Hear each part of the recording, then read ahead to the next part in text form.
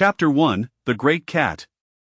April 7th, sunny. Having just passed the Qingming festival, the temperature began to rise, and sunlight filtered through the zoo's wire mesh, casting shards of light upon the ground reminiscent of shattered glass. Beside a modest pond, surrounded by a few sparse trees, lay a magnificent Siberian tiger, its sizable frame sprawled languidly at the water's edge. Its head rested upon its forepaws, while its tail swayed gently. It watched intently as two juvenile tigers frolicked in the pond. The entire tiger enclosure radiated an air of tranquility and warmth if one were to disregard the humans outside, snapping photographs with their cameras.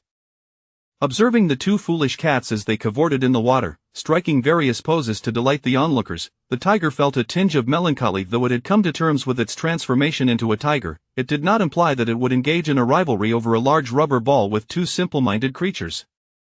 Moreover, glancing at the few spectators beyond the wire mesh and then towards the throngs gathered at the panda exhibit, it reflected, "I am not one to thrive on cuteness. I cannot even emulate it properly." With a sudden thud, a sizable chunk of meat was tossed nearby.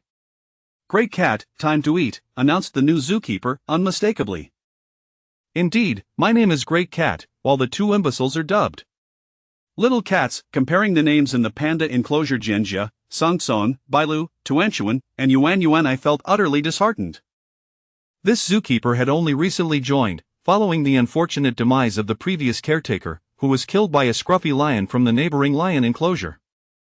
The former zookeeper had been quite amiable. His death was indeed a loss, for he would refer to me as Great Tiger instead. Nevertheless, this was of little consequence to me. I am a tiger of peace. Just last month, someone attempted to evade the entrance fee by scaling the tiger enclosure wall. The two foolish ones mistakenly thought it was a delivery, and I refrained from mingling with the commotion. After all, my commitment to peace was not merely a consequence of a predecessor's fatal encounter with a takeaway. As a well-behaved tiger of the new era, I am not deterred by cowardice. After all, how could one label a heartfelt decision as cowardice? But these two have become quite audacious, stealing my meat. After 3 months, I had grown accustomed to consuming raw flesh. Life, after all, is akin to that. When one cannot resist, one must strive to embrace it. In terms of taste, raw meat is rather delectable. Initially, upon becoming a tiger, I mistakenly believed these two creatures were my offspring, nearly unable to reconcile myself with the notion of becoming a matriarchal tiger. However, upon closer inspection, it became evident that I possessed a different anatomy, which brought me a sense of relief. Yet, what use was that realization? Would I dare to challenge another tiger? With another thud, the new zookeeper displayed an excess of caution. Could he not approach me directly? The meat was covered in dust. "Oh well, time to eat, Daddy. The tiger looks so fierce, eating with blood all over its mouth," came the voice of a little girl from beyond the wire mesh. The tiger mused. "The tiger is the king of beasts and can eat humans." The adult accompanying the child began to educate her. "Last time, someone got out of the car in the tiger area of the wildlife park and was bitten to death. When you grow up, you must keep a safe distance from these dangerous creatures and adhere to the regulations of every place. Do you understand?" "Why bother telling this to the child?" the woman replied, somewhat displeased. "Ah, how terrifying. They eat people?" The little girl curled up in her guardian's embrace. "Lin who? Mom and Dad, let's go see the pandas. Tigers are so scary." "All right, let's go see the pandas," the adult said indulgently. "Well then, no audience left. Time to enjoy some meat." After a moment's thought, a mischievous impulse surged within him. Turning back toward the departing family of 3, he roared, "Gore! Wow! Mommy, wah wah wah!" Feeling quite pleased, he continued his lunch. After satisfying his hunger and thirst, he lay by the pond, instinctively shifting to his side, raising a hind leg, lowering his large head, and extending his tongue. Fortunately, he caught himself. What a troublesome habit! 3 months and still unshaken. These wretched felines. With a swift swipe, he knocked down a little tiger that had come to nuzzle against him and began to contemplate his future. "Is this how I am destined to languish in idleness? Such a fate hardly befits a tiger with dreams and aspirations. Beasts shall never be enslaved, tigers shall never be subservient. In truth, being provided for isn't entirely unacceptable. At least it's devoid of danger. Yet, it is unbearably dull. No mobile phone, no computer, nothing at all. The spaces cramped him, nearly suffocating from boredom. Recalling the day before he transformed into a tiger, he had been striving in a game. Regrettably, he had yet to revel in the satisfaction of wielding the newly crafted weapon. Nevertheless, it's fortunate that he had no family and few friends after all. He was merely a parasite subsisting on the rent from a demolished house. Aside from a few gaming accounts he had invested quite a bit into, there didn't seem to be much worth lamenting. Those two fools were back, nuzzling again. With another swift paw, he sent them sprawling. The weather wasn't cold, and I have no milk. What are they nuzzling for? This tiger is enormous, much larger than the one we saw at the zoo last time. Raising his head, he noticed more visitors. Why aren't they off to see the pandas? Are they unwell? This is a Siberian tiger. The one we saw last time was a Sumatran tiger, significantly smaller in size. Linhu, what does it matter to me what kind of tiger I am? Suddenly, a banana dropped from the sky, and Linhu was momentarily taken aback. I am a carnivore. Who threw this banana? Is this tiger supposed to eat bananas? Am I a banana-eating tiger? However, it had been ages since he had last tasted a banana. Momo, tigers are carnivorous, they don't eat, he began, but then he saw the 3-meter-long tiger eagerly gnawing on a banana. Look, it's eating, it's eating! Mo exclaimed, excitedly snapping photos and cheering. Should we throw an apple too? The man asked, somewhat bewildered. Sure, Mo replied, retrieving an apple from her backpack, preparing to toss it down. Please refrain from feeding the animals, thank you for your cooperation, a new zookeeper hurriedly approached. Oh, alright. My apologies. The tiger, Linhu, awaited below for an apple, feeling quite vexed with the zookeeper. Casting a glance at the tourists above, a spark of inspiration struck him. He licked the banana peel, glanced up at a girl, and licked the peel once more. Mo observed the zookeeper walking away and, with a swift motion, tossed it aside before darting off. Linhu seized the apple with his jaws, ensuring it did not touch the ground, making not a sound, as if he were a thief caught in the act. He devoured the apple in a few bites. The flavor was quite delightful. The girl was rather charming as well. One could only wonder what she tasted like. He resolved to remember the flavor should he ever escape. He could seek her out once more. Shaking off such frivolous thoughts, he decided to stretch his limbs and engage in some activity. Recalling the predatory movements embedded in his memory, he practiced them all, to avoid the embarrassment of starving should he ever break free. Nearby, two foolish little creatures were amusingly attempting to mimic him.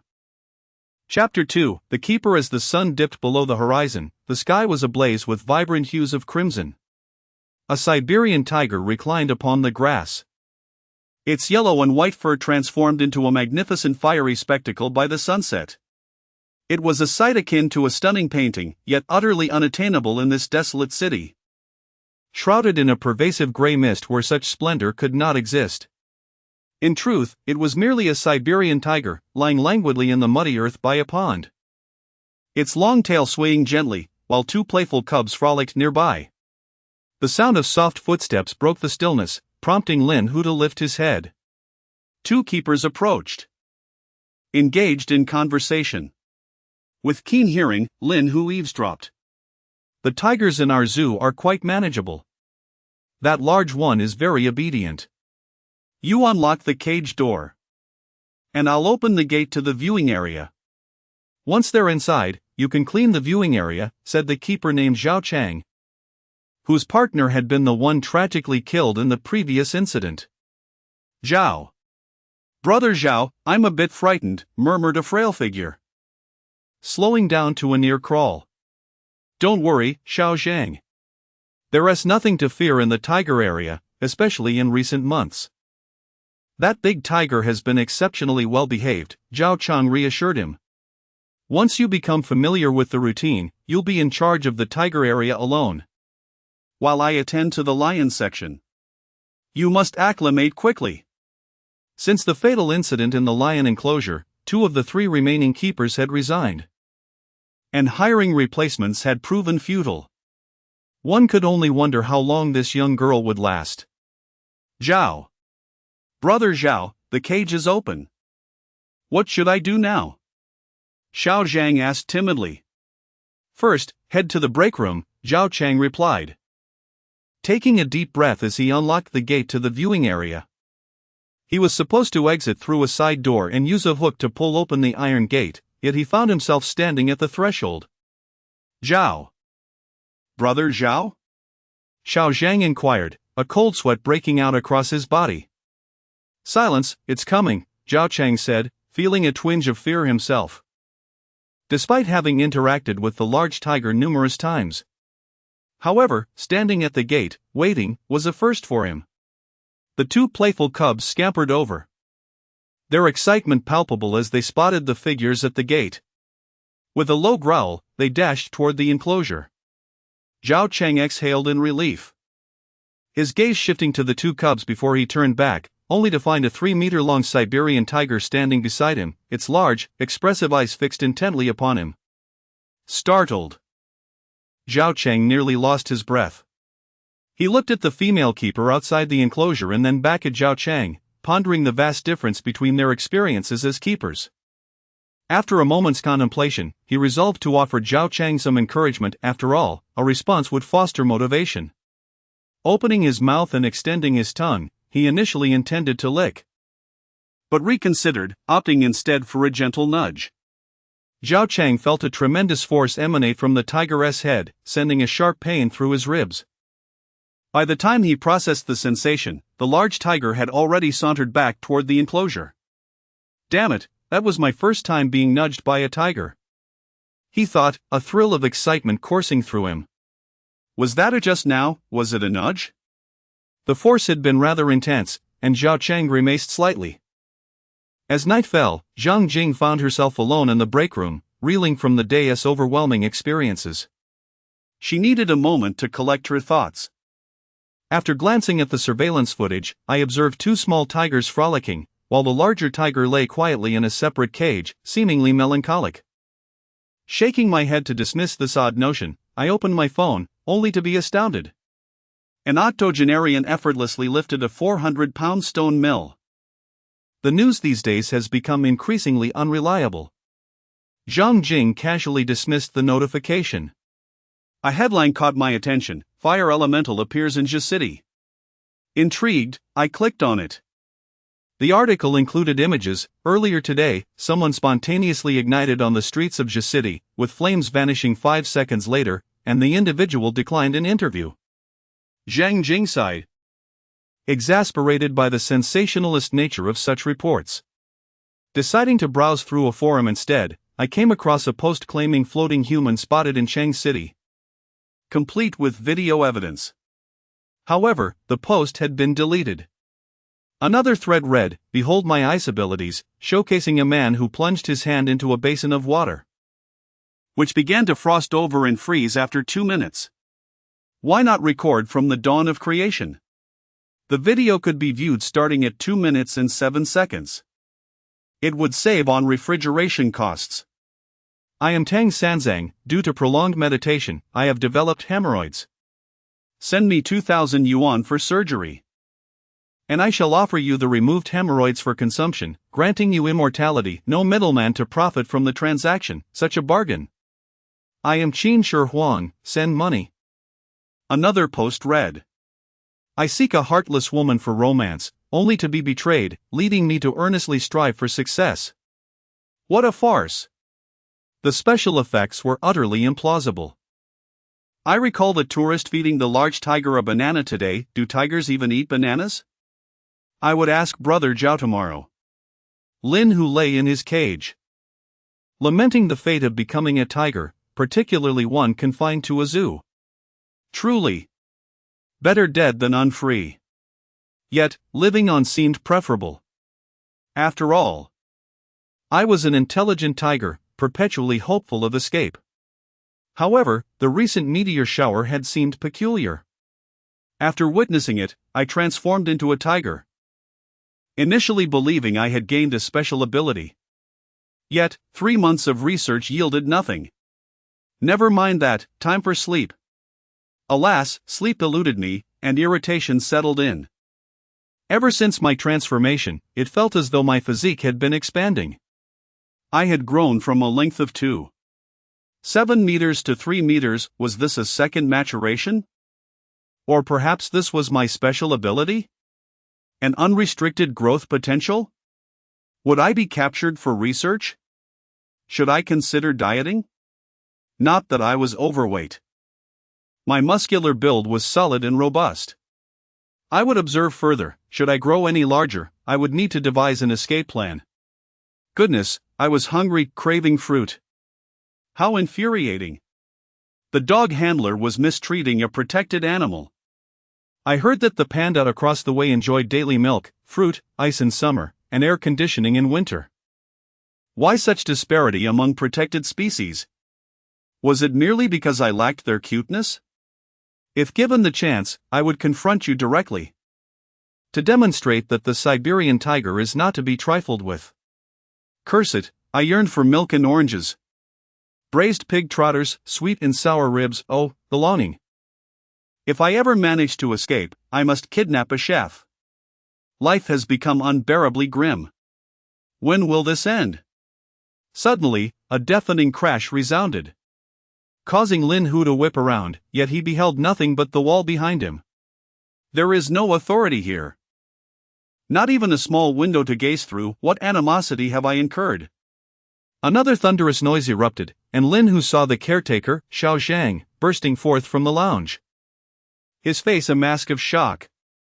Damn it, I am so eager to discover what has transpired. Why don't you mutter to yourself? Isn't that how it's portrayed in novels? I'm on the edge of my seat, could you please speak your thoughts aloud? This expression of astonishment is making me quite anxious. Can someone enlighten me about what is happening? I am waiting eagerly for a response. Chapter 3: A thunderous roar. Tigers are solitary creatures, particularly the adult males. However, residing in a zoo, the notion of claiming a vast territory for oneself is but a distant dream. It is a blessing, indeed, if one is not thrown into the company of those scruffy lions. 3 days have elapsed since the resounding noise that night, and during this time, Lin Hu has taken to eavesdropping on Zhang Jing's conversations, yet he has gleaned no useful information. Truly, the curiosity of felines is insatiable. The more obscure the matter, the more Lin Hu yearns to uncover the truth. Alas, his considerable size hinders him from employing charm or playfulness, such as sneaking a glance at her phone. This over 3-meter frame of his is a source of deep resentment. If he were to leap forth in affection, he might very well frighten the young girl to death. What a massive tiger, surely, it must be at least 3 meters long. A coarse voice bellowed from beyond the wire mesh. Indeed, 3 meters. But the fighting prowess of zoo tigers is likely lacking, came another voice. Hey, how about you speak a little more respectfully? Come on down and practice. I'll make sure you don't even recognize your own mother. Regardless, it is still a tiger, let us go. It seems the director is approaching. In this weather, clad in a suit and wearing sunglasses, something is amiss. Big cat, I'm back. A gentle voice, accompanied by a banana, jolted Lin Hu from his musings. Looking up, he realized it was indeed the girl with the banana. Oh, right, bananas. What kind of tiger eats bananas? You win, the fruit is yours. A voice filled with resentment echoed. Lin Hu glanced upward, roar. To his surprise, there were 2 individuals. He had only noticed the one in white before.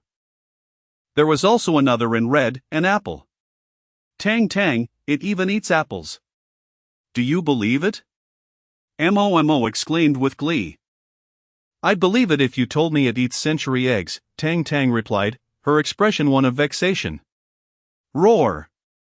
So that's what a century egg is called. Such a peculiar name, never mind, let us continue with the banana. Initially, Lin Hu had hoped that the zookeeper would have the good sense to offer him some fruit. But it seemed he had overestimated their compassion.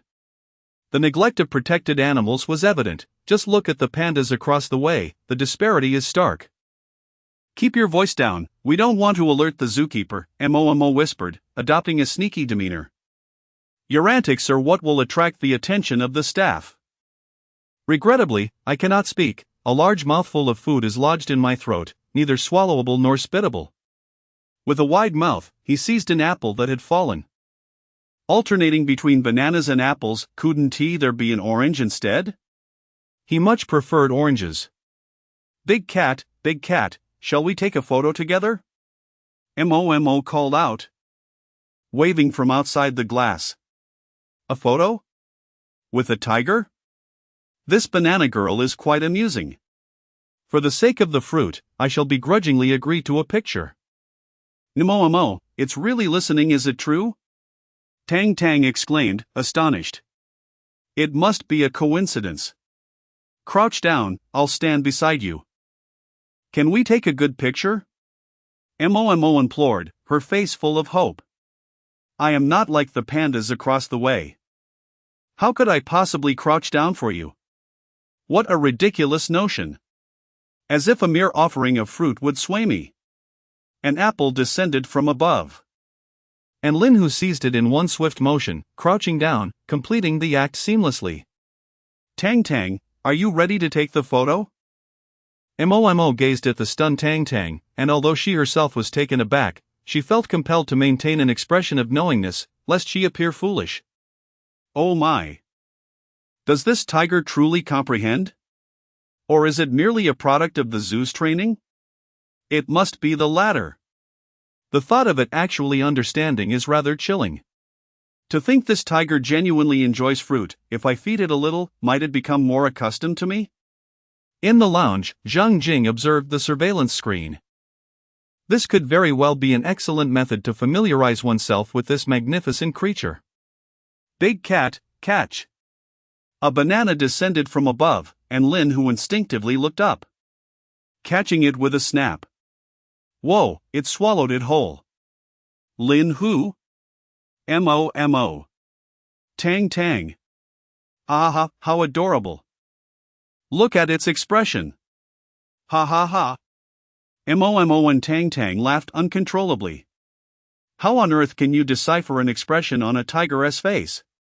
I can't even tell myself. Lin Hu rose, taking a step forward, his face nearly pressed against the glass, letting out a low growl. That's all for now, big cat. Mo felt a twinge of anxiety. Lin Hu silently regarded the two young women before him. These were the finest visitors he had encountered, and perhaps he ought to express his gratitude. But how to do so? A roar? No, that would frighten them. Perhaps a gentle gaze would suffice. Mo stared at the enormous head before her, its too large, fierce eyes sending shivers down her spine. And she can only think one thing: is this glass truly secure? I'll bring you something next time, alright? Her teeth chattered. Was the tiger truly so terrifying? Lin Hu contemplated how to respond when he noticed the two women fleeing in haste. Lin Hu? Is there an emergency? Oh well, I might as well stretch a bit. He scratched at a tree, contemplating his newfound strength. Staying in this dingy place. He had no idea if he was growing stronger. He longed to practice with the scruffy lion next door. Those numerous lions always roared at him. And those two cowards wouldn't dare retort. Just one solitary tiger, and yet he couldn't hold his own. How frustrating.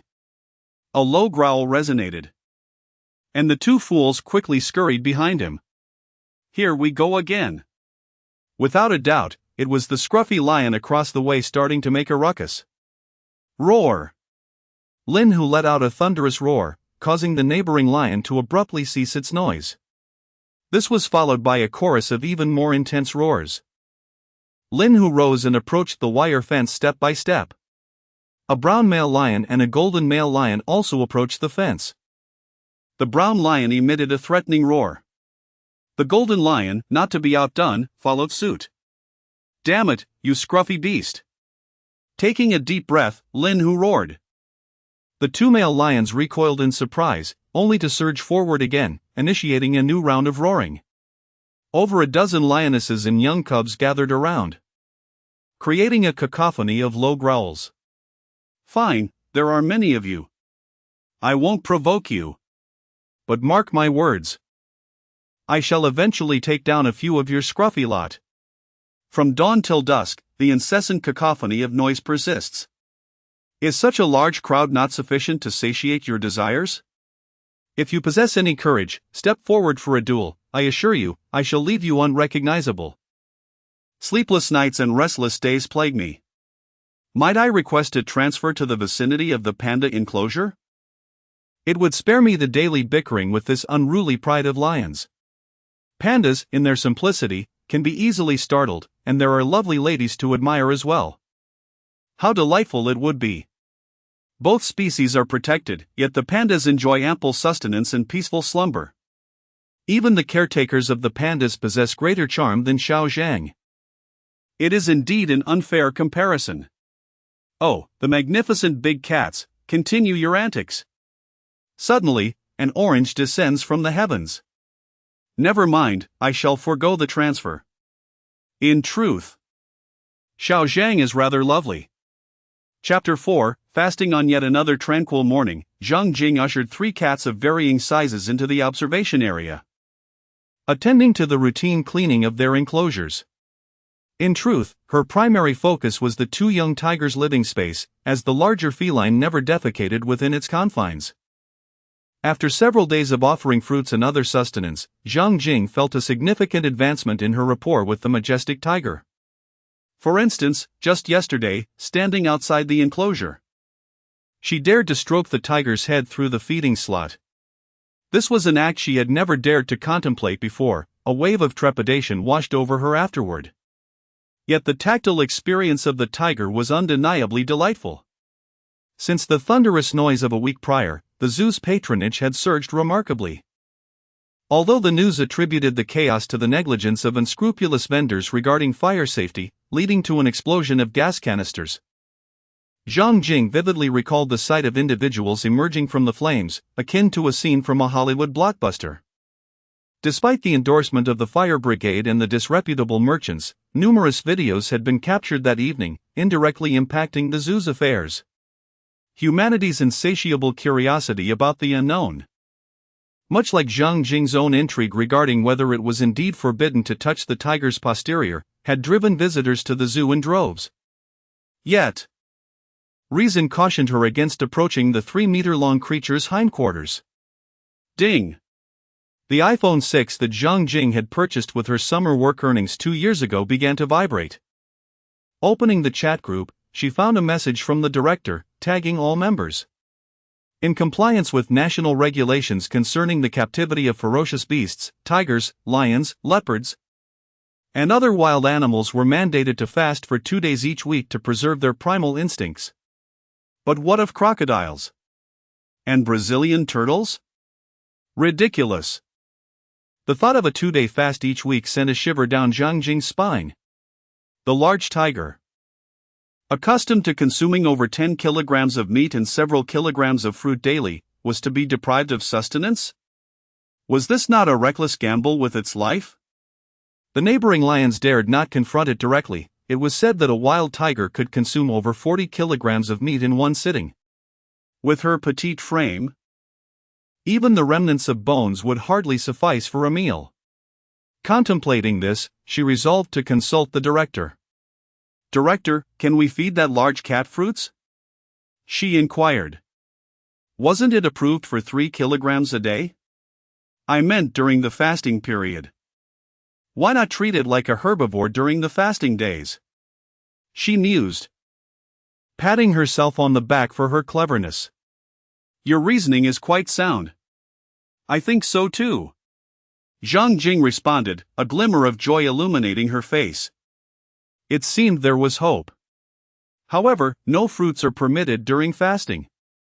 Some posited that if an individual's living environment became overly comfortable, they would lose their drive for aspiration.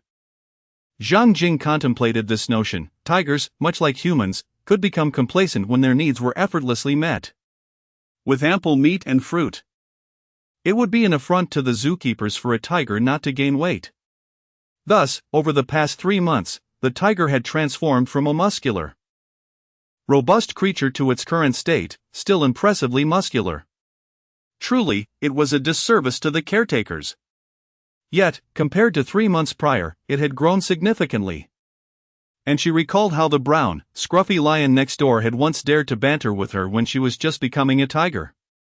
Now, there is not a single soul daring to roar towards their own desires.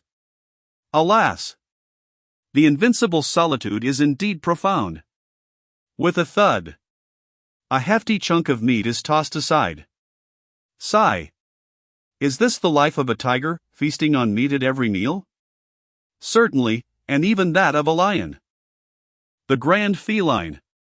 The director has decreed that you shall fast for 2 days each week to preserve your wildness. Zhang Jing stands outside, inexplicably compelled to utter something to this magnificent beast. Lin Hu? I'm still growing, and you suggest fasting. The pandas across the way have ballooned into spheres. Why not impose fasting upon them? Look at my robust physique, does it appear devoid of wildness? Lacking in exercise? The director insists. It is a national mandate that ferocious beasts must fast for 2 days weekly, to sustain your wildness and health. It is not that I deny you sustenance. As Zhang Jing speaks, she tosses another generous portion of meat. The pandas are ferocious beasts as well. Just because they bear the character for cat does not exempt them. They are bears, and I still call them big cats, right? Roar. Lin Hu, filled with frustration, can only let out a roar to vent. Howl, howl, roar, oh. I've stirred the lion's den. Yapping all day long, may you few scruffy beasts starve. Glancing across, several pandas roll around on the ground, while a caretaker bathes a little panda. One large panda sprawls across a rock, its posture utterly audacious. Indeed, it lies with its head down, rear perched upon the stone. A gaggle of adorable fools, truly besmirching the dignity of ferocious beasts. I too wish for someone to bathe me. I long for a basin of milk. I am still but a baby. Why must I fast? This is cruelty against protected animals. Life feels utterly devoid of meaning. The grand feline catches the meat. Zhang Jing observes as the tiger finishes devouring the meat, commencing the daily ritual of fruit feeding. Habitually aiming to bite, a sudden spark of inspiration strikes, and it spits out the fruit it had caught. Digging a small pit beside the grass, it deftly kicks the fruit inside. I am truly clever. Zhang Jing stands outside, astonished. Is this an animal's instinct to store food? Surely not. This creature has never exhibited such a habit. Can it comprehend my words? Surely, it must understand. Methodically tossing the fruit, Zhang Jing feels her worldview has been profoundly shaken. As a keeper of ferocious beasts, what should I do if my tiger comprehends my speech? Awaiting a response, quite urgently. Inquiries of strange matters can be posed in forums. The original poster might first cultivate affection, and then, he. I am the tiger force deity, in truth, I have not perished. Send me 5,000 yuan, and I possess countless treasures in the kingdom of Cheichi. All can be yours. The tiger merely possesses a heightened wildness, such a large brain should indeed be quite intelligent. If communication were possible, would not your work become far easier? Dear poster, do not jest. Passing by the front row, I conveniently offer cola, sunflower seeds, and small stools. No pictures, just talk. I shall casually close the forum. Zhang Jing ponders, concluding that perhaps this is not such a bad thing. Moreover, who would believe such a tale if told?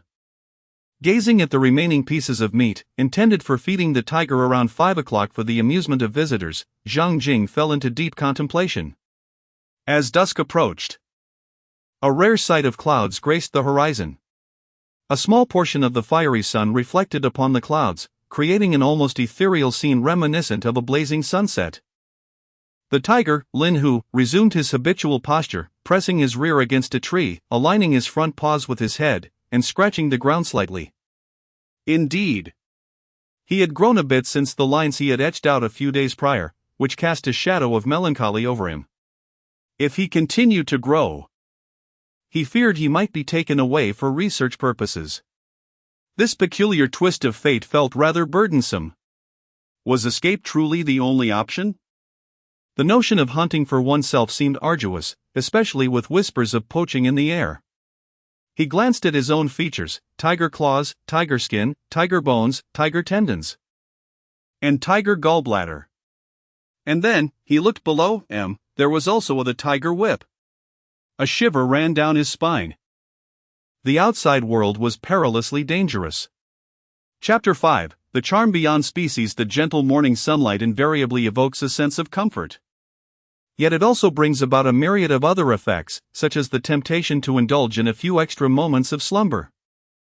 As the golden rays cascade through the leaves of the tiger enclosure, Zhang Jing embarks on another day of work, while a certain large feline remains, as usual, ensconced in its lair. What is it like to rouse a slumbering tiger? Before embarking on this role, Zhang Jing could scarcely fathom the audacity of awakening a tiger, a perilous endeavor indeed. As the tiger, still drowsy, emerges from its confines, it feels as though the most egregious injustice in the world is to rise from slumber only to behold another creature still basking in its dreams. After lingering in the viewing area for a good 5 minutes, the tiger finally recalls the pressing need to relieve itself. Following this biological imperative, the tiger gazes at 2 frolicking companions and suddenly realizes something significant: these 2 are females. Indeed, they are. Could it be that a harem has been prepared for him? The thought sends a thrill down his spine. How long until they reach maturity? Surely, it cannot be that he is destined to engage with tigers. A saying flickers through his mind: only a weakling pursues women, a true man should embrace the tiger. Surely not. Even the legendary Su Xian could not rival such audacity. A shiver runs through him. How terrifying! Best to set aside such thoughts and indulge in a brief nap. After dozing in the viewing area until 9 o'clock, the tiger awakens refreshed and ready to await Zhang Jing's first offering of food. Many aspects of life persist despite our reluctance or distaste. Thus, we are often compelled to undertake actions we would rather avoid, transforming into versions of ourselves we do not wish to become.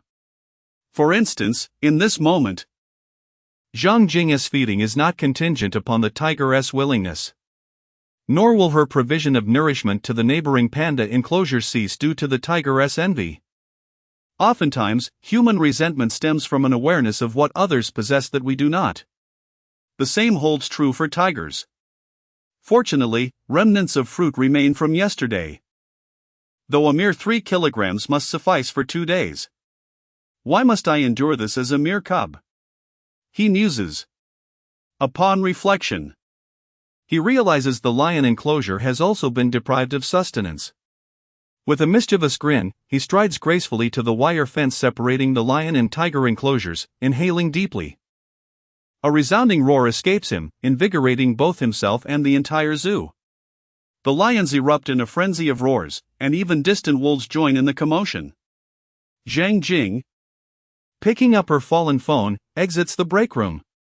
Though she has heard the great cat's roar on numerous occasions, the sound still instills a sense of fear within her. Does the tiger not realize today is a fasting day? Why waste energy? Startled by the volume of his own voice, the tiger wonders when he became so formidable. Regardless, he sprawls on the ground, tail swaying contentedly, reveling in the excitement he has stirred among the lions across the way. A brown male lion and a golden male lion dashed back and forth beside a barbed wire fence, occasionally pouncing against it. A dozen or so female lions encircled the fence, poised as if preparing for a hunt. Ha, as if you could ever catch me. Lin Hu observed the lions racing on the opposite side, feeling an overwhelming sense of intellectual superiority. After half an hour, the lions' agitation finally subsided. A resounding roar erupted once more, signaling the onset of a new wave of chaos among the pride. Zhang Jing remained silent, while Zhao Chang watched in silence. Seizing the moment of distraction, Lin Hu tiptoed back to the spot where he had dug a hole the previous day. Feeling a bit parched, he decided to eat some fruit first. Enjoy yourselves, you fools, he thought cheerfully as he began to dig beneath the tree. What is this? A large piece of meat. Concealed beneath the fruit, with traces of melted ice water atop it. Lin Hu turned around to see Zhang Jing standing outside the fence, smiling at him. Wow, Xiao Zhang. You truly are the best zookeeper in the world, no contest. Turning back, he noticed two foolish lions had begun to tear at each other. With a swift motion, he swatted them aside, exasperated. All you know is to eat, I could never rely on you two to fight. Returning his gaze to Zhang Jing, he let out a low growl. Upon seeing her gesture toward herself, Lin Hu paused. Looking down, he realized half of the meat had already been consumed. What kind of teammates were these? Useless in battle but exceptional at devouring the spoils. He shoved the two fools aside and quickly finished the remaining meat. After devouring 2 apples, Lin Hu felt invigorated enough to return to the lion pride. In the lounge, Zhang Jing sat on her bed, feeling particularly joyful. That big cat must have realized the meat was placed there by her. All her efforts of freezing so much meat in the fridge and rising early to prepare it had not been in vain. She opened her phone to check the post she had made yesterday, which had garnered numerous new replies. Since the founding of the nation, animals are not allowed to become sentient. Don't overthink it, OP. Yes, your tiger has become sentient, just give in to it. Suddenly, Zhang Jing recalled the mysterious fireman in the sky from that night. Could it be that superheroes truly exist? Initially, she had doubted such occurrences. But having witnessed it with her own eyes, could she really question her perceptions? And then there was that tiger, which could only comprehend her words. Is this world still the one I understand? Am I just approaching it from the wrong perspective? Are we inhabiting the same reality? A horrific incident occurred at the university. The poster, a student from the university, noted that when the event transpired, they were not far from the flower bed. Although they had not seen the crime scene, according to the deceased's roommate. Click. The content of that post was reported and deleted. The university? Not very far. Surely, the perpetrator wouldn't T-strike nearby. But it's fine, the zoo has security. Besides, I have a tiger beside me who could be safer than I. In a group photo, a ghost claimed the lives of 3 individuals. Help! Who will come to my rescue? They have already perished, and among the remaining 3, perhaps the next will be you. Dear host, wake up! Surely, you aren't already cold. Where is everyone? What kind of restless spirit roams in broad daylight? Purchase a red scarf. The banner of communism fears no malevolent entities. The host is utterly gone, dispersed. Zhang Jing glanced at the pinned image, a group photo of 4 men and 2 women. The backdrop featured an antiquated loft, and atop the roof of this loft sat a white figure, its features indistinguishable, crouched upon the tiles. A shiver ran down Zhang Jing's spine, prompting her to swiftly turn it off. Nowadays, these individuals go to great lengths to instill fear, their images are becoming increasingly lifelike.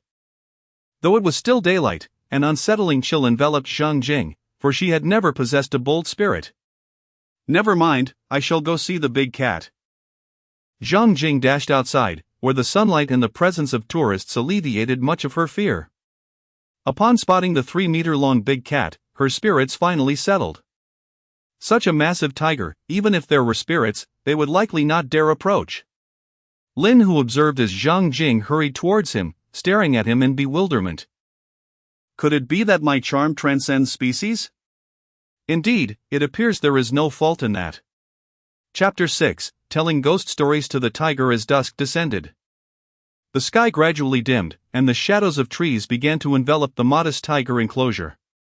The tiger lay beside the wire fence adjacent to the lion enclosure, observing the neighboring male lions as they roared and sprinted in a frenzy. With a swish of his long tail, the tiger felt an immense sense of contentment. A group of lionesses had abandoned their hunting postures, most of them merely lounging by the wire fence. Occasionally, lionesses would rise sluggishly in response to the male lion's roars. meandering about with listless movements. The tiger found observing the lion's madness quite entertaining. Two juvenile tigresses imitated the tiger, reclining behind him, their tails swaying in synchrony. Three tigers formed a triangular formation at the edge of the wire fence, watching the male lions repeatedly pounce against the barrier. The tiger felt no disturbance within, even stifling a laugh. Several lethargic lionesses assumed a hunting stance, and the tiger pondered what he might do to invigorate them. How could they be so devoid of spirit? Suddenly, a loud bang echoed as the tiger pounced, causing the entire wire fence to tremble. The lion pride fell silent for several seconds, with two male lions instinctively retreating a couple of steps. Then, a chorus of frenzied roars erupted, and over a dozen lionesses charged forward, aligning themselves beside the wire fence. Lionesses followed their male counterparts in striking the fence, startling the two tigresses, who emitted low, threatening growls yet slowly retreated behind the tiger. The tiger glanced back at the two timid ones, wondering what they feared. They couldn't cross over anyway. Even if they did, faced with the lionesses, the tiger thought, I could take on 10. Believing that education should begin at a young age, the tiger felt an urge to instill some courage in the two timid tigresses behind him. As a tiger, how could they be so cowardly?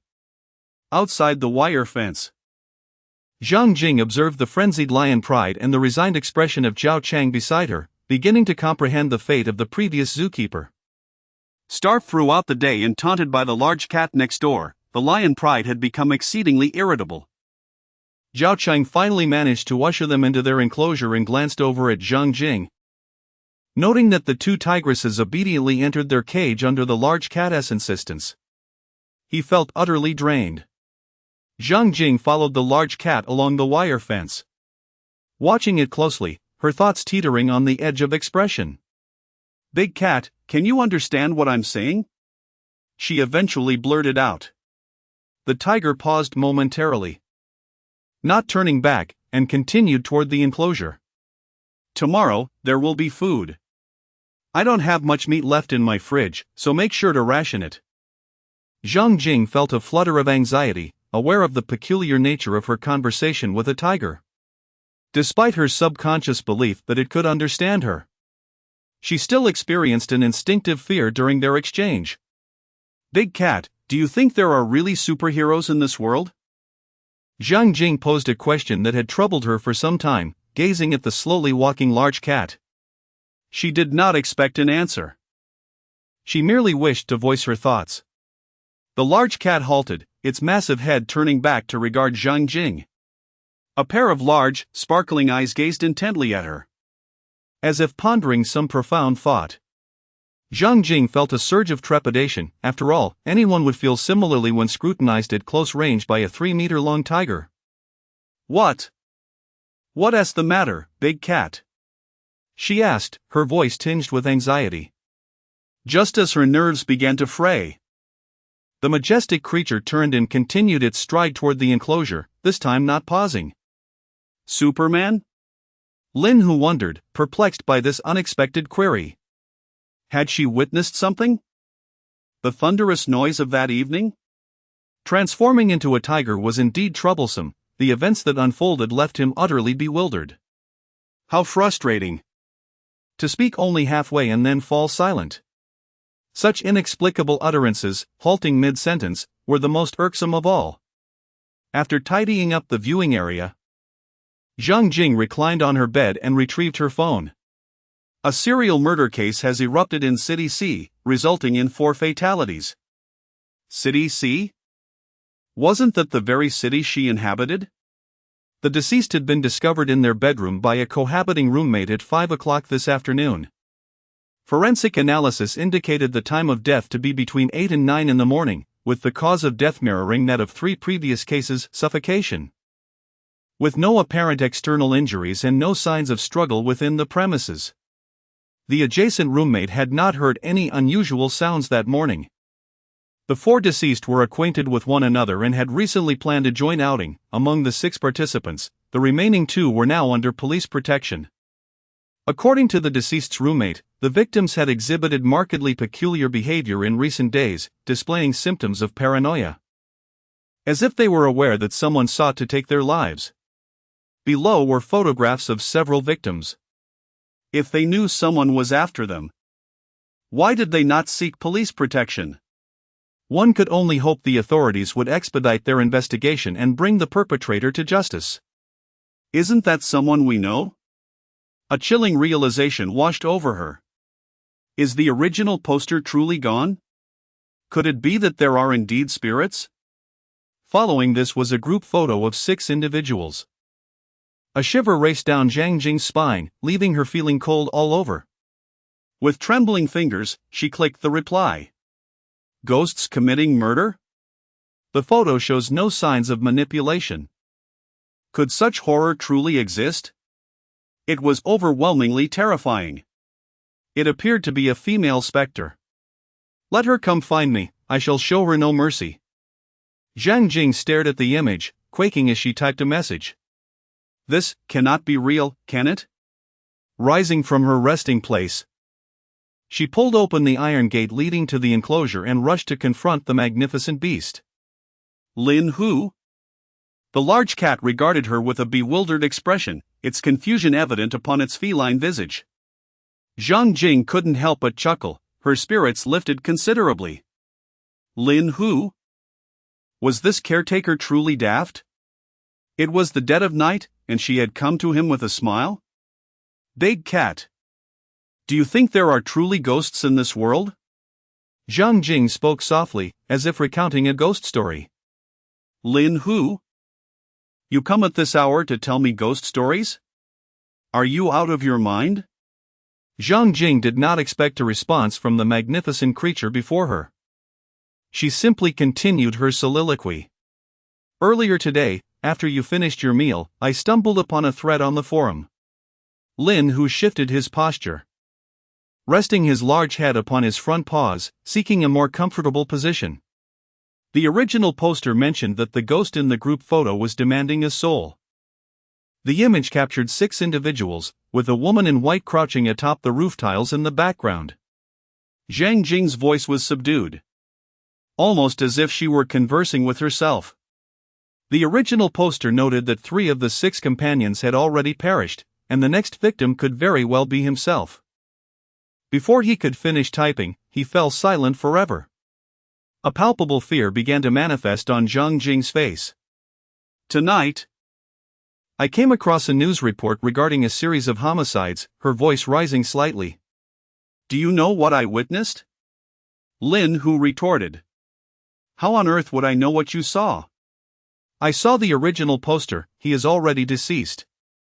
The time of death likely coincided with his posting. Chapter 7, Rise and Shine. It is said that when one recounts ghost stories, both the living and the spirits listen intently. For instance, at this very moment, Zhang Jing shared her personal ghost tale with the large cat. Some fears, when suppressed within the heart, become quite terrifying, yet, when articulated, they evoke an even greater dread. Standing outside the tiger's enclosure, Zhang Jing gazed into the darkness, where 2 eyes gleamed like will-o'-the-wisps. It was impossible, the lazy tiger lay with its eyes shut, already in slumber, producing a loud purring sound typical of felines. Zhang Jing chuckled softly, her spirits lifted by the sight of the great cat. After all, she had a bodyguard, a 3-meter-long tiger. Who would dare to cross her path? She tossed an apple, which she had stealthily brought, into the enclosure. With a light jog, Zhang Jing returned to the lounge, set her alarm for 6 o'clock, and retrieved the meat from the freezer to place it in the refrigerator. After a moment's thought, she selected a few photos taken over the past few days and posted them on her social media. Look! Our magnificent big cat, lying in bed. She glanced at the clock, it was nearly 10. Time for sleep, for she had to rise at 6. Lin Hu opened his eyes and contemplated the apple inside the enclosure. Zhang Jing could not be so bored as to deceive a tiger. Thus, what she had recounted must hold some truth. Either she was the perpetrator who had posted on the deceased's phone after the crime, or perhaps there were indeed ghosts. After some reflection, he thought it was not beyond the realm of acceptance. After all, he had become a tiger himself. What else was impossible? Yet, if such supernatural beings existed, what of humanity? Previously, Zhang Jing had inquired whether superheroes existed in this world. Had she witnessed something? It seemed illogical for her to fabricate tales before a tiger. One must be exceedingly dull to engage in such frivolity. But was this still the world as he knew it? A meteor shower had unleashed a plethora of strange creatures. The apocalypse? Yet, what did it matter to him? If memory served, a tiger's lifespan was less than 20 years, meaning he had scarcely 17 years left to live. Should he revert to human form, he would pen a book titled My Years as a Tiger? However, there seemed little of interest to write about eating, sleeping, and teasing lions hardly constituted a compelling narrative. After a flurry of whimsical thoughts, Lin Hu suddenly recalled something he had forgotten. What was it? Ah, yes, the apple. He bit into the apple in the enclosure. This girl was rather thoughtful, recalling to bring him a treat despite her initial fear. Unlike that Zhao, the previous caretaker, who lacked such attentiveness. Delicious. The night in City C bore a distinct charm from the day, yet to Lin Hu, there was little difference. The sky's backdrop merely shifted from gray to black. The world transformed from vibrant colors to monochrome. After all, this was not a first-tier city. The zoo was not situated in a bustling downtown, devoid of neon lights, and, due to environmental conditions, the sky was devoid of stars. Lin Hu sometimes finds himself perplexed, recalling the time when someone remarked that a tiger's world consists solely of black and white. Yet, the daylight he perceives bears little difference from his human days. The only distinction perhaps being that after prolonged hours at the computer, his vision has sharpened remarkably. He can see far and clearly, and at night, his sight becomes even more acute. As for his physical prowess, as long as Wu Song isn't as robust as an elephant, he likely has nothing to fear. Lin Hu gazed at the sky, deciding it was time to sleep. Initially, he struggled to adapt to nighttime slumber after transforming into a tiger. But he has gradually grown accustomed to it. Indeed, habits are formidable entities. Zhang Jing, in a drowsy haze, fumbled for her phone and glanced at the time, 6 o'clock sharp. How could it be so early? She hastily pulled the quilt over her head and rolled beneath it. After lying in bed for a full 5 minutes, she finally roused herself amidst the ringing of the alarm clock. Splashing cold water on her face, she retrieved the thawed meat from the refrigerator, placing it in a black plastic bag. After a moment's thought, she opened the fridge again and grabbed 2 slices of bread she had purchased the day before. Realizing that the fruit would not suffice, bread it is. If not for the fear of the plastic bag being devoured by the large cat, she wouldn't have gone through such trouble. No matter how clever it may be, it is still just a tiger. It truly worries her. Another morning dawned. The sun yet again obscured by the gray sky, though sunlight managed to pierce through, casting its glow. Within the enclosure, 2 young tigers had already commenced their playful pouncing. While in the adjacent cage, the large cat continued to indulge in a leisurely slumber.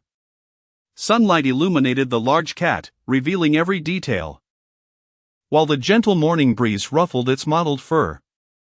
One round ear twitched, shooing away a mosquito that had settled upon it, and a portion of its mouth displayed a tongue adorned with tiny barbs. If one were to overlook its size, it surprisingly exuded a certain charm. What Zhang Jing witnessed outside the enclosure was quite the sight. She cupped her hands around her mouth, forming a makeshift megaphone. Time to rise.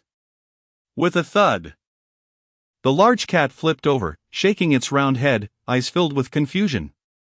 It bore an expression of "Who am I? Where am I? What am I doing? Ha ha ha, dear large cat. Awaken."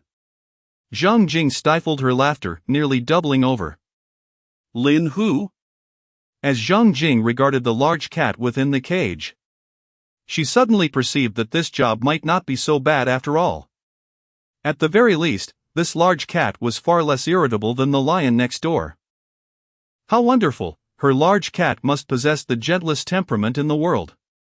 It wasn't until the gates to the enclosure and viewing area swung open that the two playful creatures dashed into the viewing zone. Only then did Lin Hu begin to move slowly and deliberately towards the area, standing by the water pool for quite some time. Still unable to shake off the confusion of being roused so abruptly. After thoroughly rinsing my head in the pool, a realization struck me. Goodness! It seemed that just a few days ago, some fool had urinated in the very same water. Ugh! With this thought, I was completely awakened. A small imbecile scampered over with tiny, hurried steps and leapt, clinging tightly to Lin Hu's neck, its tongue poised to lick. In a swift motion, a massive tiger paw smacked the foolish creature's face, sending it tumbling over twice before splashing into the pond. Undeterred by this earlier mishap, another little fool approached. Prancing forward with tiny steps. It leapt and wrapped its front paws around Lin Hu's right leg, its round head nuzzling incessantly against Lin Hu's chin. Lin Hu raised his right leg, and with a splash, the two little imbeciles began to frolic in the water, utterly carefree and devoid of worries. Chapter 8, the most fearsome roar with the most timid expression as two foolish tigers, caked in mud, clambered out of the pond. Lin Hu lay beside the wire fence, swaying his long tail and observing the agitated lion pride dashing about next door. The two little imbeciles scampered over, leaping onto Lin Hu, their muddy bodies colliding with him. The wet mud, mingling with their affectionate nuzzles, stained Lin Hu's once pristine yellow and white fur with splotches of dirt. What a predicament this is, truly a case of self-inflicted misery. With a swift motion, Lin Hu swatted the two small tigers aside. As he shook his fur to rid himself of the clinging dirt, he suddenly felt a weight on his hind leg. Turning around, he found one little rascal clambering up. Its front paws wrapped around Lin Hu's leg while it bit down playfully. With a thud, the foolish creature was sent tumbling over, its legs flailing in the air. Undeterred, the other little rascal leaped in, wrapping its forepaws around Lin Hu's neck and giving his ear a thorough licking with its large tongue. A quick swipe sent the small creature crashing against the wire fence, where a nearby lion erupted into a roar, charging toward the barrier with a resounding thump.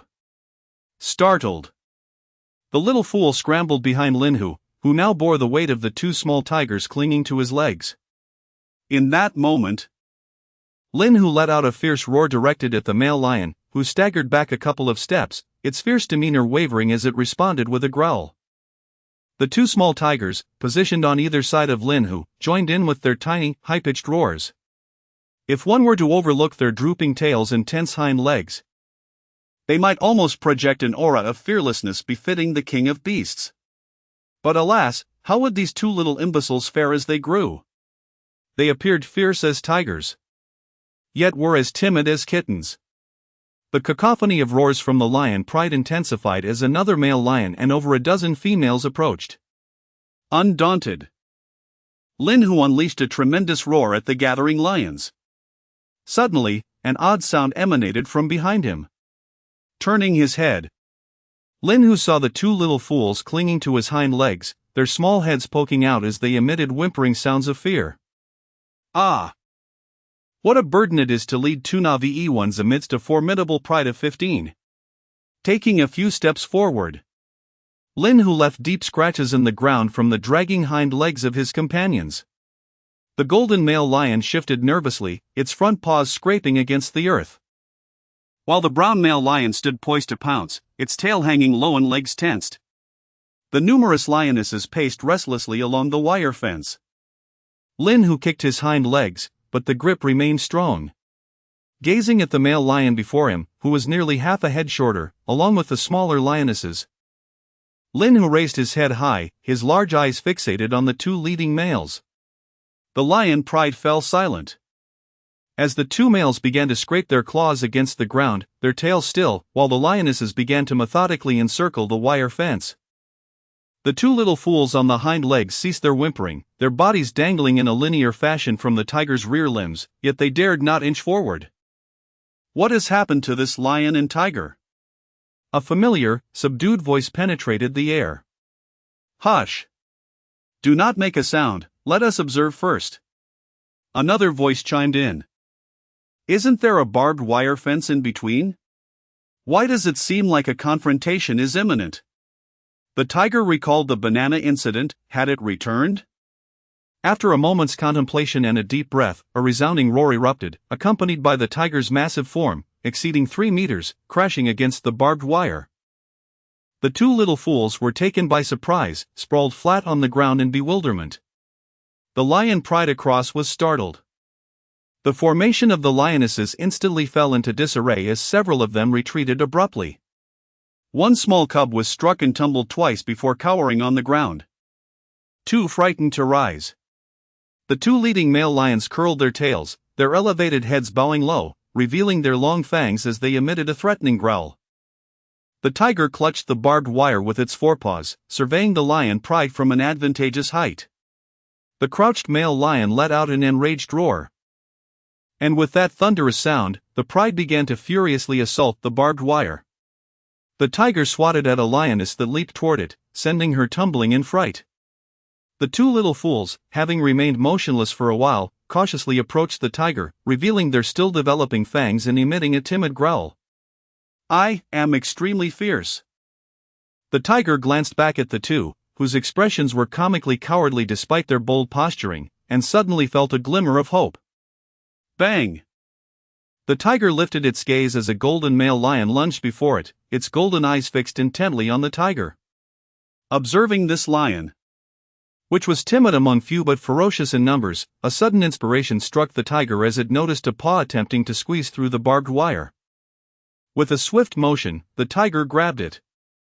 A howl of pain erupted from the golden lion as it fell from the barbed wire. 2 deep cuts on its front paw beginning to bleed. The tiger felt a sudden chill as water cascaded from above, drenching both itself and the lion pride. Great! The peacemaker has arrived. Zhao Chang wielded a fire hose to disperse the big cats and the lion pride, while Zhang Jing began to call the director. The conflict between the lion pride and the adjacent tiger enclosure had escalated, resulting in the lion's injury. Zhang Jing briefly reported the incident. "How is the situation now?"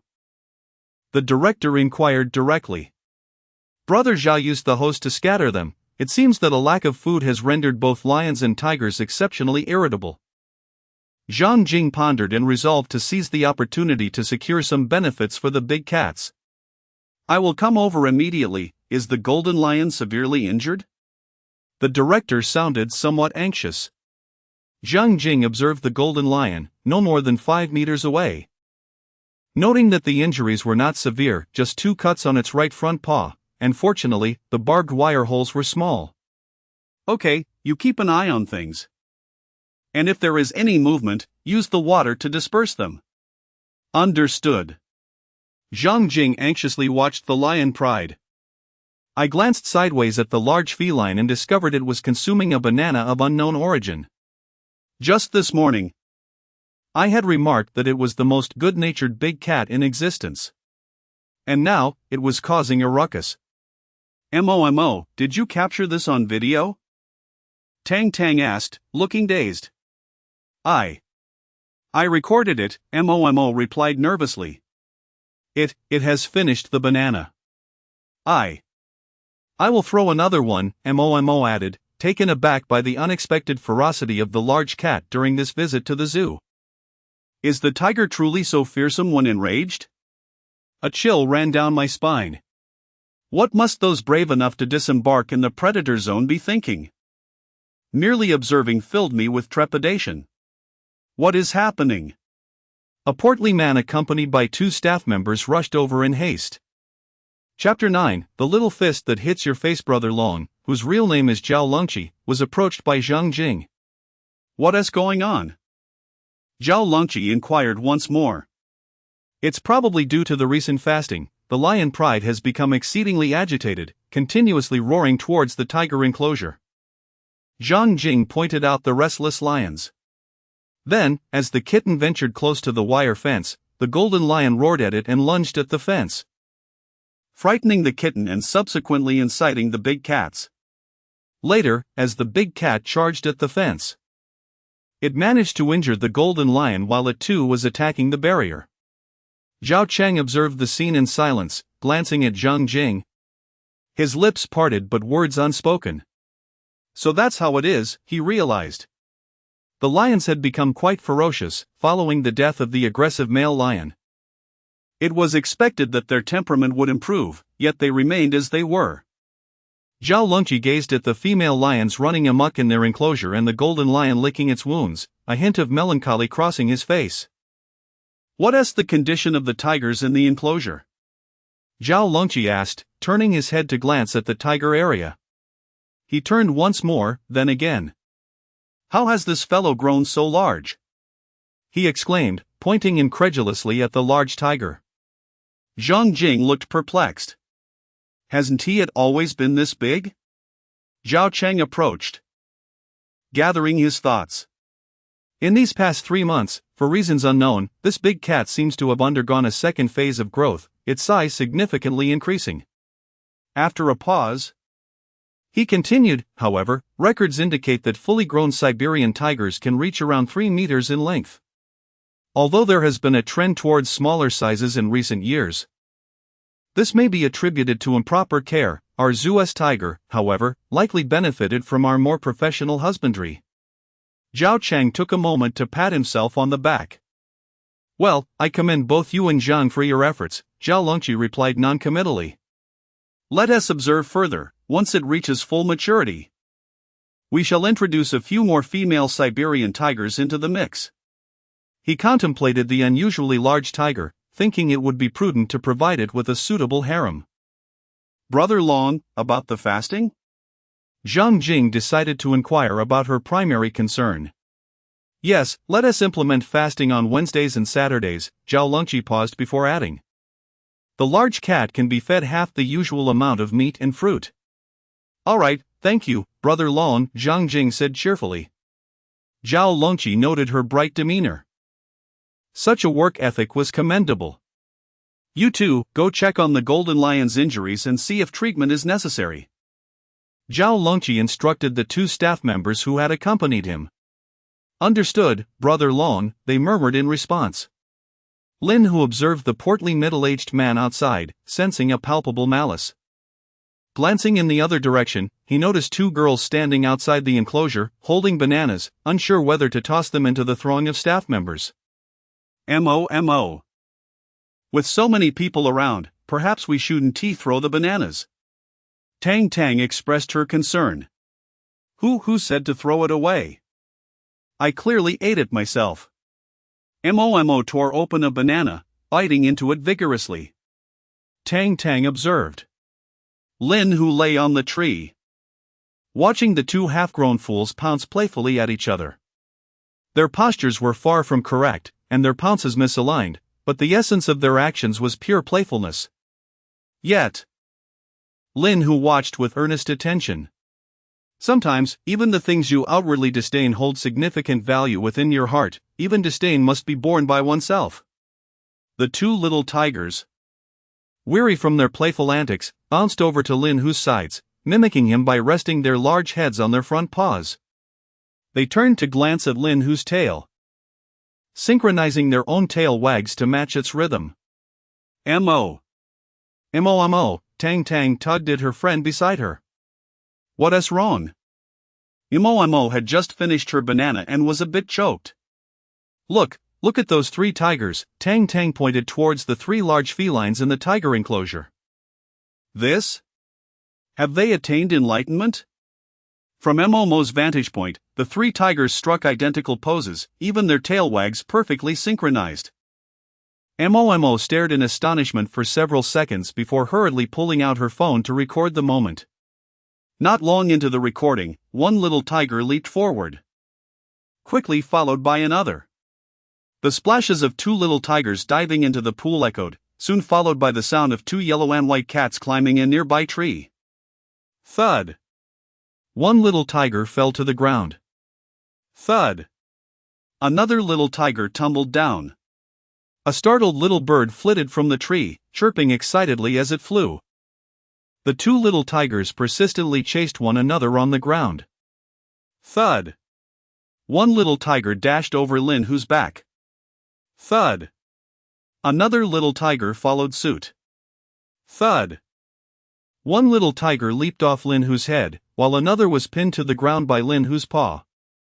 The little tiger rolled over beneath Lin Hu's foot, opening its mouth as if to bite at Lin Hu's paw. Slap! Lin Hu held the little tiger's head down. The little tiger extended its hooked claws, retaliating against Lin Hu's paw. Lin Hu shifted his paw slightly downward, pinning the little tigeress back. The little tiger struggled wildly for a moment, then began to whimper in surrender. Slap! Another little tiger darting past Lin Hu found itself pinned underfoot. The little tiger incessantly thumped its tail against the ground, its four short legs scratching lines into the earth. Its round little head spun around, twisting its body in an attempt to teach the one holding it a lesson. Another little tiger, which had ceased its struggle, began to fight back defiantly. Lin Hu quietly observed the two wriggling fools, applying a bit more pressure with his paws.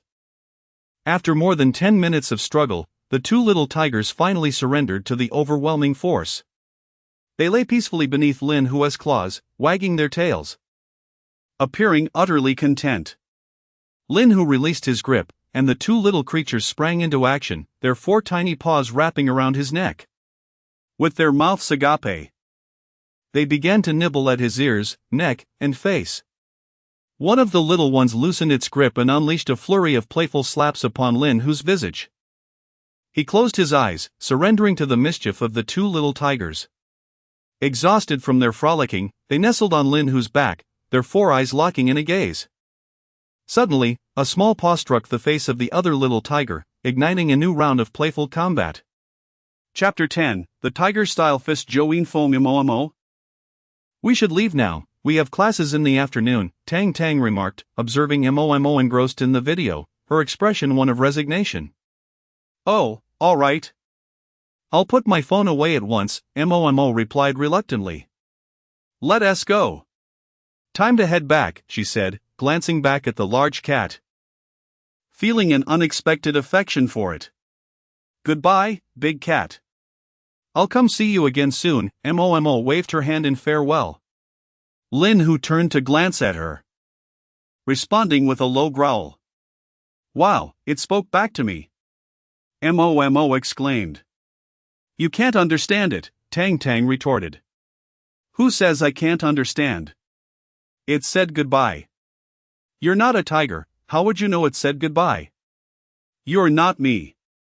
How do you know I don't understand? Alright, you understand, fine. Good, my Mo understands, Tang Tang affirmed. Lin Hu watched as the two girls walked further away, committing their names to memory, one called Tang Tang, the other Mo. Turning back, he noticed two little tigers had dug up the fruits buried by him, extracting the meat that Zhang Jing had hidden within. Zhang Jing, Zhao Chang, Zhao Longqi. This tiger can even hide food. Ha ha. Zhang Jing chuckled awkwardly. Zhao Longqi merely stared at her, silent. Long Gu, I. Go fetch some more meat. I'm heading back. Notify me immediately if anything comes up. Zhao Longqi waved his hand, indicating she need not say more. Okay, alright, Long Gu, Zhang Jing replied, her face flushed with embarrassment. Once Zhao Longqi departed, Zhang Jing looked at the two little troublemakers, her frustration palpable, yet she forced a smile. Never mind. I shall not stoop to your level, she reassured herself. She retrieved a cart from the break room and glanced at the large cat, which was watching the two little ones squabbling, remaining perfectly still. What is going on here? In the afternoon, having eaten and drunk to satisfaction, Lin Hu lay beneath a tree by the pond, with the two little tigers bouncing around him. Well, this is somewhat of a massage, Lin Hu mused. He lowered his head, resting it on his forepaws, allowing the two little ones to practice their combination punches on him. Years ago, the ancestor Zhou Zai, in pursuit of mastering the tiger-style fist, had delved deep into Changbai Mountain to observe tigers hunting, to glean their essence. An ancient, resonant voice echoed from outside the cage. Observing the tigress forced to learn its might, he was fortunate enough to witness a tiger battling a black bear, thereby acquiring its courage. The elder paused momentarily. "In Fong, you have practiced the tiger-style fist for 20 years, your talent far surpasses mine. Your strength and power embody its quintessence, breaking through barriers without harming flesh or bone." The elder cleared his throat softly and continued, "Today, you shall observe the tiger's skin, flesh, bones, and its gaze and movements. If you can grasp its courage, you shall fear nothing." "Understood, Grandpa," a youthful voice responded. Lin Hu turned to see an elderly man and a young boy standing outside the cage. The elderly man, approximately 70 or 80 years of age, clad in a black tang suit, appeared as thin as a twig, with only his sharp eyes retaining their vigor. The younger man, in his 20s, wore a fitted t-shirt that showcased his muscular arms and robust physique, exuding an aura of strength. The elder, named Zhou Jiangwo, is a master of the tiger form boxing and a descendant of Zhou Zihe, while the youth, Zhou Yinfeng, is his grandson and the contemporary heir of this martial art. Observe the posture of the great tiger lying on the ground, its head, spine, and limbs taut with sinew. The tiger form boxing is akin to this magnificent beast, languid like a lazy cat, yet ferocious like a raging tiger, Zhou Jiangwo remarked, pointing at the tiger in the cage. "Grandfather, I understand," Zhou Yinfeng replied, nodding at the caged tiger. Curious about the duo outside, the tiger peered at the elder and the youth. "This great tiger is exceedingly quiet, let us observe the two smaller tigers," Zhou Jiangwo suggested, feeling gratified as he watched Zhou Yinfeng attentively studying the tigers. "Do you perceive anything in the tussle between the two young tigers?" he inquired. "Not yet, Grandfather," Zhou Yinfeng answered honestly. Zhou Jiangwo sighed inwardly. The tiger, observing them, nearly chuckled. The essence of tiger form boxing lies in embodying the shape, channeling intent as spirit, generating power through rhythm, and harnessing breath to amplify force. It strikes like a fierce tiger, targeting the neck from above and the abdomen from below, employing every technique to seize the heart and strike the eyes. Examine the two tigers closely, though they are young, they still embody the king of beasts, exuding an aura of fearlessness that one can learn from, Zhou Jiangwo continued, stroking his beard. From Zhou Yinfeng's vantage point, he observed that despite their playful demeanor, the tigers indeed exhibited fierce strikes to the neck, abdomen, and heart, leaving no tactic unexplored. Zhou Yinfeng seemed to grasp something profound. As the two tigers engaged in their relentless skirmish, they let out resounding roars. The cubs' roars reverberate through the forest, instilling fear in all creatures. The reason for the accompanying roars during combat in tiger form boxing is to intimidate foes and harness energy, much like these two young tigers, Zhou Jiangwo explained. The observing tiger listened intently, recognizing the wisdom in the elder's words. Indeed, every lineage possesses its historical roots and unique characteristics. Just as the tiger was absorbed in thought, a loud roar erupted from the lion enclosure. Turning to look, Zhou Yinfeng saw the two little tigers darting towards them like startled kittens, swiftly seeking refuge behind the observing tiger. Zhou Jiangwo and Zhou Yinfeng exchanged glances, momentarily speechless. Ahem! The movement of the tiger activates the entire muscular and skeletal system, which will greatly aid your footwork in practical tiger form boxing, Zhou Jiangwo continued after a moment's consideration. Zhou Yinfeng nodded and resumed his observation of the two tigers. He noticed the young tigers clinging to the hind legs of the larger tiger, whimpering softly. After a moment's contemplation, the observing tiger stood and stretched. Releasing their grip on the tiger's legs, one small cub let out a plaintive roar towards the lion pride, while the other whimpered at the observing tiger. The tiger affectionately licked the cub's head and strode purposefully towards the lions, with the two little ones joyfully following, emitting their high-pitched roars as they ran. Observe closely the strides and movements of this majestic tiger. Witness the orchestration and rhythm of its powerful muscles. Zhou Jiangwo pointed at the tiger, addressing Zhou Yinfeng. As Zhou Yinfeng observed the tiger's actions, he could indeed discern the regal presence befitting the king of beasts. The tiger approached the perimeter of the wire fence, gazing at the restless pride of lions across the way. The golden lion roared fiercely, its anger resonating in the air. Meanwhile, the brown lion fixated on the tiger, its muscles taut and poised for an attack.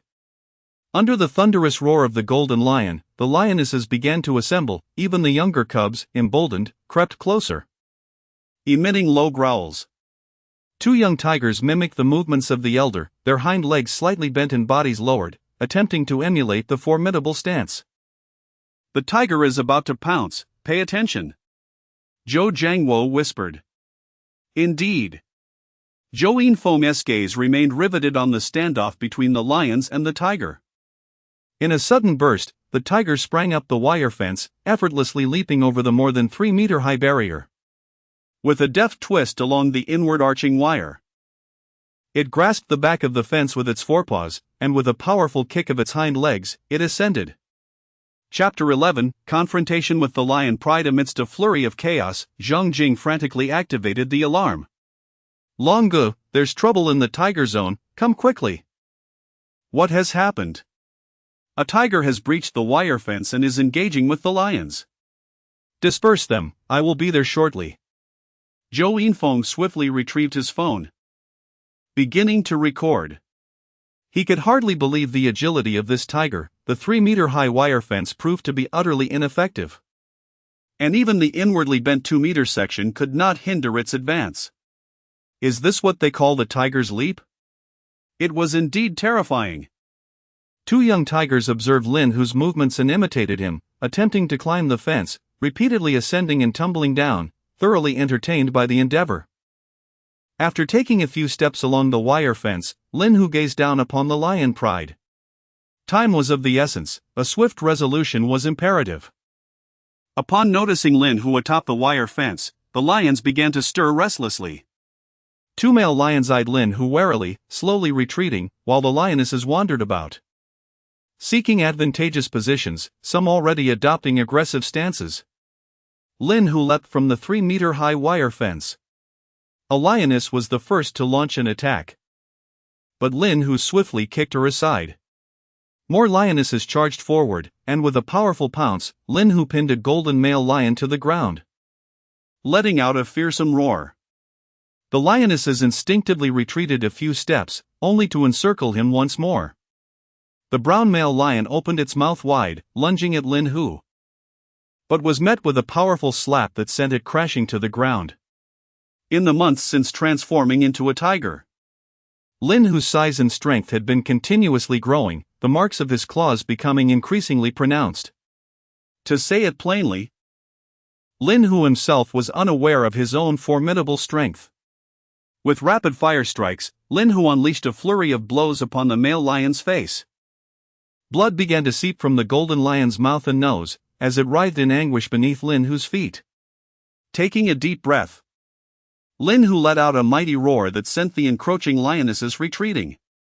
He seized the golden lion by the neck and dragged it toward the pride, while the brown lion, rising to its feet, bellowed in rage, yet dared not approach. Lin Hu glanced at this coward, nonchalantly swatting a lioness to the ground. The brown lion let out a furious roar and charged. As the brown lion lunged, the lionesses commenced a coordinated assault on Lin Hu from all sides. Abandoning the golden lion in his maw, Lin Hu delivered a powerful blow that sent the brown lion sprawling. He then kicked away a lioness that had latched onto his hind leg. With a swift turn, he flung off the lioness clinging to his back. Seizing another lioness before him, he tossed her into the air with a flick of his head, sending her flying with a powerful strike. More lionesses latched onto Lin Hu's neck, hind legs, and forepaws. One lioness leapt onto him, biting fiercely into his back, while two forepaws clutched tightly. The brown lion charged again, but this time, it did not confront Lin Hu head-on. Instead, it circled around him, searching for an opportunity to strike. Lin Hu reared up on his hind legs, tossing the lionesses off his forepaws. In a breathtaking display, he unleashed a rapid combination of strikes that sent three encroaching lionesses crashing to the ground. Water from the fire hoses continuously drenched Lin Hu and the lion pride. In this battle, characterized by a significant disparity in numbers, both Lin Hu and the pride of lions exhibited their true ferocity. The torrential waters that once scattered the lions proved ineffective on this day.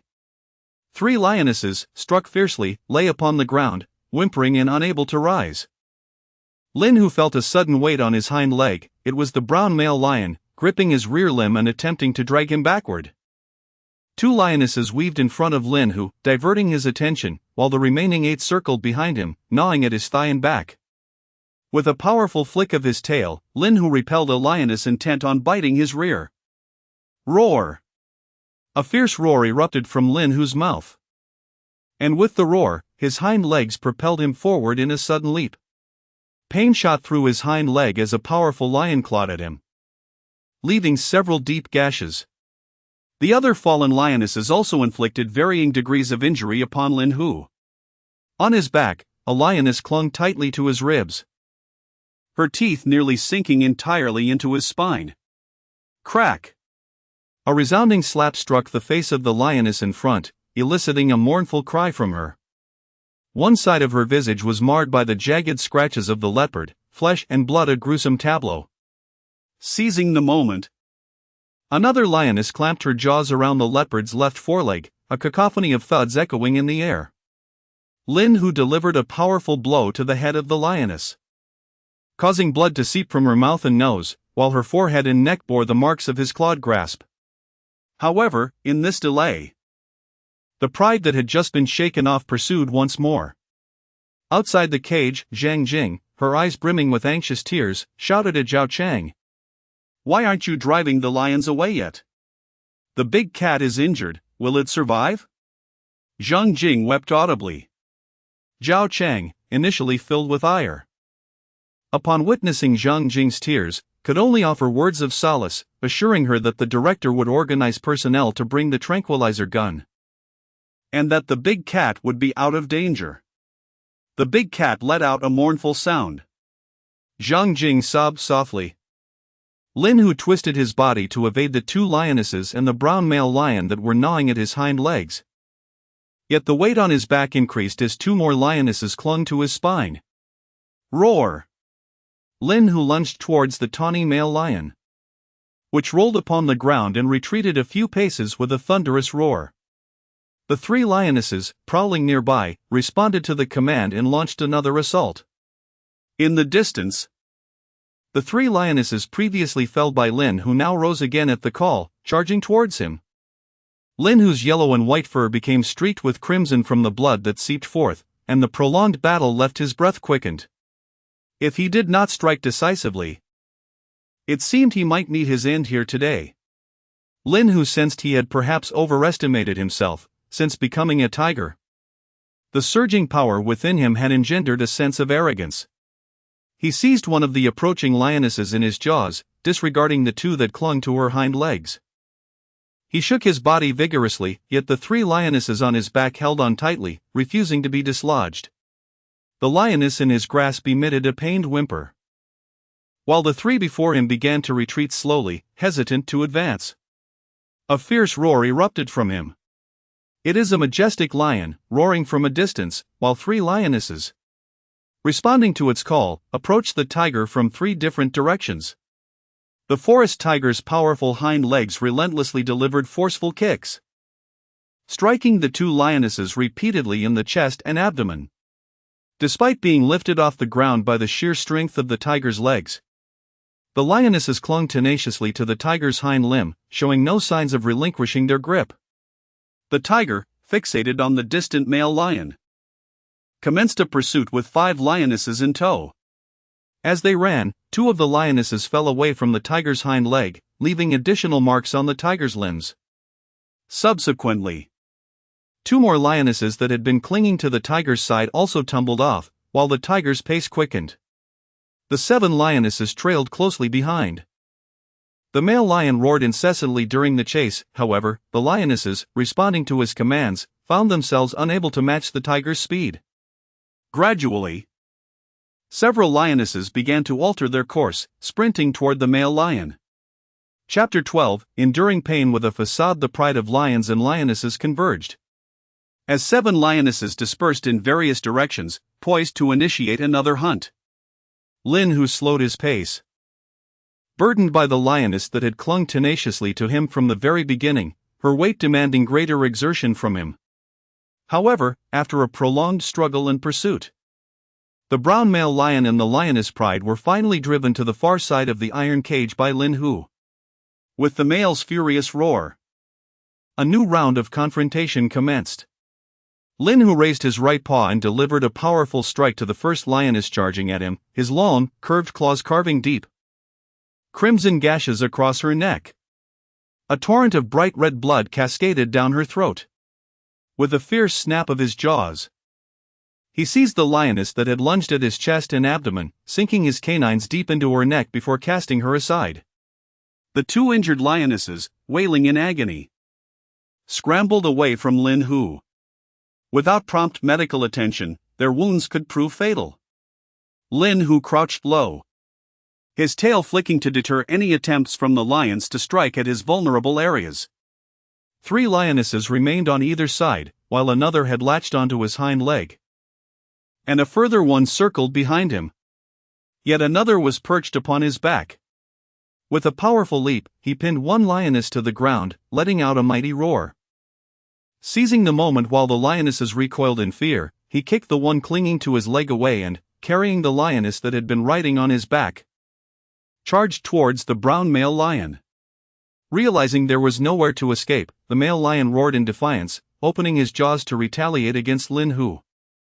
The latter responded with a flurry of strikes, his forepaws seizing the male's shoulders and forcing him to the ground.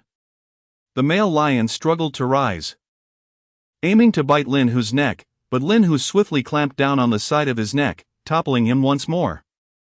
The male lion thrashed his feet in a frenzy, emitting furious roars that gradually morphed into pained howls as Lin Hu's teeth sunk deeper. With the male lion subdued, the lioness Pride fell into disarray, hesitating to advance. "Yin Feng, have you learned anything?" Zhou Jiangwo's lips were parched, his voice hoarse, as Zhou Yin Feng prepared to respond. A frantic shout pierced the air nearby. "Hurry, hurry!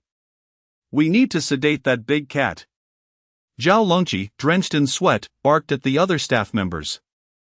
"Sedate all the lions too." He rushed towards Zhang Jing and Zhao Chang, unleashing a torrent of reprimands. "How have you managed this? How could such a catastrophic incident occur? Do you wish to abandon your posts? If you cannot handle it, let someone else take over." Zhao Longqi's fury blazed fiercely. "Brother Long, we can't find anyone to join our lion-tiger area," a staff member whispered in Zhao Longqi's ear. Zhao Longqi sighed, "Forget it, it's not entirely your fault. Take me to the surveillance room, I want to see what transpired." He attempted to calm himself. "Understood, Brother Long," Zhang Jing replied softly, traces of tears still lingering on her face. Lin Hu dragged the majestic lion a couple of paces, pressing his back against the barbed wire. The lion's blood flowed down from Lin Hu's gaping maw. Suddenly, an impulse surged within him to crush the lion in his jaws. He shook his head to dispel the thought, yet inadvertently inflicted a deeper wound on the lion's neck. The creature let out a low, mournful roar. Weakened from the numerous scratches inflicted earlier by Lin Hu, and now bled profusely, rendering it feeble. Lin Hu himself bore countless wounds, blood seeping continuously from his body. His once pristine white fur now almost entirely stained crimson. Fortunately, his size far surpassed that of the lioness, and the male lion capable of delivering a fatal blow had already been incapacitated by him at the outset. Now, another lay within his grasp. Initially, he had contemplated toppling a lion, clutching it to intimidate the Pride, thereby allowing for a grand exit. Little did he expect that the Pride would remain unperturbed, launching a fierce counterattack instead. His arrogance had clouded his judgment. He felt fortunate that upon his arrival, both his size and strength had significantly increased. Had he just recently traversed into this realm, he might have perished here.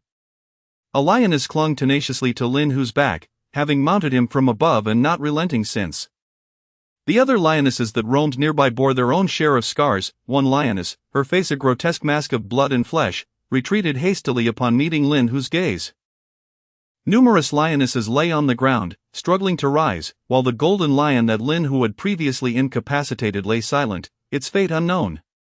Observing the scene of injured lions, some standing and others sprawled, Lin Hu suddenly realized the gravity of the situation had escalated beyond his expectations. Outside the enclosure, a throng of visitors, initially drawn by the alarm, began to recover from their shock, engaging in fervent conversations. Can you believe it? This tiger has actually toppled a pride of lions. Is the lion it has in its mouth dead? Who filmed this? Please share it with me. This tiger's combat prowess is off the charts. It's so bloody.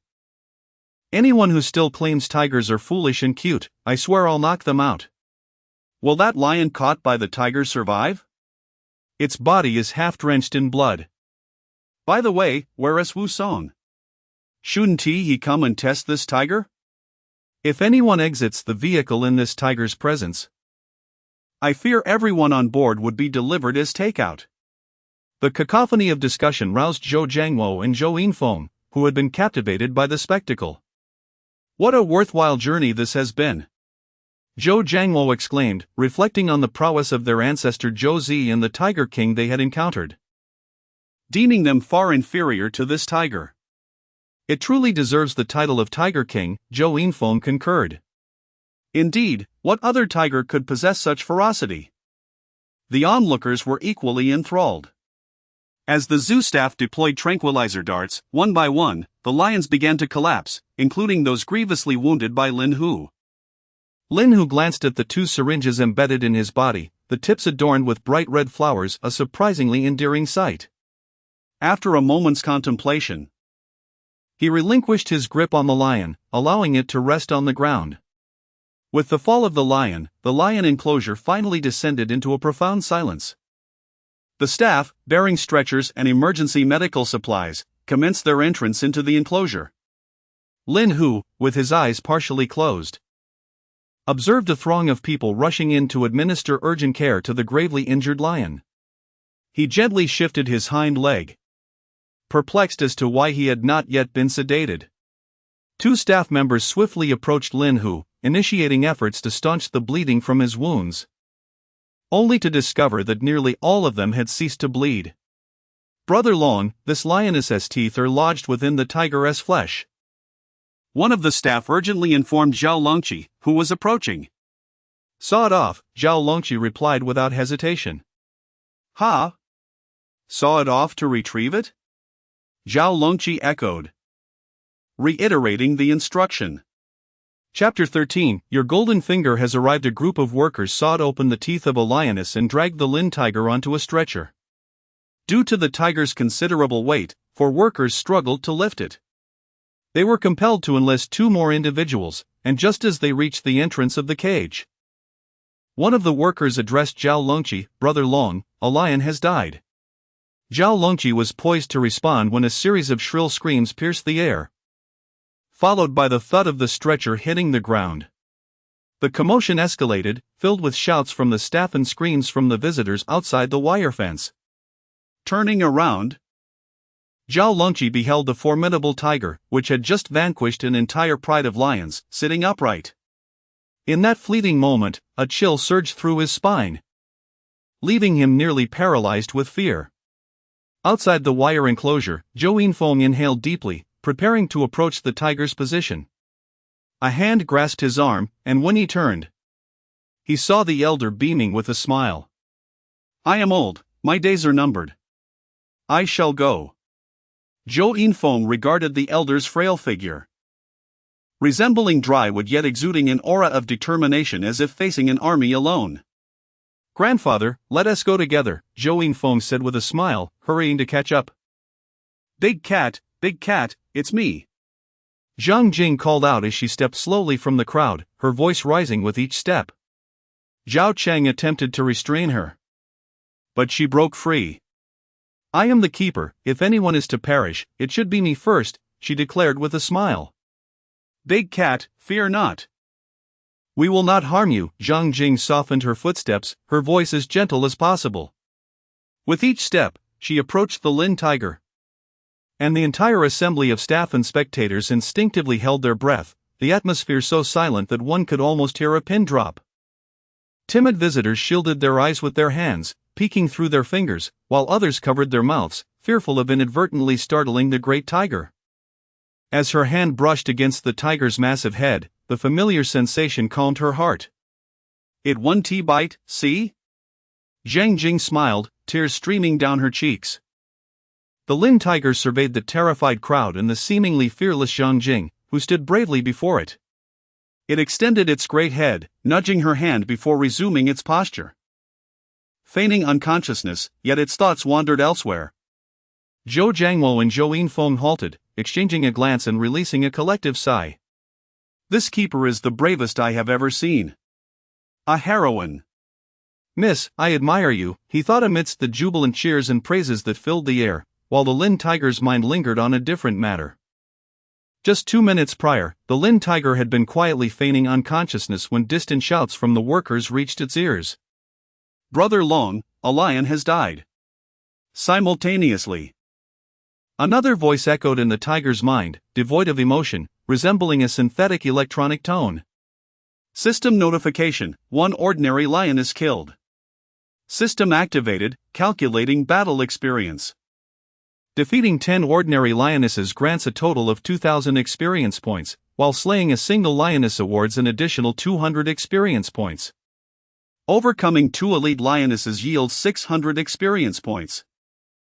And vanquishing 1 chief lion grants 500 experience points. Finally, conquering 1 lion king provides 1,000 experience points. During the experience calculation, a total of 4,300 experience points is acquired. With the host's experience exceeding 1,000, the attribute panel is unlocked, as well as the beginner's fantasy roulette. The next level of permissions will grant access to the first tier of the fantasy shop, with the condition being that total experience must surpass 10,000. System? Has my golden finger arrived? Lin Hu raised his head, reflecting on the recent events. He then closed his eyes and summoned the attribute panel. Would you like to view the attribute notes? The default option is not to view. Yes. Name, Lin Hu species, tiger level, 10, biological level. Can be reset, bloodline grade, ordinary, common beast, mutation, chi accumulation, significantly enhancing size and strength. Attribute template, Beast King, innate biological template for tigers. At least a lord, strength, 200, each point of strength equals approximately 10 kilograms, constitution, 170, each point of constitution provides 10 points of stamina, agility, 190, the first 10 points of agility provide a maximum running speed of 7 meters per second. Each additional 10 points increases speed by 1 meter. Based on half the speed bonus from agility, it does not consume stamina. Every 3 meters of increase results in an additional 2 points of stamina consumption. Perception, 200, enhances the 5 senses and intuition. Skills, Smash, LV5, increases smash damage by 50. Combo, LV5, increases combo damage by 50. Pounce, LV5, increases pounce damage by 50. Bite, LV7, increases bite damage by 70. Poison resistance, LV1, increases poison resistance by 10, providing some resistance to common toxins. Talent skills, Tiger Roar, active skill, causes fear and other negative states in beings with lower bloodlines and levels, reducing their combat effectiveness, potentially leading to death. Tiger's Minion, active skill, allows you to turn slain intelligent beings into wraiths. Tiger Eyes, active skill, can instill intimidation. Lowering the combat will of beings with lower bloodlines and levels, the greater the disparity, the more pronounced the effect. Tiger Might, passive skill, instills fear in beings with lower bloodlines and levels, the greater the disparity, the more pronounced the effect. Danger Intuition, passive skill, there is a certain chance to trigger evasion from potentially fatal damage. Combat Instinct, LV1, passive skill, increases the power of all active skills by 10. Insight, system skill, active skill, can view the data of opponents. This is somewhat intriguing, Lin Hu glanced at Zhang Jing. Name, Zhang Jing species, human level, 5 strength, for constitution, 6 intelligence, 105, a unique attribute of primates, agility, 8 perception, 13 charm, 75-10, a unique attribute of humanoids, passive skill, culinary art, LV1, capable of preparing ordinary dishes, though their edibility is not guaranteed. Makeup, level 7, based on cosmetics, the lower the innate charm, the higher the enhancement, when innate charm exceeds 70. Each level increases charm by a maximum of 2 points. Calligraphy, level 4, the writing can barely be considered delicate. Active skill, unknown, yet to be awakened. What on earth does yet to be awakened mean? A glance fell upon the brown male lion resting on the stretcher beside him. Name, Zonzi, race, lion, level, 10. Bloodline level, mortal, attribute template, beast king, strength, 130, constitution, 90, agility, 130, perception, 110. Talent skill, domination, possesses absolute authority over the pride. Capable of reducing the negative statuses inflicted upon them. So that's how it is, no wonder the pride was not frightened. I shouldn't have pounced on that golden retriever. Lin Hu thought, as he opened the fantasy roulette. System prompt, Fantasy Roulette, available once daily, divided into beginner, intermediate, and advanced levels. Currently, only the beginner level is accessible. The first spin of the beginner roulette will yield the highest level item available in this category. Will you draw? The roulette encompasses various categories, including bloodlines, martial arts, elixirs, spiritual items, and the weapons section is marked in black. What shall I draw? Bloodline, perhaps. Yes, draw. System prompt, congratulations, host. You have obtained the Spirit Beast Bloodline, White Dragon Blood through the beginner roulette. Will you use it? Yes. Biological species mismatch, unable to use. Chapter 14, The Careful Attention of the Caretaker Beast Bloodline, White Dragon? I have drawn already, yet you tell me it is unusable? System prompt, toxins are invading. Effect, total paralysis. Would you like to use experience points to expel them? No. Lying on the operating table, watching the veterinarian shave away patches of his beautiful fur. Lin Hu felt a tinge of melancholy. Can one truly claim that their injuries will heal swiftly? With nothing to occupy his mind, Lin Hu resorted to the system. Delving into the intricacies of his golden finger. Spirit energy accumulation, significant enhancement of body and strength? Lin Hu pondered, tapping the exclamation mark that followed. System prompt, spirit energy accumulation, self-evolution in progress, incomplete. Would you like to expend 2,000 experience points to expedite completion? No. So, this is evolution?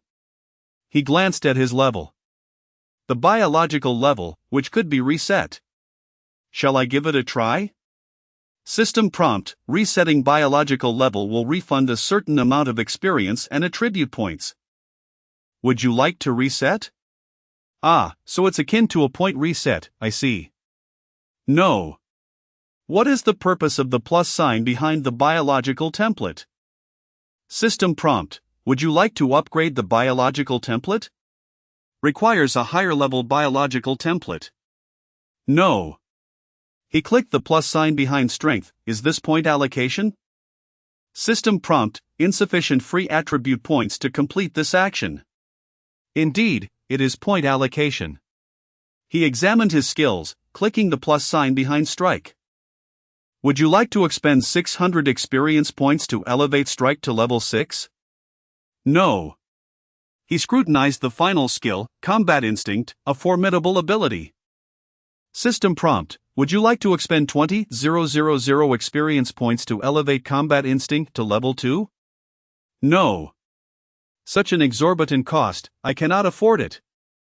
After contemplating, he resolved to enhance his level. System prompt, biological level is based on 1's bloodline grade.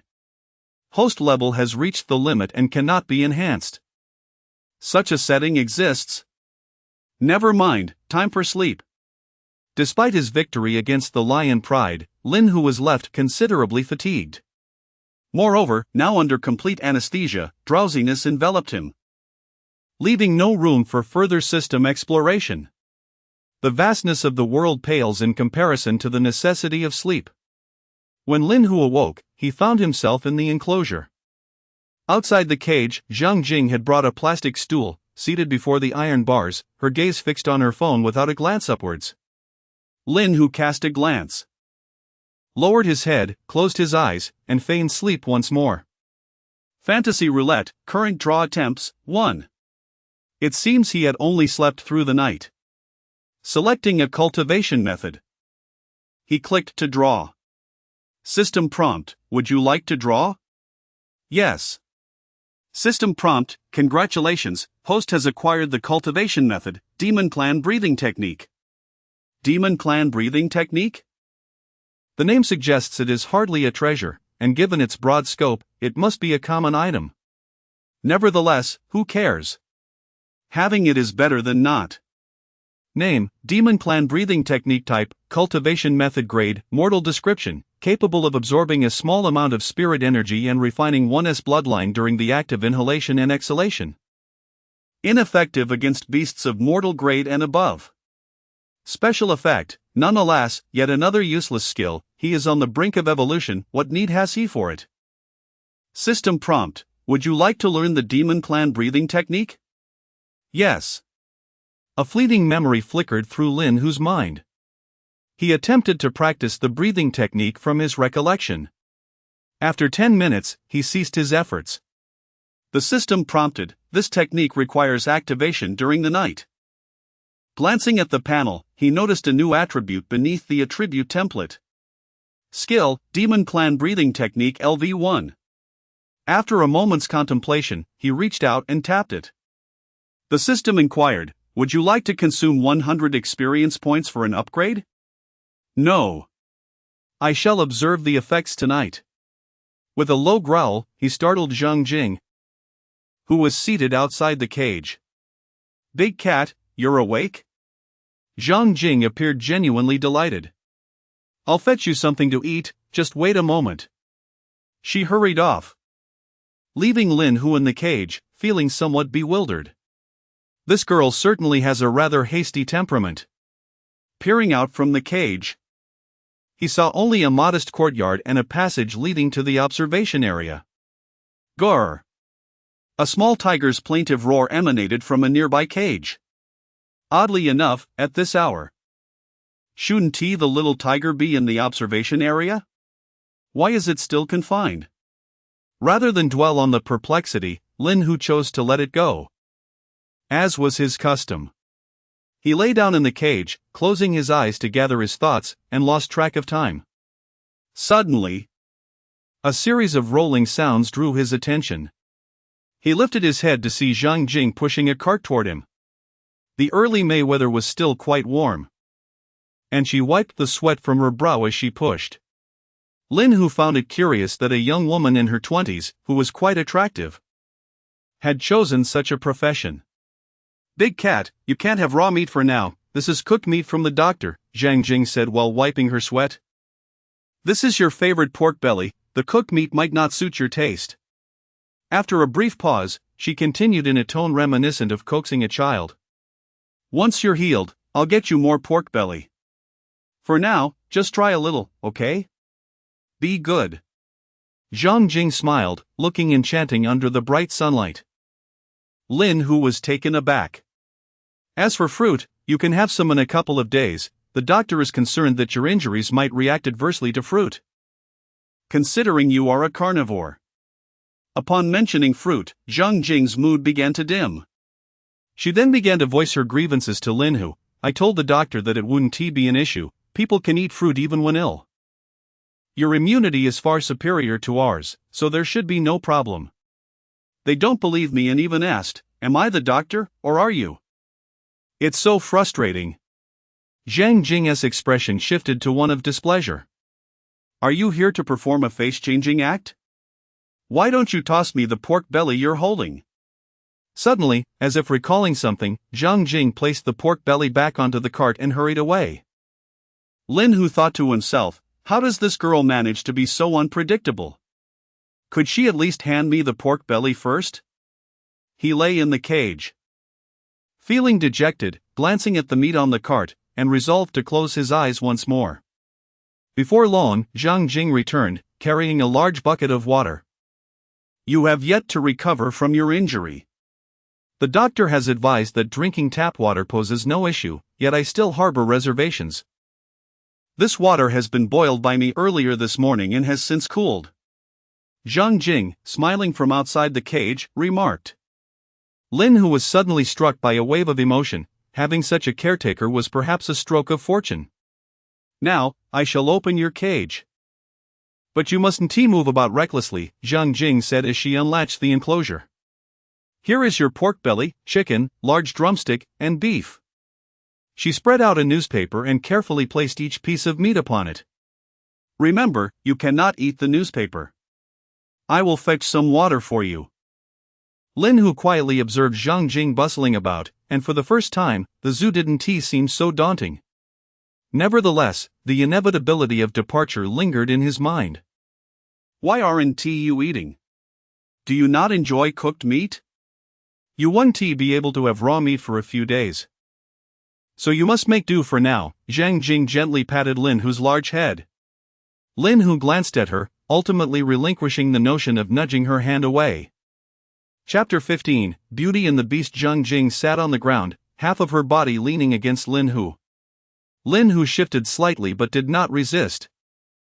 If she preferred to lean, so be it. How curious, she seemed unfazed by the heat. As Zhang Jing observed Lin Hu consume his meal, her gaze wandered to the patches of fur that had been shaved from his body. Your wounds are healing remarkably fast. The golden retriever next door is still in a critical condition, she exclaimed, resting her chin amidst Lin Hu's fur, burying her face within. However, dear big cat, you are truly impressive. Zhang Jing's voice softened, then rose with an infectious excitement. You have vanquished the entire lion pride. Do you realize that you've become an internet sensation? People are even suggesting names for you. Some propose Overlord, others Jiangqi, and some even Bilian. Yet, I believe Big Cat sounds the most delightful. What do you think? Zhang Jing's enthusiasm was palpable as she endeavored to recommend the name she had chosen for him. Lin Hu shifted again, ignoring her words. And there's more. The internet has crowned you as the Tiger King, and many netizens have expressed their intention to visit once the tiger exhibit reopens, she continued, her hand brushing against Lin Hu's tail. Instinctively, Lin Hu considered flicking his tail away but ultimately allowed her to hold it. And here is more good news, the director has stated that you won't need to fast any longer. How does that make you feel, big cat? Happy? Zhang Jing playfully patted Lin Hu's rear. Lin Hu stiffened, thinking to himself how this girl was becoming increasingly audacious. By the way, the director is concerned you might bully the lions again, so they're reinforcing the entire top of the tiger enclosure with barbed wire. Thus, for the time being, you must remain in your cage. Zhang Jing withdrew her hand, her curiosity finally sated, her joy bursting forth. Yet, Lin Hu quietly contemplated that he needed to escape soon. As time passed, his chances of doing so would only diminish. Tomorrow, a new caretaker will arrive, and I'll introduce you to him. We must ensure you don't frighten him. Lin Hu only half listened until he noticed Zhang Jing had fallen silent. Turning to look, he saw her sitting on the ground, cradling her head in despair, likely stifling her cries to avoid disturbing Lin Hu's meal.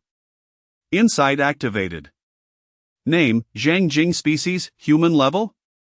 Evolving autonomously, level undetermined, bloodline grade? Evolving autonomously, bloodline grade undetermined, evolution? Humans have evolved as well. Due to the presence of spiritual energy? Dear big cat, please continue eating, I'm perfectly fine, Zhang Jing forced a smile in Lin Hu's direction. How selfless of her. Even in her own distress. System notification, a friendly organism is evolving in proximity to the host. Should spiritual energy assistance be provided? Affirmative. System notification. Would you like to expend 500 experience points to activate the spirit gathering effect? Affirmative. System notification, spirit gathering effect activated, duration, 1 hour. 500 experience points for just 1 hour? Rather steep, indeed. Glancing at Zhang Jing, he noticed her breathing had noticeably steadied. The large cat, I truly am fine now. Please eat, Zhang Jing whispered. I just need a moment to rest. Lin Hu no longer glanced at her and continued to consume his meat. After more than 10 minutes, Lin Hu noticed the rhythmic breathing behind him, silently reflecting that the 500 experience points had not been wasted. Over 20 minutes later, Zhang Jing still emitted no sound. Lin Hu turned to look, and lo! The girl had fallen asleep atop his waist, completely unperturbed by the open cage. Insight activated. Name, Zhang Jing. Race, human. Level 11, spirit energy continues to accumulate. Experience grows slowly, bloodline grade, extraordinary attribute template, elite strength, 10 constitution, 12 intelligence, 165 agility, 14 perception, 73 charm, 8610 was her primary enhancement in intelligence and perception? A mage, perhaps? Awakened skill, beast mastery, beginner, passive, can sense the emotional changes of animals, possesses a certain ability to communicate with other creatures. Active, can forcibly command creatures of equal or lower level and bloodline grade, with success rate influenced by level and bloodline disparity. Awakened skill, domestication, beginner, passive, exhibits a high affinity for animals. Active, has a chance to forcibly domesticate creatures of equal or lower level and bloodline grade, with success rate influenced by level and bloodline disparity. Bloodline skill, spirit energy mastery, beginner, an extraordinary bloodline that grants initial mastery over spirit energy, allowing the infliction of damage on non-natural beings, with damage influenced by intelligence and perception. So she is a beast tamer. And this girl can now be considered an extraordinary human? Is the spirit energy a result of the last meteor shower? Observing her adorably foolish sleeping posture, with strands of drool trickling from the corner of her mouth onto Lin Hu's fur, it was inconceivable to imagine this silly girl commanding beasts in battle. As spirit energy revitalizes, humanity will grow increasingly powerful, and Lin Hu began to feel a potent sense of crisis. Perhaps it was time for him to depart. Yet, how to leave and where to go required careful deliberation. Before transforming into a tiger, Lin Hu was merely a reclusive man leading a mundane existence, the only realm he truly understood being that of games. Not to mention, he had scarcely ventured into the nearby forests around City C. Nor had he explored many renowned attractions in the vicinity. He could only vaguely recall a few districts of City C, memories etched from games and idle conversations. Alas! How much sorrow can one possess, akin to fleeing without knowledge of where to go? If he were to escape, as a fierce tiger, would he not attract the attention of the SWAT team? Perhaps he would be shot on sight. This required serious contemplation. As the sun gradually descended towards the west, the shadows in front of the cage began to stretch longer. The slanting sunlight was far from the blinding glare of midday, accompanied by a gentle breeze. As the entire world seemed to settle into tranquility, Lin Hu lay motionless on the ground, the cage door wide open, while Zhang Jing slept soundly upon his back. He lowered his head and continued to peruse the newspaper he had already read countless times that day. Borrowing 30,000, transforming it into 800,000 within 6 months. A university student committing multiple homicides. A son struck by a vehicle, a woman overturning a compact car. Is it plausible for an ordinary university student to achieve such feats? The act of flipping a car, could it be an awakening of strength or a momentary explosion of power? This world is becoming increasingly incomprehensible. What, precisely, is this essence known as spiritual energy? Don't be afraid, big cat, they won't harm you, came the familiar voice of Zhang Jing from behind, laced with sleepiness and a hint of sweetness. Lin Hu turned around to see Zhang Jing still sound asleep, his fur brushing against the corner of her mouth, her delicate features creating a striking portrait of beauty and beast. To his surprise, this girl not only drooled in her sleep but also spoke in her dreams. Yet, she seemed more enchanting than before. Could it be due to the awakening? Charisma, a unique attribute of humanoid beings? Does it pertain to one's appearance?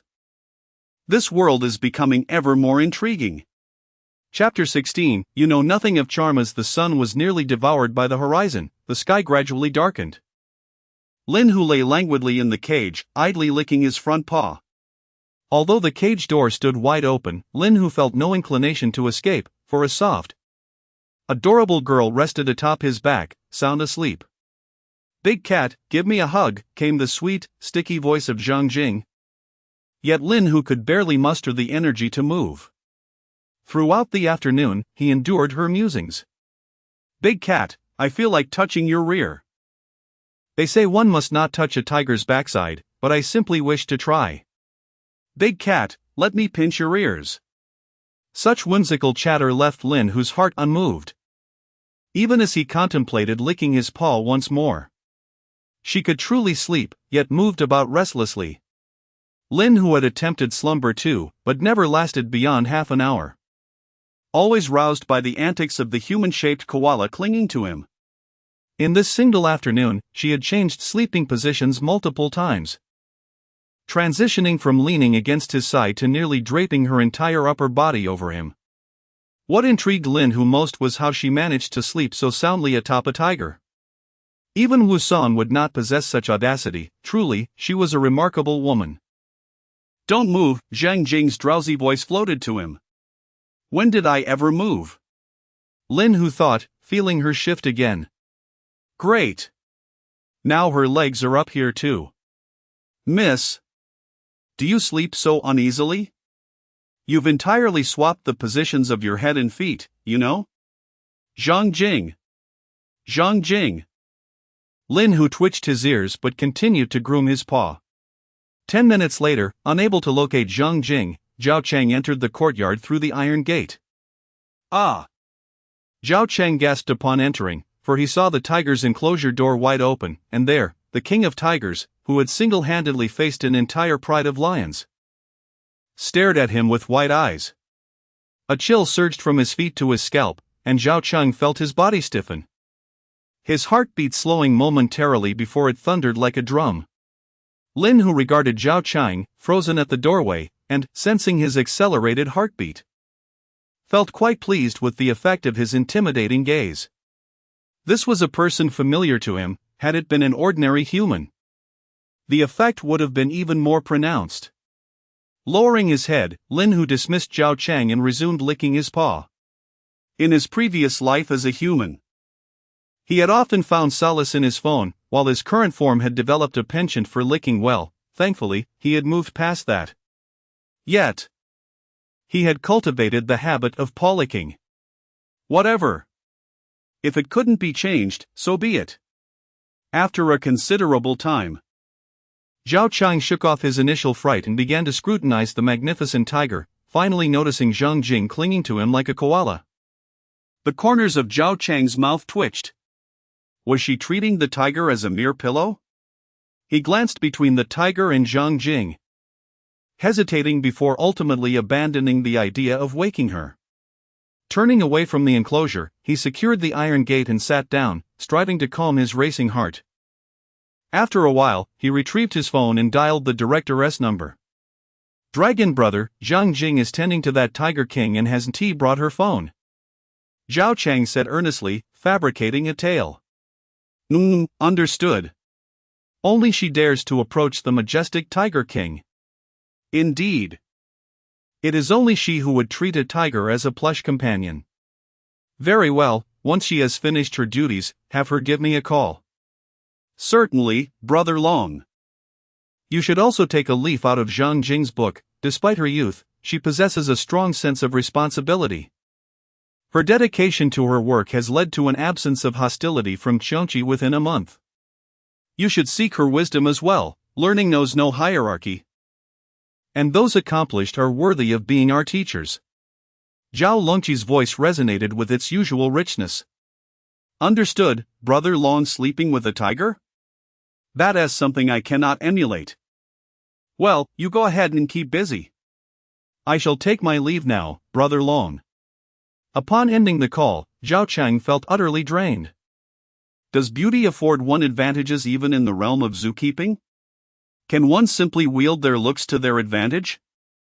After a moment of contemplation, Zhao Chang rose and made his way toward the lion enclosure. Thanks to Lin Hu, the entire pride of lions was comprised of wounded members, none unscathed. Due to Zhang Jing's selfless offer, Lin Hu had been released from the treatment area ahead of schedule, yet the lions were still undergoing care. It was a rare stretch of quietude. Zhao Chang consoled himself as he walked toward the lounge in the lion area. After Zhao Chang departed, Lin Hu glanced at Zhang Jing, who had turned onto her other side, devoid of any desire to complain. As darkness enveloped the surroundings, the zoo was shrouded in silence, devoid of the lion's usual ruckus. In stark contrast, two young tigers in the adjacent cage were playfully slapping each other while roaring. In another cage, a certain anthropomorphic koala intermittently murmured sweetly in its sleep. Lin Hu observed the sky and noted with surprise the crescent moon gracing the night. Following the rhythm of his breathing, Lin Hu began to practice the demon clan's breathing technique. Half an hour later, a system prompt indicated, proficiency in the demon clan's breathing technique has increased, and the time for autonomous evolution has slightly decreased. Oh, such an effect exists? It seems I must reconsider my understanding of such techniques. Perhaps I should attempt to draw from this well a few more times. Suddenly feeling lighter, Lin Hu turned to see Zhang Jing sitting on the ground, her face a picture of post-slumber bewilderment. Big cat, how long have I been asleep? Zhang Jing rubbed her eyes, her voice laced with the remnants of sleep, sounding almost endearing. You inquire of me? Lin Hu was taken aback. Who taught her to ask a tiger for the time? Girl, it appears you have yet to awaken fully. Oh, right. I completely forgot, you're unaware of time. Zhang Jing stuck out her tongue at Lin Hu, rising to adjust her clothing. Then she squatted down and began to groom Lin Hu's fur. Did I drool? She inquired, a hint of crimson creeping onto her cheeks.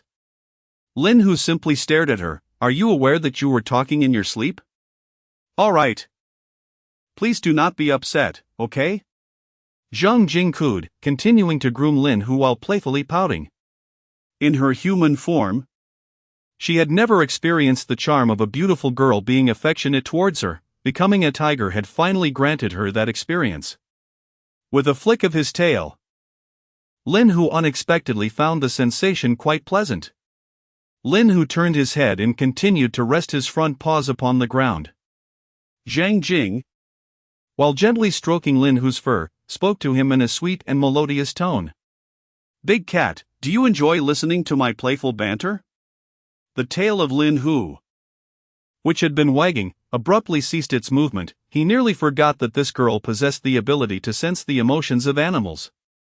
I can feel that you are quite pleased, aren't I remarkable?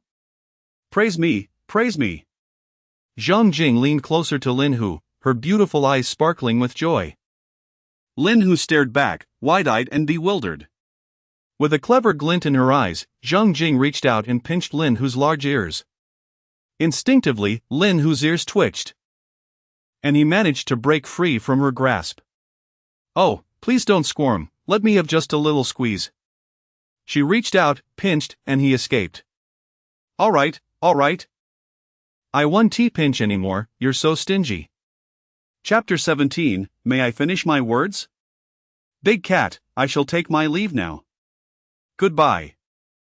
Zhang Jing waved her hand, disregarding whether Lin Hu responded, and swiftly locked the iron cage before darting away.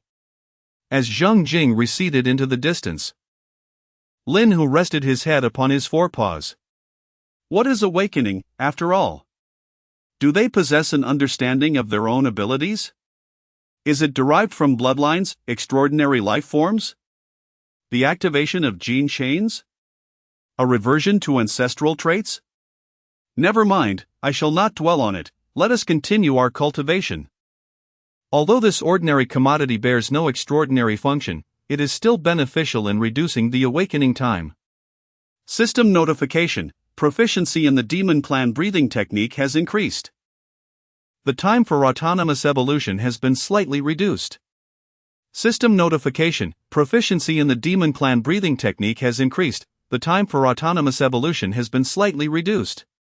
Every half hour, the system notifications ensnared Lin Hu in a fervor for cultivation, rendering him unable to extricate himself.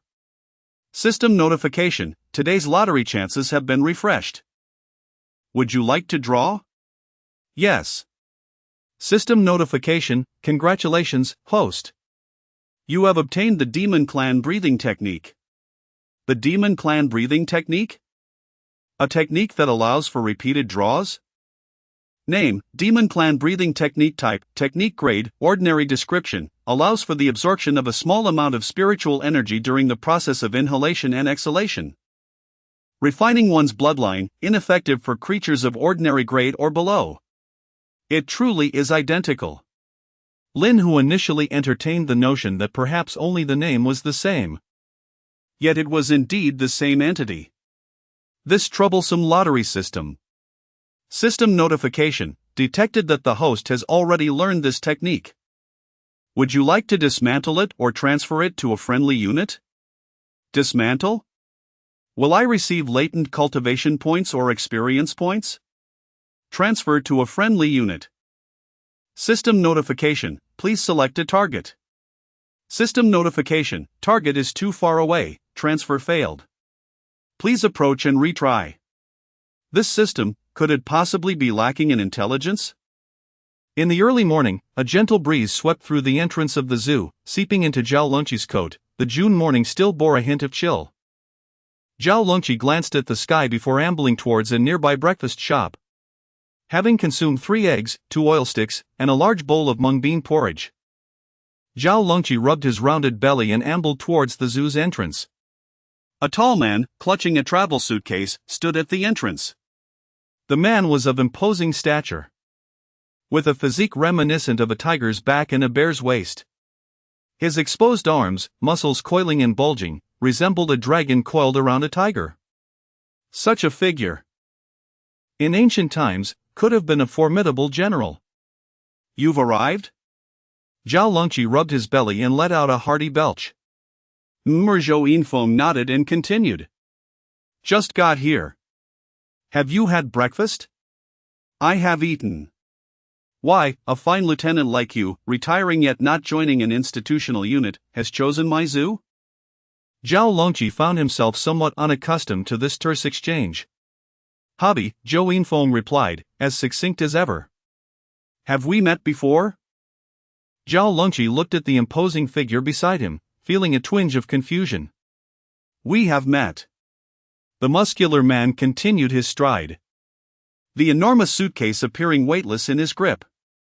Such a pity that 3 sentences yield no substantial conversation, Zhao Longqi mused internally, all the while smiling. Ha ha ha. I knew it. Even after several years, you still possess your charm. Zhou Yinfeng turned around and scrutinized the rotund figure beside him. 2 days ago. Although Zhou Yinfeng felt a bit perplexed, he refrained from asking further questions. Ah? Zhao Longqi looked on in confusion.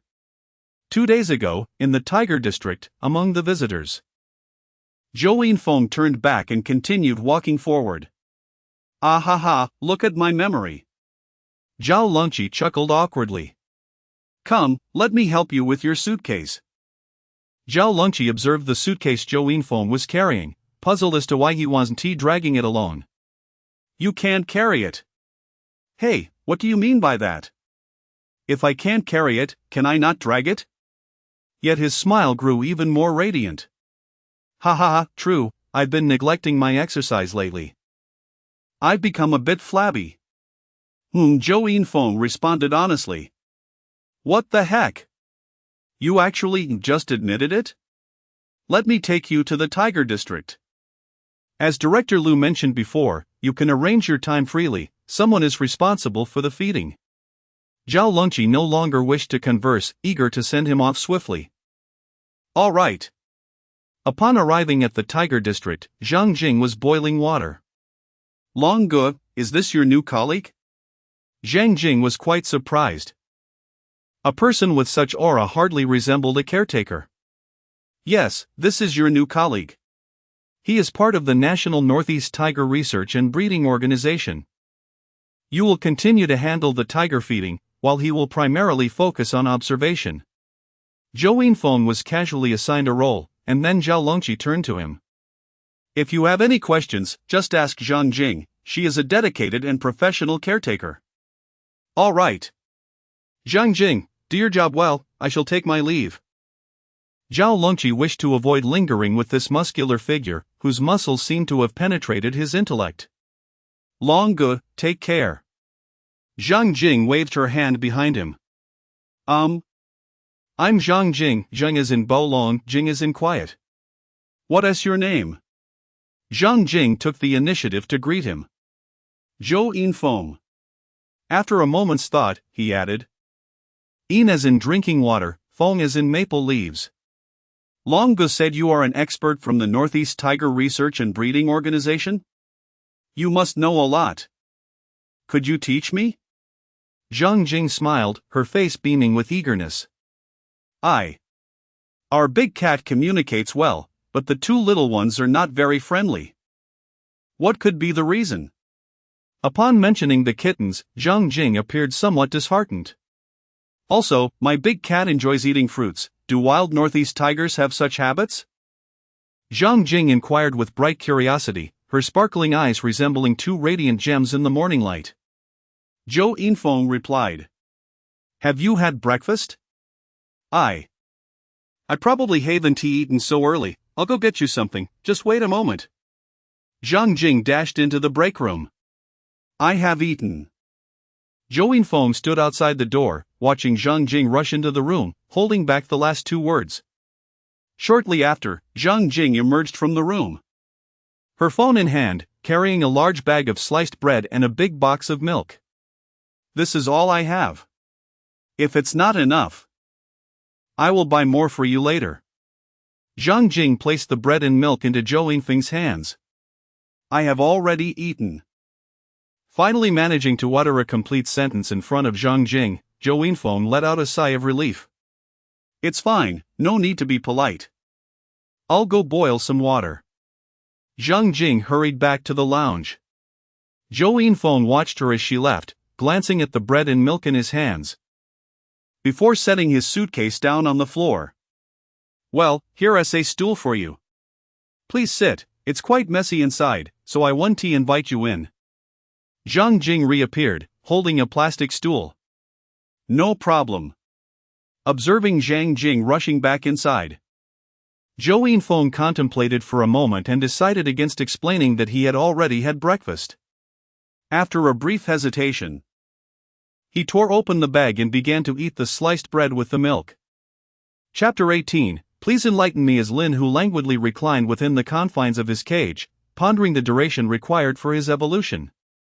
Zhang Jing arrived at the enclosure accompanied by Zhou Yinfeng. Big cat, I have come to see you. This is the new caretaker, Zhang Jing announced, gesturing towards Zhou Yinfeng. Lin Hu raised his gaze, recognizing him. Isn't that the one from the tiger form fist? I am Zhou Yinfeng, he introduced himself. Unfazed by the presence of Lin Hu, and even offered a self-introduction. He shall be one of your caretakers from now on. You must not bite him.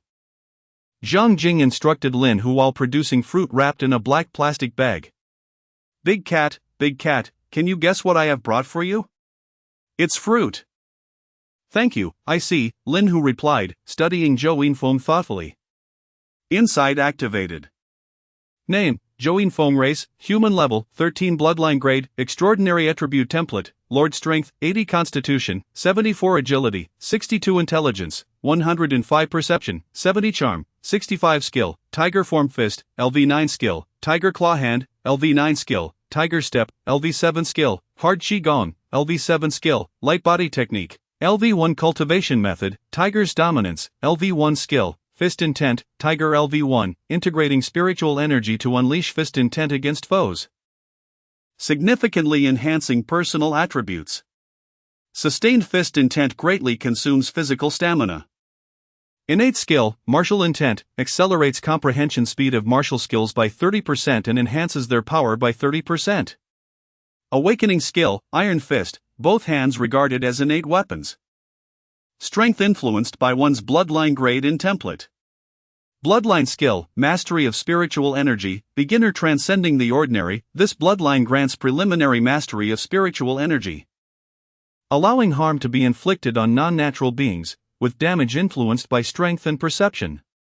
This individual appears to be the strongest human I have ever encountered, though it is not certain. Observing the adorably naive girl nearby, if she possesses sufficient tamed beasts, she could potentially subdue him. However, should he engage in close combat, he might not last 3 seconds. What is this tiger's dominance? An internal technique? Oh, right. You are an expert, aren't you?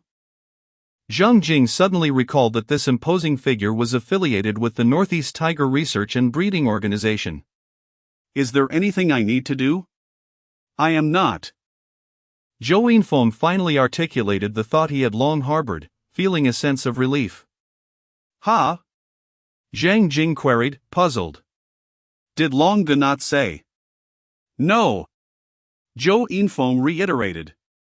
Oh, all right. Zhang Jing responded, somewhat disheartened, as she had hoped to learn something new. I am a fist master, Zhou Yinfeng continued after a moment's reflection. Tiger form fist. Tiger form fist? Zhang Jing expressed curiosity, yet hesitated to inquire further due to their unfamiliarity. Yes, Zhou Yinfeng nodded. Would you like to come inside and take a look? Zhang Jing produced the key to the cage door.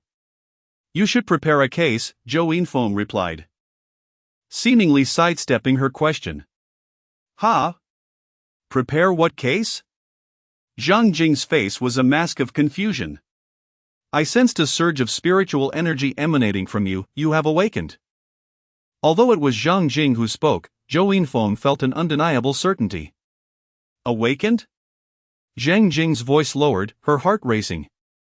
Was that dream from last night real? Lin, who gazed at Zhou Yinfeng outside, the nation's awakened one? What could his purpose be here? Was it merely for martial training, or was it to observe? There's no need for concern, the number of awakened individuals is quite substantial now. Consequently, many awakened members of the military have retired early and been dispatched to local areas. Zhou Yinfeng paused before continuing. Those who awaken autonomously must be registered. If they wish to join the stability maintenance program, they can receive more systematic training methods. Then, what should I do? Zhang Jing murmured softly. Zhou Yinfeng took out his phone and sent a text. Someone will come to see you shortly. All right, she replied. As long as they do not harm humanity or endanger society, we maintain a friendly stance towards those who awaken autonomously, Zhou Yinfeng hinted. My big cat will not harm anyone, Zhang Jing discerned the underlying message. Was it due to other awakened creatures causing disturbances? Or was it merely a threat directed at me? I believe so, which is why I am here, Zhou Yinfeng smiled. Of course, I am primarily here for martial training. Would you like to take a look inside?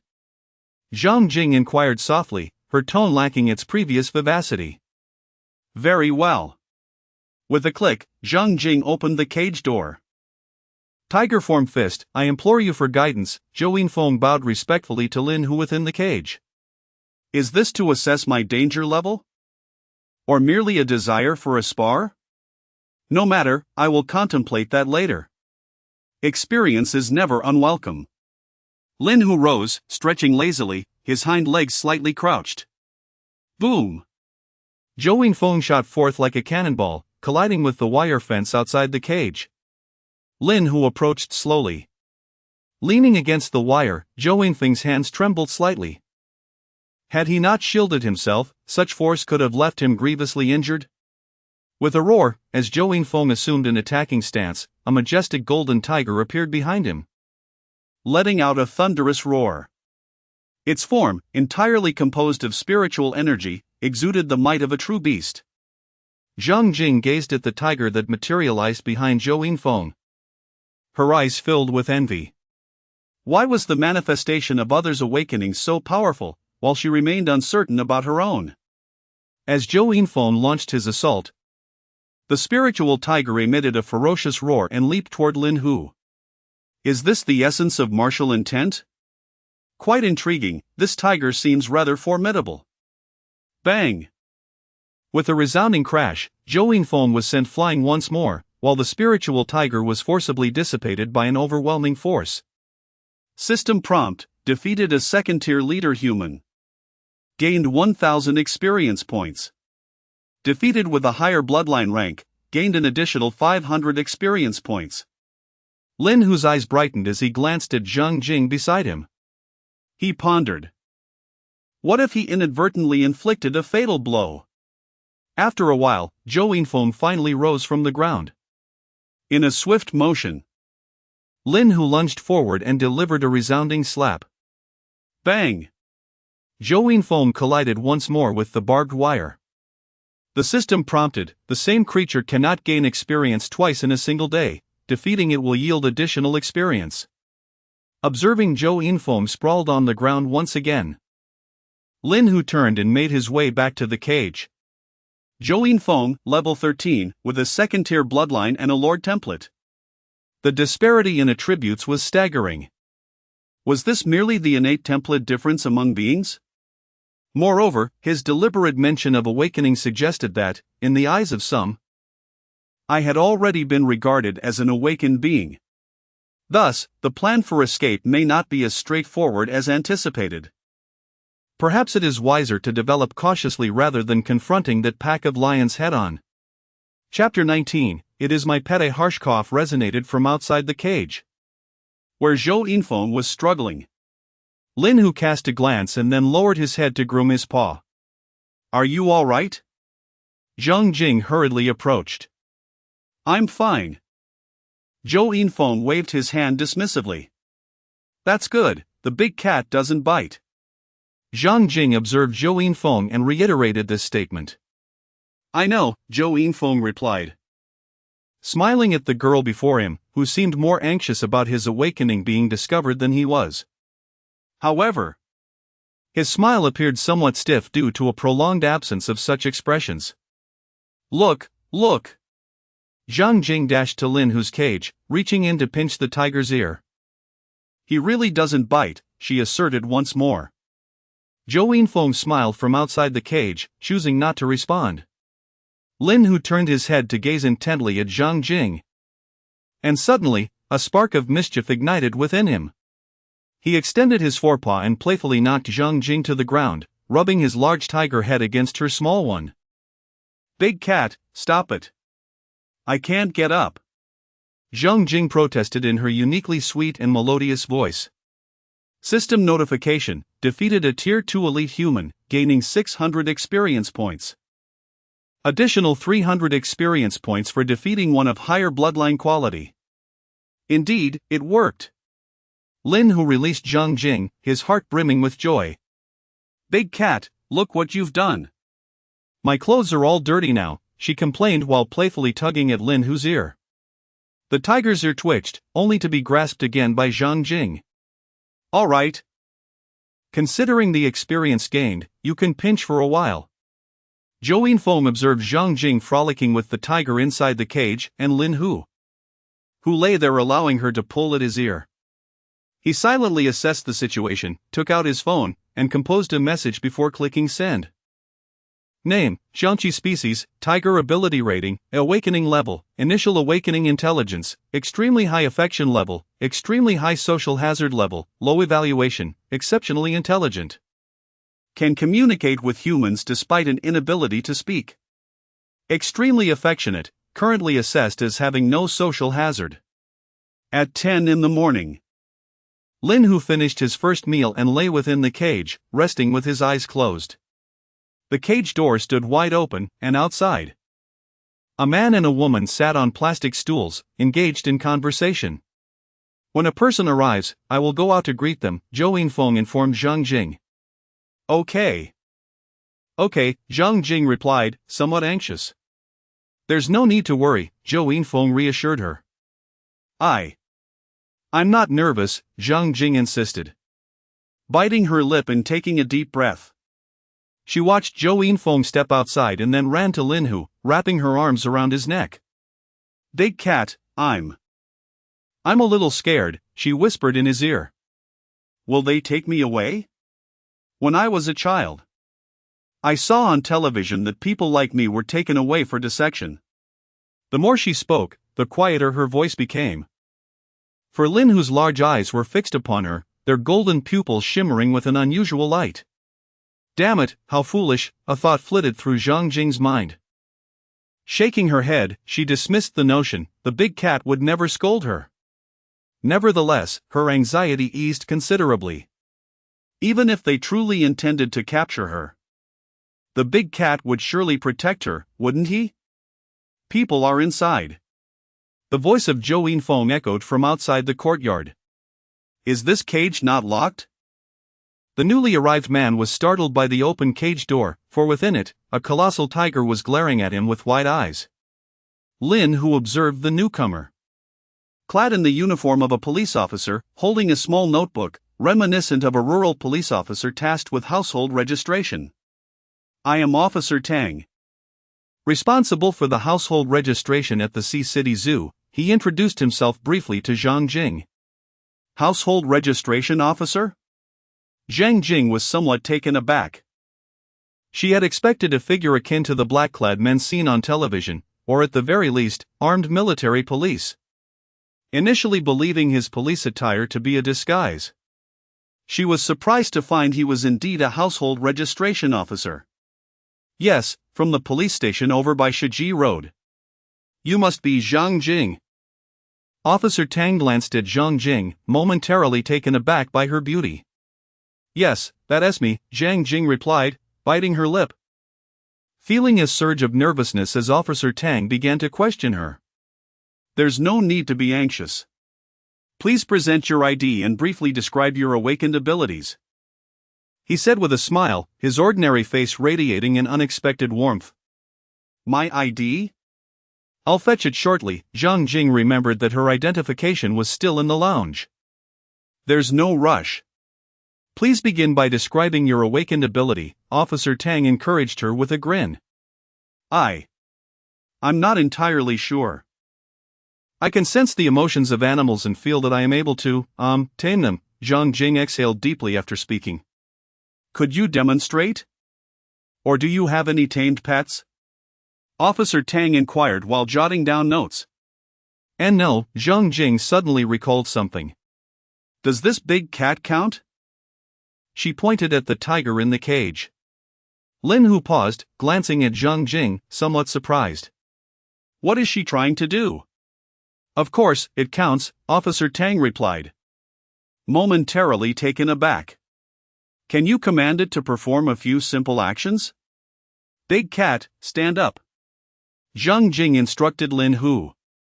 The tiger rose from its seated position, looking at Zhang Jing as if beginning to understand her intentions. Naturally awakened wild beasts can be terrifying, yet those tamed by awakened beastmasters are far less so. Big cat, stand like I do, Zhang Jing exhaled softly. Lin Hu rose upright. Give me your paw, she smiled, basking in the sunlight outside, radiant as the sun itself. Lin Hu extended a front paw, presenting it to Zhang Jing. Embrace me, she said, prompting a moment of surprise from the towering tiger. Lin Hu bent down, wrapping his front paws around the petite Zhang Jing, gazing at her small head, which was scarcely larger than his paw, feeling a tinge of melancholy. Why can't I meet someone like you in my human life? Is that enough? Zhang Jing turned to Officer Tang. Why yes, that will suffice, he stammered, glancing nervously at the imposing tiger that stood nearly double his height. Are you willing to contribute to the safety of the nation? Xiao Tang's expression turned serious. Zhang Jing glanced at Zhou Yinfeng, who nodded in affirmation. Willing, Zhang Jing stated. Very well, please visit the police station at your convenience. The government provides economic and welfare assistance for registered individuals such as yourselves. Xiao Tang paused briefly before continuing. If the nation requires your assistance, you too must lend your support. Naturally, the government will not neglect you. Zhang Jing nodded in agreement. Xiao Tang smiled at her and took out a pen to begin recording in his notebook. When he reached the section for ability rating, Xiao Tang hesitated and looked at Zhou Yinfeng. Zhou Yinfeng understood his unspoken question. Xiao Tang nodded and proceeded to fill in the details. Name, Zhang Jing. Gender, female. Ability rating, awakening level, initial awakening type, beast tamer. Pet, tiger king. Qiangqi, social hazard level, low. Evaluation, good attitude. Eligible for recruitment as an auxiliary awakened individual, recommended for inclusion. Chapter 20, I found a companion. Having completed the recording, Xiao Tang closed the notebook and lifted his gaze to Zhang Jing. In a moment, please present your identification card and bank card. The state will automatically deposit your financial assistance into your bank account each month. Observing the fragile girl before him, Xiao Tang spoke with a smile. Financial assistance? How much is it?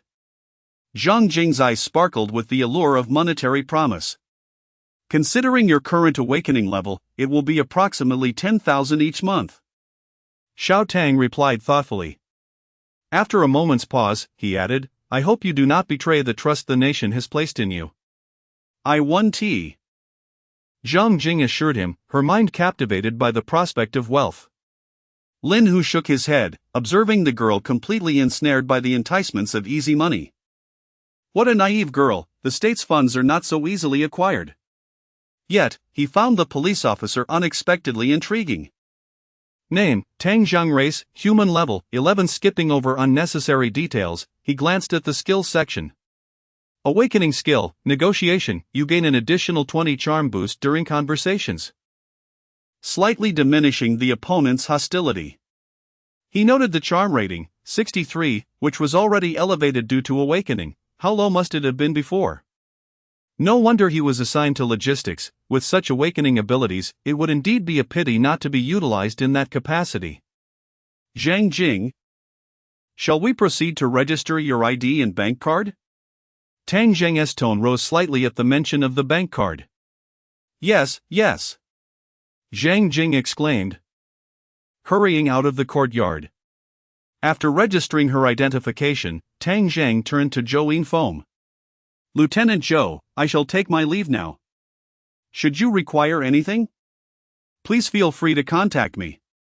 Tang Zhang adopted a humble demeanor. Understood, Zhou Yinfeng replied succinctly, as always. Wait, Zhang Jing hesitated, appearing somewhat bashful. You can ask me anything, Tang Zhang encouraged, lowering his voice as he regarded her indecisiveness. I would like to inquire when the assistance is issued each month? Zhang Jing's cheeks flushed, feeling slightly embarrassed to pose the question.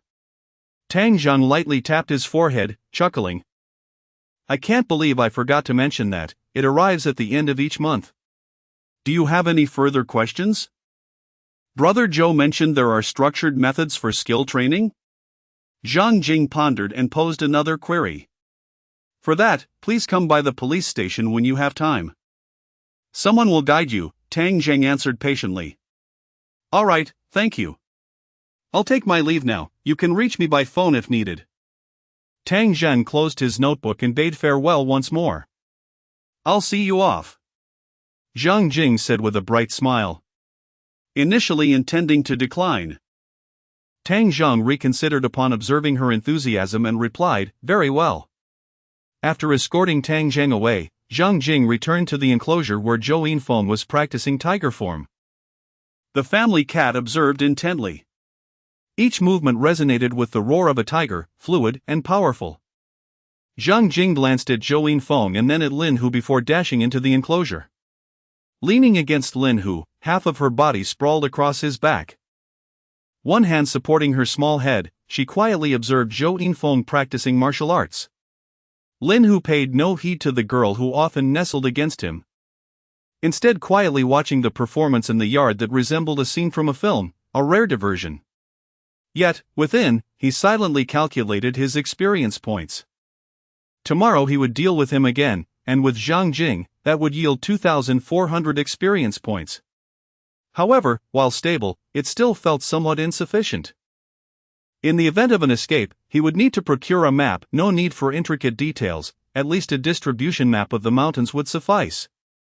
In the afternoon, after feeding Linhu, Zhang Jing filled a bucket with the lukewarm water that had cooled since morning and placed it in Linhu's cage. Big Cat. I need to make a trip to the police station. Be good, she softly whispered in her uniquely sweet voice by Linhu's ear. Linhu paid no attention to this woman who often indulged in playful affection towards him, bowing his head and quietly drinking water. Zhou Yinfeng had left at noon, and it was uncertain what he was doing. Only the sounds of the two foolish creatures in the adjacent cage remained in the yard. Linhu glanced at the cage, which seemed increasingly cramped due to his growing size, feeling somewhat irritable. He opened the system and clicked on the plus sign next to autonomous evolution. The system prompted, "Would you like to consume 1,800 experience points to accelerate completion?" 1,800 experience points meant that last night's training had cost him 200 experience points. In 9 days, he could complete the evolution. No. There are not enough experience sources now, I must conserve. Once the total experience points exceeded 10,000, the next level of system permissions would be unlocked. Checking his remaining experience points, he found 6,200. After deducting the 500 used, his total experience points amounted to 6,700. He still needed 3,200 experience points. 2 more days of effort would suffice. Forget it, he thought, I'll take a nap. There's no training during the day. I should rest well for tonight's practice. A gust of wind jolted Linhu from his slumber. He lifted his head to observe the darkening sky and the howling wind in the yard. It was about to rain, he mused, shifting his body further into the cage. Ensuring that even if the wind blew rain inside, it wouldn't drench him, Linhu closed his eyes. The wind swirled in the yard, accompanied by a haunting sound and the thudding of branches against the iron cage, yet Linhu slept soundly within. Time passed, though it was unclear how long. As he slumbered, Linhu's ears twitched, and he lifted his head. After a moment, a familiar voice echoed along with the sound of footsteps. Big Cat, Big Cat. I'm back. Zhang Jing's sweet voice, with its characteristic lilt, rang out in the yard. Linhu glanced at the sky, then at the system time. Well, you've howled for ages, and not a drop of rain has fallen. He then lowered his head to look at Zhang Jing, who was holding a small bag that seemed to contain a turtle. Is this a treat for me? Did you really bring a turtle? Isn't that a bit hard to chew? Zhang Jing opened the cage door and stepped inside, presenting the turtle to Linhu with an expression of delight. Look, look! I found you a companion, she exclaimed, her face beaming with excitement. Linhu? This girl, has she lost her mind? This is my newly tamed pet. On my way back, I encountered an elderly gentleman selling it, so I decided to acquire it and train it a little. Zhang Jing's voice rose in excitement. I never expected it to actually work. She gently lifted the turtle from the bag. Its dark brown shell measured about 20 centimeters in length. Contrary to the typical timid behavior of turtles, this one, cradled in Zhang Jing's arms, stretched its neck, yearning to nuzzle her hand. You awakened the skill of beast taming. And you chose to tame a turtle? Why not a mosquito? Zhang Jing, still basking in her accomplishment, remarked to Linhu, look how well behaved and adorable it is. How is it adorable? I can't handle this, I must take my leave. Chapter 21, A great loss. It shall henceforth be known as Little Black, or Big Cat. What do you think? Zhang Jing pondered for a moment before deciding to bestow a name upon it. Big Cat, Little Black. Your talent for naming is truly extraordinary. As she spoke, Zhang Jing gently placed the turtle on the ground, where it slowly began to crawl toward her legs. Lin Hu observed the languid movement of the turtle and extended his paw to restrain it. The turtle's short little legs flailed against the ground. Yet it made no progress whatsoever. Big Cat, Zhang Jing lightly nudged Lin Hu, who remained unfazed, continuing to watch the turtle's futile attempts. System notification: defeated an elite-level Chinese pond turtle, earning 90 experience points. Oh, an elite? Yet the experience gained is rather meager for such a classification. Name: Little Black Species, Chinese Pond Turtle Level 3 Bloodline Grade, Mortal Attribute Template, Elite Strength 1, automatically set to 1 if below 1, Constitution 5 Agility 1, automatically set to 1 if below 1, Perception. For talent skill, Shell, the shell is regarded as innate armor, with strength influenced by the bloodline grade in template. These attributes are quite dismal. Were it not for the minimum guarantee, it would likely possess a fraction of a point. Receiving 90 experience points is commendable enough. After all, even a mosquito is meat. Big Cat, Zhang Jing observed Lin Hu's inaction and resorted to her signature move, acting adorable. Lin Hu released the turtle, allowing it to inch its way to Zhang Jing's side. Look, it must be so dull in the cage, so I found you a companion. Zhang Jing felt a bit embarrassed, as she would never admit that she had purchased it on a whim, only to become attached after taming it. Big Cat. I'll fetch a basin. Zhang Jing remembered that the turtle required water and hurriedly dashed outside, leaving Lin Hu in the cage to watch the turtle in a daze. Once Zhang Jing departed, the turtle instinctively attempted to follow her, but its slow pace rendered it unable to keep up. Lin Hu watched it crawl and crawl, until it finally reached the entrance of the cage. Lin Hu extended his paw and dragged it back. Crawl, crawl, crawl. Dragged back. When the turtle reached the entrance for the fourth time, Zhang Jing returned with a basin in hand. Be good and stay here, you must listen to Big Cat. Zhang Jing spoke to the turtle resting at her feet. Then, she fetched a basin of water from the yard and placed the turtle inside. She sat beside Lin Hu on the ground, as always leaning half of her body against him. Today, they invited me to join, saying it was some special operations department. Zhang Jing recounted her encounter at the police station to Lin Hu. They said that as a beast tamer, I could assist in handling wild, dangerous creatures that cause harm and in capturing some high-risk anomalies. Zhang Jing's expression turned sour. I don't want that. What if you get hurt? Zhang Jing buried her face in Lin Hu's long, soft fur, cradling his head. I absolutely do not want my Big Cat involved in such perilous endeavors. Zhang Jing's voice was muffled as she nestled against Lin Hu's neck. Lin Hu pondered carefully and concluded that this was indeed a positive development. The opportunity to venture outside, coupled with the presence of exotic beasts, signified a wealth of experience to be gained. Moreover, the Special Operations Department undoubtedly housed numerous awakened humans. The knowledge amassed from such encounters would be invaluable. Zhang Jing fell silent, resting her head on Lin Hu's neck for a brief moment. Good night, Big Cat. See you tomorrow.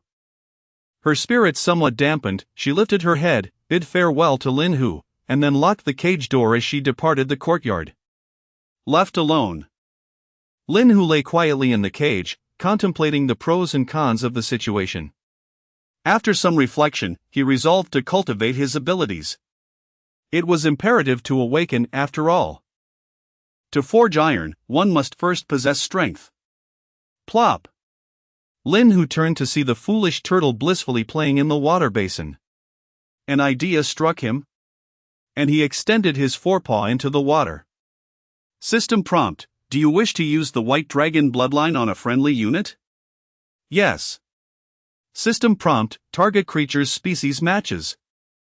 Fusion success rate is 30%, fusion in progress. 30%? Goodness. No reminders? Lin Hu felt disheartened as he gazed at the turtle in the basin. If the fusion were to fail, the creature would be doomed. He stared intently at the turtle for over 10 minutes, but when he noticed no changes, he realized that there was little he could do regarding the outcome, prompting him to resume his cultivation. System prompt: proficiency in Monster Clan breathing technique has increased. Autonomous evolution time slightly reduced. This prompt echoed 7 times before Lin Hu finally received another notification. System prompt: today's roulette chances have been refreshed. Would you like to draw? Yes. System prompt: congratulations, host. You have acquired the Monster Clan Purification Technique. Monster Clan Purification Technique? The name evoked a sense of mediocrity. Name: Monster Clan Purification Technique. Type: skill grade, exotic description, allows the user to refine their muscles using spiritual energy, resulting in a slight increase in strength and physique. Ineffective against beasts of higher ranks. System prompt: would you like to learn the Monster Clan Purification Technique? Yes.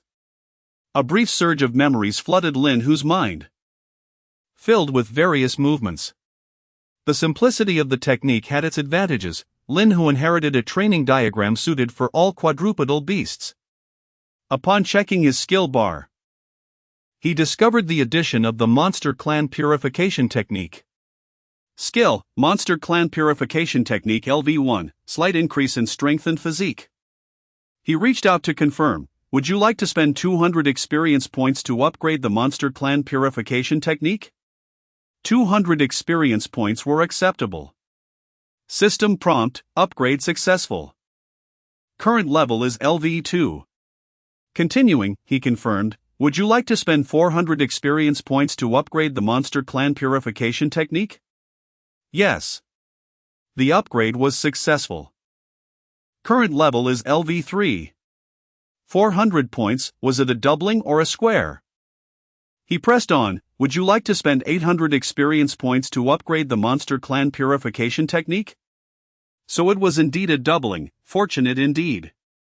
In terms of attributes, each level appeared to provide an increase of approximately 30. No. He continued his cultivation.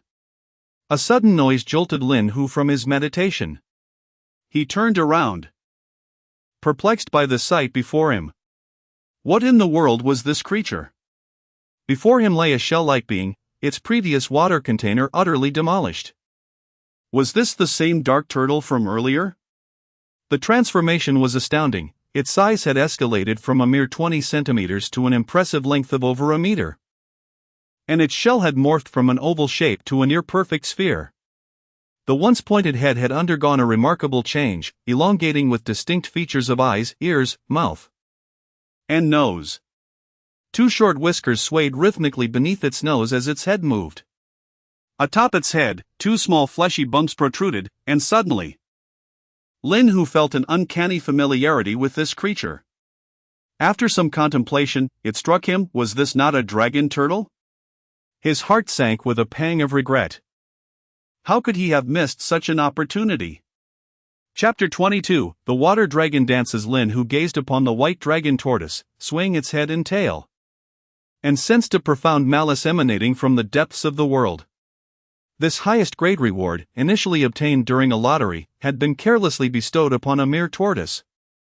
Observing the creature, which had so brazenly usurped his fortune, meandering about, the glistening white dragon scales on its 4 limbs dazzled Lin Hu's titanium alloy eyes. Name: Xiaohei Race, Dragon Tortoise, White Dragon Clan, Level 5 Bloodline Grade, Spirit Beast Attribute Template, Legendary Strength, 200 Constitution, 320 Agility, 110 Perception, 180 Passive Skills, Swimming, LV9 Fortification, LV7 Active Skills, Paw Strike, LV1 Horn Charge, LV1 Bite, LV1 Talent Skills, Tortoise Shell. The shell is regarded as innate armor, with its strength influenced by the Bloodline Grade in Template. Dragon species, dragon scales are regarded as innate armor, with strength influenced by the Bloodline Grade in Template. Dragon horns and fangs are considered innate weapons, with their strength influenced by the Bloodline Grade in Template.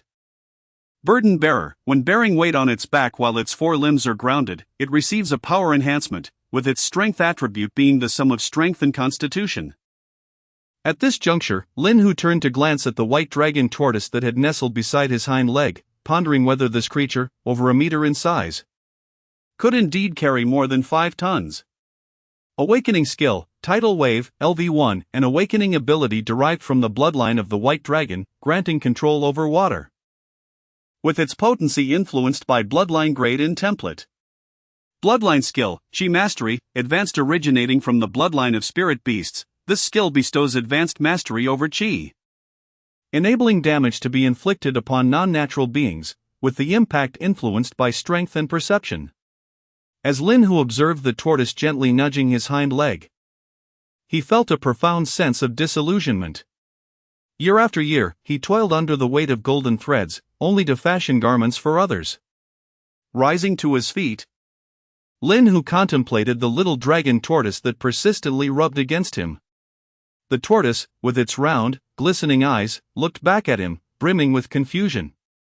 Taking a deep breath, Lin Hu approached the dragon tortoise, extending a paw to the edge of its shell and flipping it over with a firm motion. With a thud, the little dragon tortoise was upended, its short legs flailing helplessly in the air as it struggled to right itself. Lin Hu pressed down on the tortoise's belly, allowing its little legs to thrash about in the air. After a considerable duration, seemingly realizing the futility of its struggle, the tortoise ceased its flailing and stared at Lin Hu with its wide, watery eyes, as if on the verge of tears. System prompt: defeated Spirit Beast Dragon Tortoise. Grade 4 Legend, earned 4,000 experience points. Defeating a creature of higher bloodline grade grants an additional 2,000 experience points. System prompt: the host's total experience points have surpassed 10,000, unlocking the intermediate fantasy roulette and level 1 fantasy shop. The next level will unlock system space. Unlock condition: total experience points exceeding 100,000. Lin Hu released his grip on the dragon tortoise, flipping it back onto its feet. The little dragon turtle lunged forward, causing Lin Hu to feel an immense force in his hind legs, nearly losing his balance. The turtle wrapped its two front paws around Lin Hu's back legs, staring at him with its big, watery eyes. If there were an expression that best suited its demeanor, it would undoubtedly be one of fear. Lin Hu gazed at this creature, imbued with terrifying strength yet possessing a demeanor akin to its owner, playful and endearing, realizing that he had yet another opportunity for plunder. The heavens, having held back for a considerable time, finally unleashed a torrent of rain. Observing the downpour outside, Lin Hu was suddenly reminded of the dragon turtle's awakening skill, Tsunami. A name that certainly exuded power. Tilting his head slightly, he exchanged a knowing glance with the little turtle. The dragon turtle, with its glistening eyes, looked back at Lin Hu, utterly perplexed. Lin Hu stepped forward, freeing his right leg, and glanced at the little turtle before letting out a low growl directed at the rain. The turtle, looking from Lin Hu to the rainfall, seemed to grasp his intention. With its short legs, it scurried to Lin Hu's side, cast another glance at him, and then opened its mouth wide towards the rain. Lin Hu's excitement grew. What exactly would the innate ability of the white dragon bloodline, Tsunami, manifest as? A minute passed, yet the anticipated skill remained dormant. Was it due to the little turtle's insufficient strength? 2 minutes elapsed, and Lin Hu observed the turtle, which remained still, its half-open mouth aimed at the relentless rain outside. The prolonged delay for such a grand move seemed utterly futile in a combat scenario. 5 minutes passed, and Lin Hu had completely surrendered to despair. It appeared either the skill could not be activated, or it simply required an excessive amount of time to charge. Either scenario indicated that this ability was rendered ineffective. Just as he prepared to turn back and lie down, the little dragon turtle inched forward once more. Lin Hu attentively fixed his gaze upon it.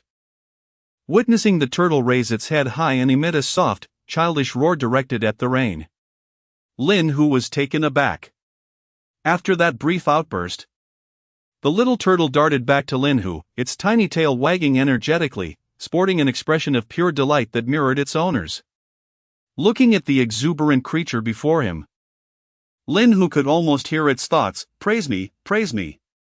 Lin Hu glanced up at the still, unyielding rain outside, then back at the little turtle, whose entire being radiated joy.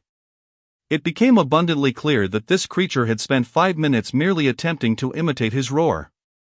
Such a powerful bloodline. Yet it had been bestowed upon a dimwit. Taking a deep breath, Lin Hu finally managed to suppress the urge to reprimand the turtle. Reaching out to pat its head, The turtle gazed back with its sparkling eyes, adorably fixated on Lin Hu. He then tipped over a bucket of water that remained untouched, drenching the little turtle, and pointed towards the rain cascading outside. The turtle, observing the downpour, looked back at the water dripping from its own body before lifting its head to meet Lin Hu's gaze, finding him nodding in encouragement. In an instant, the little creature scampered over to the entrance of its enclosure, casting a glance back at Lin Hu, who responded with an encouraging gaze. The little dragon turtle turned its head, raising its crown high towards the pouring rain outside. A roar, imbued with a milky essence, erupted forth. Bang! The rain outside the enclosure burst forth dramatically, and the rivulets of water on the ground began to converge. Lin Hu paused, observing the turtle, which was no larger than a small round table, and then glanced around as the water, responding as if commanded, began to swirl and gather from all directions. The rain from the sky also started to cascade in a singular direction. Is this what it means to turn the tides? How terrifying! The awakening skills derived from these legendary bloodlines are astonishingly powerful. Ack! The rainwater in the sky coalesced into a water dragon, soaring and roaring in a dance of fury. A single phrase flickered through Lin Hu's mind: the water dragon dances, and the currents rage. Chapter 23, A Nod to One's Own Wit. The little dragon turtle stood at the threshold of its enclosure, reveling in the deluge that poured from the heavens. Suddenly, a tremendous crash resounded as a colossal waterspout descended from the sky, creating a gaping pit several meters wide in the cemented ground of the courtyard. The cascading rainwater coalesced once more, transforming into an immense dragon turtle, measuring over 2 yards in width, which swayed its head and tail, causing the iron cage to tremble with each step it took. Startled by the sudden emergence of this behemoth, 2 kittens from the adjacent enclosure emitted distressed mews. The magnificent dragon turtle then morphed into a towering tiger, approximately 4 to 5 yards in length. The little dragon turtle scampered over to Lin Hu, its large, glistening eyes gazing up at him, as if seeking acknowledgement for its display. Lin Hu glanced at the massive tiger outside, which dwarfed him, then at the exuberant little dragon turtle beside him, and pointed at the formidable creature in the rain, shaking his head in disapproval. The little dragon turtle, contemplating the scene, dissipated the tiger form, transforming back into rainwater. It then nonchalantly nestled at Lin Hu's feet, closing its eyes and wagging its tiny tail as it drifted off to sleep, leaving Lin Hu to ponder how he would explain the situation to Zhang Jing the following day. At that moment, Lin Hu's ears perked up. He noticed the little dragon turtle had also lifted its head, and upon glancing into the distance, he discerned an approaching figure, none other than the foolish owner of the dragon turtle. When Zhang Jing appeared in the courtyard, clad in her pajamas and wielding an umbrella, the faint glow of her phone illuminated the enormous puddle, leaving her utterly perplexed. What on earth has fallen from the sky to create such a deep pit?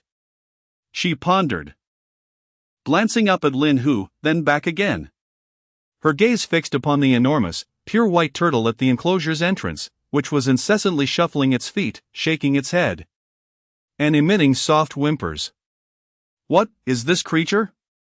Zhang Jing wondered aloud, shifting her focus from the dragon turtle to Lin Hu, her expression one of bewilderment. Lin Hu pointed at the little dragon turtle, then stepped aside to indicate the utterly ruined basin that had been mangled by the turtle's antics. This is the turtle I purchased? Zhang Jing exclaimed in shock. How has it transformed into this? She gasped, covering her mouth in disbelief as she surveyed the magnificent creature, resembling a statue carved from white jade. Lin Hu shook his head. The little dragon turtle glanced at Zhang Jing and then at its own feet, mirroring Lin Hu's gesture of uncertainty. Zhang Jing stood outside the enclosure for a moment before approaching the door, folding her umbrella and opening the cage.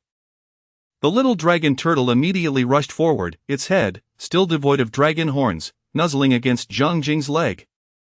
What breed is this?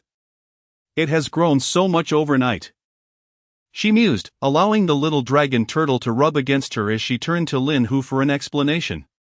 Lin Hu took in the sight of Zhang Jing and the little dragon turtle, which resembled a playful puppy at her feet, and a pang of nostalgia struck him as he recalled his own lineage of the white dragon bloodline. With a heavy heart, he turned and crawled back to the corner of the enclosure, lying down in silence. Zhang Jing followed closely, with the little dragon turtle trailing behind her like a devoted puppy. Is that a horn on its head? Zhang Jing plopped down beside Lin Hu and reached out to touch the protrusion on the little dragon turtle. The creature nodded, confirming that it was indeed a horn, then lifted its head, gently shaking it in a display of contentment. It also had whiskers and scales on its legs. Could it truly be a dragon turtle? Zhang Jing meticulously observed the magnificent creature and finally discerned what it was. Such legendary beings truly exist. What shall be done about it in the future? Gazing at the unmistakable dragon turtle, a sense of worry began to creep into Zhang Jing's heart. If others were to discover it, it might be subjected to research. Or worse, have its blood drawn or be confined somewhere. Lin Hu opened his eyes and glanced at the little dragon turtle. It was indeed a pressing concern. The little dragon turtle looked at Zhang Jing with confusion, unable to fully comprehend the overly complex language. Shall we send it away under the cover of night? Zhang Jing pondered, considering that perhaps sending it away was the best course of action. The little dragon turtle clung to Zhang Jing's leg, its eyes brimming with tears. Zhang Jing's heart softened, and she gently stroked its head. We're only sending you away, not abandoning you, she whispered in reassurance. The little dragon turtle nuzzled against her hand, comforting its owner in its own way. If Jolene Feng were to come tomorrow, it would be impossible to conceal the truth. Zhang Jing pinched the little dragon turtle's short whiskers and continued, "But how shall we send it away? There are cameras everywhere around here, and it's so large." The little dragon turtle timidly retracted its 4 legs into its shell, resting its head on the ground. "You should retract your head." Zhang Jing observed its actions and seemed to have an idea. The little dragon turtle glanced at Zhang Jing, obediently pulling its head into its shell. "We have a solution," she declared, dashing out without even taking an umbrella, leaving Lin Hu staring blankly at the enormous turtle shell in the cage. Lin Hu stretched out his paw, tapping the edge of the shell, but there was no response. He prodded again, and a white front paw emerged from the shell, pressing down on Lin Hu's paw. This foolish creature really is obedient, Lin Hu thought, resting his large head on his forepaws and watching the little dragon turtle retract its paw once more. Feeling it was truly a disgrace to the dragon turtle lineage. Faint footsteps echoed in the rain as Zhang Jing, clad in pajamas, was nearly soaked through, her graceful figure barely concealed. Lin Hu's eyes widened in appreciation of this rare sight. "I brought over the cardboard in bags used to install the new air conditioning in the panda enclosure from the storage room," Zhang Jing explained while dismantling the cardboard. Lin Hu, using his keen eyesight, attempted to discern the colors inside, slightly missing her words. "Cover the shell with the cardboard, then you lie beside it." Surely no one would be idle enough to intrude into the tiger cage just to see what is covered. Zhang Jing commended her own cleverness. It turned out to be red. As Zhang Jing continued to unfold the cardboard, Lin Hu finally identified the color, feeling quite satisfied. "Xiao Hei! Get up and go to the corner." Zhang Jing bent down and patted the little dragon turtle's head. Lin Hu, momentarily blinded by the dazzling white, quickly turned his head away. The little dragon turtle extended its head from its shell, followed by its legs, and scampered over to the corner beside Lin Hu, moving with its 4 short limbs. Lin Hu shifted slightly, prompting the little dragon turtle to promptly crawl in, retracting its 4 legs into its shell while staring wide-eyed at Zhang Jing. "Yes, right here." Zhang Jing gazed into the little dragon turtle's moist, expressive eyes, feeling a pang of reluctance. "You can get up now, there's nothing to do tonight. I'll come by in the morning to take care of you." The little dragon turtle immediately scrambled up and rushed over to wrap itself around Zhang Jing's ankle. "Look at you, growing so much in just one night." "What am I to do?" Zhang Jing remarked, pinching the little dragon turtle's short whiskers as she spoke. The little dragon turtle wore a look of utter grievance. All right. During the day, you stay tucked in that corner and don't come out, do you understand?" The little dragon turtle turned to glance at the corner where it had just been resting, nodding obediently. Big cat, I'm off to sleep now. I'll come back in the morning. Good night, Zhang Jing waved at Lin Hu. The little dragon turtle reluctantly accompanied her to the cage door, whimpering a farewell to Zhang Jing. Go back now. Be good. Chapter 24, Malice from the Lottery. After Zhang Jing departed, Lin Hu and the little dragon turtle stared at each other in their cage, their eyes wide in mutual bewilderment. The little dragon turtle retreated a step, lowering its head in fear, and nestled at Lin Hu's feet, resembling a timid kitten. A pity for such a splendid lineage. Having witnessed the awakening skills bestowed by the bloodline of the White Dragon, Lin Hu harbored great expectations for the newly unlocked intermediate roulette and the fantasy marketplace. As Zhang Jing's footsteps faded into the distance, Lin Hu resolved to explore the newly available features. Upon opening the fantasy marketplace, a system notification appeared. The Level 1 fantasy marketplace allows for the purchase of all items produced by the primary roulette. Please refer to the specific experience points required for each item. Skipping the system prompt, Lin Hu found that the marketplace, akin to the roulette, was divided into various categories: bloodlines, techniques, elixirs, and spiritual artifacts, among others. Upon entering the bloodline marketplace, the first item that caught Lin Hu's eye was the heart-wrenching White Dragon bloodline. Name: White Dragon bloodline. Grade: Spirit Beast template. Legendary usage requirements: applicable to all aquatic species, with success rate contingent upon racial compatibility. Some terrestrial species, particularly primates, including but not limited to humans, horses, pigs, eagles, hawks, and terrestrial serpents, may also apply. Further details are to be researched independently. Description: derived from the blood of the legendary divine beast, the White Dragon. This bloodline allows a creature to evolve into a dragon-type spirit beast. Price: 1,000,000 experience points. 1 million? Earning a mere 10,000 a day at best means it would take over 100 days to accumulate enough for a single White Dragon bloodline. Heartbreaking, indeed. Lin Hu then scrutinized the other bloodlines available, such as the Azure Bird, White Phoenix, Fire Phoenix, Lee Dragon, and Dragon Turtle, among countless others. Suddenly, his gaze sharpened. Name: Luo Luo bloodline. Grade: Spirit Beast template. Legendary usage requirements: applicable to feline and leopard species, with success rate contingent upon racial compatibility. Description: derived from the blood of the Azure Divine Tiger, Luo Luo, this bloodline enables a creature to evolve into a tiger-type spirit beast. Further details are to be researched independently. Price: 1,000,000 experience points. Luo Luo? What an odd name. He continued to investigate. Name: Horse Abdomen bloodline. Grade: Spirit Beast template. Legendary price: 1,000,000 experience points. Usage requirements: applicable to feline and leopard species, with success rate contingent upon racial compatibility.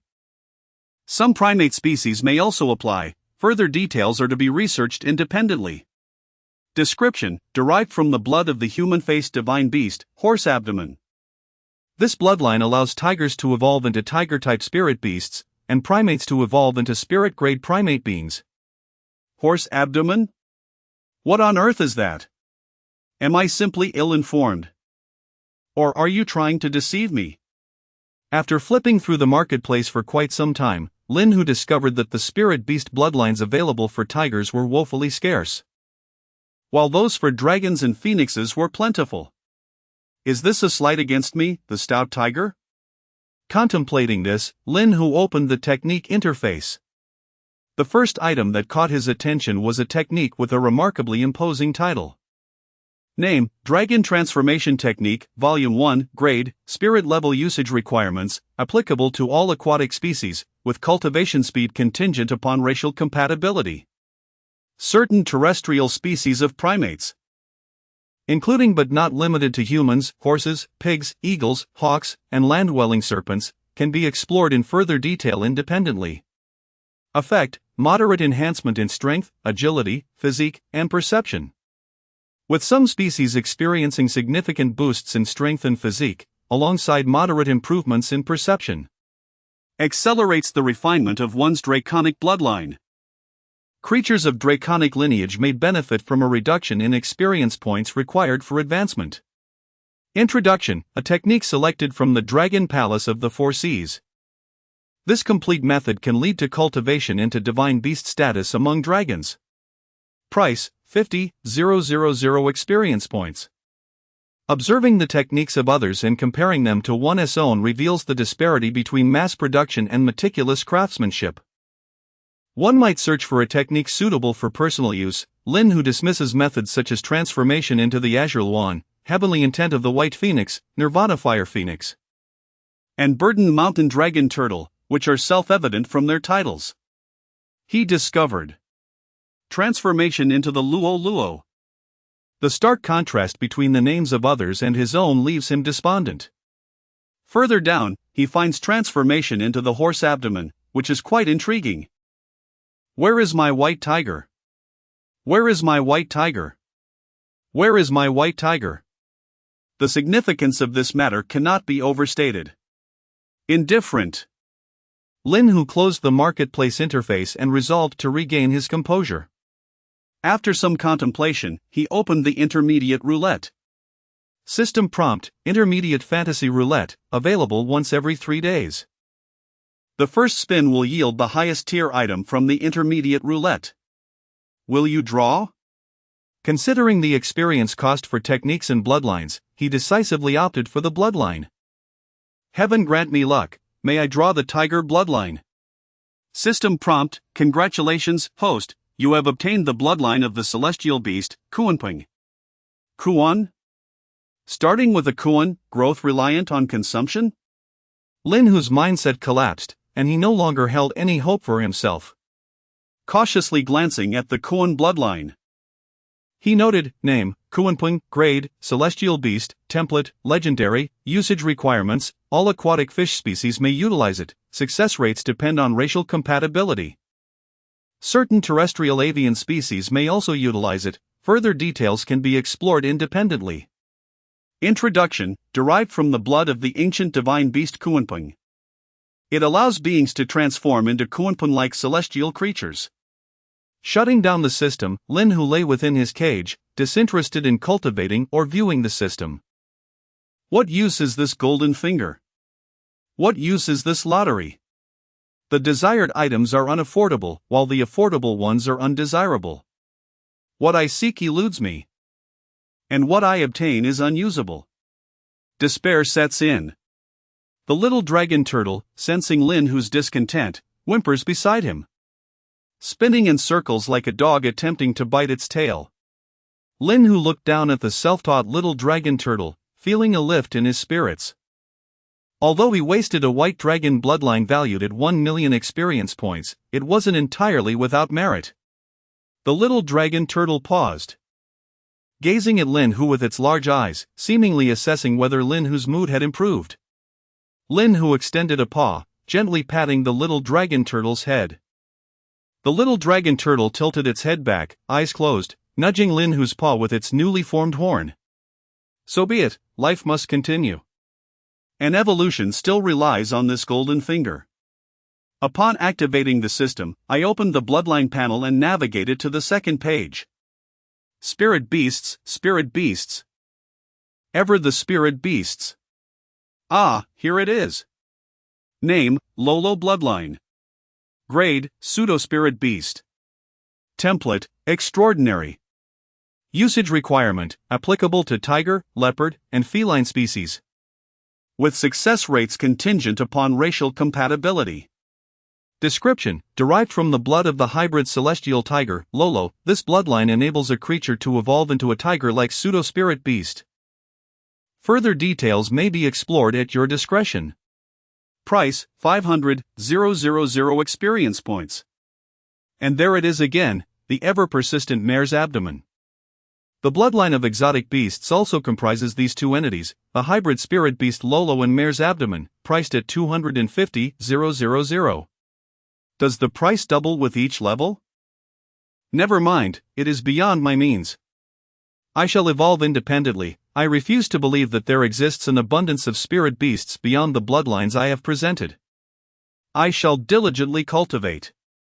In due time, I shall utilize superior bloodlines when I draw them. There is no need for haste. Chapter 25 Seize the opportunity to reap benefits. After countless notifications from the training system, Lin Hu was roused by the faint sound of footsteps in the distance. Glancing at the system clock, he noted that it was 5:30. This girl is up so early? He looked over at the little dragon turtle beside him. The turtle raised its head, gazing in the direction of the sound, initially appearing somewhat excited, only to soon lower its head in evident dejection. Thud, thud. Thud, the little dragon turtle scurried over to the cardboard, biting it and dragging it to the corner, attempting to cover itself completely. Its head, not yet fully concealed, peered out at Lin Hu, emitting soft whimpers, before retreating its limbs and head into its white shell. Lin Hu extended a paw, gently pulling the cardboard down a bit further, completely enveloping the little turtle. Observing the turtle hiding itself, Lin Hu felt a pang of discomfort in his heart. It was reminiscent of a well-behaved child who, in an effort to spare their parents' worry, silently endured their own grievances, putting on a brave face as if to say, "I'm fine, I haven't suffered at all." Ah, the zoo, what a place where nothing is convenient. As Lin Hu contemplated how to escape without being ensnared by the machinery of the state, the sound of a lock being turned echoed from the cage door. He turned to see Zhang Jing entering. Big cat, little black. Zhang Jing halted her words, her gaze falling upon the thoroughly concealed dragon turtle in the corner. Big cat. Did you cover it up? Her tone was subdued. She understood that the turtle had likely done it to itself. Yet she sought a reason that would ease her own discomfort. Lin Hu shook his head, indicating that it was not his doing. With reddened eyes, Zhang Jing approached the turtle, lifting the cardboard that shrouded it. The turtle's shell stirred slightly, but its limbs and head remained withdrawn within. Little black, come out. I'm here to see you. Her voice was low, lacking its usual vivacity. The little turtle extended its head and limbs cautiously, gazing at the sorrowful Zhang Jing. Perplexed by her unhappiness, whimpering, the little turtle wagged its tail and made soft sounds. Noticing Zhang Jing's persistent melancholy, it tilted its head and began to spin in circles, attempting to catch its own tail. Unable to contain herself any longer, Zhang Jing burst into tears. The turtle, uncertain if it had erred once more, ceased its antics and, observing Zhang Jing's tear-streaked face, gradually withdrew its limbs back into its shell. A single tear fell to the ground, leaving a dark stain, as more tears streamed down Zhang Jing's cheeks. The little turtle glanced between Zhang Jing and the puddle of tears. Whimpering softly, it extended its head to nuzzle Zhang Jing's leg. Wiping her tears, Zhang Jing looked at the turtle. In that moment, Zhang Jing's gaze fell upon the place the turtle indicated. She saw that the tears had transformed into a tiny tiger, less than 5 centimeters in size, frolicking about, occasionally roaring towards the sky and leaping playfully. Lin Hu watched the little turtle, which was desperately trying to cheer Zhang Jing up, resting his head on his paws. I won't cry anymore, Zhang Jing said, making an effort to dry her tears and forcing a smile. The little dragon turtle stretched out its limbs, circling around Zhang Jing, its tiny tail wagging incessantly. Zhang Jing gently patted the turtle's head, and it nuzzled against her hand in return. Big cat, what shall we do? It will grow larger, and it will become increasingly difficult to hide. She caressed the turtle's head, speaking softly to Lin Hu. Lin Hu shook his head, casting aside thoughts reminiscent of melodramatic Chinese dramas involving unplanned pregnancies. He rose and walked towards the cage door. Zhang Jing stood as well and approached Lin Hu's side. The little dragon turtle looked up at Zhang Jing, then at Lin Hu, hesitating briefly before scampering over on its short legs. After some contemplation, Lin Hu considered that perhaps Zhang Jing's joining the Special Operations Unit might be a viable solution. She could resign from her position at the zoo, as a beast tamer. There should be arrangements for her to keep her pets. Yet, she had not mentioned it again. Was she concerned for her safety? Let us observe for now. If it becomes unbearable, we can escape. I refuse to believe that those newly awakened special agents can thwart me. After standing at the cage door for a moment, Zhang Jing hesitated but ultimately remained silent. Only the little dragon turtle looked on, confused by the stillness of both Lin Hu and Zhang Jing. Time passed, though Zhang Jing could not say how long. She bent down to embrace the little turtle, though she did not lift it. Instead, she whispered, "You go back to the corner first, I'll cover you." Soon, this will no longer be necessary. The little turtle scurried back to its corner, biting the cardboard to shield itself. With its 4 legs withdrawn into its shell, only its tiny head peeked out, seemingly saying, "I am obedient, please do not be unhappy." Zhang Jing's eyes reddened once more, and she forced a smile. "Little Black, you are wonderful." The turtle closed its eyes and retreated into its shell. I'll head back now," Zhang Jing said softly, rubbing her swollen eyes before locking the door hurriedly. Lin Hu lingered at the cage door for a moment before walking to the corner to glance at the well-concealed little turtle. Resting his head on his front paws and closing his eyes, he opened the system interface, checking the drawn bloodline of the Kuanping, and navigated to the sales section of the marketplace. A system notification appeared: "Items drawn from the roulette cannot be sold. Please hunt awakened creatures to sell their bloodlines." "What use is your sale to me then?" As dawn broke, Zhang Jing was cleaning the courtyard. Unlike before, she no longer felt the need to drive the tigers away to clean their enclosure. Ever since their awakening, the 2 little creatures had ceased their aggressive displays towards her. She glanced at Lin Hu, who was standing at the cage door, hesitating before remaining silent. Lin Hu observed Zhang Jing in the courtyard before turning his gaze to the distance. Zhou Yinfeng had arrived. "Breakfast," Zhou Yinfeng said as he entered, handing Zhang Jing a loaf of bread and some milk. "Thank you," she replied, accepting the offering. Zhou Yinfeng noticed her unusual quietness today but refrained from asking further. He opened the cage door. Zhou Yinfeng gazed at the tiger in the cage, feeling a surge of eagerness. Zhang Jing turned to glance at the tiger, who nodded in acknowledgement. "What is that object in the corner?" Zhou Yinfeng noticed a pile of cardboard and pondered, confirming that it hadn't been there the previous day. "Ah. The big cat enjoys leaning against something while sleeping at night." Before Zhang Jing could finish her sentence, a loud bang echoed through the air. System notification: defeated a second-tier leader, gaining 1,000 experience points. Additional experience of 500 awarded for defeating it with a superior bloodline. Truly a generous benefactor. Offering me a bounty this early in the morning. Casting a glance at Zhang Jing, he casually embraced her. "Big cat, don't cause trouble." System notification: defeated a second-tier elite human, gaining 600 experience points. Additional experience of 300 awarded for defeating it with a superior bloodline. Chapter 26, Is the female ghost appealing? In the morning, Lin Hu lay within the confines of his cage, awaiting the first serving of food. The iron gate remained ajar as Zhou Yinfeng entered with a large bucket of meat, only to be swatted away by Lin Hu. Zhang Jing stood outside the cage, observing Zhou Yinfeng's ejection, and felt a sense of relief. The great cat preferred solitude during mealtime. She hurried to Zhou Yinfeng's side, eager to assist him in standing. He waved his hand dismissively, indicating that it was unnecessary. "What were you busy with yesterday?" Zhang Jing swiftly redirected the conversation. "Exorcising ghosts," Zhou Yinfeng replied succinctly. Is there really a ghost?" Zhang Jing's trepidation was palpable. "Yes, a female ghost from the Republic era," Zhou Yinfeng paused before continuing. "Or one might say, a spirit awakening. I once saw a photograph. It was a group shot of 6 people." Zhang Jing recalled the image she had previously encountered.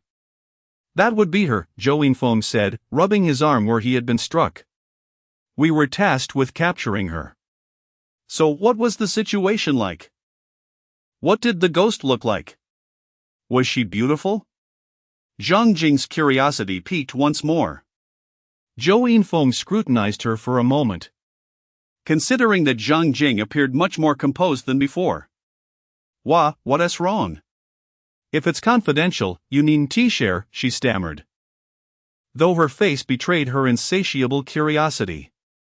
It's nothing, she is not beautiful. Zhou Yinfeng carefully organized his thoughts before continuing. She has killed 5 people. Zhang Jing, startled, pressed further. 5? Were they all in the photo? What happened to the last one? Did they survive? No, Zhou Yinfeng responded, feeling wearied by her incessant inquiries, which seemed more exhausting than confronting the ghost itself. There was a police officer. Ah. The officer meant to protect them? Did the ghost catch her? Zhang Jing took a couple of steps towards Lin Hu, continuing her barrage of questions. Zhou Yinfeng halted, feeling it was time to regain control of the conversation. This girl had grown up asking a million questions. She died, he paused, then added, her soul scattered. She has gone? Zhang Jing, eager for a tale, looked baffled. Indeed. Zhou Yinfeng affirmed. Was there no epic battle, no supernatural events, nothing worthy of description? Zhang Jing pressed, clearly dissatisfied. None, Zhou Yinfeng replied after careful consideration, speaking honestly. Nearby. Lin Hu found the exchange amusing and tossed a piece of meat into a pile of paper concealing a small dragon turtle.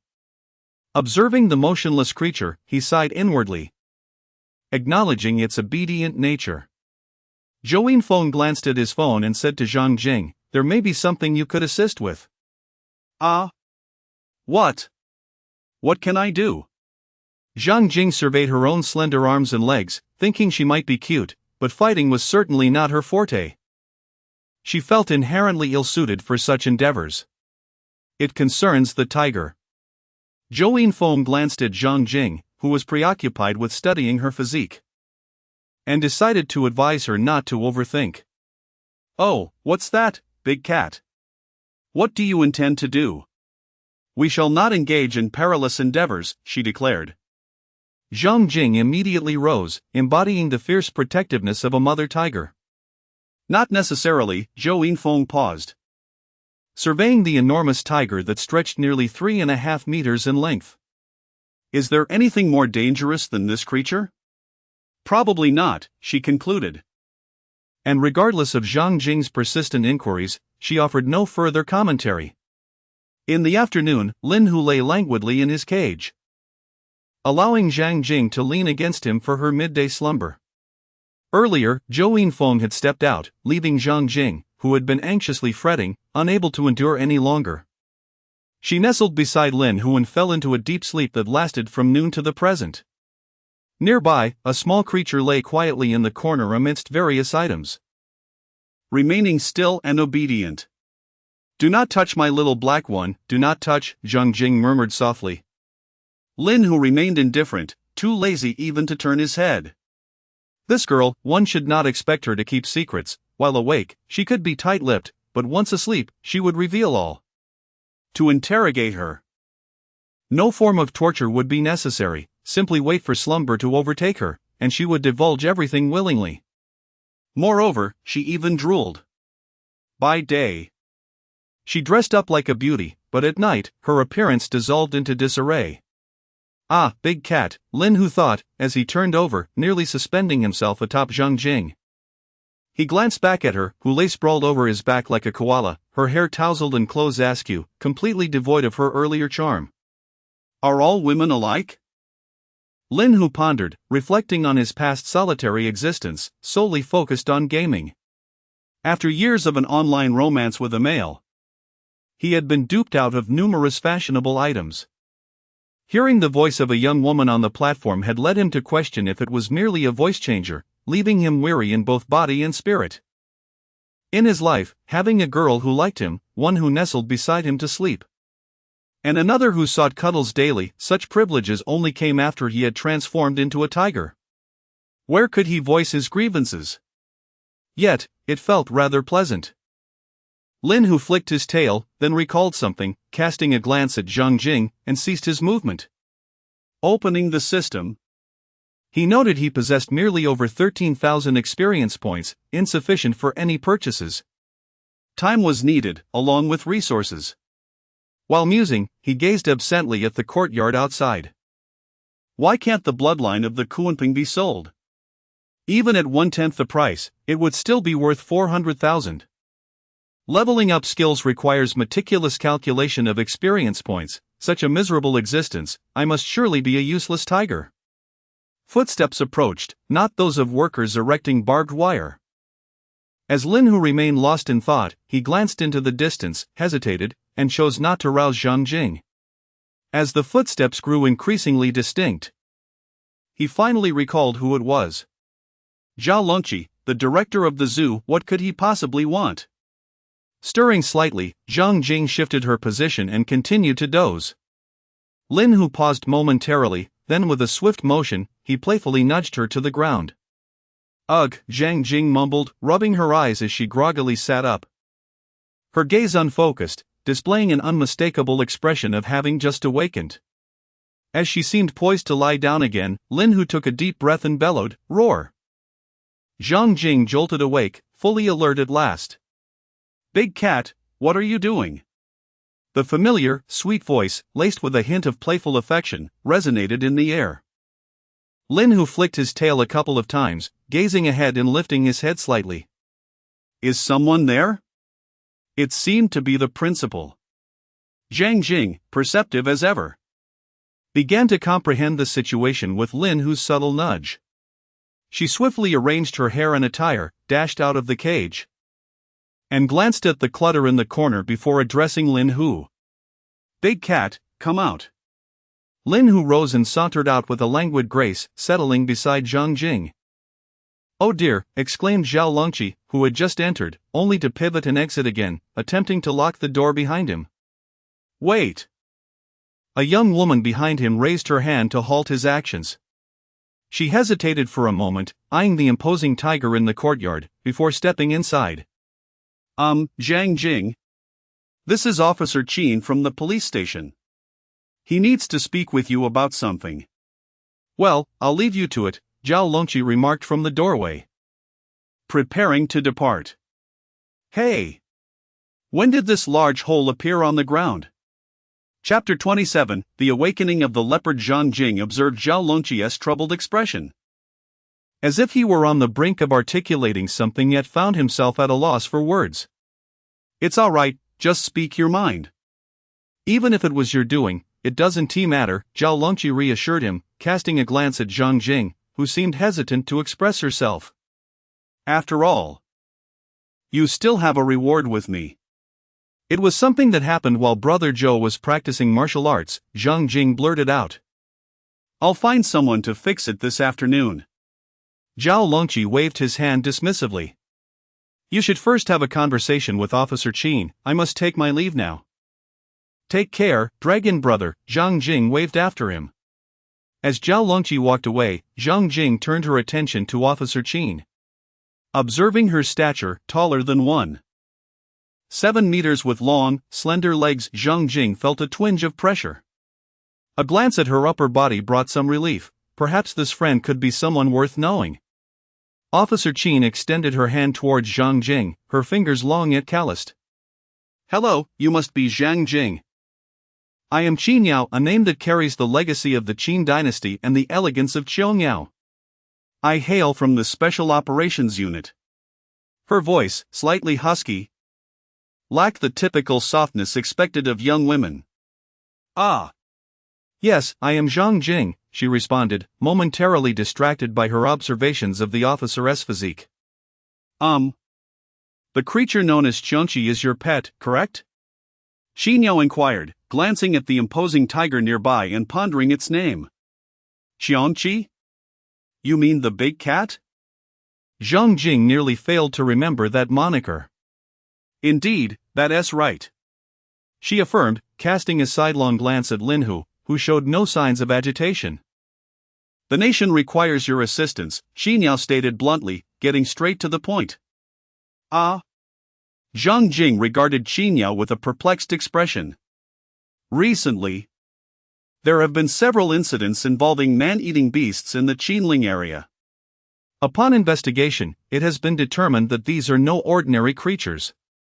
Without unnecessary pleasantries, Qingyao commenced recounting the sequence of events.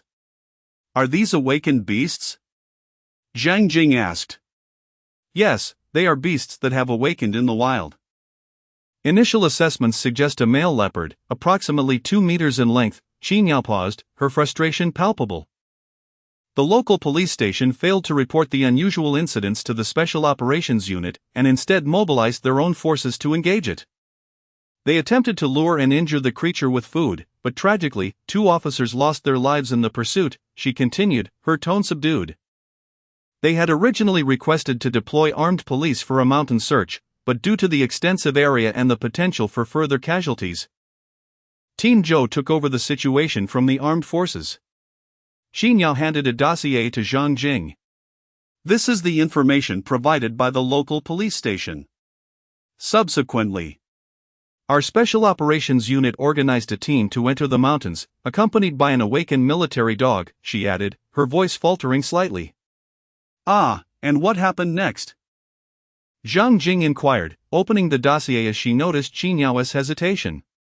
The military dog was bitten on the leg, and we were unable to locate the leopard.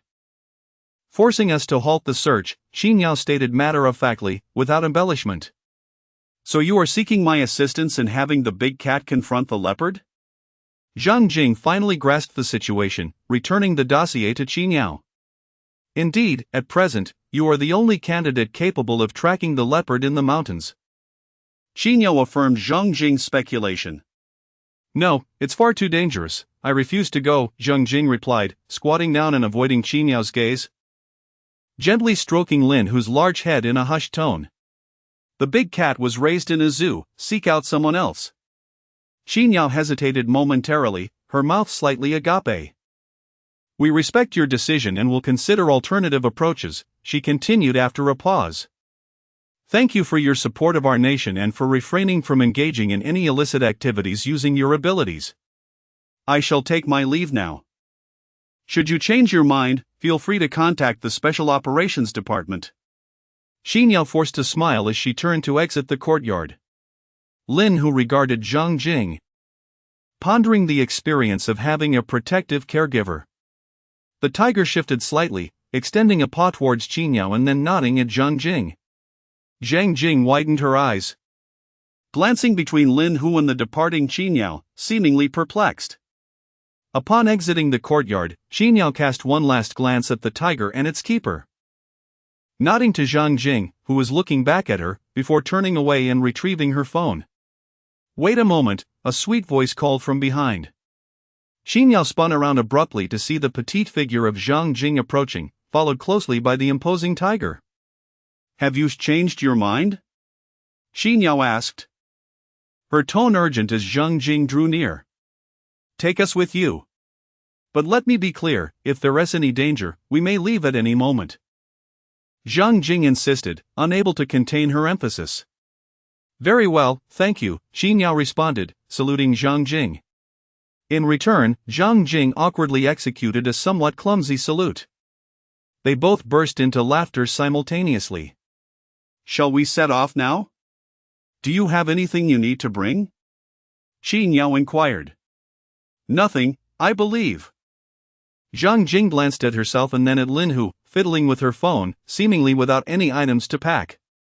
This expedition may take quite some time. You might want to prepare a change of clothes and some cosmetics, Qingyao advised. Ah. Will it take a long time? Zhang Jing turned to glance at the enclosure, a hint of hesitation in her expression. Due to the uncertainty of how long it will take to capture the leopard, the timeline is indeterminate. If you have reservations, we shall respect your choice. Qingyao was not an eloquent persuader, yet she was undeniably an exceptional soldier. I have a turtle. I'm concerned it might go hungry, Zhang Jing finally confessed after much deliberation. You can bring it along, the vehicle I drove here is quite spacious. Xin Yao replied with a smile. As for food, the local police station has provisions prepared. Well then, all right. Zhang Jing nodded. Please wait a moment. I'll fetch the vehicle, Xin Yao said, smiling at Zhang Jing. Conditions may be somewhat lacking, so do not take offense. Not at all. I'll go grab my clothes, Zhang Jing replied, jogging toward the dormitory. When Zhang Jing, with her backpack slung over her shoulders, saw Xin Yao approaching in her car while Lin Hu held a turtle shell in his mouth, she began to comprehend the implications of her earlier remarks regarding the rather subpar conditions. A container-style liberation truck loomed before them, its cargo box measuring nearly 5 meters in length. Is this your turtle? Xin Yao inquired, her eyes widening in astonishment at the sight of the white shell. This must be an awakened turtle, right? Indeed, it has awakened, Zhang Jing affirmed with a nod. Attempting to reach for the cargo box door but finding the latch just out of her grasp. You truly are impressive, Xin Yao praised, her tone casual as she suggested. Why don't you place your backpack in the driver's seat? It must be quite tiring to carry it around. All right, Zhang Jing replied, a faint blush creeping onto her cheeks. Chapter 28. Poor business is not necessarily a bad thing. As Zhang Jing settled into the passenger seat, Lin Hu entered the container with a dragon turtle, while Xin Yao began to rev up the colossal vehicle known as Liberation. Yao Yao, does your special operations department possess such a vehicle? Zhang Jing inquired with genuine curiosity. For this truck hardly resembled the standard issue for a state institution. No, this vehicle is rented. Your Tiger is simply too large, a regular vehicle cannot accommodate it. Hence we procured this large truck, Xin Yao replied as she navigated the road. Then, you previously mentioned that the only candidate capable of pursuing the leopard into the mountains was me? Zhang Jing felt a swell of pride, believing her beloved feline to be exceptional. Indeed, if you had declined, I would have had no choice but to seek out the awakened dragon from the city. Xin Yao candidly disclosed. A dragon? Zhang Jing exclaimed, astonished. This was the second dragon-type creature she had learned of, aside from the dragon turtle. Yes. It's a golden python from a breeding farm that has awakened and grown a pair of dragon horns. It looks imposing. But its combat prowess leaves much to be desired, Xin Yao scoffed, displaying her disdain for the dragon's fighting capabilities. Moreover, employing a snake to chase a leopard seems rather unreliable, she continued. However, we have no other options. We cannot afford to fail the mission and then resort to calling in the armed police for assistance in the mountains, can we? Setting aside the embarrassment of such a scenario, the leopard is exceedingly cunning, even if it were to be slain. Who knows how many lives would be lost in the process? As Xin Yao glanced at the congested road ahead, she refrained from looking back and continued speaking to Zhang Jing. Many are eager to witness the misfortunes of our Special Operations Department. This is precisely why the local police station failed to notify us, opting instead to independently hunt the leopard. Xin Yao's voice brimmed with indignation at this point. Had they not acted unilaterally, even a few more armed police could have brought down that leopard, and those 2 officers would not have perished as a result. Her tone was laced with palpable anger. A bunch of incompetent buffoons, so self-important, Xin Yao, with her military background, could not help but express her frustration openly. The captain and several comrades spent all night capturing that female ghost and had no rest before heading back into the mountains to pursue the leopard today. Her anger intensified as she recounted the events. You went last night as well? Zhang Jing recalled what Zhou Yinfeng had mentioned that morning and curiously inquired, surprised that this decisive and forthright military woman shared her fear of ghosts. Xin Yao fell silent for a moment before whispering, I fear ghosts. Lin Hu, who had been eavesdropping from the back compartment, nearly burst into laughter. I am afraid too, please tell me about that leopard. Zhang Jing swiftly redirected the topic, astonished that this capable and outspoken military woman harbored a fear similar to her own. Yes, this morning I ventured into the mountains with Captain Zhou and the others. We discovered that the leopard is far larger than the 2 meters they claimed. It surpasses 2.5 meters, nearly the size of an adult Siberian tiger. Xi Niao explained. A leopard that size? Zhang Jing was taken aback, for as a keeper, she was quite familiar with the dimensions of leopards. Indeed. The military dog had already located it, but by the time we arrived, it had bitten the dog and fled, leaving us only with a glimpse of its silhouette, which was as large as a tiger. Xi Niao continued, stating that Xiao Long had fired at it, yet failed to hit the target. How shall we locate it? Zhang Jing expressed her concerns about the uncertainty of the leopard's whereabouts. The forest is equipped with numerous cameras that can ascertain a general location, but for the precise position, your Qiongqi will be necessary in the search. Xi Niao answered every question without hesitation. After a moment of contemplation, Zhang Jing pressed on. You mentioned that the leopard killed a person? Indeed. The initial discovery was made when local residents reported a corpse found in a rice field, already partially consumed. Xi Niao recalled. At first, it was merely assessed as an attack by a large feline creature. However, subsequent attacks on nearby villages resulted in 4 incidents of cannibalism.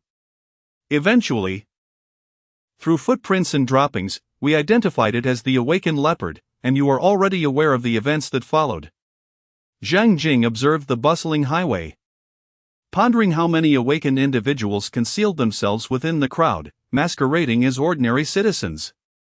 The Qingling Mountains, after all, cannot be considered a well-preserved primeval forest.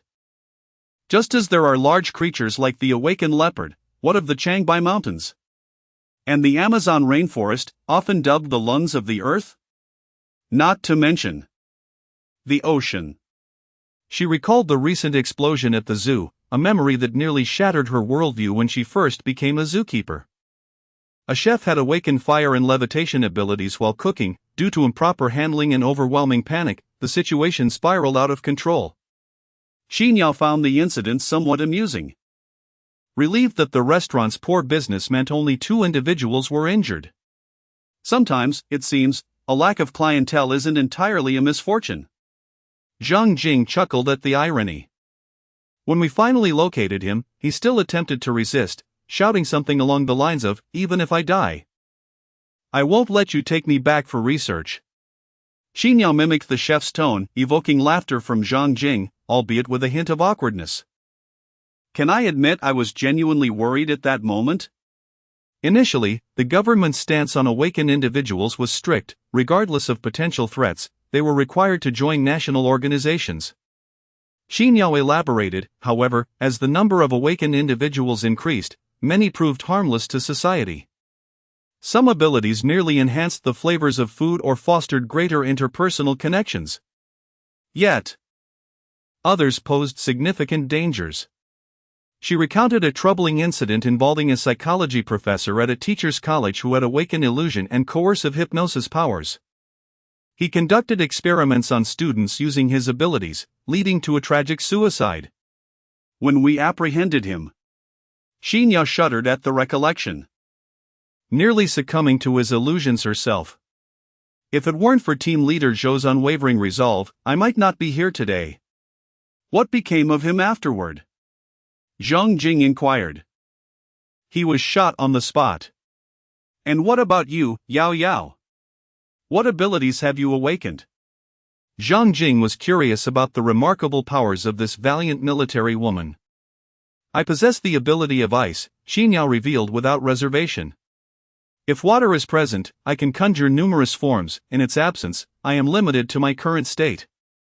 Xi Niao extended her right hand, conjuring an ice orb the size of a walnut, which she presented to Zhang Jing. It could only be of such a size.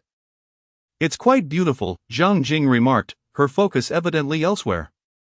Once we arrive, I shall introduce you to someone whose abilities are even more stunning. Xi Niao said with a smile. What kind of abilities?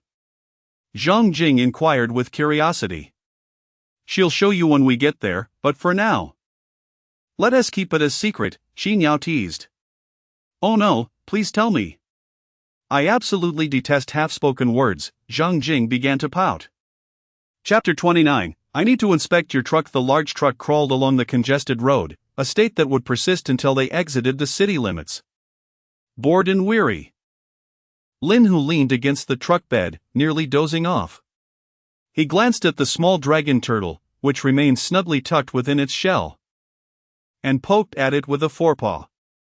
There was no response. After pondering for a moment, he opened the system interface and clicked on the plus sign next to his bloodline. The system prompted, "Spiritual energy is accumulating and undergoing self-evolution. It is not yet complete. Would you like to expend 1,600 experience points to accelerate completion?" Yes. This expedition was to hunt a mutated leopard.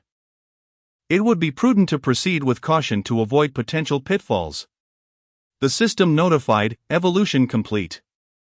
The level seal from 10 to 20 has been unlocked. For further details, please check independently." Just as Lin Hu was about to access the system panel, another notification chimed. The system announced, "Host has completed bloodline advancement. Reward, 1 spin at each available roulette." Such an advantage? Lin Hu was taken aback but wasted no time, selecting the basic roulette, opting for bloodline, and initiating the draw. The system declared, "Congratulations, host. You have acquired the bloodline of the exotic beast, the manticore." Great, another useless addition, Lin Hu thought, feeling no particular excitement. Moving on to the intermediate roulette, he chose bloodline once more. The system proclaimed, "Congratulations, host. You have acquired the bloodline of the spiritual beast, the Luo Luo." Luo Luo? The Azure Divine Tiger? Lin Hu was momentarily stunned, nearly unable to process the information. It was akin to a typically unlucky player suddenly unearthing a top-tier item from a routine chest. "Ah, I haven't checked the skills post-awakening, let us take a look." Awakening skill, Berserk, basic, ordinary injuries will not impede your combat ability and will not incur additional stamina depletion. The heavier the injury, the greater the enhancement to your attributes, with a maximum boost of 50%. This skill is quite formidable, a prime choice for a berserker. Upon scanning once more, he exclaimed, "Wait, that's it? Just one skill?" He accessed the system and examined the temporary items section, clicking on the spiritual beast bloodline Luo Luo for fusion. The system informed, "Host S species is compatible. Bloodline compatibility is 80%. Fusion success rate is 80%. Would you like to proceed with fusion?" Yes. The system continued, "Fusion in progress. Would you like to spend 100,000 experience points to increase the success rate to 100%? Lin Hu's heart raced. A sense of foreboding washing over him. Surely, an 80% chance shouldn't he fail, right? However, lacking the funds, he hesitantly chose no. The system reassured, "Fusion successful. Remaining fusion time, 1 hour, 59 minutes, 59 seconds. Would you like to spend 1,200 experience points to complete it early? Do you overlook even this minor experience?" No. Upon witnessing the successful fusion, Lin Hu finally felt a sense of relief, having momentarily feared failure, yet he was reassured by his own integrity. Curious about the conversation between the two young ladies, he decided to listen in, as he had little else to occupy his time. "Come on, tell me, okay?" Zhang Jing playfully implored with her uniquely sweet and endearing voice. All right, it's a wood-based ability," Qin Yao replied, lacking the formidable composure of Zhou Yinfeng, and unable to resist Zhang Jing's persistent charm. "Wood-based? Can it heal?" Zhang Jing immediately thought of the countless web novels she had read. Not quite. It can only create some traps in the forest, and if there are vines, they can ensnare, but that's about it, Qin Yao explained. After pondering for a moment, she continued, "However, it is indeed quite beautiful. I can make plants bloom out of season." Really? Any flower can do that? Zhang Jing asked excitedly. As long as it's a plant, yes. It's incredibly beautiful, but unfortunately, I awakened an ice-based ability, Xinyao said, glancing at the obstructed path. Turning her head to Zhang Jing with a hint of envy. These two young ladies seem to have misplaced their focus. Initially, Lin Hu had thought that the military woman surnamed Qin would be like Hua Mulan, a warrior who preferred armor to finery. Yet, she turned out to be just as captivated as Zhang Jing. Yes, I want that too, but alas, I awakened a beast-taming ability, Zhang Jing echoed. Her tone laced with envy. Xinyao was about to respond when she was abruptly interrupted by another voice. Hello, please show me your driver's license. Turning her head, Xinyao saw a young traffic officer standing outside. Noticing her police uniform, he saluted her before repeating, Hello, please show me your driver's license. Xinyao returned the salute to the young officer. Alright, please hold on. Zhang Jing, glancing at the officer, suddenly thought of the tiger in the vehicle, feeling somewhat anxious. Is this considered a prohibited item? Xinyao handed her driver's license to the young officer and, after a moment's consideration, also presented her special operations credentials. After inspecting the documents, the young officer was about to issue a pass when he noticed Zhang Jing's pale complexion. May I inspect your vehicle? No, I'll pull over. You may consult your superiors, Xinyao replied, observing the young officer as he began calling in on his radio, and glancing at the visibly distressed Zhang Jing. She couldn't help but rub her temples. You may go, but I need to register your documents. That's fine, Xinyao agreed without hesitation. If you have an urgent task, we can clear the road for you, the officer suggested. No need, Xinyao replied, surveying the road ahead, eager to avoid unnecessary complications. The young officer saluted her once more and gestured for her to proceed straight. After enduring another half-hour of congestion, the truck finally exited the city, swiftly heading towards the Qinling Mountains. You need not be anxious, we possess certain privileges. Xinyao explained to Zhang Jing that, without the consent of the Special Operations Department, neither the police station nor the traffic police have the authority to search our vehicles. After all, we are predominantly awakened individuals. And some teammates even carry their own weapons within the car. With a playful smile, Xinyao added, for instance, swords and knives. Zhang Jing chuckled and inquired, so? Yao, what do you typically keep in your car? Oh, in my vehicle, I have several barrels of 20 liters of water. As she spoke about her possessions, Xinyao couldn't help but laugh. However, what I carry isn't the most peculiar. There's a teammate named Tianshi who routinely travels with a peachwood sword and a large rooster. Well, if I were to join the Special Operations Department, would I be relegated to driving such a large truck? Zhang Jing pondered, realizing that her own abilities would likely necessitate even more unusual items. She often traveled with a large tiger and a small dragon turtle. It might indeed be the case, Xinyao thoughtfully agreed with Zhang Jing's sentiments. Time passed slowly as Xinyao and Zhang Jing engaged in their light-hearted conversation, and at last, Lin Hu, who was located in the rear compartment, received the long-awaited system notification. System notification, evolution complete. Level seals from 20 to 30 and from 30 to 40 have been unlocked. For detailed information, please check independently. Chapter 30. My feet are numb. Lin Hu stirred slightly, sensing a significant increase in his size. To gauge the exact extent of his growth was challenging without a clear reference, but based on the length of the carriage, it was undoubtedly no less than 4 meters. Perhaps even longer. Upon accessing the system panel, he discovered that his bloodline had transformed into that of a spiritual beast, and his attribute template had evolved into a legendary status. Name, Lin Hu. Race, Divine Tiger, Luo. Level, 11. Bloodline grade, Spiritual Beast. Attribute template, Legendary Strength, 60090. Constitution, 52090. Agility, 460. Perception, 600. His overall attributes had seen a tremendous enhancement, nearly all surpassing 500, with strength peaking over 600, approaching 700.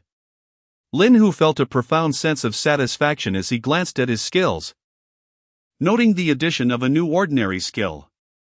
Silent movement, LV1, your pause significantly reduced the sound of your movement, with effectiveness dependent on your size. Next were the newly acquired talent skills. Talent skills, Divine Tiger, your fur acts as innate armor, with strength influenced by your bloodline grade and template. Your claws and tail are considered natural weapons, with strength similarly affected. Dragon Hunter, in a state of hunger, your attributes will rise with your hunger level, enhancing the strength of your natural weapons while diminishing that of your innate armor. Damage to dragon-type creatures is amplified. Awakening skill, Stirring the Wind, an awakening skill derived from the Luo Luo bloodline, granting control over the winds, with strength influenced by your bloodline grade and template. Bloodline skill, Mastery of Spiritual Energy, advanced originating from the bloodline of spiritual beasts. This skill provides advanced mastery over spiritual energy, allowing you to inflict damage on non-natural beings, with damage influenced by strength and perception. After closing the system panel, Lin Hu observed his fur, which had transformed from golden yellow to a dark blue hue, retaining its black stripes. Yet, compared to before, anyone would struggle to recognize him as the same tiger. The change was substantial, but awakening entails transformation, does it not? If necessary, I can always escape. After all, I am heading to the Qinling Mountains. Lin Hu shut down the system panel, feeling thoroughly content. Even if fortune and draws eluded him, and despite being teased by the lottery, he felt satisfied. The large truck began to navigate the uneven, poorly maintained mud-green road of the town, its body jolting with the bumps. Once we arrive, I'll introduce you to them, Qin Yao teased Zhang Jing with a smile. There are plenty of handsome fellows, who knows, you might find hope for romance in our special operations team. Have you found someone? Zhang Jing retorted casually. Not yet. Qin Yao replied with a hint of gloom. Zhang Jing stroked her chin thoughtfully. I believe Captain Zhou is quite suitable for you. Suddenly, Qin Yao slammed the accelerator to the brake. Very fitting for you. Before Zhang Jing could finish her sentence, she was cut off by the abrupt halt. In the cargo area, Lin Hu instinctively extended his claws as the truck screeched to a stop. Ah, Yao Yao, what are you doing? Zhang Jing's playful complaint mixed with Qin Yao's apology echoed from the driver's seat. Meanwhile, Lin Hu in the cargo area stared in a daze at his front paw, now embedded in the metal floor of the truck. Is this what innate weaponry is? So sharp? Lin Hu unsheathed his claws and examined the 10 conspicuous holes on the truck. A glance at the corner revealed the small dragon turtle, and a bold notion took root in his mind. With my claws, shall I assault its shell? The small dragon turtle seemed to sense the overwhelming malice within the truck and cautiously shifted backward. Lin Hu shook his head, dismissing the audacious thought, and settled down on his forepaws, beginning to rest his eyes. The truck sped along the muddy road, with vehicles seldom seen along the way. The scenery was beautiful. Zhang Jing gazed at the verdant mountains and clear waters outside, unable to suppress her admiration. As dusk gradually enveloped the sky, the truck entered a rural concrete road. As it continued, familiar houses became increasingly rare, with some already abandoned. Perhaps due to the late hour, no pedestrians were in sight, when one did appear. It was typically an elderly person with graying hair. Soon, the truck reached its destination, which was not the village Zhang Jing had initially envisioned, but rather a relatively flat dirt platform overgrown with weeds, seemingly a temporary parking area. 3 police cars and a private vehicle were stationed on the platform. Yao Yao. A delicate voice floated in from outside the vehicle. Zhang Jing turned her head, and in the moonlight, she saw a girl in sportswear, sporting a high ponytail, standing vivaciously at the private car's door, as if she had just stepped out. Zhang Jing opened the door and descended, preparing to introduce herself. Hello, I am Tan Xiaoye, the Xiaoye of the morning breeze and the waning moon. Tan Xiaoye smiled and greeted her upon seeing Zhang Jing. Hello, I'm Zhang Jing, she replied hastily. She is the wood element awakener I mentioned, Qin Yao chimed in from behind the car, simultaneously reaching to unlock the trunk. Ah. Just as Zhang Jing was about to speak, Qin Yao's shriek startled her. What's wrong? What happened? Zhang Jing rushed over. Lin Hu observed Qin Yao outside the truck and the two girls approaching with urgency, feeling somewhat vexed. Was it truly necessary to be so frightened by just a glance? Big cat? Zhang Jing hesitantly regarded the enormous azure tiger lying inside the truck, uncertain of what she was witnessing. How could such a transformation occur in just a few hours? Lin Hu nodded at Zhang Jing, rising to his feet and leaping effortlessly from the truck. Ah! Another scream erupted, this time from Tan Xiaoye, who had just reached the side of the truck. Lin Hu stretched languidly, sauntering over to Zhang Jing, observing Qin Yao, who was rising, and Tan Xiaoye, who stood by the truck, covering her mouth as if on the verge of tears. He suddenly felt that having such a large physique was not necessarily advantageous. It's all right, the big cat doesn't bite, Zhang Jing reassured. Attempting to pinch Lin Hu's ear but finding it too high to reach, so she settled for grasping his swaying tail instead. See? He truly doesn't bite. Lin Hu, accustomed to flicking his tail, contemplated and decided to allow Zhang Jing to hold it. Is this a second awakening? Qin Yao observed the grand tiger, whose azure fur and length exceeded 4 meters, biting her lip. It should be, yes, indeed. Zhang Jing could not conceive of any other reason. Well, under such circumstances, capturing that elusive leopard would be more assured. Qin Yao took a deep breath and turned to Tan Xiaoye, inquiring, what about the captain and the others? Tan Xiaoye stood behind the vehicle, gazing at Qin Yao, and promptly replied, the captain and the team are ahead in the mountains, the vehicle cannot proceed further. So I am waiting here for you. She cast a glance at Lin Hu before continuing, originally, Xiaolong was here too. But he went to the village to check on the military dogs. Then let us proceed to the captain, Qin Yao stated, preparing to venture into the mountains. Wait. Hold on. What is it? Tan Xiaoye managed a smile that resembled a grimace. My foot has gone numb. Chapter 31, Where is my gun? Once Tan Xiaoye regained her composure, the group, accompanied by a tiger, began their ascent into the mountains. The 3 young women were awakened by the laws of nature. But their speed remained only marginally superior to that of ordinary individuals. Although their heightened perception afforded them extraordinary sight and hearing, their physical capabilities remained a limitation. Particularly for Zhang Jing, who lagged behind as Qin Yao and Tan Xiaoye moved ahead. Lin Hu, stealthily padding along, idly swatted at the common insects of the mountains with his tail. Zhang Jing's sweet, melodious voice reached Lin Hu's ears. Turning to look, he saw her crouched down, her eyes glistening with unshed tears. Upon noticing his gaze, Zhang Jing blinked, attempting to squeeze out a few tears. I can't walk anymore. She pouted, her face a portrait of grievance. Lin Hu regarded the dramatic display before him, turned away, choosing to ignore her. Zhang Jing quickly ran to stand in front of Lin Hu, craning her neck to meet his gaze. I truly cannot walk anymore, she exclaimed, wrapping her arms around Lin Hu's foreleg and shaking it, but to no avail. Let us take a break, came Qin Yao's voice from ahead. As she noticed Zhang Jing had fallen significantly behind and turned back. Zhang Jing. Lin Hu nearly chuckled, what a fortunate distraction. The 4 of them, 3 young women and 1 tiger, settled on a stone by the roadside to rest, with Zhang Jing sitting beside Lin Hu, still looking aggrieved. Lin Hu found the situation amusing yet chose to disregard the theatrics. Despite being a law-awakened individual, her physical prowess surpassed that of an average adult male. How far had they truly traveled? He lowered his head and used his large paw to unearth a frog from the grass.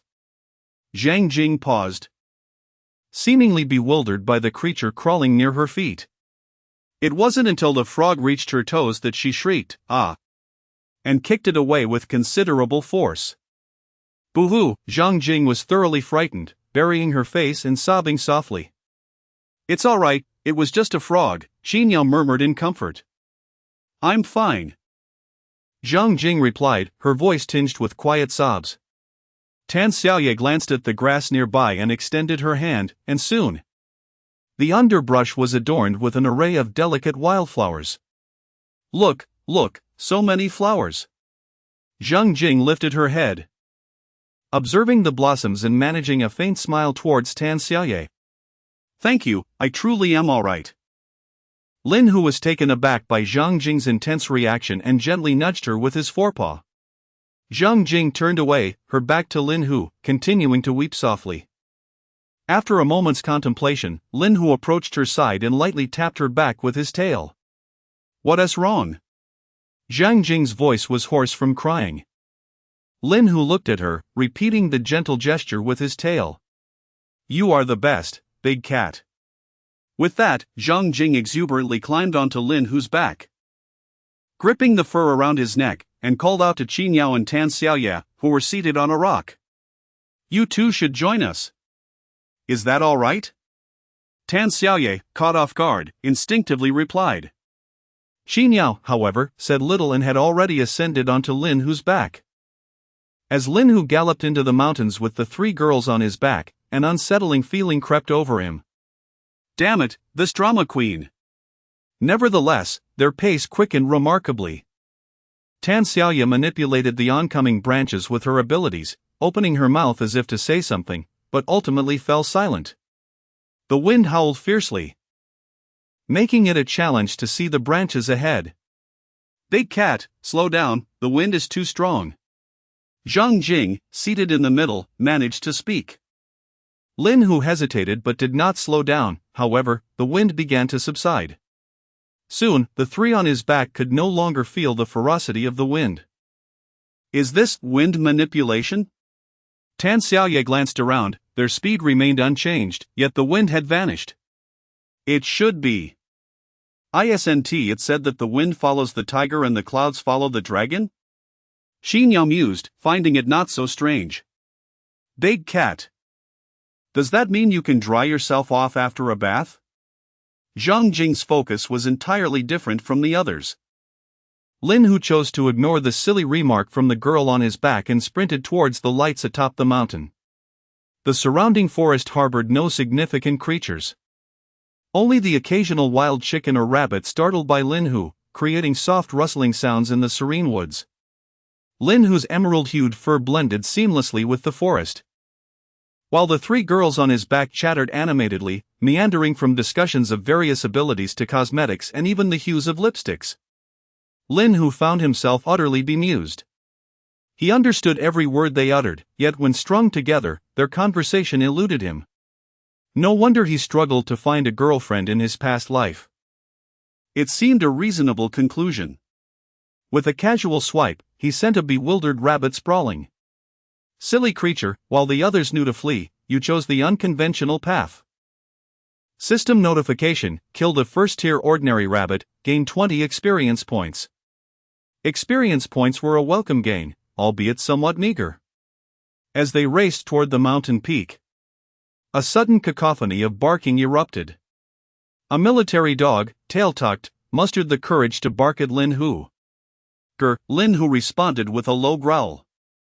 The military dog, startled, cowered in a corner, whimpering softly. Who is it? What the hell? A sturdy middle-aged man emerged, only to retreat in haste. Tan Xiaoye dismounted from Lin Hu's back, approached the military dog, and gently patted its head, calling out to the cabin. Captain, uncle, we're back. Qin Yao approached Tan Xiaoye and untied the military dog's leash, causing it to dart down the mountain with astonishing speed. Is it you? Is this the famed beast tamer's Tiger King? Truly formidable. A middle-aged man, who had just revealed himself, emerged with a rifle in hand. Lin Hu glanced at the sturdy man and his firearm, thinking, do you believe a mere glare from me could instill terror in you? Zhang Jing descended from Lin Hu's side and made her way toward the wooden cabin. Greetings, I am Zhang Jing, a beast tamer. With a smile, she extended her right hand toward the middle-aged man. He returned her smile, leaning his rifle against the doorpost before shaking her hand. Shui Hu, an awakened athlete. I am a bit older, you may call me Hu. Brother Chui. He took note of the massive azure tiger and felt that a more respectful address would be prudent. Brother Hu, have the team members returned? A young man emerged from the cabin, rubbing his eyes as if still groggy. No. It is Yao Yao and the others. Chui Hu's sentence remained unfinished. In an instant, the youth spun around and rushed back into the cabin. Where's my gun? Where's my gun? The panicked voice echoed from within. Chui Hu offered an apologetic smile to Zhang Jing before stepping inside. This is the external aid that Yao Yao and the others sought, the Tiger King, as you know. After a considerable pause, a young man's head appeared from the cabin, offering an awkward smile to Zhang Jing. Hello, I am Mo Feng. Chapter 32, The Map Cannon Greetings. I am Zhang Jing. Zhang Jing smiled at Mo Feng and said, Come out, the big cat won't bite. All right, all right. Mo Feng cautiously emerged from the wooden cabin. Ah! Chui Hu gave him a push from behind, and Mo Feng found himself standing before Lin Hu. Struggling to muster a smile. Hey! Lin Hu glanced at the young man before him, whose smile was more akin to a grimace, and disregarded him, turning instead towards a large rock in the distance. As Mo Feng watched Lin Hu retreat, he exhaled deeply. Mo Feng, is it just you and the uncle here? Tan Xiaoye scanned the surroundings and inquired, Where are the team leaders? Earlier, the local special operations team called, saying a young boy in town had awakened with formidable aggression. And they were unable to subdue him, so the team leaders went to assist. Mo Feng explained, then added, A Fei just messaged that they will be returning soon. By the way, where's Qin Yao? She was dragged down the mountain by Ertiao, Tan Xiaoye replied, glancing at Lin Hu, who lay sprawled on the rock, visibly shaken by the creature. I was frightened as well, Mo Feng admitted, self-deprecatingly, noting that he had never encountered anything so terrifying before. I'm back. Ertiao absolutely refused to return. Brother Hu, could you go fetch him? He's tied to that big tree down there, Xingyao said, smiling as she pointed down the mountain at Chui Hu. I can't move him. All right. Chui Hu began his descent. Where are the team leaders? Mo Feng found himself repeating his earlier question to Xingyao. Lin Hu lay atop the rock, gazing at the woods below. Although it was night, to him, the dim light merely enhanced his vision. The forest, Lin Hu felt a surge of restlessness within him, an impulsive desire to flee. Big cat, are you hungry? Zhang Jing leaned against Lin Hu and whispered. Lin Hu turned to look at her, even if I were hungry, in this desolate wilderness. What could your delicate limbs possibly procure for me? Zhang Jing adjusted her position and wrapped her arms around Lin Hu's neck. But I am hungry, she pleaded, her eyes glistening. Could you catch some animals for me? Yao Yao said the uncle's barbecue is delicious. So it is, I concede defeat. Farewell. Please? Zhang Jing pouted, watching as Lin Hu turned away. Lin Hu remained unmoved. It became evident that repeated entreaties breed resilience, even in tigers. Zhang Jing dashed to Lin Hu's front, grasping his large ears, her eyes brimming with tears. Big cat, you have changed, you weren't like this before, she said in a low voice, as though she bore a great grievance. All right, I concede, I concede. Lin Hu shook his head, freeing himself from her grip, and stood up to head down the mountain. Big cat, come back quickly. I am so hungry. Zhang Jing called after him, her voice echoing. Lin Hu paid her no heed, vanishing into the vast expanse of the forest. As Lin Hu ran, a nagging sense of something amiss occupied his thoughts. After careful reflection, he discerned the root of his confusion. Was he truly the caretaker, or was she? He casually restrained a rabbit attempting to flee, examining it closely, it was too small. So he decided to release it. The system prompted, defeated a level 1 common rabbit, gained 10 experience points. As he sprinted onward, Lin Hu gradually unleashed his full speed, propelling himself with fervor. His considerable size hindered his ability to evade the branches that assailed him, resulting in numerous trees and twigs being shattered in his wake. 3 minutes later, he leapt atop a cliff towering over 10 meters high. Gazing down at the vast sea of trees below, Lin Hu felt his heart surge with emotion. Did he not resemble a fierce tiger descending from the mountain? Taking a deep breath, he directed a mighty roar towards the forest below. The sound reverberated through the woods, causing the entire landscape to tremble, accompanied by the distant thuds of falling objects. The system notified him, "You have slain a level 1 common wild rabbit. Gain 20 experience points." Subsequent notifications followed, "You have slain a level 1 common wild chicken, and you have slain a level 1 common sparrow. As well as you have slain a level 1 elite mountain goat." Lin Hu, bewildered, stared at the flood of system messages. Was this some kind of area effect? So this was the true power of the tiger's roar. Checking his experience points, he found himself nearing 30,000. Had that single roar netted him approximately 15,000 experience points? Such potency was remarkable. If he were to roar throughout the entire Qinling range, how much experience could he amass? Yet, he pondered, should he do so, he would likely deplete his sources of experience in the future. Sustainability was key. Observing the forest below, where sounds of falling debris persisted, a bold idea struck him. What if he were to roar at a breeding farm or fish pond? The potential for experience points seemed limitless.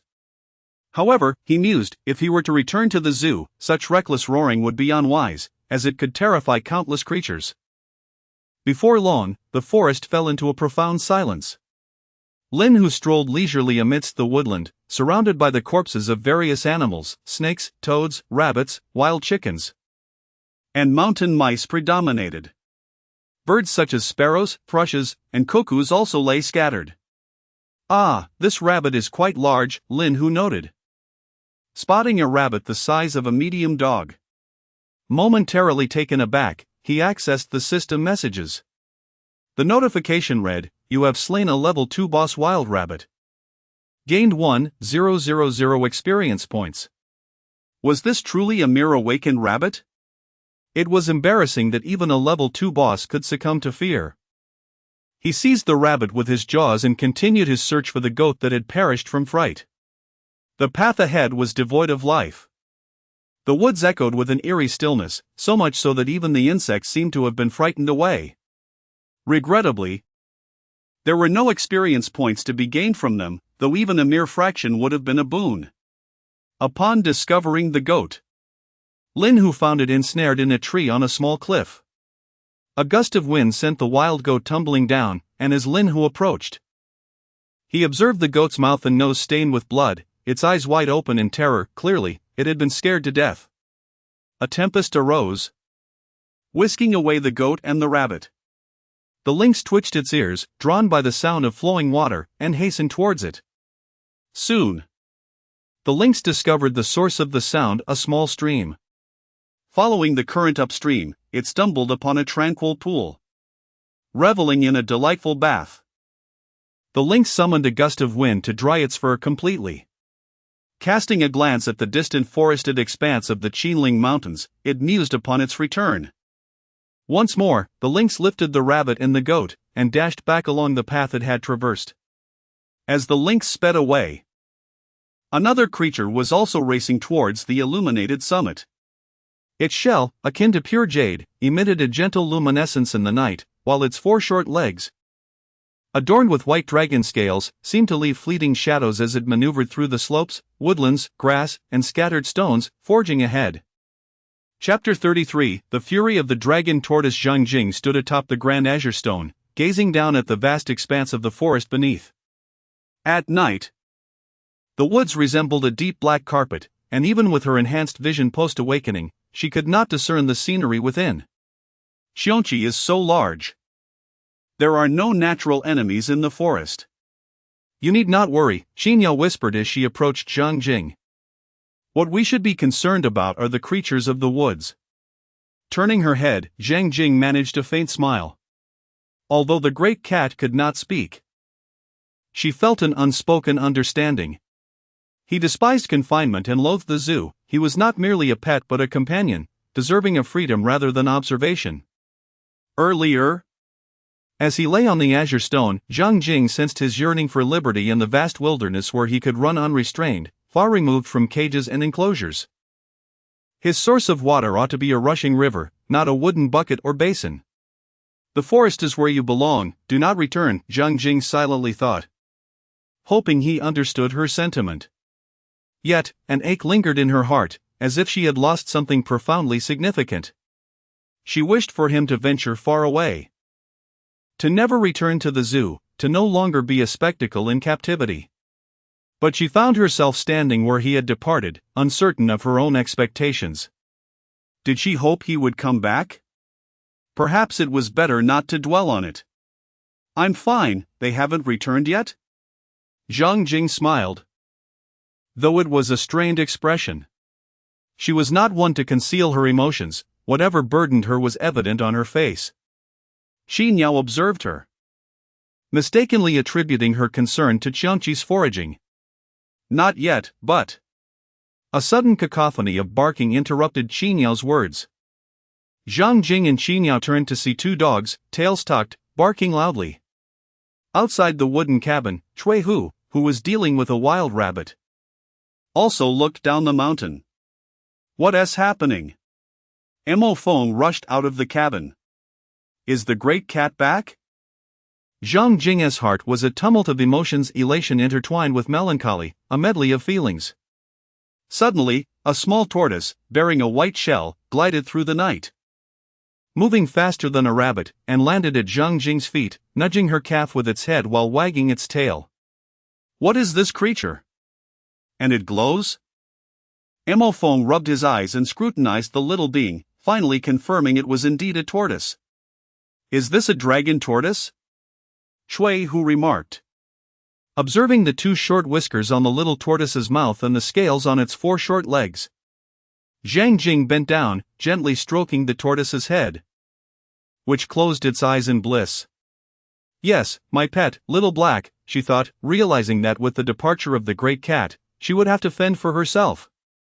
Caressing the tortoise's shell, as smooth and lustrous as jade, her mind wandered to how she could let Little Black roam free. Why not call it Little White? Tan Xiaoye remarked, glancing at the dragon tortoise, which radiated a soft white glow, hesitating before ultimately speaking up. Zhang Jing did not respond, instead continuing to caress the shell of the little dragon tortoise, her heart heavy with sorrow. The great cat has departed. Must we bid farewell to the little black one as well? A solitary tear cascaded down onto the head of the small dragon turtle. It gazed up at Zhang Jing, tears streaming from the corners of her eyes, before turning to observe Qi Niao and the others who surrounded her. The golden irises of the dragon turtle transformed into slender slits, and a resounding dragon's roar erupted from its diminutive form.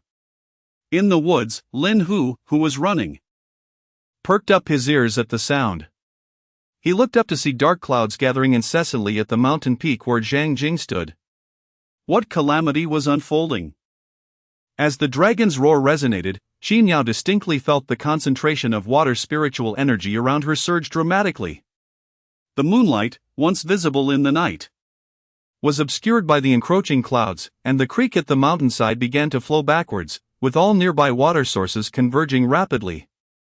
A profound sense of dread enveloped Qi Niao, emanating from the very depths of her bloodline and life essence.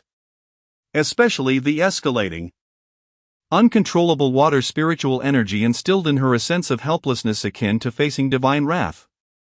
Cui Hu, Tan Xiaoye, and the others, unable to sense the tidal fluctuations of water spiritual energy like Qi Niao, instinctively perceived the looming danger and began to retreat slowly. Cui Hu seized a rifle propped against the door. Zhang Jing! Qi Niao shouted, her intuition and the fluctuations in spiritual energy urging her to prevent the diminutive dragon turtle from unleashing its powers entirely. Only Zhang Jing possessed the ability to intervene. Zhang Jing steadied her emotions, wiped her eyes, and looked up at Qi Niao. Yao Yao, what troubles you? she inquired, noticing the pale visage of Qin Yao and the tense demeanor of Cui Hu and the others, which puzzled her. "Your little black one," Qin Yao struggled to articulate her thoughts, finally managing to say, has become enraged. Lowering her head, Zhang Jing gently patted the little dragon turtle, which in turn rubbed its head against her hand, its large eyes earnestly assessing whether she was still weeping. Zhang Jing wiped her eyes and smiled, saying, "Little black. They are all friends." The dragon turtle tilted its head, as if deeply pondering this statement. "I apologize, little black is still young and has caused you trouble," Zhang Jing expressed, turning to Qin Yao in remorse. Qin Yao rigidly shook her head. "It is very obedient," the small dragon turtle declared, wagging its tiny tail and circling around Zhang Jing, affirming its owner's words. As the tidal wave of water spiritual energy receded, the clouds in the sky dispersed, revealing the original moonlight, while the creek resumed its downward flow, and the previously converging underground water began to spread in all directions. Qin Yao exhaled in relief, managing a stiff smile. "It's all right, it's still young." Cui Hu returned the gun to its place by the door, while Tan Xiaoye dissipated the gathering with spiritual energy. A whooshing sound echoed from the mountainside, as a tremendous gale swept through the treetops, causing the wooden cabin at the summit to sway precariously. A tree at the peak was abruptly snapped in half, branches and debris swirling through the air. Qin Yao struggled to maintain her footing against the wind, taking several steps back, while Cui Hu braced himself firmly, peering into the tempest. Amidst the howling winds, a colossal azure tiger leaped forth from the tempest. Lin Hu gazed upon the mountaintop, now a scene of utter disarray due to the fierce gusts, and then glanced at the little dragon tortoise frolicking merrily at Zhang Jing's feet. He felt an air of awkwardness enveloping the situation. Earlier, Lin Hu had heard the tortoise's roar from the base of the mountain and presumed something dire had unfolded. Without a thought to temper the winds, he had dashed up the slope. Upon arrival, he discovered that nothing was amiss. The instigator, the little dragon tortoise, was simply reveling at Zhang Jing's side. Thud! A goat tumbled to the ground. Thud! A wild hare fell as well. Am I too late to declare that I am merely here for a food delivery? Chapter 34. You know nothing of power. The earlier blunder, though slightly embarrassing for Lin Hu, had not inflicted any substantial impact upon him, save for the persistent presence of a certain humanoid koala clinging to him. Upon his arrival, Zhang Jing had dashed over, wrapping herself around Lin Hu's neck, murmuring, "Big cat, do not leave me." Thus, Lin Hu found himself sprawled upon a large stone, contemplating a pressing question: what should one do if the caretaker's mind becomes unhinged? "Big cat, why is that rabbit so enormous?" Zhang Jing inquired while playfully teasing the little dragon tortoise on Lin Hu's back. Indeed, the little creature was perched there, its short legs astonishingly agile.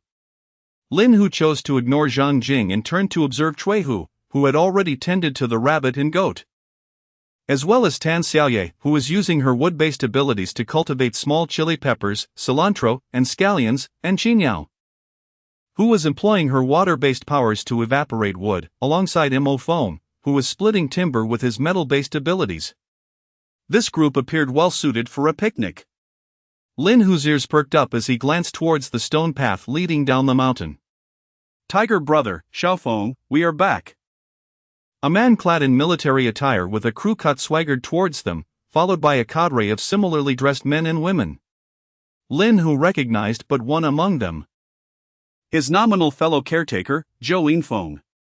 "What are you all doing? Roasting a whole sheep?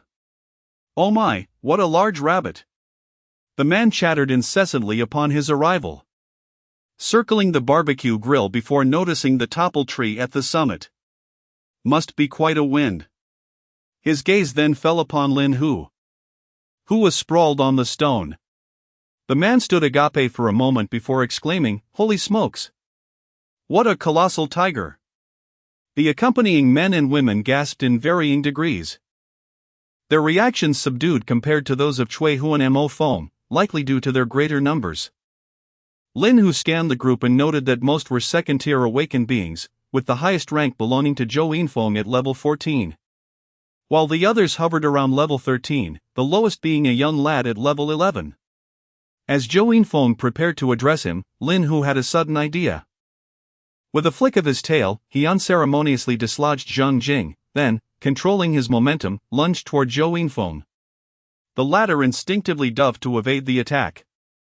And Lin Hu pressed his front paws into the ground, twisting his body to crash into the cluster of soldiers. System notification: you have defeated a second-tier elite human. Gaining 600 experience points. System notification: you have defeated a second-tier elite human. With a casual swipe, Lin Hu sent the approaching crewcut man flying.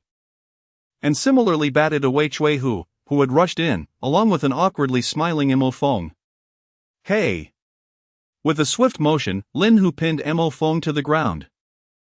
The unmistakable sound of a gun chambering echoed in the air. Lin Hu turned to see several of those who had just been knocked aside now aiming their firearms at him. Lowering his body slightly and squinting, he mused, "Firearms. Shall I test my innate armor? Do not fire." Zhou Yinfeng heard the distinct sound of a gun being loaded and shouted loudly. Gazing at the enormous tiger before him, he inhaled deeply, took a step forward, and unleashed a claw-like attack, accompanied by a tiger's roar. A tiger composed of ethereal energy lunged towards Lin Hu with Zhou Yinfeng's motion. Bang! The tiger, formed from the essence of his fist and spiritual energy, was shattered by an unstoppable force, leaving Zhou Yinfeng momentarily subdued at the hands of a powerful palm. System prompt: defeated a second-tier leader-type human, gained 1,000 experience points. Having harvested a wave of experience, he felt quite satisfied. Lin Hu approached the anxious Zhang Jing, walking with a feline grace, and lay down on the large stone, listening to her anxious murmurs. "Big cat, what are you doing? Do you realize there's a gun?" Lin Hu nodded in acknowledgement. "Captain." This Xiaoping Tu rushed before Zhou Yinfeng, unable to contain his curiosity about the colossal tiger that had nearly annihilated their entire special operations team. "It's nothing." Zhou Yinfeng waved his hand, observing the noticeably evolved azure tiger. "Has it evolved again? Go fetch 2 tents and sleeping bags for Zhang Jing and Xiaolu." "Yes, sir." Xiaoping Tu saluted and headed towards the wooden cabin. Lin Hu remained on the large stone, counting his experience. Indeed, this wave had yielded over 7,000 experience points, pushing his total to more than 35,000. "Captain." Zhou Yinfeng turned to see Qingyao standing before him, seemingly with something to say. She glanced at the small dragon tortoise on Lin Hu's back and noted that Zhang Jing also had a pet, a dragon tortoise. "How strong is it?" Zhou Yinfeng also turned to look at the little dragon tortoise, which, with its body resembling white jade and measuring about a meter in length, was not particularly imposing but had a certain cuteness to it. "It's very strong. Xiangqi has likely undergone a second awakening. But that dragon tortoise named Xiao He possesses water-type abilities with a strength not less than S." Qingyao recalled the fear instilled by the dragon tortoise and felt a lingering dread. Zhou Yinfeng pondered for a moment before addressing Qingyao. "Has the report been sent?" "No, I'm not certain," Qingyao replied, somewhat conflicted. "After all, my ability strength is only B-level." "Send it." Zhou Yinfeng regarded the apprehensive Qingyao and offered a rare smile. "Believe in yourself." "Yes, I will send the report to headquarters immediately." Qingyao continued. "Xiangqi has also awakened wind-type abilities. I suspect that a second awakening may also grant new abilities, contrary to what headquarters states that only a third awakening would grant new powers. Should I report this to headquarters?" "No need." Zhou Yinfeng recalled the first time he encountered Lin Hu, whose size far exceeded that of an ordinary tiger. Initially, he assumed it was a comprehensive awakening of physical prowess and classified it as A-level strength. In hindsight, perhaps it had not yet awakened then, merely a first awakening. Qingyao turned sharply to look at the massive tiger, measuring around 4.5 meters in length. How could that be? Do as I say. Zhou Yinfeng reiterated his decision. Yes, sir. And what about Zhang Jing? Xin Yao regained her composure and reflected for a moment. There appeared to be no impropriety.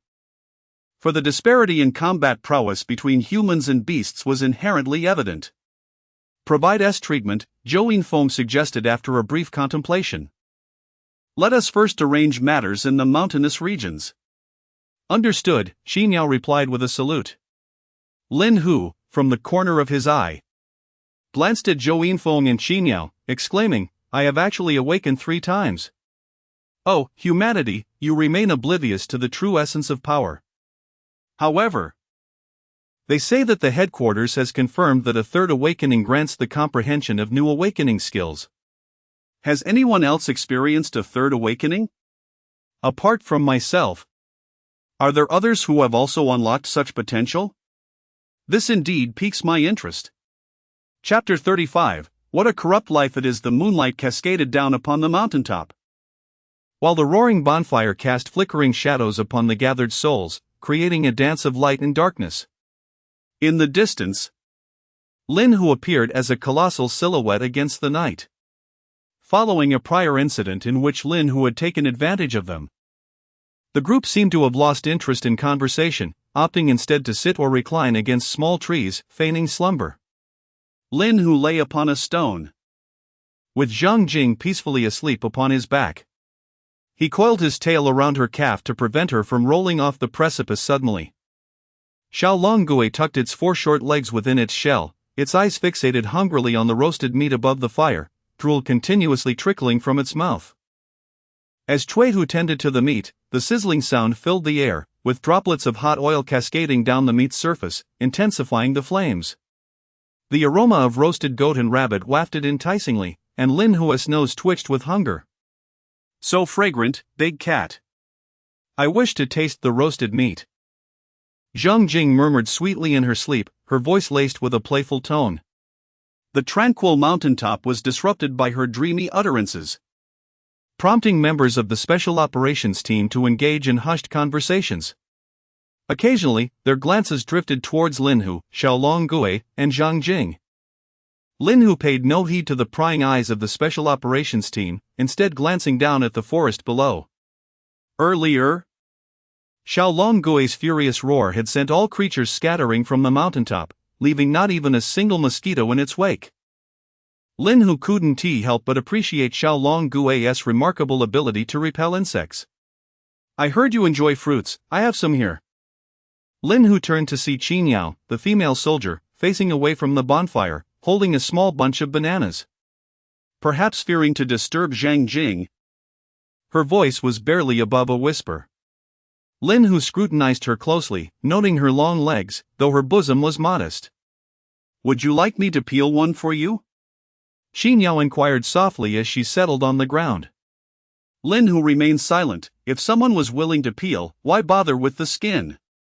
After peeling a banana, she cautiously asked, would you like to try? Lin Hu regarded her with curiosity. If I'm not eating, why would I open my mouth? He took a few bites, swallowing the banana whole. The unfortunate trait of a tiger was its inability to chew thoroughly, but thankfully, its throat was sufficiently wide to avoid choking. He opened his mouth again, waiting to be fed by the long-legged soldier. Indeed, this life was decadent. How delightful it would be if the soldier donned a bikini.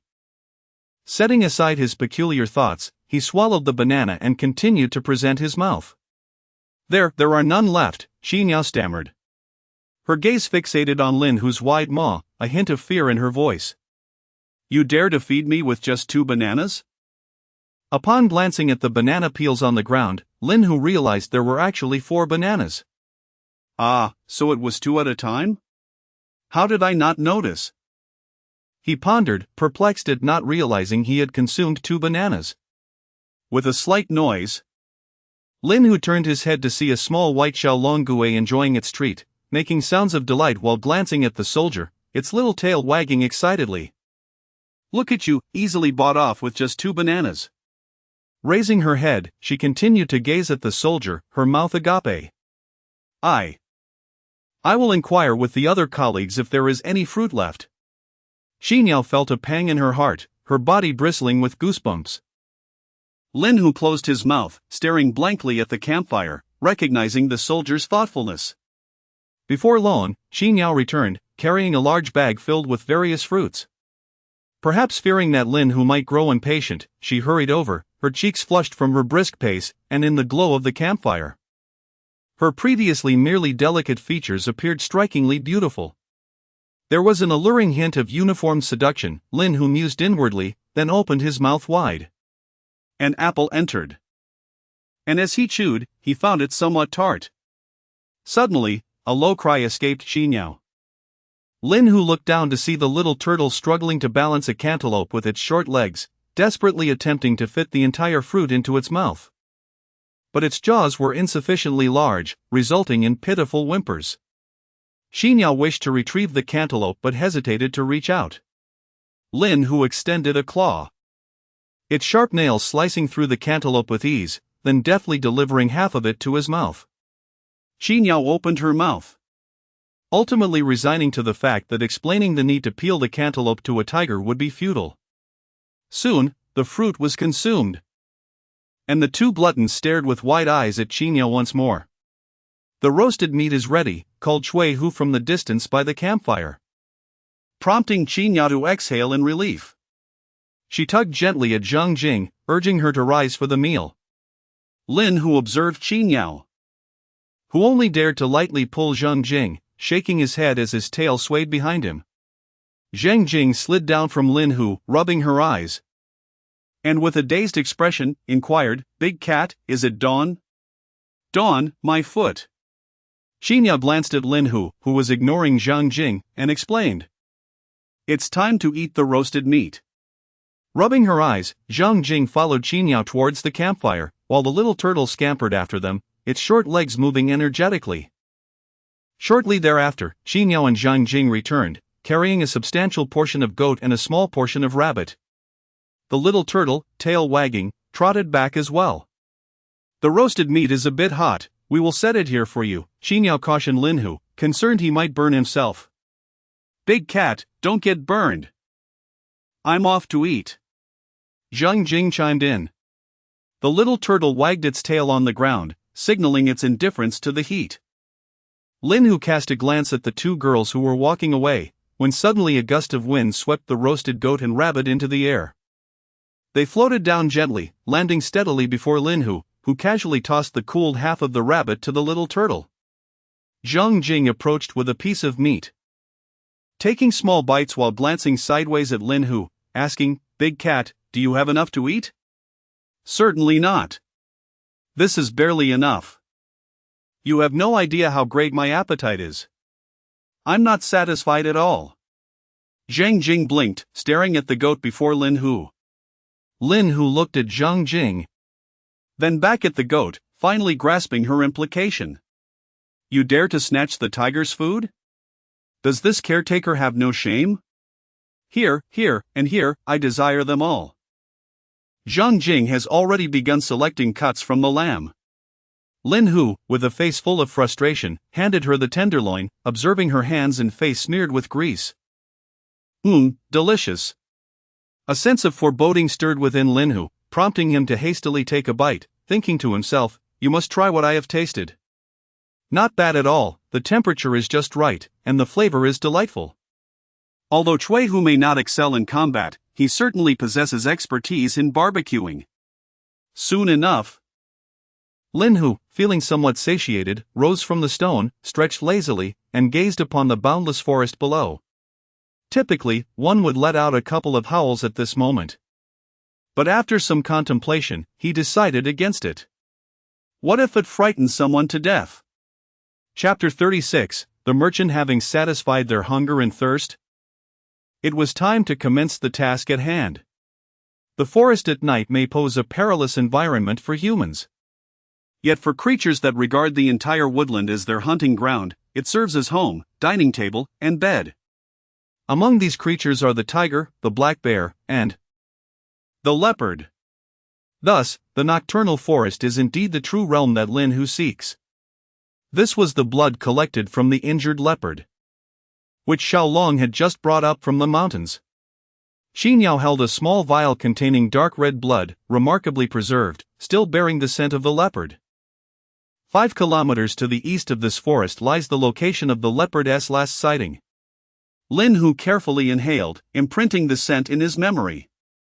Looking up at Zhang Jing, he queried, "What else with that teary expression? It's not as if we are facing a life and death separation. Big cat, please return quickly." Zhang Jing's voice was soft and tender, evoking in Lin Hu the feeling of a girlfriend bidding him farewell at a station. This girl, always cooing at the tiger. Could one continue living like this? Woo, woo, Xiaolong Gui nudged Lin Hu's foot with its head, whining like a small puppy. Casting one last glance at Xiaolong Gui and the Special Forces team members, who had initially been curious but had not engaged in any excessive actions, Lin Hu felt reassured. They had eavesdropped for half the night, yet no one had mentioned capturing Xiaolong Gui for research. With a nod to Zhang Jing and Qin Yao, he vanished into the vast night. Zhang Jing's call echoed behind him, prompting Lin Hu to pause. Return early. How could one not indulge for a few more days, gaining some experience first? With purpose, Lin Hu strode onward into the distant forest. Qinling, I have returned once more. Creatures of the wild, are you prepared? As he ran, Lin Hu attentively listened to the sounds of the forest, the rustle of snakes slithering through the leaves, the scurrying of mountain mice through the underbrush, and the panicked sounds of wild chickens and rabbits startled by his scent. These were ordinary creatures. Perhaps a roar would not disrupt the ecological balance? Resolute, Lin Hu halted, taking a deep breath. Roar! A tremendous roar emanated from Lin Hu, radiating in all directions. The system promptly began to display notifications. After a while, the forest fell silent, and observing the stagnant experience points, Lin Hu leisurely took a few steps, suddenly sensing something amiss. Which way was east? With north above, south below, west to the left, and east to the right, where was the North Star? Lin Hu gazed up at the starry sky, unable to identify it. Never mind, I shall simply wander. After all, the leopard would not remain stationary. He could search at a leisurely pace. Checking his experience points, he noted it had reached 45,000, however, the density of creatures here was insufficient. Perhaps this was due to not venturing as deep as the previous day. The experience gained was significantly less. Pressing forward, Lin Hu discovered the forest littered with corpses. Remnants of snakes, insects, mice, and ants alike, a consequence of the map's mechanics. As he continued his advance, Lin Hu perked up his ears, astonished to discern that some creatures had survived. He hastened towards the source of the sound. As Lin Hu approached the source of the sound, he beheld a wild goat, approximately 1 meter in length, bleeding profusely from its mouth and nose, emitting pitiful bleats as it slowly crawled towards him. Perhaps due to its position on the outskirts, it had not succumbed to death immediately, yet its time was evidently limited. Lin Hu glanced behind him and noticed several deceased goats, among which lay a small one, presumably its offspring. With a resounding thud, the brown creature collapsed onto the ground, its 4 legs lacking the strength to stand, dragging itself forward inch by inch, leaving trails of crimson on the earth as blood continued to seep from its wounds. Yet, it persevered, crawling forward despite its inability to rise, its body nearly dragging along the ground. A system notification chimed. You have slain a first-tier elite goat, gaining 600 experience points. Lin Hu observed the goat, already declared dead by the system, as it continued its slow advance towards its lifeless young. His heart was profoundly shaken as he witnessed the creature's futile struggle. He gently placed the small goat before it. At last, the mother ceased her movements, forever closing her eyes. Watching the goat finally succumb to death before its child, Lin Hu remained silent for a moment, then dug a small grave in the earth, interring both the mother and her offspring. Continuing his journey through the mountains, he occasionally heard the stirring of medium to large creatures, approaching them to deliver a swift strike and garner more experience. Along the way, he subdued 3 goats and 1 wild boar. Lin, who refrained from using his more powerful abilities, although a predator by nature, he was not particularly hungry at the moment. Just enough to maintain the passive skill of Hunter's dragon. While experience points were scarce, since defeating creatures also yielded experience, he saw no necessity in killing these ordinary animals. Moreover, they were lives, not mere sources of experience. As Lin Hu lifted his gaze, he spotted a 3-meter-long serpent coiled around a tree, issuing a threatening hiss. Its dark brown body was adorned with intricate black patterns, and its triangular head was raised high, seemingly poised to strike. Lin Hu chuckled. Was that not the infamous grass on the fly? How had it grown so large? However, did it think it could intimidate him from the treetops? With a swift motion, Lin Hu swatted the tree, sending it crashing to the ground, pinning the great serpent beneath him. A system notification sounded. You have defeated a second-tier Lord Serpent, gaining 1,000 experience points. So it was an awakened lord, no wonder it displayed such audacity. Checking the time, he noted it was nearing midnight. Encountering an awakened lord was a rare occurrence. He decided to wait until after midnight to capitalize on the experience. Lin Hu allowed the serpent to coil tightly around his forelegs. It was of no consequence. A system notification chimed. Today's roulette has refreshed. Would you like to draw? Yes. You have acquired the Bloodline Tusk Wild Boar. Casually, he opened the shop and selected a technique. A system notification appeared. Would you like to spend 50,000 experience points to purchase the technique Transformation of Rollo, Volume 1? Yes. Would you like to learn it? Yes. The system notified him, detected a similar low-tier technique. Automatic override initiated. Demon Clan breathing technique deleted. Lin Hu glanced at the technique. Title: The Incarnation of Roro, Volume 1, Grade, Spirit Level Effect, Significant Enhancement of Strength and Physique, Moderate Increase in Agility and Perception. And a reduction of 10% in experience required for leveling up. This is undeniably powerful, and Lin Hu felt a surge of joy as he released the constricted serpent. Shortly thereafter, he pinned it down once more with a swift motion. Gaining 1,000 experience points, the serpent seemed to be incensed, flipping over and baring its fangs in an attempt to bite. With a swift motion, Lin Hu's nails drove the serpent into the ground. After a brief struggle, the serpent succumbed. System notification: You have slain a Tier 2 Lord-class serpent, earning an additional 1,000 experience points. System notification: The biological template has reached above Lord level, and the bloodline grade has attained Tier 2, meeting the conditions for bloodline inclusion. Would you like to proceed with inclusion? Yes.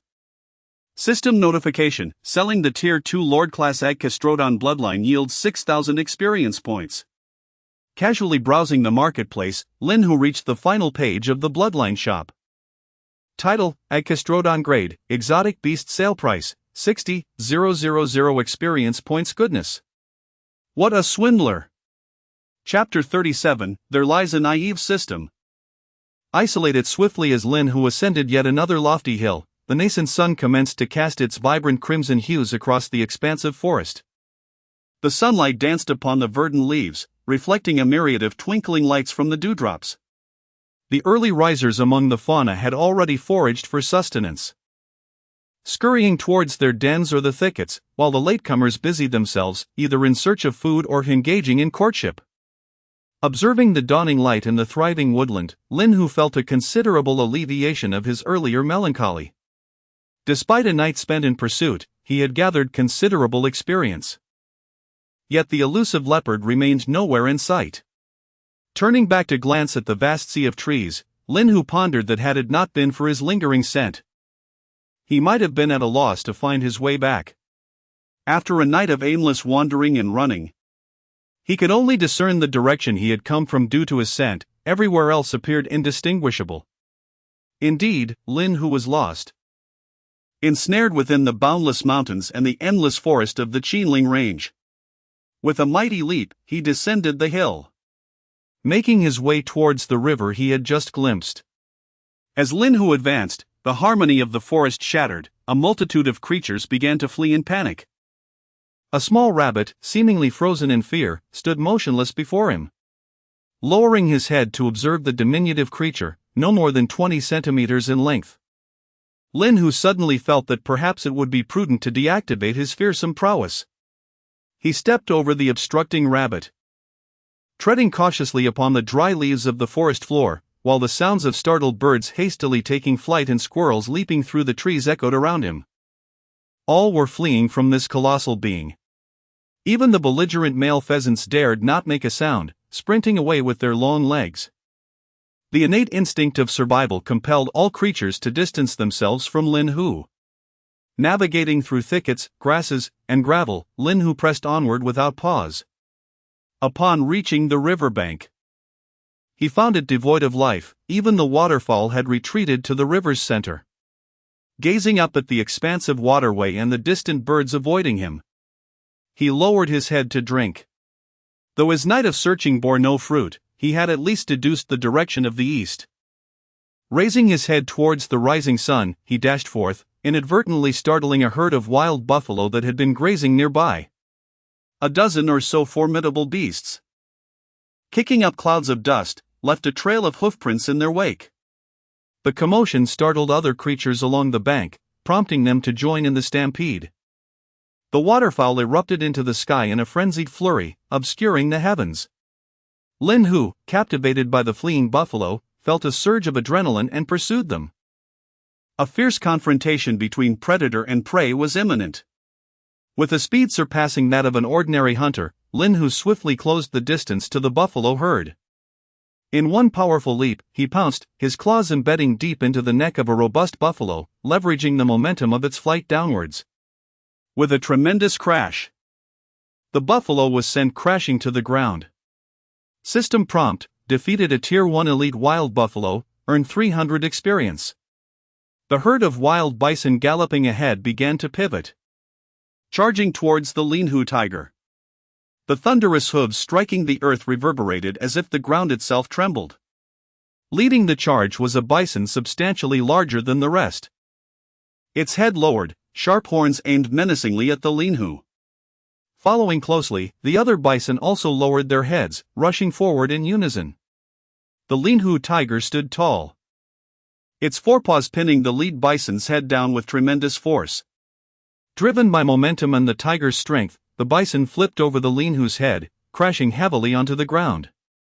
With a resounding thud, accompanied by a cloud of dust, the stampede of bison came to an abrupt halt, some turning to flee the battlefield. Yet, the Lin Hu had no intention of sparing them. Retracting its claws, the Lin Hu leapt towards the fleeing herd. The bison scattered, but their speed paled in comparison to that of the Lin Hu.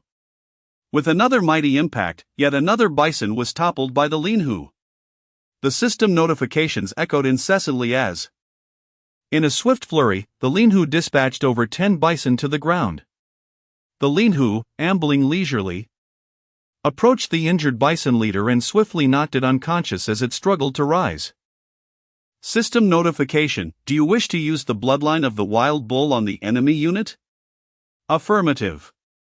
System notification: target creature's species confirmed, fusion success rate 70%. Commencing fusion. The Lin Hu crouched before the bison, closing its eyes in anticipation, while simultaneously practicing the unrefined embodiment of Lolo. System notification: embodiment of Lolo activation successful, proficiency increasing. System notification. After a prolonged silence, a furious roar erupted. The Lin Hu raised its head to behold a colossal bison, over 3 meters in length, rising from the ground. Its formerly black fur transformed into a vibrant crimson, its massive body laced with bulging muscles, and its eyes, the size of brass bells, fixated fiercely on the Lin Hu. Name: Arii species, wild bull level, 11 bloodline, exotic beast template, extraordinary. With a thunderous roar, the wild bull charged at the Lin Hu. The Lin Hu sidestepped, narrowly evading the bull's massive horns as they grazed past. The enormous beast galloped onward, stirring up a whirlwind of dust. The wild bull halted abruptly. Glancing back at the Linhu, its front hooves anxiously pawing the ground. The Linhu approached the bull, quickening its pace to a full charge. With a powerful thrust, the bull's hind legs carved two enormous craters into the earth as it charged towards the Linhu. The collision was monumental, the two titans crashing together. The Linhu evaded the bull's descending hooves, seizing its neck and sinking its claw-like nails into the flesh. The bull's tough hide proved futile against the Linhu's grip. With a bellowing roar of pain, the wild bull thrashed violently, striving to dislodge the Linhu, its hooves tearing up the earth, creating a chaotic landscape. Utilizing its hind legs for leverage, the Linhu pressed down with its forelegs. Suddenly, with a powerful heave, the Linhu exerted its strength, and with a resounding crash, the wild bull was sent tumbling to the ground. The Lin tiger opened its jaws wide and sank its teeth into the neck of the mighty bull. As the crimson life force coursed down its throat into its belly, the bull began to thrash wildly, and with a resounding thud, a hoof struck the Lin tiger's body. Unyielding, the Lin tiger maintained its grip on the bull's neck. As the moments of suffocation stretched on and the blood loss intensified, the bull's struggles gradually waned, ultimately succumbing to death. System notification: killed a second-tier extraordinary bull, gained 4,000 experience points. The Lin tiger accessed the system and selected bloodline extraction. Would you like to extract the second-tier extraordinary bloodline? Yes. Extraction successful. Selling. The system appeared to stall for a moment before the notification finally came through. System notification: would you like to sell the second-tier extraordinary bull bloodline? Yes. System notification: sold the second-tier extraordinary bull bloodline, gained 25,000 experience points. Chapter 38: Courageous Spirit. The thoughts within Lin Hu's mind were validated, bringing him immense joy. He glanced at the herd of wild buffalo, which had awakened from their stupor and had risen once more. With the enormous bull grasped between his jaws, Lin Hu ascended the hill. The buffalo, now apprehensive, quickly retreated from his hunting grounds under the leadership of their chief. Upon reaching the summit, Lin Hu lay down, gnawing on the sizable bull while surveying the landscape below. The startled creatures had distanced themselves from the woods, and, to his relief, no insects were in sight. Lin Hu mused that should his bloodline rank elevate further, it might incite a surge of beasts wherever he roamed. He opened the system to check his experience points, which hovered around 40,000. He needed to locate another area to amass experience, particularly eyeing the beast blood fangs of the wild boar in his inventory. A wild boar, indeed. It was regrettable that he had not thought of this strategy last night, allowing the creature to escape. After satiating his hunger, Lin Hu meandered eastward without a specific destination in mind, occasionally spotting cameras cleverly concealed amidst the trees, grass, and scattered rocks. He skillfully avoided these odd contraptions and continued on his way. Meanwhile, at a distant mountaintop, Zhang Jing sat atop the shell of the little dragon turtle, her hands playfully tugging at its whiskers as she gazed down the slope. "Zhang Jing, it's time for lunch!" cried Cui Hu, observing her perched on the turtle for the better part of the morning. "Oh, all right," Zhang Jing replied, rising and making her way towards the wooden cabin. Earlier that day, Zhou Yinfeng had departed with the majority of the team, leaving behind only Qin Yao, Zhang Jing, Tan Xiaoya, Cui Hu, and Mo Feng. Perhaps considering Zhang Jing's culinary inexperience, Zhou Yinfeng had left her with a small cooking team. After their meal, Qin Yao called out to Zhang Jing. "Wait! What is it, Yao Yao?" Zhang Jing turned, smiling inquisitively. "Joined the Special Operations Department," Qin Yao stated bluntly, without any preamble. "I." Zhang Jing's expression turned pensive. "We've arranged housing for you near the Qinling Mountains, where Qiangqi can ascend at any time," Qin Yao continued, glancing at the little dragon turtle frolicking at Zhang Jing's feet. "There is also a large reservoir. You will enjoy the generous benefits provided by the state, including property and vehicles in the city," she added. With an annual salary of $1 million, plus additional rewards for attendance, the state will also cover the expenses for your 2 pets' nourishment. What would I need to do? Zhang Jing pondered, aware that such generous compensation often came with corresponding responsibilities. Guard the Qinling Mountains. As the awakening of the beasts increases, we require sufficiently powerful individuals to oversee this vast forest, Xinyao stated candidly. Let us discuss it again when the big cat returns. Zhang Jing chuckled. All right, sounds good. Yao Yao, Jing Jing, come over here.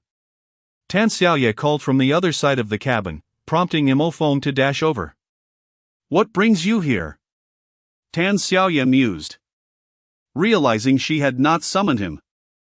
I came to see you, Mo Feng blinked innocently. Go away. At that moment, Lin Hu was traversing alongside the river, heading toward the direction of the rising sun. As always, no creature dared to disregard the formidable presence that steadily advanced. With a casual gesture, I pressed a goat down to the ground, listening to its plaintive bleats, finding it somewhat amusing. What is there to fear? I have no intention of consuming you. Observing the goat as it scampered away with an eagerness that seemed to wish for additional legs, Lin Hu suddenly felt a twinge of boredom, reminiscing about the foolish caretaker and the military lady who fed him. Glancing back at the path he had traversed, he decided against returning. How embarrassing would that be? Humph. A wild boar? Lin Hu took swift strides toward the source of the noise. Emerging from the thicket, he beheld a sizable meadow, where a group of piglets was foraging. And in the distance, a male and 2 females were rolling in a small pond. As Lin Hu stepped out from the woods, the piglets appeared utterly bewildered by his imposing presence. Humph. The 3 wild boars emerged from the pond, grunting as they approached Lin Hu. He observed as they halted before the piglets, emitting threatening squeals. Noticing Lin Hu's stillness, the boar group began to retreat slowly.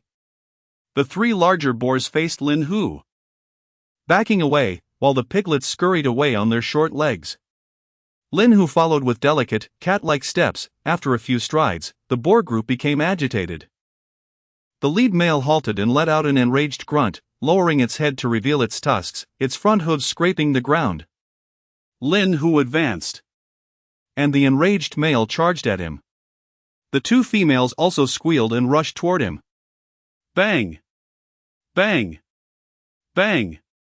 A series of swift strikes sent the 3 wild boars flying. The male slowly rose from the ground, while the 2 females struggled briefly before collapsing again. Lin Hu approached leisurely, toppling the charging male once more, a massive paw pressing down on its head. The piglets emitted low growls and returned. The 2 females, unable to rise, continued to vocalize their distress. Lin Hu regarded them, indifferent to the piglets rushing back in. System prompt: do you wish to use the tusk boar bloodline on the enemy unit? Yes. System prompt: target biological species confirmed. Fusion success rate 90%, commencing fusion. With a casual flick of his tail, Lin Hu sent a piglet attempting to bite his hind leg flying, and began to wait patiently. The 2 females rose to their feet, charging at Lin Hu once more. Their bravery was commendable, yet ultimately futile. Watching the 2 dazed females and the piglets desperately clinging to his fur, Lin Hu felt a pang of introspection, such as the way of nature. The strong preying upon the weak. Defeating the 3 wild boars granted him 1,100 experience points, still lacking nearly 4,000 to reach the next level. Perhaps it was best to focus on cultivation for now. After several system prompts, Lin Hu lifted his gaze toward the nearby boars. Originally measuring less than 2 meters in length, his size now exceeded 3 meters. 2 enormous tusks, resembling ivory, curved menacingly towards the heavens, while 2 blood-red eyes fixated intently on Lin Hu. With a disdainful snort, the tusked wild boar emitted a roar, charging forth like a relentless steamroller. The display of ferocity was commendable, however, it was futile. Lin Hu sidestepped the impending collision, seizing the wild boar by its neck. With a powerful grip, The beast's limbs trembled uncontrollably. Thud. Unable to withstand Lin Hu's immense strength, the wild boar collapsed to the ground, its muscular, dark-haired legs flailing desperately while it emitted plaintive grunts. Lin Hu surveyed the boar's neck, selecting a relatively clean spot before plunging his sharp fangs deep into the flesh. The wild boar let out a series of anguished cries, the agony in its neck prompting a violent struggle. With a resounding crack, the boar's vertebrae were severed by Lin Hu's bite, and with that, the curtain fell on this unevenly matched confrontation. Chapter 39, when poachers encounter avengers. Lin Hu released the wild boar from his jaws, its eyes wide open, blood saturating its neck, face, and mouth. A system prompt echoed, "You have slain a second-tier beast king, the tusked wild boar, earning 4,000 experience points. Would you like to extract its bloodline?" It seemed the system had resigned itself to its fate. Yes. You have sold the bloodline of the second-tier beast king, tusked wild boar, earning 10,000 experience points. A group of small wild boars incessantly squealed, nudging and tugging at the fallen beast, hoping to rouse it once more. Lin Hu glanced at the small boars and began to drag the hefty wild boar towards the riverbank. The little ones followed him closely until two larger wild boars returned, roaring incessantly, prompting them to turn back. Lin Hu did not look back, aware that the small boars had followed him all the way. The two larger wild boars, overcoming their fear, sought their young, even though their progeny lay in Lin Hu's grasp. Since the awakening of spiritual energy, it seemed that animal intelligence had risen considerably. Yet, within the forest, the assistance of intellect does not always surpass instinct. The awakening of wisdom deepened the maternal instincts of the animals and their inherent ties to their kin. To protect their young, 3 wild boars would stand resolutely, ready to sacrifice themselves. For their children, the 2 recently awakened wild boars would confront their fears. For the sake of their offspring, they allowed Lin Hu to drag away the male boar, much like the goat he had seen the previous night deemed dead by the system, yet still struggling to move. However, the predator and the prey are inherently adversarial. One might forego their map cannon due to the lower experience points of smaller creatures. Yet the hunt will never cease. The forest remains, ultimately, Lin Hu's hunting ground. Upon reaching the riverbank, Lin Hu set the wild boar down and knelt to drink. All nearby creatures steered clear of him. A few eagles soared above, having followed him throughout the day. Since Lin Hu's departure that morning, they had feasted on leftover beef and circled the skies above his path. Similarly, a few wildcats lingered at a distance, eyeing him.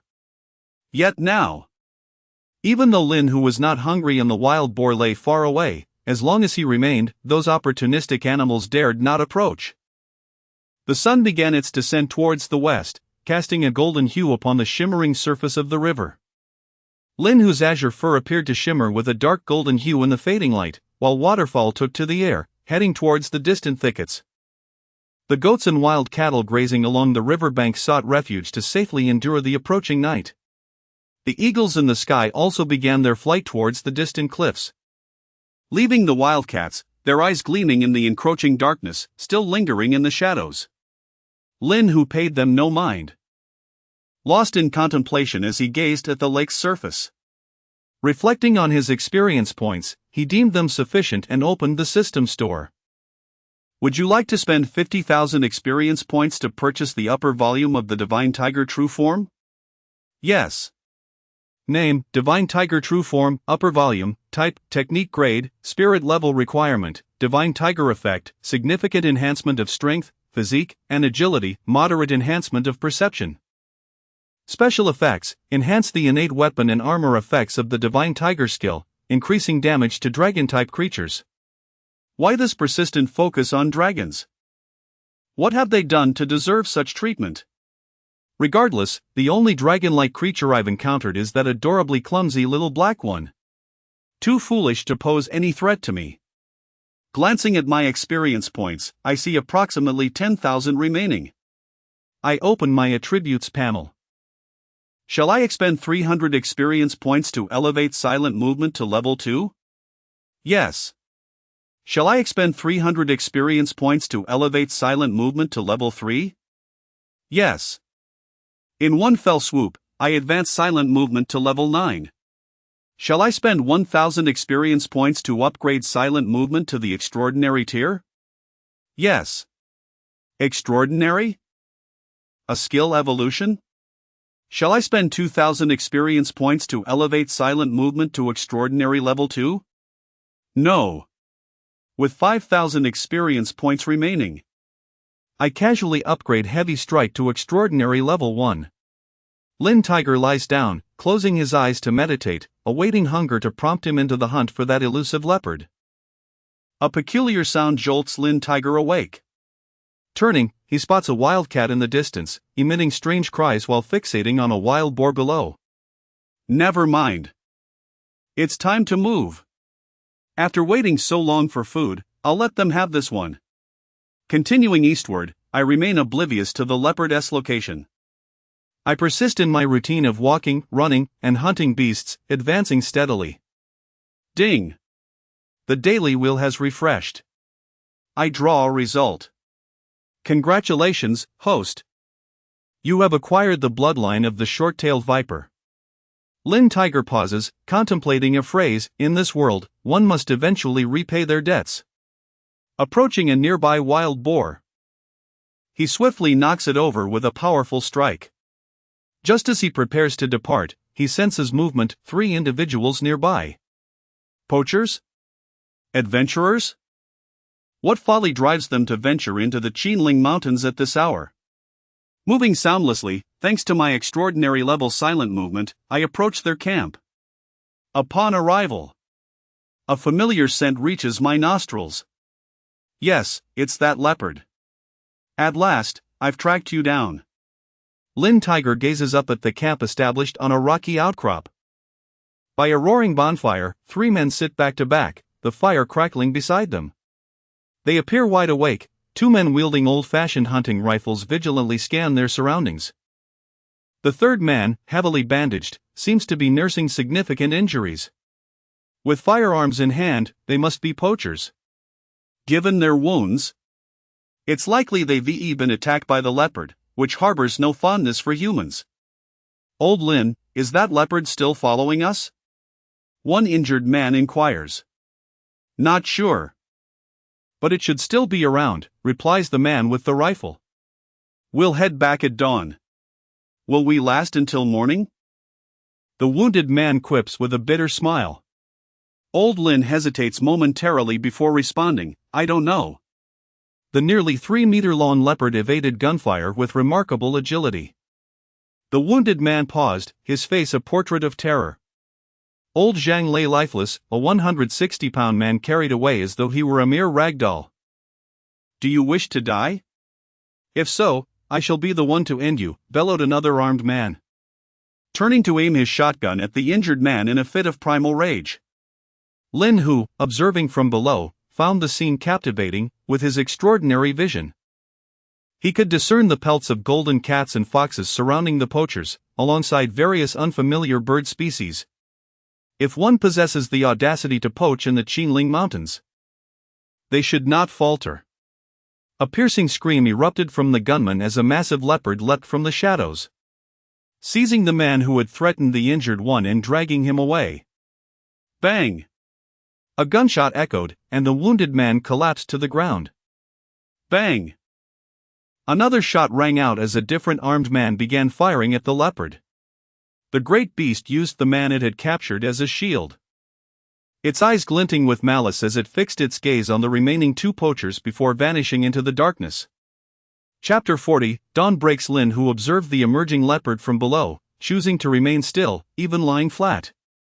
The man, fatally shot, lay bleeding profusely from his chest, his life slipping away. Those who dare to hunt wild animals in the forest must be prepared to become prey themselves. Therefore, Lin, who resolved to be a mere spectator, an onlooker to the unfolding tragedy. Old Lin, I fear I shall not survive, the wounded man gasped, clutching Lin's hand, blood frothing at his lips from the internal injury. Lin, who turned to glance at the dark forest, engulfed by a profound sense of dread. We have poached for so many years, by law. We should have perished long ago. The dying man gripped Lin Hu's hand tightly. If you live, please, look after my children. Very well. As he gazed upon the man's impending demise, Lin Hu felt a surge of emotions. He was now the sole survivor of their group. The Qinling Mountains, once his hunting ground, now seemed to have flipped the roles of hunter and hunted. Staring into the encroaching darkness, he realized he could not fulfill his comrade's last wish. The leopard would spare none of them. In the long hours of waiting, Lin Hu, in a moment of boredom, captured a short-tailed viper, merging its bloodline with his own. He then lifted his head, anticipating the leopard's return. The viper raised its small head, hissing in a display of defiance. With a swift motion, Lin Hu's razor-like nails pierced the viper into the ground. Another 8,000 experience points were credited to him. Listening to the gentle rustle of the forest and the faint sound of footsteps, Lin Hu raised his head. It was coming. With a loud thud, the man on the stone platform was pinned to the ground by the leopard, its jaws clamping around old Lin's neck as it prepared to retreat into the shadows. However, a colossal figure emerged from the depths of darkness, its dark fur and nearly 5-meter stature giving it an air of mythic ferocity, resembling a beast from ancient legends. The leopard released the man, growling a menacing warning at Lin Hu. Undeterred, Lin Hu continued his deliberate approach towards the leopard. The barely conscious old Lin watched Lin Hu's slow advance, a final thought flickering in his mind. Is this still the Qinling? The leopard let out an enraged roar, lowering its body to reveal its razor-sharp fangs.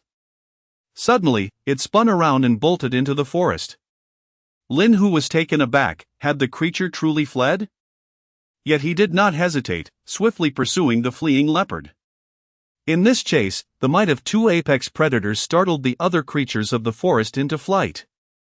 As Lin Hu followed the rapidly moving leopard, he effortlessly dispatched wild boars, goats, and monkeys that crossed his path. The activated dragon hunter state granted him agility far exceeding that of the leopard, allowing him to navigate the terrain with ease while simultaneously accumulating experience. Enough of this. It's time to conclude. Gazing into the distant forest, Lin Hu, feeling the weight of the night and its myriad dreams, began to accelerate towards the leopard. The distance between them narrowed at a visibly swift pace. With a desperate scramble, the leopard, realizing escape was futile, ascended a 2-meter-thick tree, climbing its bark until it reached the pinnacle. Lin Hu watched, somewhat bewildered, as the leopard clung to the topmost branch with its forepaws. Could it truly scale such a height of nearly 30 meters in mere 3 seconds? Perched atop the tree, the leopard tilted its head downwards, scrutinizing Lin Hu's movements. Meanwhile, Lin Hu crouched beneath, contemplating a pressing question. If he left, how would the leopard descend? A howling wind swept through, stirring the fallen leaves around Lin Hu.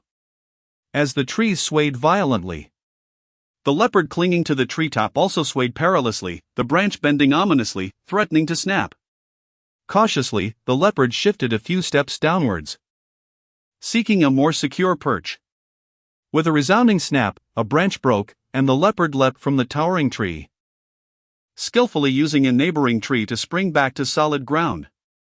Impressed by the leopard's agility, Lin Hu approached. The leopard, with a powerful thrust of its hind legs, lunged at Lin Hu, only to be met with a resounding slap that sent it rolling twice before it regained its footing. Head held high as it unleashed a mighty roar. The awakened feline, indeed, exhibited far superior combat prowess than the wild boar and bull it had previously bested. Lin Hu felt a surge of excitement. The 2 colossal beasts collided, Lin Hu opening his jaws to bite at the leopard's head, only to be met with a swift paw that swatted him aside. The leopard retaliated with a bite aimed at Lin Hu's neck, but Lin Hu, with a forceful motion, overturned the leopard onto the ground. The leopard, lying there, clung tightly to Lin Hu's head to prevent him from seizing its throat, its claws digging into Lin Hu's fur, yet proving ineffective against his naturally armored skin. With a heavy thud, Lin Hu's forepaw struck the leopard's head, deftly avoiding the hind legs aimed at his eyes. The sound of tearing flesh echoed as Lin Hu's claws inflicted 5 deep gashes across the leopard's chest. Nevertheless, the leopard managed to rise, albeit at the cost of those grievous wounds. The two formidable predators locked eyes, the leopard searching for Lin Hu's vulnerabilities while Lin Hu activated his insight. Name, Wind Species, Leopard Level, 21 Bloodline Grade, Pseudo-Spiritual Beast Template, Extraordinary and Extraordinary Pseudo-Spiritual Beast. No wonder it withstood several of his strikes and still rose. With a sudden pounce, the leopard tackled Lin Hu to the ground, baring its fangs as it aimed for Lin Hu's neck. Lin Hu blocked the leopard's bite with his forepaw, using his hind legs to flip over, toppling the leopard in the process. With a fierce impact, the leopard's head struck the ground, and Lin Hu pressed one forepaw against the leopard's head while the other pinned its ribs down. The leopard gasped violently beneath the paws of the forest tiger, its chest bleeding profusely and the fierce struggle having drained its vitality. A swift end to this exhilarating battle was in order. Thus, with a gaping maw, the tiger seized the leopard by the neck. The leopard quivered momentarily but made no effort to resist. Instead, it gazed with wide eyes toward the distant forest, the stars twinkling in the sky, and the horizon that glimmered with the first light of dawn. Slowly, the leopard closed its eyes. The day was about to break. With a resounding snap, the tiger severed the leopard's spinal cord, and the asphyxiated creature lay lifeless before its conqueror. A system notification chimed, eliminated a Tier 3 extraordinary leopard, gaining 16,000 experience points. Accompanied by the system's alert and the faint light of dawn, this leopard, responsible for the deaths of numerous beings, met its demise in the woods. Cell Bloodline. Selling Tier 3 Extraordinary Bloodline Leopard, gaining 50,000 experience points. The tiger shook its head, preparing to carry the leopard away. Another system notification emerged, detected a shard of Spirit Stoneheart within the leopard. Would you like to extract it? Yes. Extraction of Spirit Stone Heart Shard successful. Please check the details for more information. Chapter 41, Whose Hang Are You Driving? The horizon's pale hue gradually deepened into crimson, as the moon that once adorned the sky dimmed with the emergence of the sun. With the sun fully revealed, the moon began to fade, ushering in a new day for the entire forest. The leopard lay languidly upon the clearing before the forest tiger, basking in sunlight it would never witness again. Meanwhile, the forest tiger found itself absorbed in contemplation, gazing at the tiny, multicolored fragments scattered upon the ground. All of this was triggered by a new system notification. Would you like to sell the spirit-level artifact, Heart Fragment of the Spirit Stone? Sale price, 100,000 experience points. Given the system's notorious tendency to overcharge, this implied that the diminutive object was valued at 1 million experience points.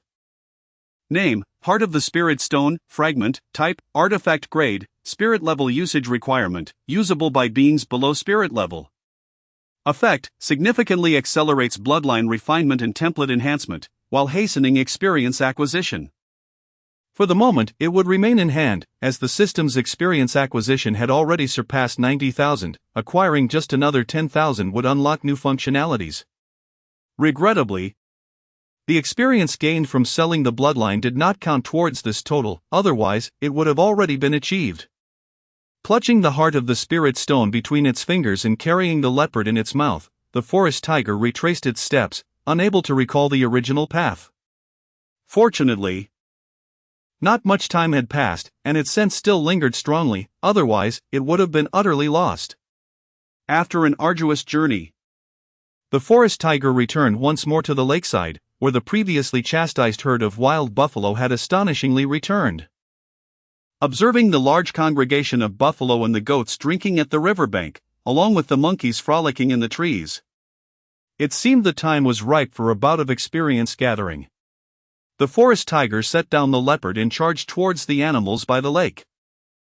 The waterfowl along the shore took flight, as if drawing a curtain across the sky. Goats, buffalo, monkeys, wildcats, and antelopes all began to flee in a frenzy.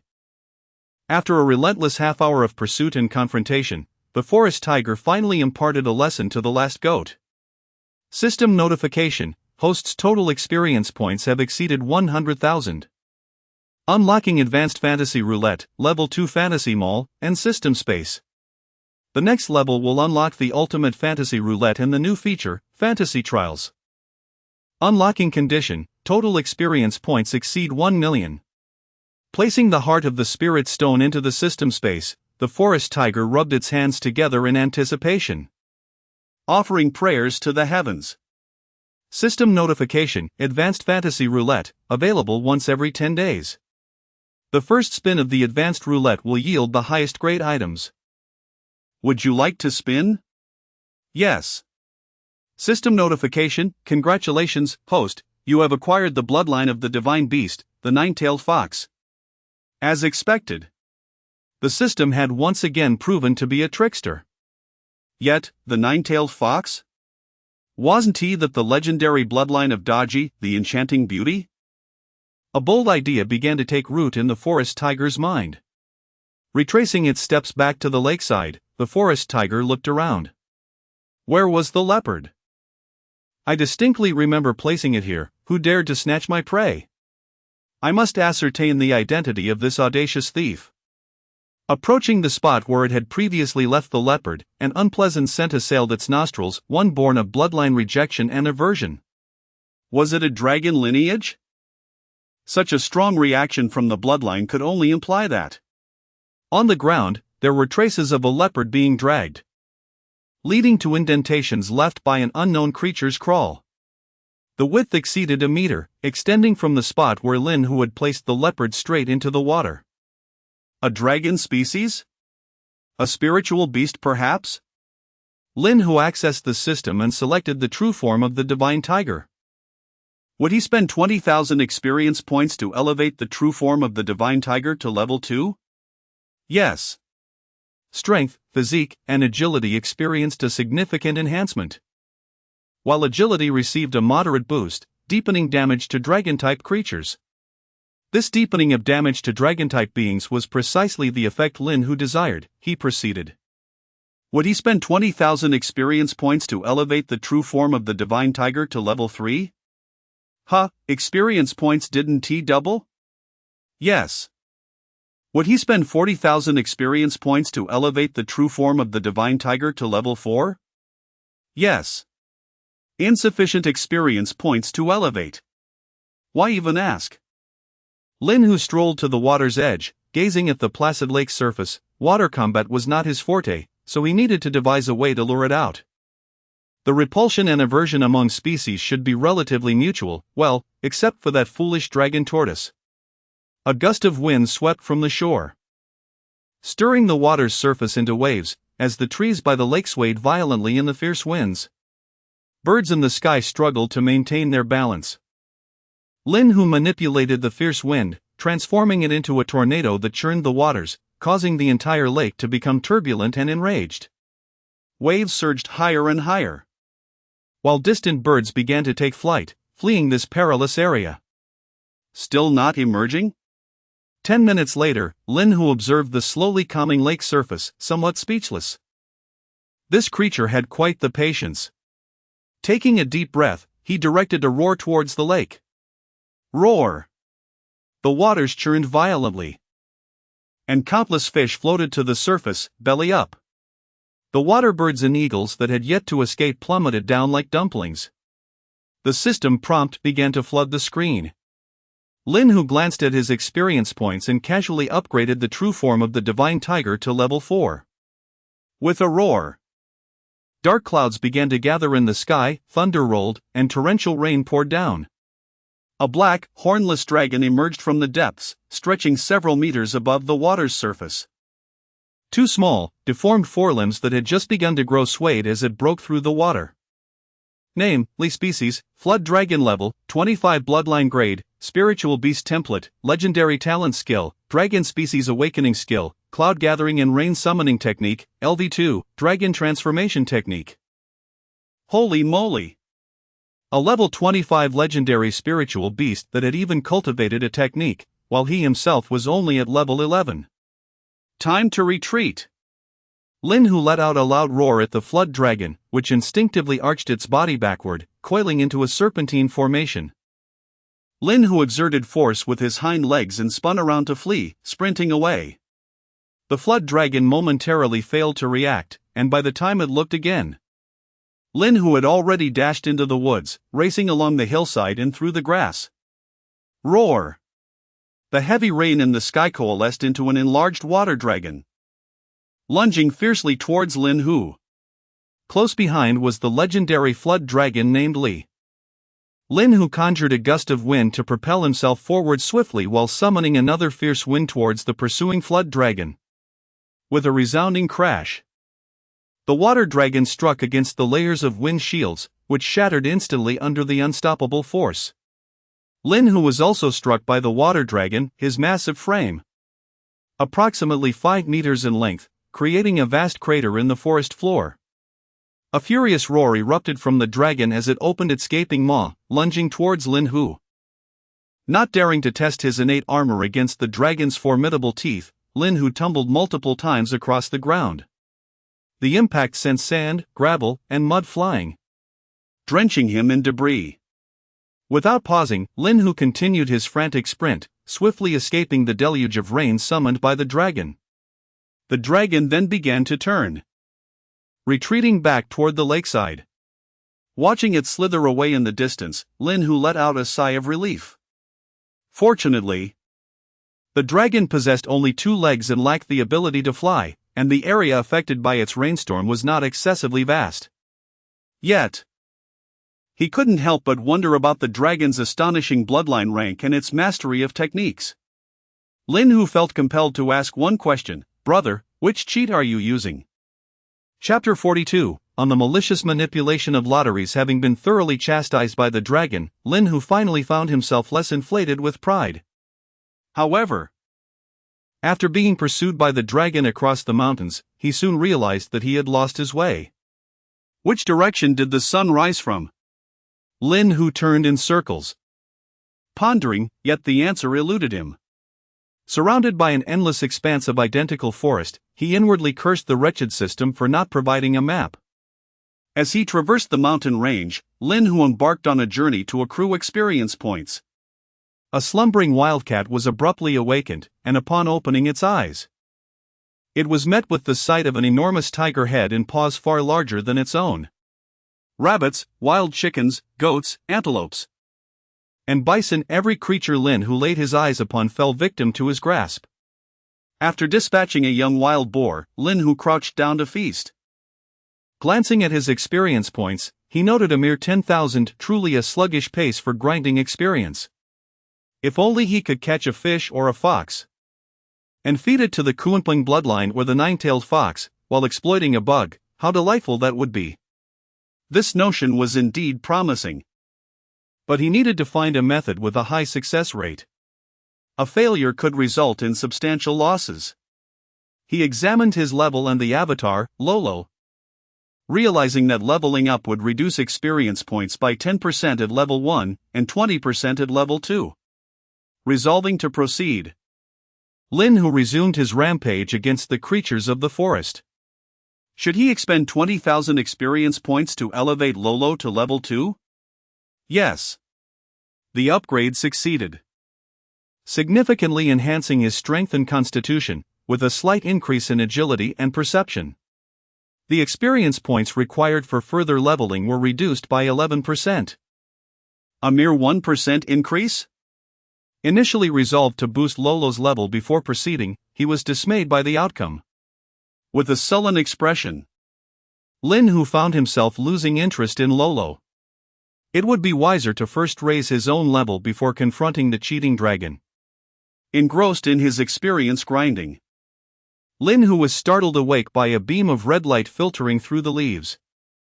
Looking up at the sun, he realized it was already dusk. So, this direction must be east?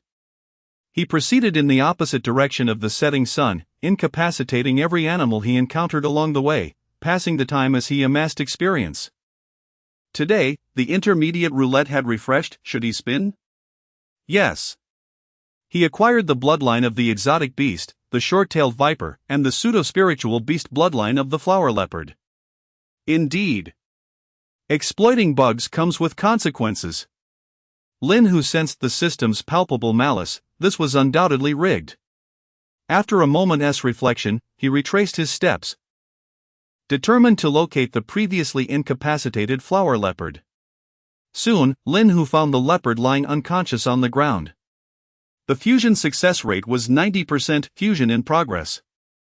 Casually, he caught a short-tailed viper nearby to merge its exotic bloodline as well. Lin Hu lay down to sleep, unaware of how long it had been since he last rested. Hours later, he was awakened by a system notification. System notification: fusion of the short-tailed viper bloodline failed, bloodline has been lost. Lin Hu gazed at the lifeless short-tailed viper on the ground, once again feeling the system's profound malevolence. A 90% success rate, and yet it could still fail? Fortunately, the leopard succeeded. Observing the spotted leopard baring its teeth at him, Lin Hu swiftly delivered a slap, then lowered his head to bite down on the leopard's neck. The newly evolved leopard, having yet to experience the augmented strength from its evolution, met its demise in Lin Hu's jaws. Experience gained, 8,000 points. The sale of its bloodline was successful, yielding an additional 50,000 experience points. Opening the system panel, he clicked to upgrade. Would he spend 1780 experience points to elevate his level to 12? Affirmative.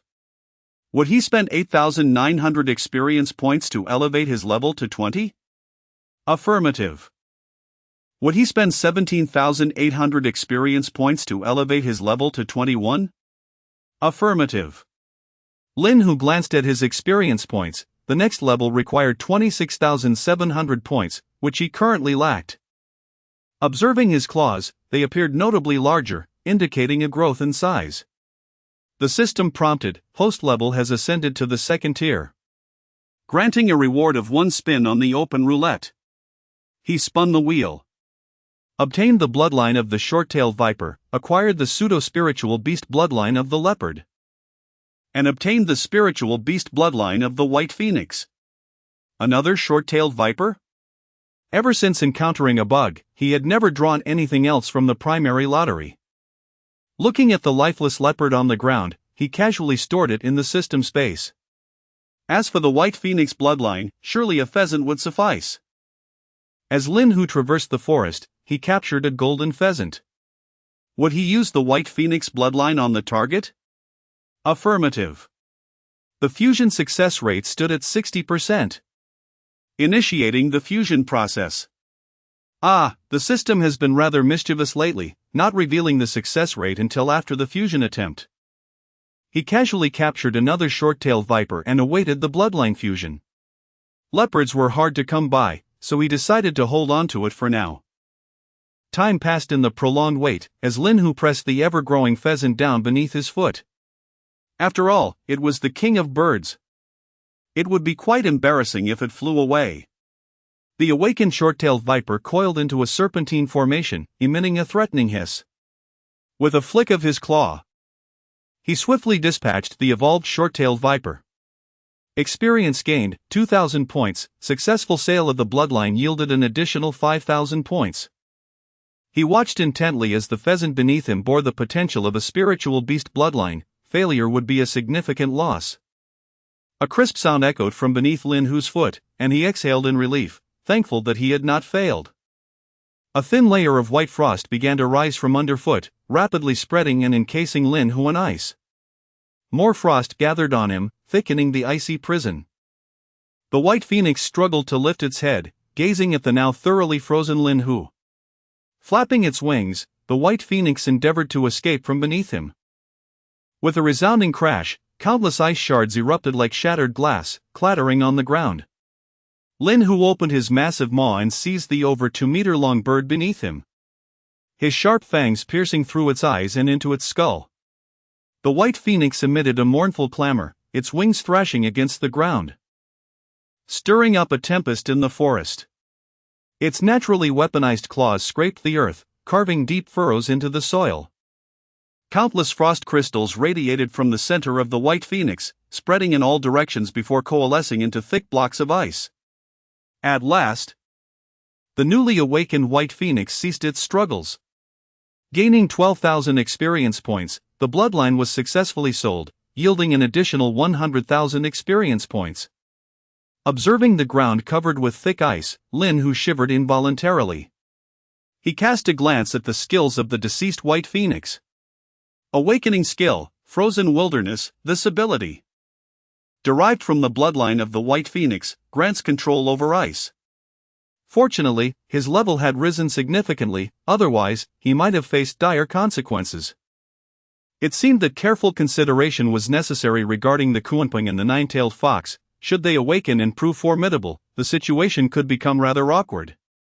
Checking his experience points, Lin Hu casually upgraded his divine tiger form to level 6.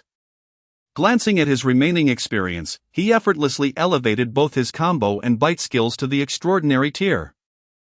Narrowing his eyes, Lin Hu gazed into the distant forest. Jialong, I am coming. Are you ready? Chapter 43, The Battle of Dragons and Tigers. The nascent sun pierced through the clouds, filtering its radiant light through the gaps between the leaves, casting a mosaic of dappled shadows upon the forest floor. A colossal tiger, nearly 7 meters in length, traversed the woodland.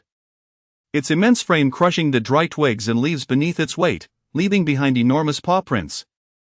Occasionally, startled birds took flight from the trees, chirping animatedly as they hastily fled. The cacophony prompted more birds to join in the exodus from the thicket.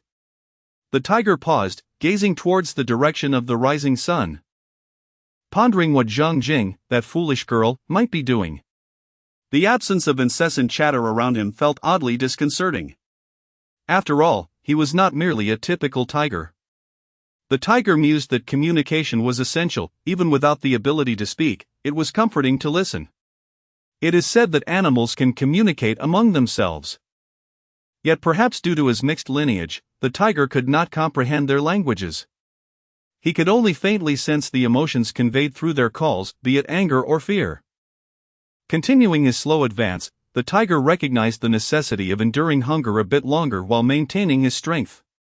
Suddenly, a leopard cat, sensing an intruder in its territory, emitted a growl before bolting upon spotting the tiger. With a swift motion, the tiger caught up and delivered a powerful swipe, rendering the leopard cat unconscious. Gazing at the diminutive creature before him, the tiger hesitated momentarily. Oh well, finding a snow leopard was no easy feat. He had encountered merely 2 in recent days. A leopard cat would suffice. Fusion success rate, 60%. Fusion in progress. Xiaohei, do you think the big cat will return? Zhang Jing crouched beside the little dragon turtle, wrapping her arms around her knees. Xiaohei lifted its head to meet her gaze, tilting it thoughtfully before nodding.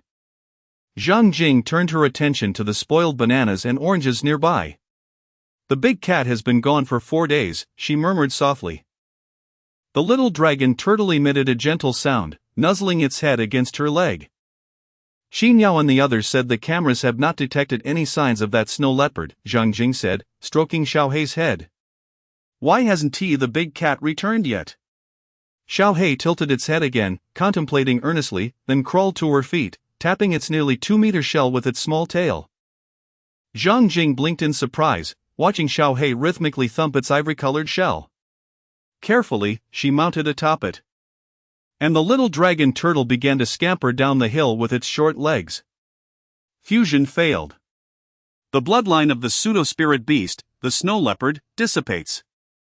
Lost over 50,000 experience points.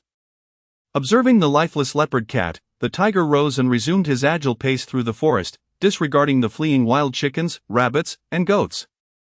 He continued to run, and with every stride, his speed gradually intensified, fully activating his hunting prowess. The aura of the tiger grew increasingly formidable, causing frightened creatures to flee from afar. At last, the tiger beheld the shimmering lake. Following last night's roars of the tiger and the dragon's song, the entire stretch of water was devoid of any lingering life. With a resounding roar, a colossal dragon emerged from the water. The sky was shrouded in dark clouds, casting a pall over the landscape. Accompanied by a torrential downpour, the dragon surged forth from the lake. Lin Hu began to accelerate, swiftly closing the gap between them. With a fierce roar, Lin Hu leapt high into the air and pounced. Bang! The dragon's tail struck Lin Hu, sending him crashing to the ground. Raising its head high, it opened its massive jaws to bite down on Lin Hu. Slap! Lin Hu swiftly rolled up, delivering several deep gashes across the dragon's face with his sharp claws. Meanwhile, Xiao He, who was carrying Zhang Jing, paused mid-stride and looked into the distance. Sensing a kinship, he heard a familiar roar echo in his ears. Xiao He, what's wrong? Zhang Jing inquired, unable to perceive the sound from their considerable distance. Whimpering softly, Xiao He quickened his pace. Lin Hu managed to deflect the dragon's head that was clamped onto his back, the dragon's teeth leaving 4 deep lacerations on him.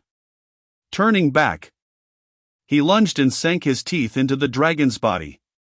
The dragon let out a pained howl, writhing free from Lin Hu's grip, its body coiling around Lin Hu like a serpent. Bang! Lin Hu flipped the dragon onto the ground, pinning its head down, and opened his jaws wide to bite at the dragon's neck. The dragon's tail wrapped around Lin Hu's waist, forcefully throwing him into the air. Smack! The tail descended from above, crashing down upon Lin Hu. Bang! Like a meteorite striking the earth, debris flew as a massive crater was formed.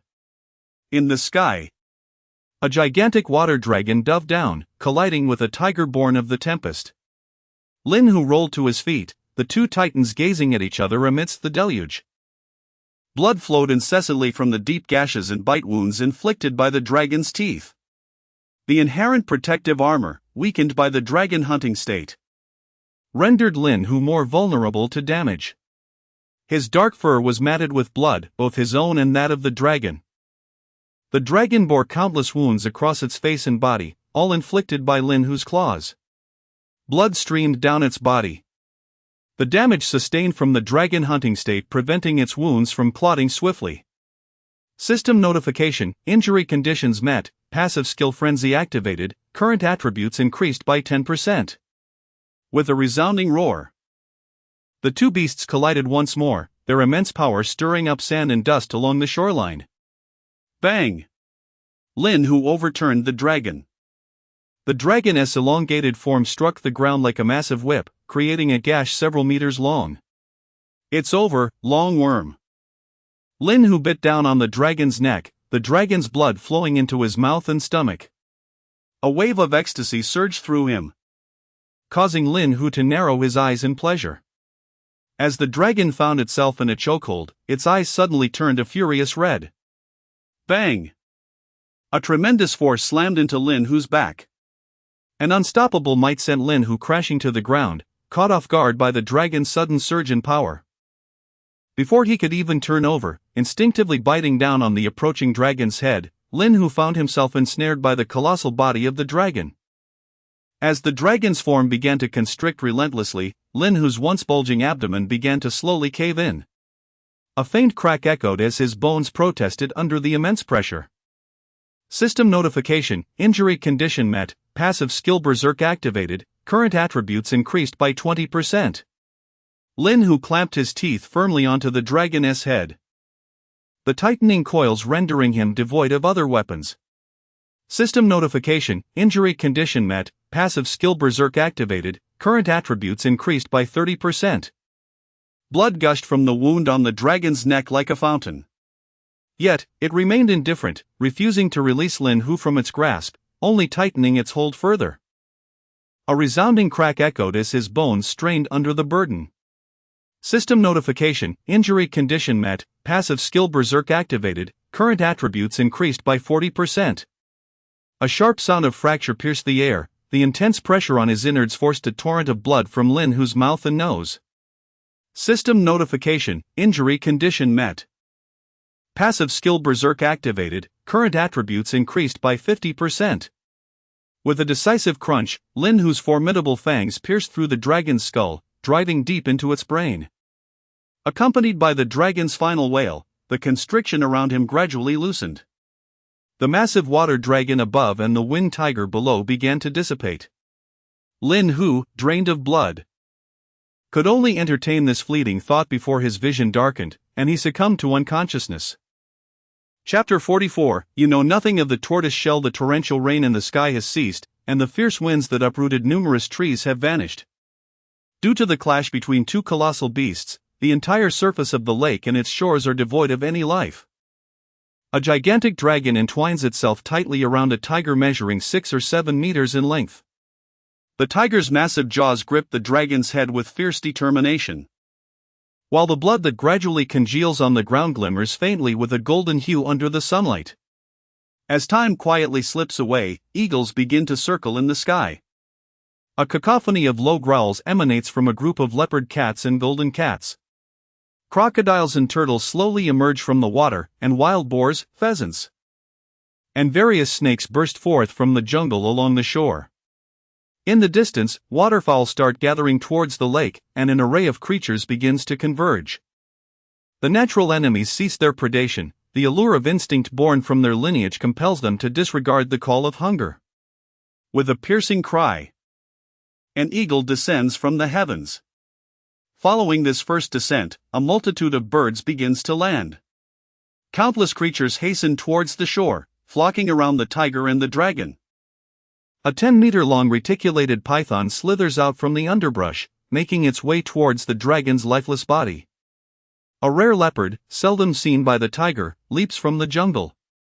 Eagles, leopards, wild boars, various wildcats, crocodiles, and pythons unite to drive away other animals. The displaced creatures stand at a distance, hoping to feast on the remnants once these carnivorous beasts depart. The predators, having driven away the lesser beings, begin to circle around the tiger and the dragon, selecting their positions for a feast. A crocodile opens its jaws, clamping down on the dragon's tail, yet, despite its powerful bite, only shallow white tooth marks appear on the dragon's rear. The animals, after tentative exploration, start to seek the wounds of the two colossal beasts. The unconscious tiger, oblivious to its fate of becoming a meal for the very creatures it once hunted, benefits from its naturally formidable armor, which prevents these lesser beings from taking a significant bite. Instead, they can only lick the congealed blood and exposed flesh from the wounds in the ground. As the animals consume the blood and flesh of the tiger and the dragon, they begin to undergo varying degrees of transformation. An eagle emits a shrill cry, awakening to its newfound potential. A leopard cat, greedily devouring the tiger's blood, emits a wail as blood streams from its mouth and nose. It succumbs to its own avarice, falling victim to the failure of bloodline fusion. A white figure darts from the forest, and before Zhang Jing can fully comprehend the situation at the shore, she hears Xiaobai emit a resounding dragon's roar. Accompanied by this roar, the waters of the lake erupt into tumultuous waves, transforming into a colossal dragon tortoise measuring over 10 meters in diameter. The animals encircling the tiger and the dragon grow frantic, the suppression stemming from their bloodlines inducing a sense of dread. Yet, their yearning for power eclipses their fear. Their pursuit of lineage transcends the boundaries of life and death. Despite the overwhelming pressure from higher beings looming over them, they remain undeterred by the tantalizing allure of their bloodline. The great serpent coiled itself in a serpentine formation, the leopard poised for an imminent pounce, while the eagle began its circling above the dragon tortoise. "What is the matter, big cat?" Zhang Jing, realizing Lin Hu's dire predicament, covered her mouth as tears streamed down her cheeks. "Xiao He, drive them away." Zhang Jing bit her lip, striving to suppress her tears. No wonder the big cat had not returned. No wonder she had not seen him for so long. It was no surprise that Qin Yao mentioned the forest surveillance had failed to capture his presence. Could it be that he had perished? Xiao He gently set Zhang Jing down and gazed at Lin Hu, ensnared in the distance. Then, he lifted his head to observe the eagle that circled relentlessly above. His gaze fell once more upon Zhang Jing, whose face was streaked with tears. The colossal dragon tortoise, once formed from condensation, began to dissipate, morphing into a vast hollow water sphere encircling Zhang Jing. With a mighty roar, Xiao He charged towards the shore, causing the ground to reverberate with thundering sounds as he sprinted. The immense force of his movement left a series of craters along the bank. The serpent lunged at Xiao He, who retracted his head into his shell. The serpent's head collided against Xiao He's shell, producing a resounding impact, and a broken fang slid off the tortoise's armor. Seizing the opportunity amidst the serpent's hissing, Xiao He's dragon head burst forth from his shell, leaping high to seize the serpent by its neck. The tremendous strength forced the serpent to the ground, where it writhed and attempted to ensnare Xiao He.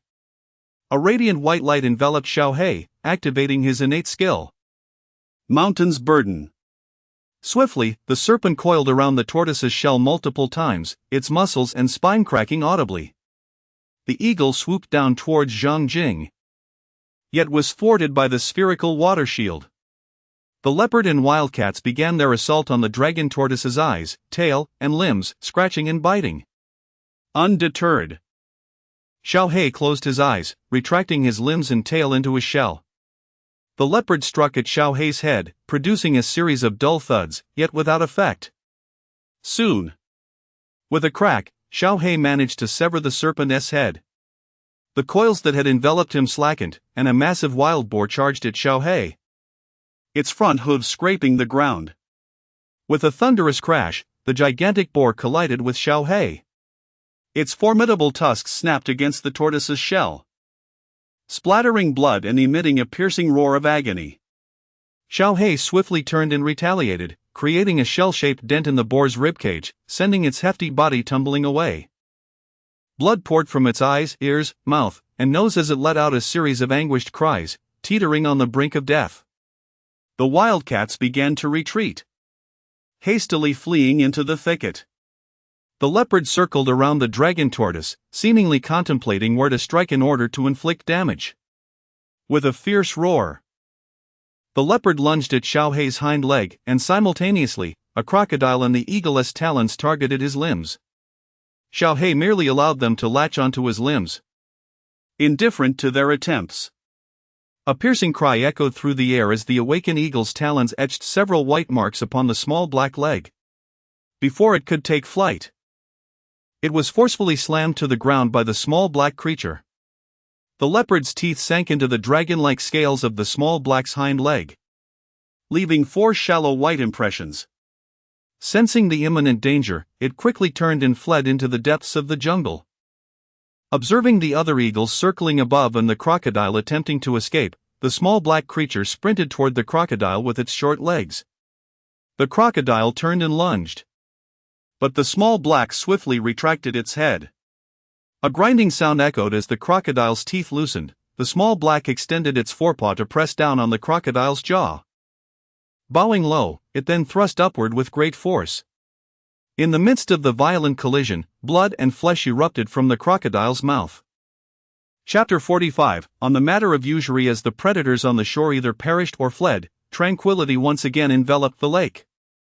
Xiao He dispersed the water shield encircling Zhang Jing and scampered towards Lin Hu on its short legs. Big cat. Zhang Jing's voice, laced with a trembling sob, was hoarse and far from her usual melodious charm.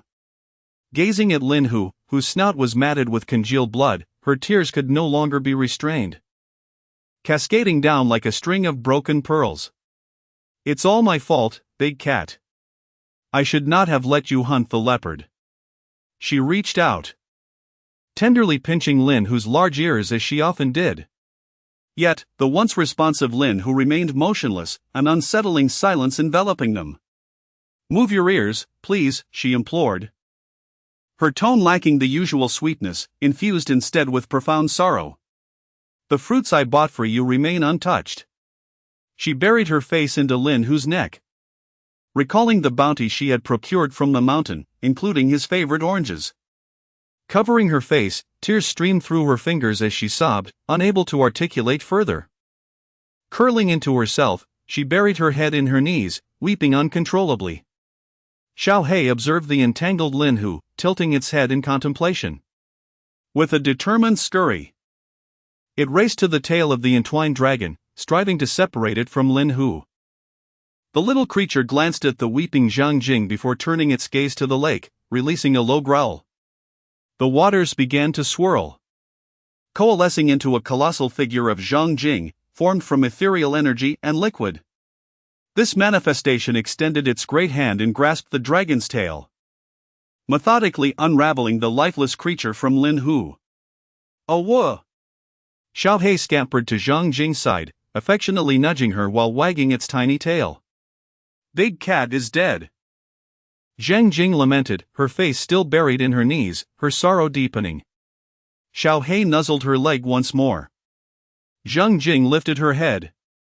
Her visage marred by tear streaks, her once graceful makeup rendered a mere memory. Xiao Hei dashed towards Lin Hu, pointing at his gently rising chest. Wiping her tears, Zhang Jing stood and gently grasped Lin Hu's ear, surveying the deep gashes inflicted by the dragon. Tears, once again welling in her eyes, cascaded down her cheeks. "Awa, awa." The anxious Xiao Hei darted around, continuously nudging Zhang Jing. When Lin Hu finally awakened, he beheld this poignant scene. The little dragon turtle gazed at him with soft, cooing sounds. "Big cat, you're awake?" Zhang Jing, striving to maintain her usual tone despite her red, swollen eyes, wiped her tear-streaked face and looked at Lin Hu. Lin Hu scrutinized Zhang Jing, her face etched with sorrow, and felt a surge of emotion welling within him. "As a tiger, if I were to truly perish, perhaps only this caretaker before me would feel sorrow for my demise." "Big cat, what's wrong?" Zhang Jing wiped away the tears that had once again cascaded down her cheeks, striving to present a smile. Observing the wounds on Lin Hu's body, she pressed her lips together and said with a smile, "It's all right, we'll return shortly. And I'll find a doctor for you. How does that sound?" Despite her cheerful demeanor, tears continued to glisten in her eyes. "If you cannot move anymore, I shall care for you for a lifetime." Tears streamed down Zhang Jing's cheeks, each droplet landing softly upon Lin Hu. Lin Hu shook his head and gestured towards the wounds that were visibly healing before her eyes. Internally, his bones and organs were also mending slowly. Zhang Jing, the big cat, crouched down, gently stroking Lin Hu's blood-stained fur. Lin Hu gazed at her, emitting a soft growl. Zhang Jing merely leaned against Lin Hu's back, as she often did, burying her head in his fur, which was still stained with dried blood. Once she was assured that Lin Hu was safe, her heart finally eased, and she drifted into a deep slumber against his back. Watching the sleeping Zhang Jing, Lin Hu and Xiao Hei fell silent, even as Zhang Jing inadvertently brushed against Lin Hu's injured bones. As Lin Hu prepared to extract the bloodline of the dragon, he stumbled upon an unusual notification within the system. Emergency treatment in progress, remaining time, 1 hour and 35 minutes. Upon opening the system prompt, he noted that slaying the 4th-tier legendary dragon had granted him 20,000 experience points. Just as he was about to close the system interface, he unexpectedly discovered a different message amidst the notifications. System alert, emergency treatment initiated. This function requires the expenditure of 10,000 experience points. Detected host experience points sufficient. Did it automatically deduct my experience? No, the experience gained from the dragon's demise is still intact. Lin Hu scrutinized the system prompt carefully and found 2 notifications inscribed in black text, nearly indistinguishable against the dark background. System alert, due to lack of authorization. The system cannot automatically extract host experience points. Emergency loan function activated.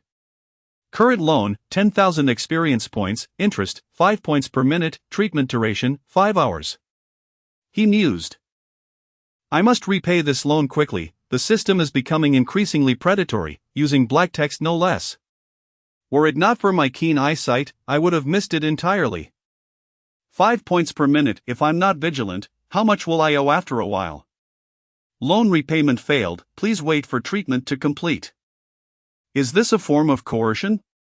10,000 experience points borrowed for 5 hours, and they charge me 1,500 in interest, forbidding early repayment? Even loan sharks wouldn't be this unscrupulous. Oh dear, Big cat, please don't die. Lin Hu turned to look at the now weary Zhang Jing, who had cried herself to sleep. Clad in a white dress, it was now entirely soiled with mud. Even in slumber, tears slipped from the corners of her eyes, accompanied by soft murmurs. Lin Hu turned back and commenced the extraction of the dragon bloodline before him. Selling legendary spirit beast bloodline, dragon, experience points gained, 100,000.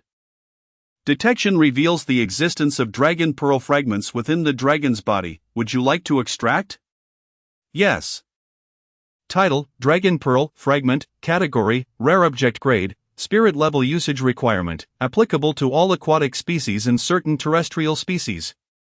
Effect: Comprehension of the Dragon Transformation Technique, Volume 1. Swiftly enhances experience points and significantly elevates one's bloodline, ineffective against spirit beasts and above. The Lin tiger gazed down, observing Little Black, whose large, watery eyes blinked in innocence, its little tail wagging incessantly. With a series of determined strides, Little Black approached Lin tiger, nuzzling against it with its hornless head, occasionally letting out soft, cherubic sounds. Lin tiger, watching Little Black's affectionate display in pursuit of the dragon pearl, could only think one thing: indeed, where there is a master, there is always a turtle. Casually tossing the dragon pearl to Little Black, it emitted a delighted squeak before swallowing the pearl whole. After checking the experience points, Lin tiger resolved to conduct an experiment. It reached out to initiate an upgrade, pondering whether to expend 26,700 experience points to elevate its level to 22. The answer was affirmative. All wounds healed, and Lin tiger felt invigorated. Next, it considered repaying the debt, debating whether to spend 11,500 experience points to settle the system loan. After a moment's thought, it affirmed once more, indeed, for a mere 11,500 experience points. Would one truly perish without such trivial interest? Chapter 46, The Barbecue Quartet. As the sun cast its myriad crimson rays, the distant chirping of cicadas echoed through the forest. The creatures of the shore, keen to avoid the presence of the imposing Lin Hu, began their return to their nests. Lin Hu, currently feasting upon a dragon, lifted his gaze to the setting sun and rose to his feet. What's wrong, big cat? Zhang Jing, roused from her slumber, rubbed her slightly swollen eyes and looked up with a dazed expression. Casually, Lin Hu stored the dragon in his spatial realm. Big cat, where have you hidden it? Zhang Jing circled around Lin Hu, her curiosity palpable. Is this your spatial ability? She rushed to Lin Hu's front, her face alight with excitement. Lin Hu glanced at her without responding. Please tell me. Zhang Jing clung to Lin Hu's foreleg and shook it, though to no avail. Observing the towering leg before her, she turned and grasped Lin Hu's tail, shaking it vigorously with both hands, her voice imbued with an endearing sweetness. Please tell me, please tell me. Her slightly swollen eyes brimmed with tears, looking at Lin Hu as if on the verge of tears. Her expression screamed, if you don't tell me, I'll cry. Lin Hu gently nodded, curling his tail around Zhang Jing and placing her on his back. He extended a forepaw and roused the drooling, slumbering Xiao He. Following the scent left by Xiao He, Lin Hu began to sprint. Woo woo woo! The little dragon turtle, struggling to keep pace with Lin Hu, called out from behind. Lin Hu halted momentarily as Xiao He leaped and swiftly climbed onto his back. What a lazy creature, Lin Hu thought to himself, resuming his rapid advance. Big cat. Doesn't that mean you can carry a lot of things in the future? Zhang Jing queried curiously from Lin Hu's back. Lin Hu continued his stride, parting the strong winds that rushed toward him. Can I store things with you in the future? Zhang Jing seemed to have an epiphany, her face alight with joy. Time passed as Zhang Jing incessantly asked questions, until Lin Hu once again stood atop the mountain, clutching a flower leopard in his jaws. There, he spotted the familiar barbecue quartet. Qinya was condensing steam to fill a water bucket, while Tan Xiaoye was hastening the ripening of a large cabbage. The timid Mo Feng was skillfully manipulating his metal ability to forge a sizable iron pot. Yao Yao, Xiaoyu, we're back. Zhang Jing leaped off Lin Hu and jogged toward Jun Yang. We're back. Dinner will be ready soon, we've set up a simple stove. So you won't have to eat barbecue anymore. Jun Yang looked up at Zhang Jing with a smile, then turned her gaze to Lin Hu. Noting how much larger the tiger had grown. Jing, is there anything else you'd like to eat? I can plant it for you. Tan Xiaoye inquired with a smile. Ah, I love you all. Zhang Jing enveloped Xinyao and Tan Xiaoye in big hugs. And me. Mo Feng exclaimed from the side. Did you know? I nearly exhausted my primordial energy to forge this iron pot just for you, Mo Feng began to boast to Zhang Jing. As I was about to express my thoughts, a large hand abruptly interrupted me by seizing the iron pot and dragging it away. Cui Hu casually handed the roasted rabbit he held to Zhang Jing, then extended his hand to take the substantial iron pot from Mo Feng. He turned and made his way towards the makeshift stove that had just been prepared that afternoon. Mo Feng glanced down at Tan Xiaoye, who had planted another cauliflower in the ground. Xiaoye, why don't you give me a hug? Mo Feng's serious demeanor suggested he was speaking of something of great importance. Tan Xiaoye lifted her head and scrutinized Mo Feng before responding earnestly, "Get lost." Zhang Jing trotted over to Lin Hu, shaking the roasted wild rabbit in her hand. Big cat, do you want to eat? Do you want to eat? Lin Hu glanced at her but did not respond. I won't compete with you today, Zhang Jing said as she offered the roasted rabbit toward Lin Hu. Ha! Don't think I don't know you're tired of eating, she teased, opening her mouth wide and placing the wild rabbit into Lin Hu's mouth. Jun Yang approached, carrying a large bag of fruit, reminiscent of those old nylon bags capable of holding over 200 pounds. I went down to the county town this afternoon to buy these, she said, placing the fruit down and settling beside Zhang Jing next to Lin Hu. As she peeled 2 bananas, she turned to Zhang Jing and inquired, "Have you given any thought to what I mentioned last time?" As Qinyao handed bananas to Lin Hu and Xiao He, she continued, "We will arrange to set up camp nearby in the forest. And the 4 of us will join you." After a brief pause and a glance at Lin Hu, she added, "If Big Cat wishes to ascend the mountain, he may do so at any time." Listening to their conversation, Lin Hu could roughly discern the topic being discussed. He was momentarily taken aback by the small face that appeared before him. "What brings you here to see me?" he asked. "Big Cat, what do you think?" Zhang Jing softly inquired, gazing into Lin Hu's eyes. Lin Hu was bewildered. "Are you asking me? Are you the caretaker or am I?" He nodded slightly. Considering the possibility that if they could reside near the forest, there was no need to return to the zoo. "All right then," Zhang Jing replied, turning to give Qin Yao an affirmative nod. "This is the key to the entrance of our residence, I will take you there tomorrow." Qin Yao continued to feed fruit to Lin Hu and Long Gui without pause. "Mo Feng, bring out some pairs of chopsticks, dinner will be served shortly," came Cui Hu's deep voice. "Xiaoye, pass me a few stalks of celery, I will need them soon." "Okay," Tan Xiaoye replied, beginning to plant celery in the ground. As Mo Feng skillfully carved wooden chopsticks with his abilities, he muttered softly, "This is my metal ability, not meant for carving chopsticks. What do you want instead?"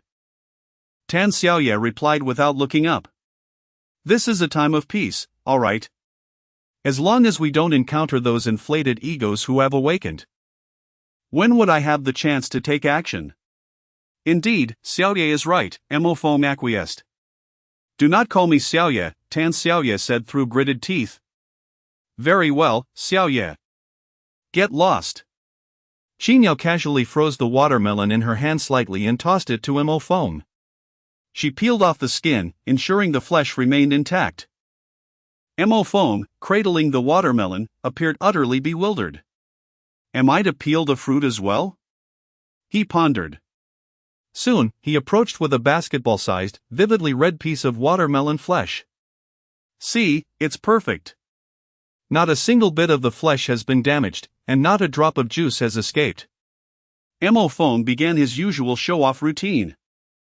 You may step aside now.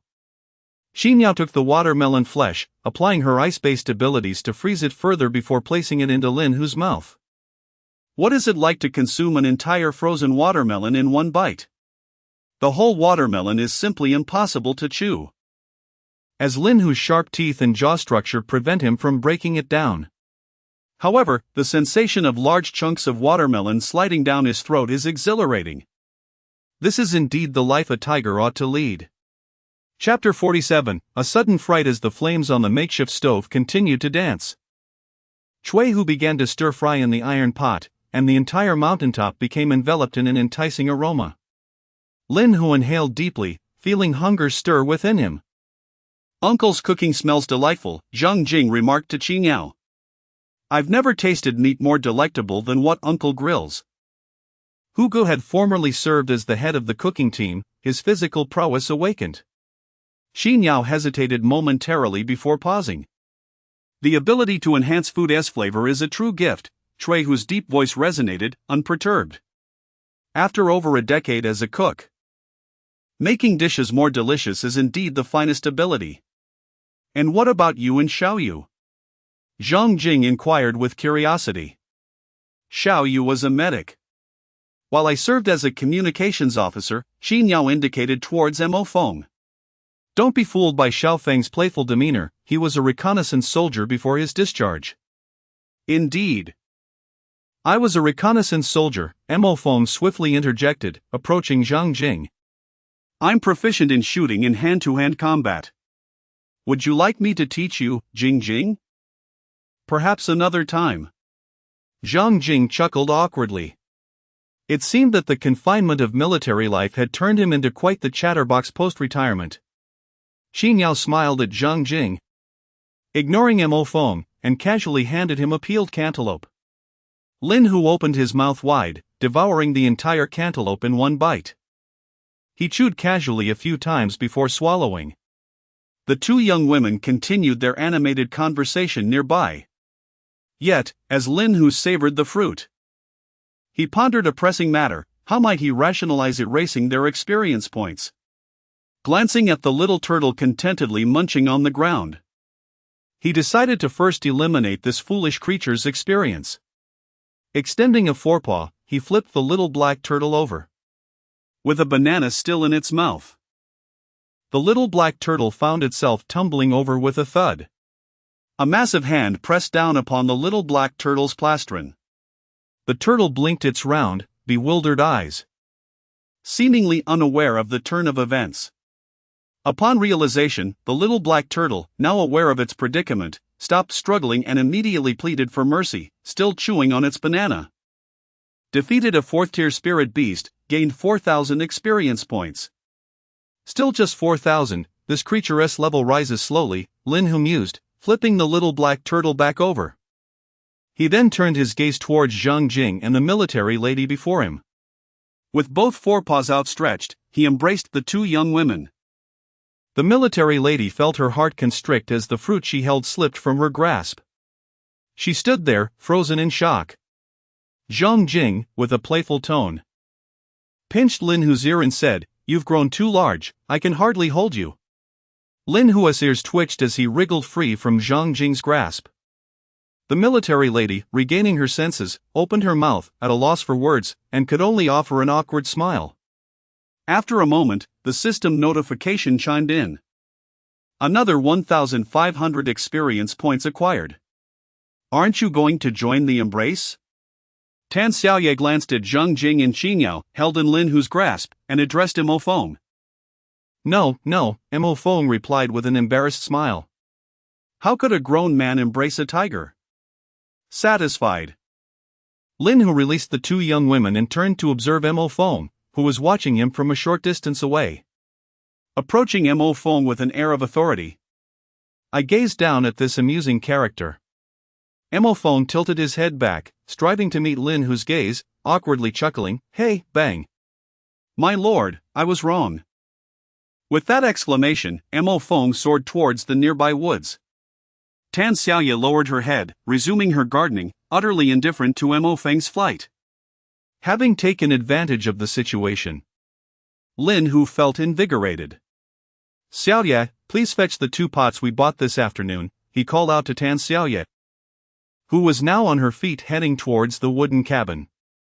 Before long, Tan Xiaoye and Chui Hu approached Lin Hu, carrying 2 pots of food.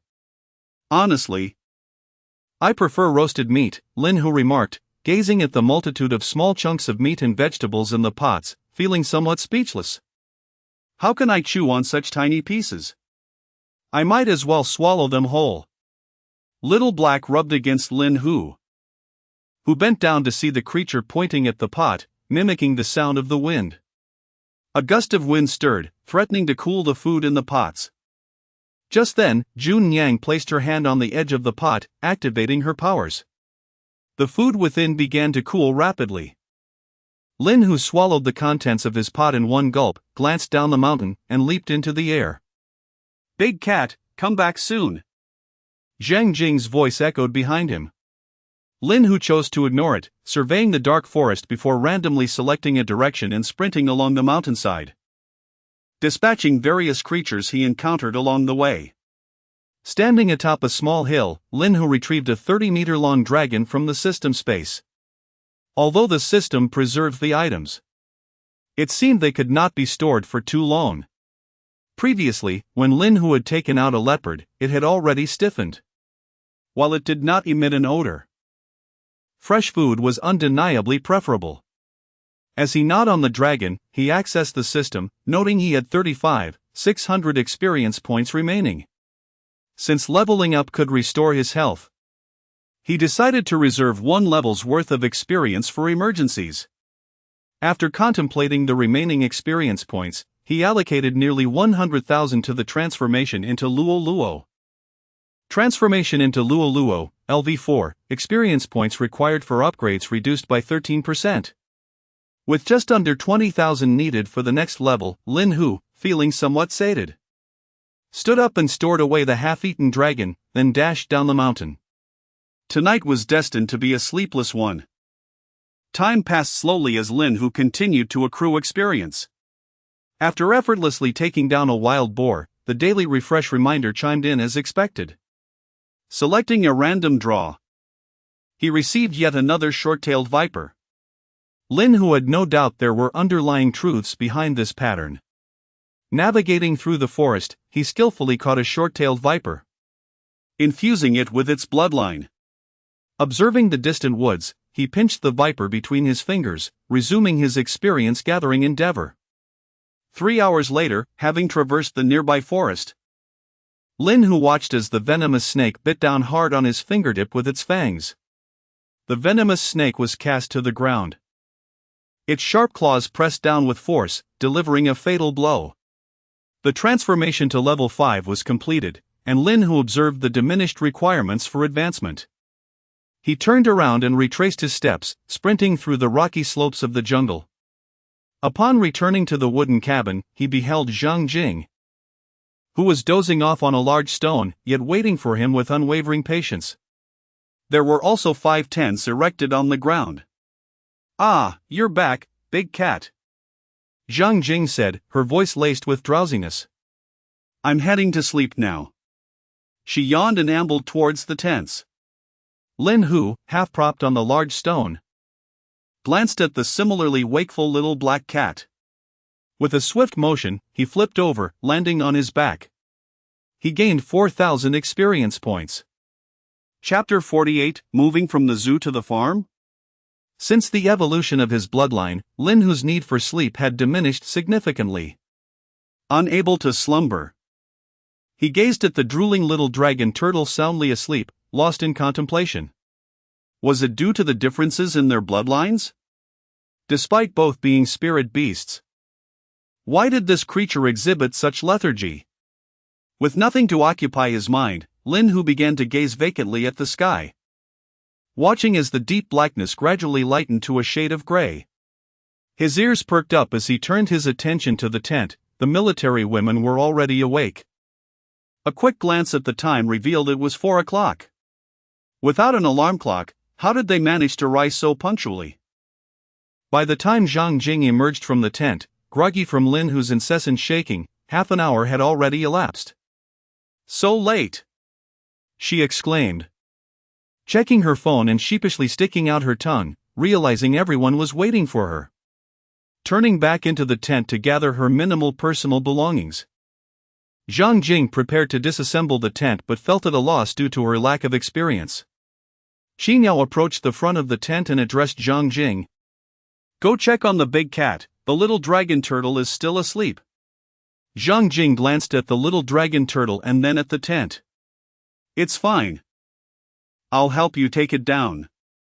I certainly can't wake your dragon turtle, Qin Yao replied, deftly dismantling the tent with a smile. Alright, thank you, Yao Yao. Zhang Jing said, feeling slightly embarrassed as she watched Qin Yao at work. No problem. Just wake up the dragon turtle, we'll be departing soon, Qin Yao urged, pointing at the drooling creature with a grin. Okay. Zhang Jing made her way toward the little dragon turtle. Upon being roused, the little black creature blinked its big round eyes, looking thoroughly bewildered, mirroring the expression of its owner upon waking.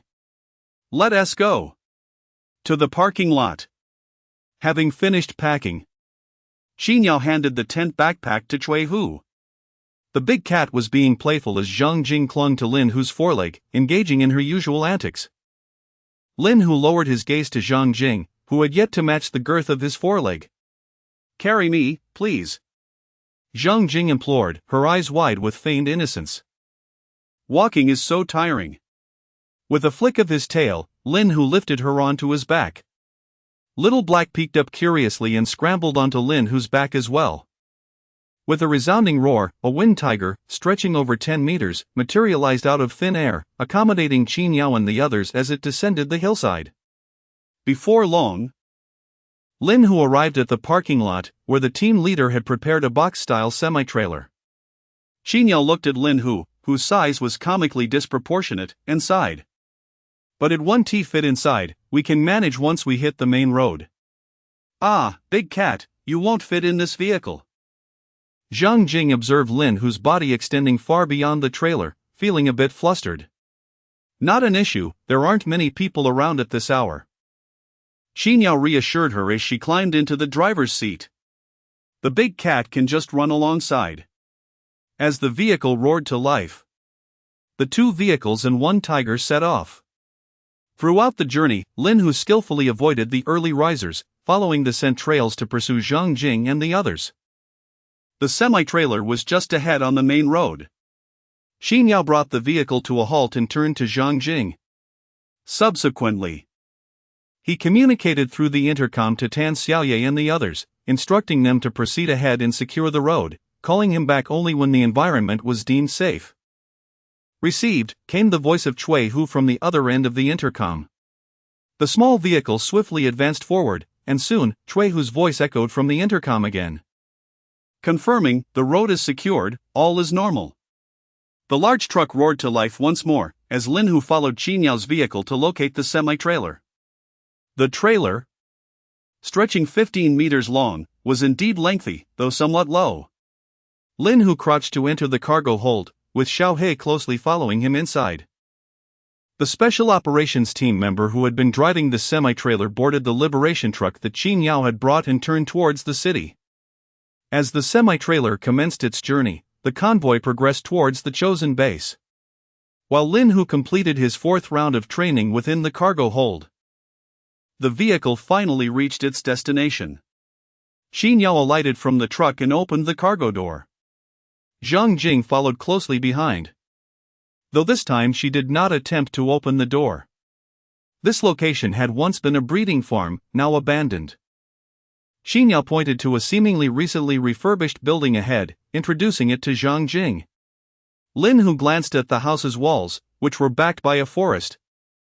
Pondering the audacity of operating a breeding farm so close to the woods, unafraid of potential dangers. The operators were involved in poaching wildlife, hence the crackdown. Qin Yao explained as they walked. We have heightened the walls, installed a generator and electric fencing, along with various household appliances. Is there internet? Zhang Jing's attention was entirely focused on that aspect. Qinyao gestured towards a barely visible signal tower in the distance.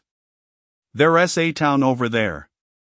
Though the signal isn't particularly strong, internet access is still possible. That's good, Zhang Jing replied with a smile. Unlocking the iron gate. Qinyao led Zhang Jing and Lin Hu inside, pointing towards the reasonably renovated rooms. These rooms have been refurbished as well. Zhang Jing tilted her head to glance inside. Noting that the rooms were significantly larger than those in the zoo dormitories and much more aesthetically pleasing. The original breeding sheds had been entirely demolished to create a large pond. As Qinyao indicated the pond, a small turtle scampered over with its short legs. It leaped into the air with a splash, creating a shower of water. Lin Hu circled the breeding farm, finding the rooms inaccessible due to his own height. He had to crouch down, which was still taller than the door. Feeling quite vexed, he made his way to the center of the cement area. Lying down to watch Xiao Hei joyfully swim around in the water. Such a small pond, and look how happy you are, he mused. Closing his eyes, he began his training. Although the experience gained was minimal, even the smallest of gains were valuable. After completing a round of training, he raised his head to see Qinyao, Emophone, and others gathered at the entrance, seemingly awaiting something. As for Zhang Jing, she had retreated to catch up on her sleep. Approximately half an hour later, the liberation truck returned to the parking lot in front of the entrance. Two robust men in military uniforms emerged, carrying two large cages from the cargo hold. Lin Hu squinted, recognizing the two familiar faces. Chui Hu and Mo Feng approached, each carrying a cage and placing them beside Lin Hu. As the cages were set down, a soldier appeared, holding a large wooden box in one hand and a sign in the other. Above, in bold letters, were the words Military Management Zone. Another individual retrieved a suitcase and a large wooden crate identical to the previous one from the cargo container. He placed the items at the entrance and saluted Qinyao. Second Lieutenant Qin, the items you requested have been delivered safely. Please verify. Qinyao opened the crate and conducted a thorough inspection before returning a salute. With confirmation complete, the handover was finalized. After Qinyao and her team hung the sign for the military management zone, the unreliable soldier named Mo Feng stood at attention at the entrance, clutching his rifle. Lin Hu, however, had not anticipated that this seemingly timid fellow would stand guard with such unwavering steadiness. Chapter 49, Any animal can be raised like a dog. When Zhang Jing finally emerged from her cocoon of blankets, having rolled about on her bed, the night had already enveloped the world outside. With sleepy eyes, she ventured into the hallway, yawning as she splashed cold water on her face at the faucet. Once fully awake, she gazed out into the expansive courtyard, where two tigers, having just regained consciousness from anesthesia, were softly calling out from their enclosure. A spark ignited in Zhang Jing's eyes. Kittens. She hurried over, inadvertently startling Lin Hu, who was sprawled on the ground. Lin Hu lifted his head to regard the woman who had been asleep from morning until night, then lowered it again, disinterested. Big cats, big cats. They've even brought the little ones. Zhang Jing exclaimed, circling the cage, her face brimming with uncontainable excitement. The two juvenile tigers within the cage emitted delicate sounds, their little tails wagging back and forth. Lin Hu observed the two small creatures and suddenly recognized a curious phenomenon. It seemed that any animal could be transformed into a dog by Zhang Jing's care. Jing, I was just about to call you to wake up, Qinyao said, balancing a dish as she made her way toward the transformed living room, spotting Zhang Jing. Would you like me to help you open the cage? She offered, a hint of shyness in her tone. In your absence, we wouldn't dare open it. Zhang Jing replied confidently. Oh, they're very well behaved, they won't bite. With that assurance, the two little ones tumbled out of the cage, rubbing their heads against Zhang Jing. They extended their front paws to embrace her, eager to lick her face. Unable to withstand the weight of the two tigers, Zhang Jing found herself tumbling into the water basin, rolling in with them. The little dragon turtle, frolicking merrily in the water, perked up and swam over to her. Xinyao watched the trio playfully, hesitant to intervene, and instead called out from the shore, "Are you all right?" "I'm fine, don't worry about me." Zhang Jing's voice echoed from the water. Relieved, Xinyao sighed and continued to the living room. "Oh dear, Xiaohong, what are you doing?" Zhang Jing exclaimed, clutching Xiaohong's neck as she tried to evade the enthusiastic licks aimed at her cheek. Xiaohong, undeterred, continued to lick Zhang Jing's face. The two tigers, not wanting to be outdone, leapt into the fray. In that moment, water splashed everywhere in the small basin. "Big cat, help me!" Zhang Jing buried her head in the dragon turtle's neck, seeking refuge from the overly affectionate trio. Lin Hu, observing the scene with keen interest from the shore, showed no inclination to assist her. After a moment of watching, having taken in all the entertainment, Lin Hu let out a low growl, prompting the two little tigers to scamper up onto the bank. With their front paws lowered and hind leg muscles taut, they maintained an aggressive stance, fixating on Lin Hu, who lounged at the water's edge. The two young tigers sniffed the air and began to approach Lin Hu, circling around him while sniffing for quite some time. Eventually, they confirmed that the massive creature before them was indeed Lin Hu. With a playful lunge, the two cubs grasped Lin Hu's forelimb with their paws, gently nibbling at his fur as they had seen in the zoo. Meanwhile, one of the little tigers had clambered onto Lin Hu's back, scratching and playfully pawing at him. As the two young ones frolicked on him, Lin Hu, who had closed his eyes in preparation for some meditation, suddenly recalled a matter of importance. Upon opening the system's temporary item bar, indeed, the Demon Clan's breath control technique was present. A search through the system's marketplace confirmed its availability. This system is rather user-friendly, offering options for installment payments. Item name, Avatar Luo Luo, Volume 1, Fragment, Grade, Extraordinary Price, 10,000 experience points. Glancing at the pseudo-spirit beast's price of 20,000. And the spirit beast segment totaling 30,000, I realized the exorbitant sum of 60,000 was indeed a reflection of this predatory lending system. With over 30,000 experience points saved for upgrades, I steeled myself. Should I spend 20,000 experience points to purchase 2 volumes of the Avatar Luo Luo Extraordinary Fragment? Yes. Detection confirmed that the host possesses a complete volume of Avatar Luo Luo. Should it be used on an ally? Yes. The usage was successful. 2 small creatures tumbled down from Lin Hu, vigorously shaking their heads. As Zhang Jing watched the little dragon turtle crawl ashore, she noticed the 2 tiny beings mimicking Lin Hu's posture, utterly still. "What's wrong with the big cat and little cat?" Zhang Jing inquired, crouching down to pinch the little tiger's ear. The little tiger remained motionless despite Zhang Jing folding and rolling its ear. After pondering, Lin Hu shook his head, indicating his ignorance of how to express himself. "Zhang Jing, it's time to eat. Yao Yao and the uncle are waiting for you in the living room," Mo Feng announced, carrying a half-sliced fat pig towards her. "All right." She turned to glance at the little tiger on the ground, concerned. "Are they all right?" Lin Hu shook his head. "Then I shall go eat," Zhang Jing said, giving Lin Hu's ear a gentle squeeze before following Mo Feng away.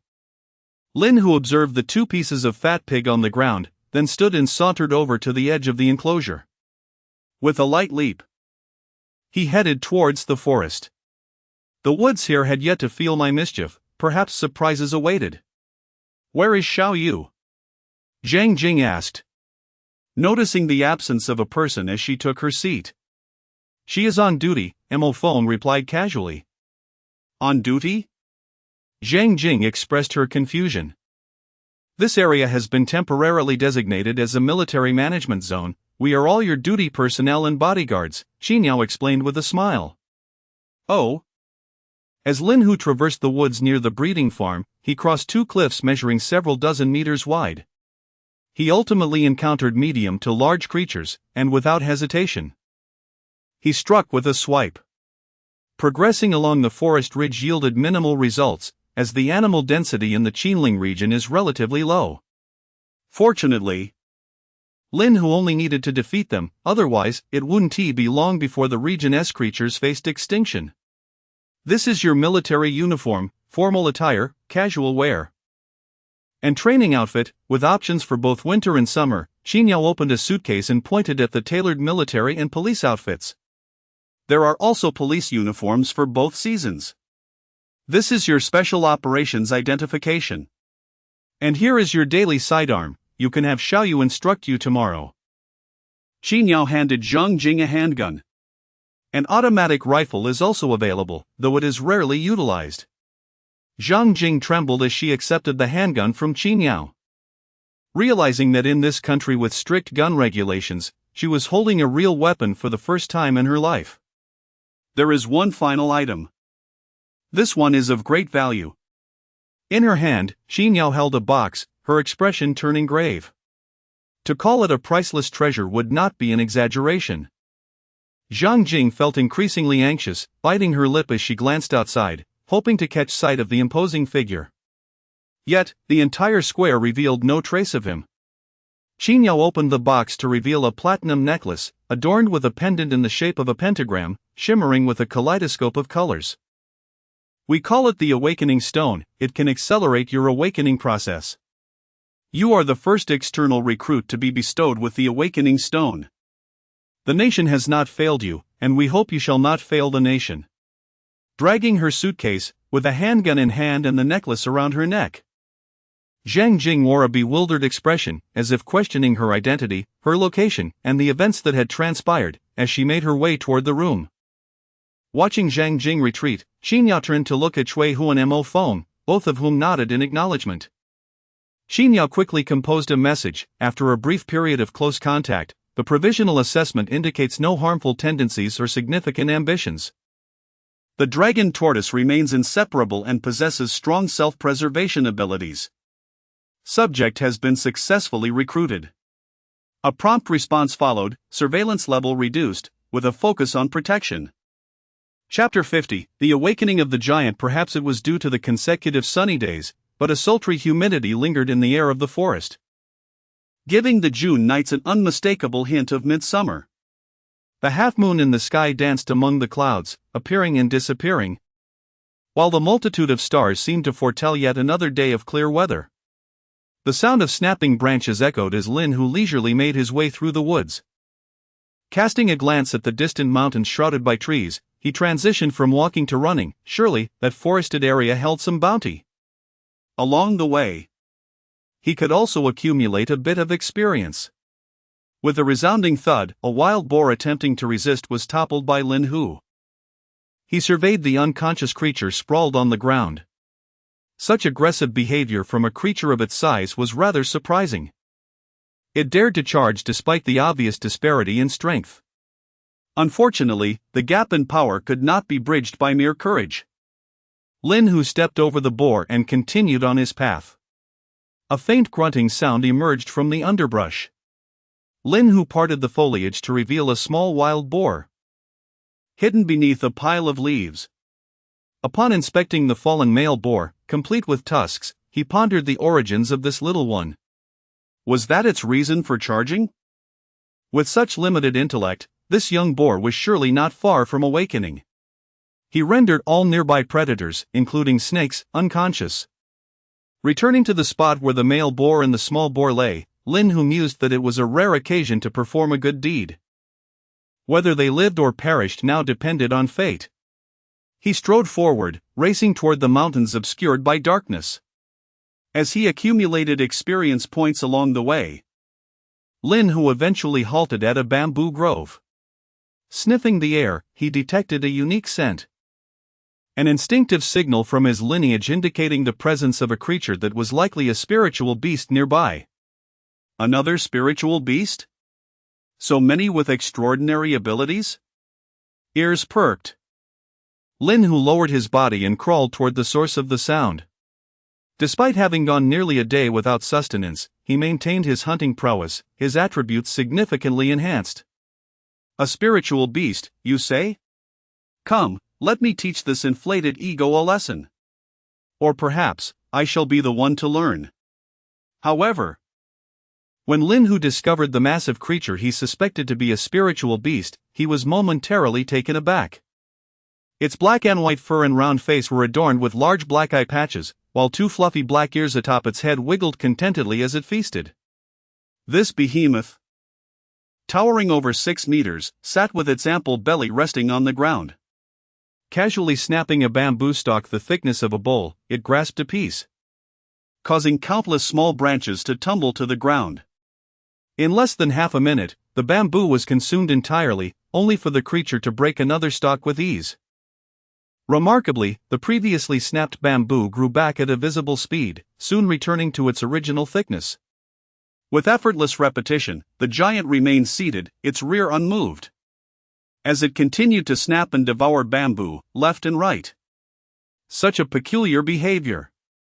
As the colossal creature munched away, Lin Hu could only watch in astonishment. The bamboo leaves surrounding me are increasing at a visible pace. Is there an intention to gather enough bamboo leaves to consume them collectively? Akin to many people shelling sunflower seeds? Name, Show, Race, GE, Level, 29, Bloodline Rank, Spirit Beast, Template, Legendary, Talent Skill, Firm Claws. Awakening Skill, Withering and Flourishing of Flora. Is your withering and flourishing intended for the consumption of bamboo? I am in awe. Lin Hu instinctively took a few steps forward and launched an attack from behind. With a powerful leap, he pounced on the panda, which measured over 6 meters in length, pinning it to the ground. After a moment's contemplation, he chose not to bite down. Releasing his claws from the panda's back and stepping back to gauge the combat prowess of this spirit beast. The panda, having risen, glanced around and scratched its head. It then seated itself on the ground, effortlessly snapping a bamboo stalk and resuming its feast. I am right behind you. After 2 minutes of waiting, the panda remained stationary, having consumed 4 additional bamboo stalks. Lin Hu approached and patted the shoulder of the panda named Shou. The panda turned, its large eyes fixating on the suddenly appearing imposing tiger visage, momentarily stunned. With a mighty roar, Lin Hu took a step back. Come on. You can either strike me or be struck by me. Boom. The enormous panda, with a length exceeding 6 meters, opened its mouth and fell to the ground, quickly regaining its footing and scrambling away. It fled. It fled. It fled. Lin Hu? Without pausing, he swiftly pursued, soon standing once again before the panda. The panda turned once more, only to be tackled to the ground by Lin Hu. Countless vines erupted from the earth, rapidly ensnaring Lin Hu. With a tremendous effort, he broke free from the vines and managed to pin the panda down once more. A myriad of vines rose again, only to be shattered as Lin Hu subdued the panda again. System notification: defeated a level 4 spirit beast GE, earning 10,000 experience points. As the system notification echoed, the excitement faded into monotony. Lin Hu released his hold on the panda and crouched down on the ground. Observing the panda that remained sprawled on the earth, its paws covering its eyes, utterly motionless, Lin Hu felt a profound sense of disbelief. Why wouldn't it get up? One might mistakenly believe he had done something to it. Lin Hu retreated a short distance, retrieving the corpse of a dragon from his space, beginning to feast. After a while, the panda slowly rose, turned to face Lin Hu, and no longer fled. It took a few steps forward, settling between 2 bamboo stalks. With a casual snap, it broke another bamboo and resumed its breathtaking dining method. Thus, the 2 colossal beasts, separated by several dozen meters, continued to eat while exchanging glances. In the tranquil bamboo grove, the only sounds that remained were the crunching of their meals. The panda across from Lin Hu emitted a peculiar call before standing and taking a couple of steps forward.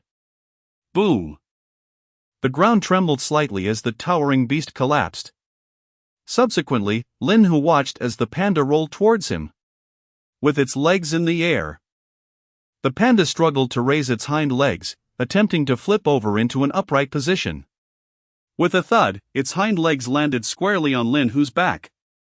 The massive creature, upon rising, glanced left and right before turning its head backward for a fleeting moment. In an instant, it spun around, attempting to retreat. However, the abruptness of its turn caused it to lose balance and roll back once more. Lin Hu lay quietly on the ground, observing this oversized panda as it playfully displayed its charm before him. The panda, named Gigi, clumsily rose again, emitting peculiar sounds. Soon, it approached Lin Hu once more, this time crawling on all fours. Upon reaching Lin Hu, the panda squatted down, extending its large front paws to reveal a bamboo shoot resembling the thickness of an arm, glistening like white jade. Gigi, Gigi. Lin Hu glanced at the panda and then at the bamboo shoot. Is this a gesture of goodwill? If so, why not catch a wild beast instead? I prefer my meals to be carnivorous. Name, white jade bamboo shoot. Category, spirit item. Grade, rare. Description, a variant of bamboo shoot cultivated from wood-type spirit beasts, rich in wood spirit energy. Lin Hu extended his hand to accept the offering, realizing that the bamboo shoot was indeed edible. Observing Lin Hu take the bamboo shoot, the panda expressed immense joy, promptly lying beside him and indulging in a hearty meal of dragon meat. Chapter 51, The True Panda King. After a moment of bewilderment, Lin Hu gazed at the rotund creature that had devoured a sizable portion of the dragon meat. Suddenly, he found this peculiar being quite amusing. It not only indulged in its meal but also understood the concept of payment. Just moments ago, Lin Hu had tested the waters and discovered that a mere white jade bamboo shoot, no larger than his fingertip, commanded a price of 2,000 experience points. According to the system's calculations, this item would grant a wood-type creature an impressive 20,000 experience points. No wonder this timid panda had reached level 29. With such a diet, how could its level not soar? The panda lifted its head to regard Lin Hu, emitting a series of chattering sounds while patting the carcass of the dragon. Was this an invitation to share in the feast? Lin Hu lowered his head and took a couple of bites, yet an unsettling feeling gnawed at him. This was his dragon. As Lin Hu stood up, satiated, he observed the panda rubbing its round belly while gnawing on the last remnants of the dragon's tail. He stared silently at the creature, noting that it had consumed 70% of the dragon. Just look at how stuffed it had become. Yet, it continued to eat. Soon, the panda plucked the fur from the dragon's tail and stuffed it into its mouth. After a few chews, it let out a burp and stood up. Watching the panda devour everything, Lin Hu felt utterly speechless. He turned to continue his pursuit of experience points. The early morning lottery was still a while away. Chirp! Lin Hu glanced back to see the enormous panda waving at him. Had it begun to consider him a friend? How amusing! He nodded at the panda and made his way toward the edge of the bamboo forest. Another panda appeared, and he playfully gave it a light pat. This marked the 11th panda Lin Hu had encountered in this vast bamboo grove. Was it due to the panda named Xiu, which could cultivate bamboo, that so many pandas thrived here? He continued to traverse the expansive bamboo forest, repeatedly encountering and playfully stunning pandas. Lin Hu looked up, observing the seemingly endless stretch of bamboo. Peering left and right, he found no end in sight. This was no ordinary bamboo forest, it was a veritable sea of bamboo. This was unusual. Unless, it was all cultivated by them. As he gazed at the boundless bamboo sea, Lin Hu suddenly comprehended the terrifying nature of the adorably naive panda's awakened skill, withering and flourishing. He understood now why it appeared at the edge of the bamboo grove and why it chose to sit between two bamboo stalks, incessantly munching. Was it sustaining an entire race? No wonder it showed no inclination to resist, preferring to flee and even attempt to befriend Lin Hu with white jade bamboo shoots. It feared death. It feared for the survival of the other pandas. Reflecting on the several beastly pandas he had previously vanquished, had he fed them white jade bamboo shoots? Otherwise, how could their evolution ratios have been so significant? Lin Hu turned to gaze back in the direction he had come from, as if his sight transcended the vast distance to that pair of half-grown, playful kittens. Compared to the rotund panda, he felt utterly unworthy of being a king. Time passed as Lin Hu searched for pandas, until a new notification shined. Extraction. Congratulations, host. You have acquired the bloodline of the pseudo-spirit beast, Raro. To Lin Hu's surprise, Raro was not the bloodline of the short-tailed viper. A thought flickered in his mind. But he could not grasp it upon reflection. Shaking his head, he continued onward in pursuit of the pandas. With a swift motion, Lin Hu aimed to incapacitate without causing harm to the pandas. The pandas he encountered exhibited a terrifying awakening rate exceeding 20%, yet none had experienced a second awakening. Was this fair distribution? With so many bamboo shoots available, if he consumed them all, he would have surely surpassed level 30 by now. Simply channeling spiritual energy could potentially elevate his awakening to 4 times. A myriad of emotions stirred within Lin Hu. Perhaps this was the essence of a true community. The embodiment of a king. Humanity too had thrived under the leadership of countless such kings, reaching its current state. But what about him? What role should he assume? With heavy steps, he traversed the seemingly endless bamboo forest. Since transforming into a tiger, it was the first time Lin Hu felt a sense of confusion. He pressed on, the hours slipping by as he sought the pandas. It was only when the horizon began to blush with dawn, and a faint red glow emerged through the bamboo leaves, that Lin Hu completed his search of a small portion of the grove. Gazing skyward, he sprinted toward another section of bamboo. Observing a mother panda barking incessantly, Lin Hu yearned to assure her that the distant panda was unharmed. He had no intention of harming her. The mother panda stood upright, only to be swiftly knocked unconscious by Lin Hu. He glanced at the little pandas scurrying about nearby, then looked up at the sun now perched in the zenith of the sky. At last, he had swept through all the pandas. His concerns extended beyond mere searching. He also worried about predators preying on the young pandas before they awakened. After clearing each small area, he had to pause and wait.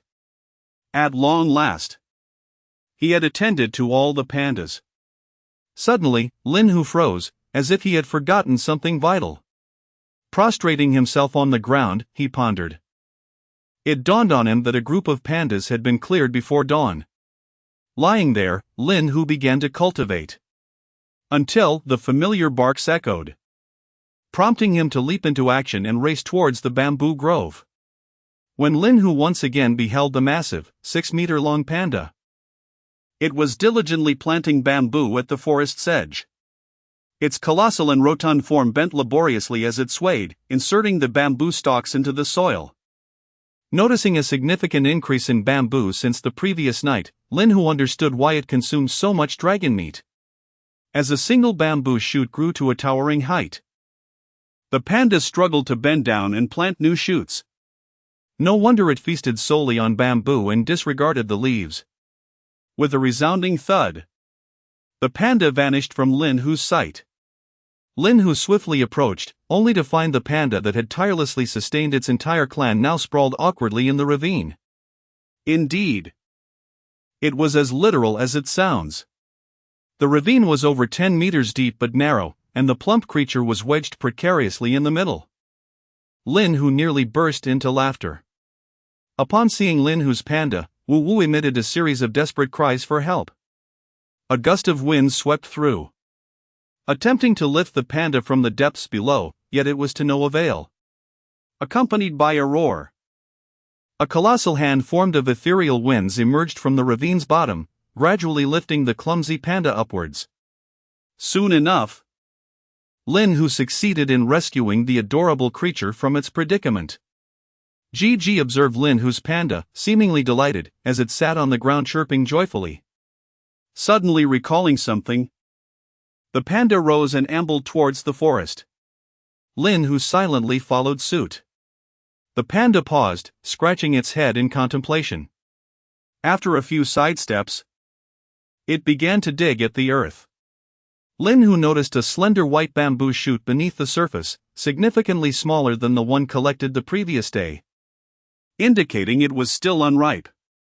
The panda gazed at the bamboo shoot, hesitating momentarily before extending its forelimb to extract it.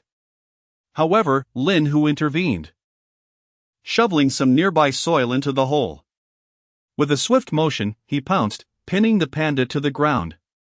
In comparison to the bamboo shoot, I find myself far more intrigued by you. Chapter 52, Expansion. Beneath Lin Hu's weight, the panda, Gun, emitted a low, pleading growl. Slowly, Lin Hu rose from atop Gun, feeling invigorated and in high spirits. Another handful of fur yielded him an additional 10,000 experience points. The entire expanse of bamboo forest, including Gun, had bestowed upon Lin Hu nearly 200,000 experience points. Glancing at the time, he noted it was already 2 o'clock. He cast a final look at Gun, who sat on the ground, watching Lin Hu in return, and raised his front paw in a wave. Lin Hu nodded in acknowledgement and disappeared into the vast forest. Retracing his steps, he made his way back. Upon returning to the breeding ground, the 2 little ones immediately rushed to him, mewling for affection. Unlike his usual demeanor, Lin Hu did not push them away but instead gathered the 2 little tigers with his front paws, watching them wag their tails incessantly, nuzzle, and playfully bite at him. Lin Hu felt a pang of guilt for his previous harshness towards them. Reflecting on his experiences in the bamboo forest, he sighed deeply. The 2 little creatures remained oblivious to Lin Hu's musings and began to climb up his forelimbs towards his head. Lin Hu shook them off and brought them back to his front. It was time to bestow names upon them. What should they be called? Little Yellow, Little Flower? No. Those would be subjects of ridicule in their adulthood. As he pondered, Lin Hu recalled that the extraordinary beasts he had encountered often bore single-character names, which resonated with him. Once again, he pulled the little climbers down to his gaze, and inspiration struck as he looked at the slightly larger tiger. You shall be called Shadow. The smaller one will be named Moon. A pleasing choice, indeed, but how would he convey this to them? Perhaps he would address that matter later. Observing the larger cub, Lin Hu retrieved a pseudo-spiritual beast bloodline from the system's temporary storage. Shall this be applied to the allied target, Luo? Yes. With an 80% success rate for fusion, he was prompted to spend 50,000 experience points to elevate it to 100%. Yes.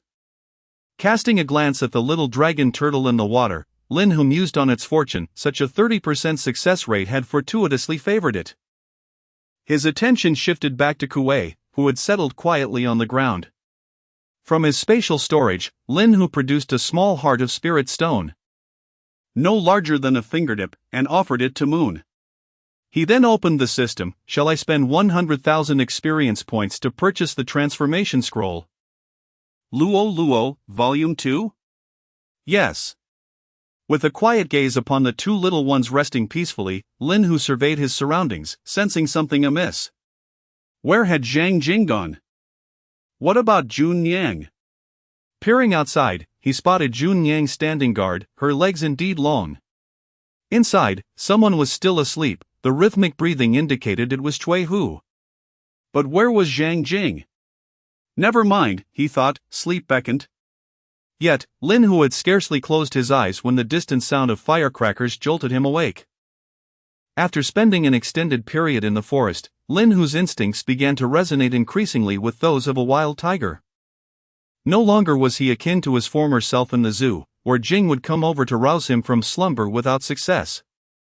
Now, Lin Hu's sleep had become remarkably light. Bang! Bang! Bang!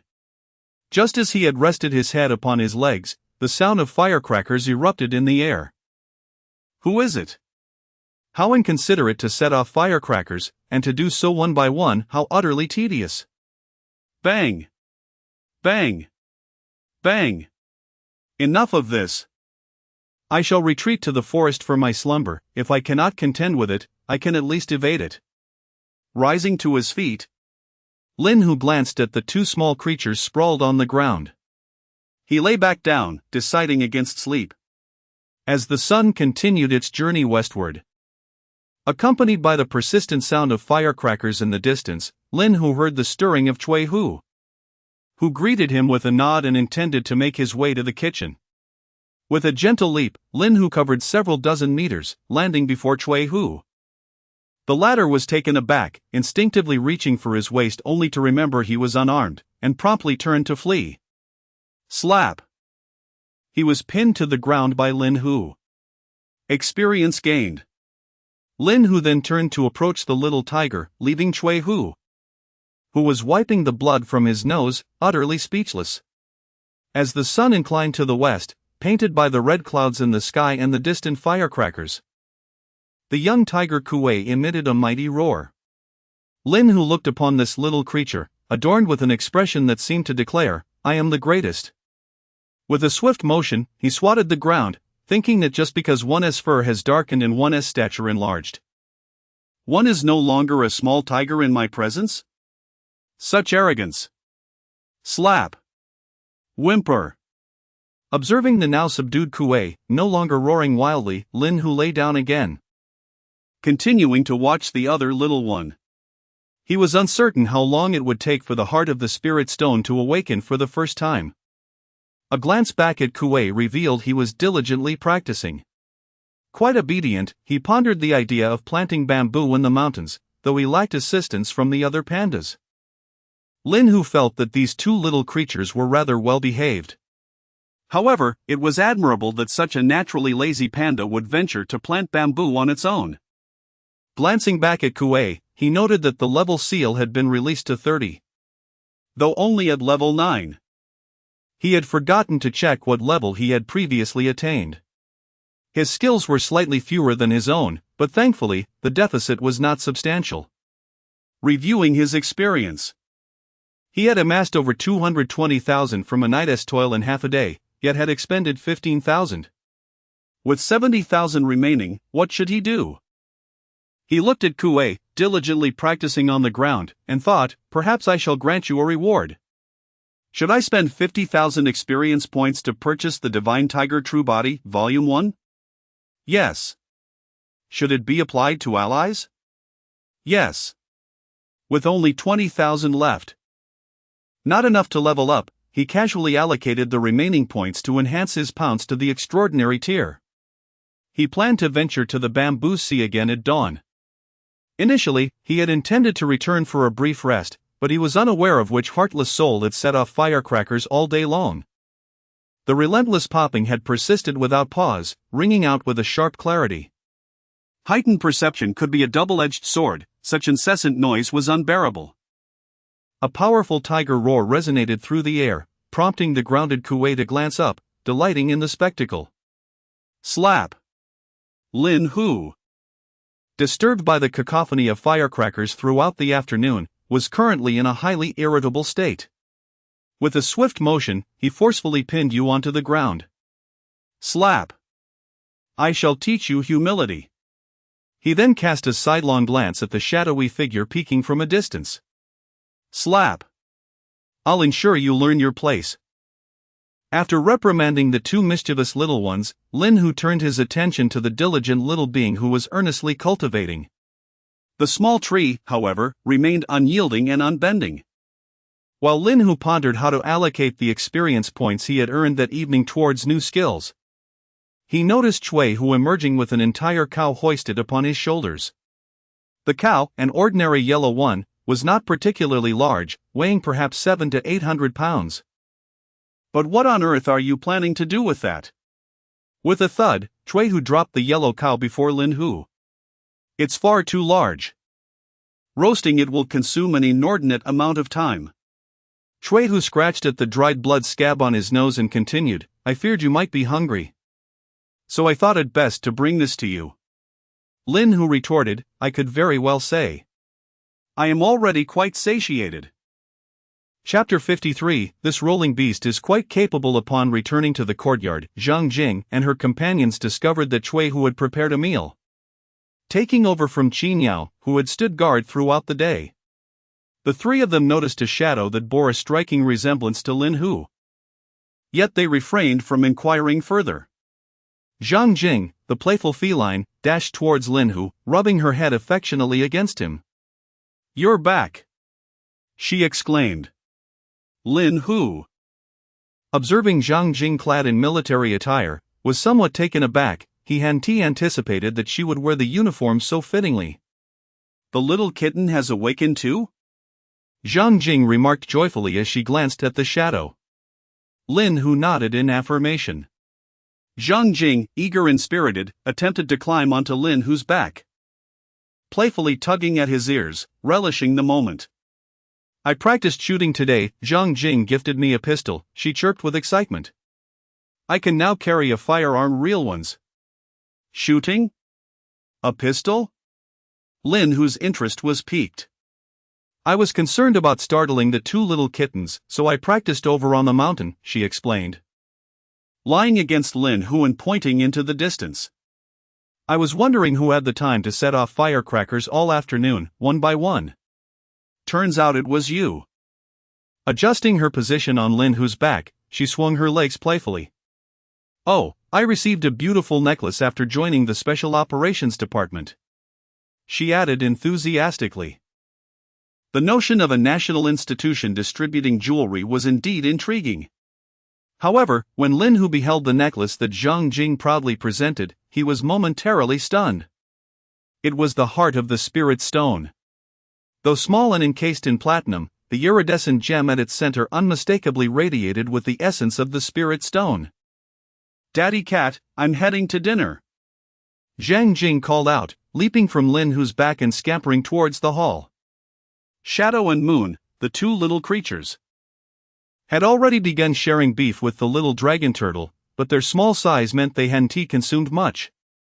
Lin Hu gazed up at the sky, noting the two spirit beasts he had spotted after merely circling the Qinling Mountains. The transformations in this world were far more profound than he had anticipated. What were those meteors in the sky the night of the metamorphosis? Moreover, it was evident that the rulers of this realm were not animals, but rather humans. If even the passively awaiting animals had awakened so many spirit beasts, what of the humans who actively sought and collected the heart of the Spirit Stone in bloodlines? They could even use the heart of the Spirit Stone as pendants, rewarding the formidable who joined their ranks. Surely, they had discovered some purpose for it. What manner of strength did these individuals possess? The anticipation was palpable. This world was indeed becoming increasingly fascinating. After her meal, Zhang Jing returned to Lin Hu for a moment of affection before fatigue overtook her, prompting her to retreat to her room for rest. Lin Hu, lying on the ground, began to close his eyes in slumber. When the system notification chimed once more, he casually drew from the mid-level rewards. He obtained the bloodline of the short-tailed viper and the bloodline of the black dragon. Rising, Lin Hu picked up the remaining substantial portion of beef and bounded over the courtyard wall with a single leap. A thud echoed as another landing sound followed.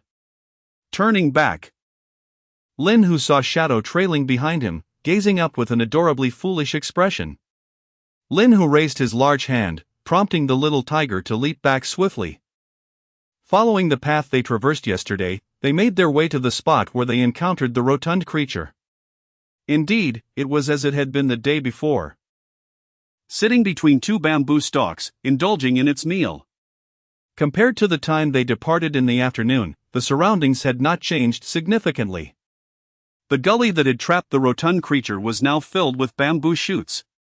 Upon spotting Lin Hu, the creature waved its paw, motioning for him to come closer.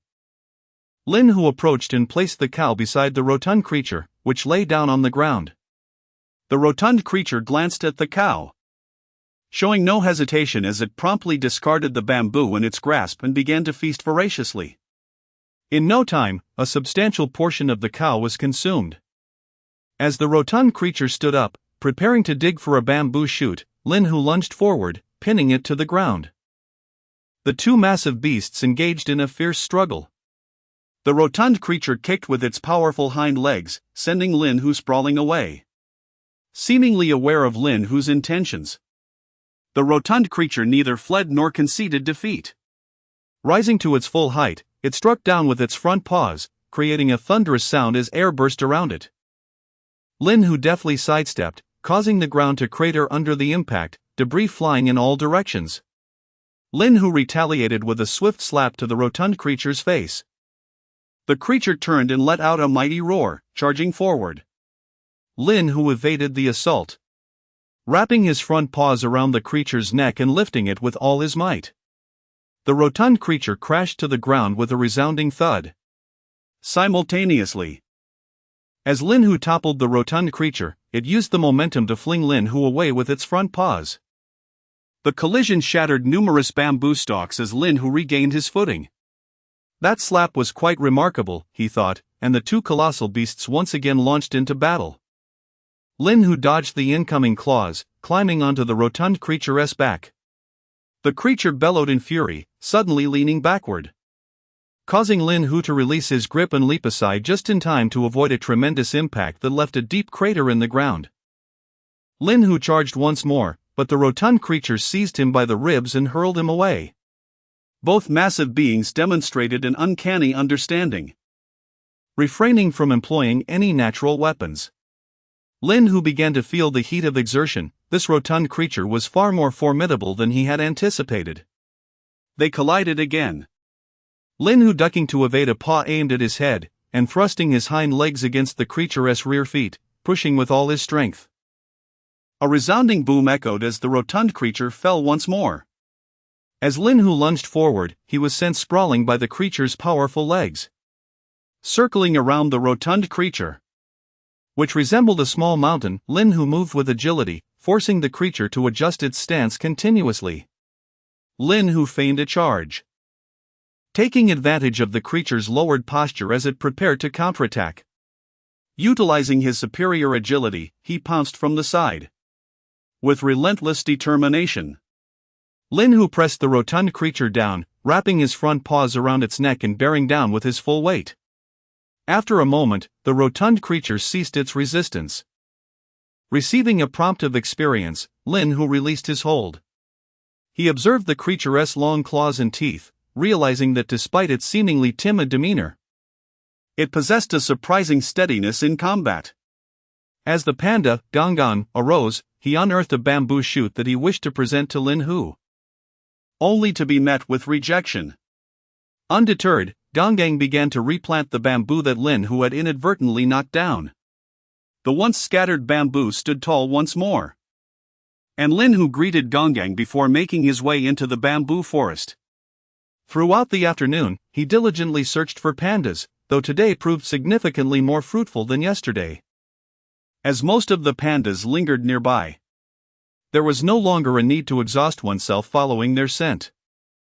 After Lin Hu had completed his inspection of the entire panda grove, he glanced at the system clock, which indicated it was just past noon. Raising his gaze to the immense orb of fire suspended in the sky, Lin Hu fell into deep contemplation. It was only mid-June, yet the temperature had already soared to the levels typically experienced in the peak of summer. This was not normal. Chapter 54, Even the Tiger Desires. In the forest, the Lin tiger slumbered until the sun dipped below the horizon. Rather than returning to the breeding grounds, he ventured deeper into the wilderness. The places he had traversed were now distant and extensive, yet they remained insignificant in the grand expanse of the Qinling Mountains. Let us unfurl this intriguing world, beginning with the Qinling. Maintaining a steady pace, Lin Tiger continued to accumulate experience while sprinting through the woods. Upon encountering a peculiar thicket, he halted. It was deemed strange because this forest was devoid of life, save for the trees. With his extraordinary senses, Lin Tiger could not even detect the sound of mosquitoes. Indeed, no creatures of any kind resided there. Yet, there were faint flickers of light within the forest. Had he reached the outskirts? Was there habitation? Driven by curiosity, one of the defining traits of felines, he pressed further into the woods, augmented by his human-like curiosity. As he advanced, the distant glow grew increasingly pronounced.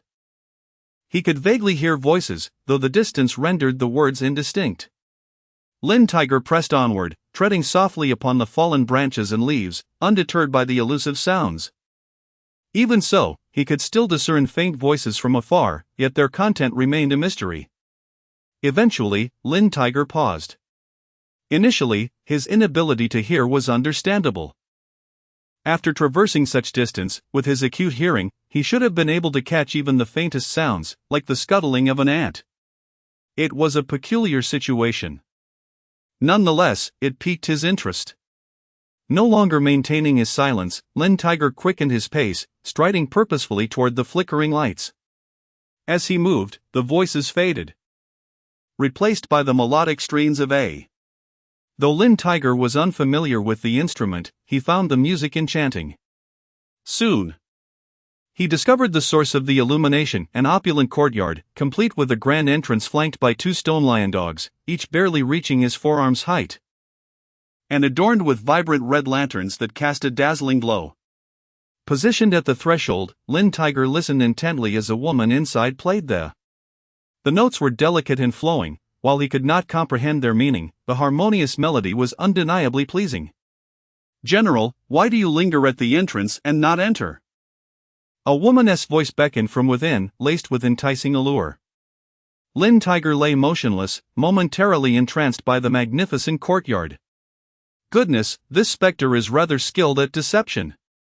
What sort of rational individual would dare to intrude upon such an ancient structure in the forest, aglow with light, at this late hour? Why does the general not respond to my words? The woman's voice persisted, tinged with a sultry impatience. A shiver ran down Lin Tiger's spine. The sound sent chills across his skin. Not receiving a reply, the woman seemed to grow anxious and shifted her approach. "This is the lair of bandits. I am but a captive, beseeching the general for rescue." Her voice trembled softly, evoking a sense of pity. Lin Tiger nearly erupted in laughter. "What nonsense! Do you truly believe a bandit would allow you to proclaim your plight so freely? How ludicrous!" After a prolonged silence with no response from outside the door, the woman within ceased her piano playing. Lin, who, feeling somewhat regretful and unsatisfied, was about to charge in through the entrance when he heard her voice again. Her footsteps echoed with the ferocity of a tiger prowling the forest, indicating she was a seasoned warrior. Not receiving a reply, the woman spoke to herself, her vitality pulsating like a rushing river.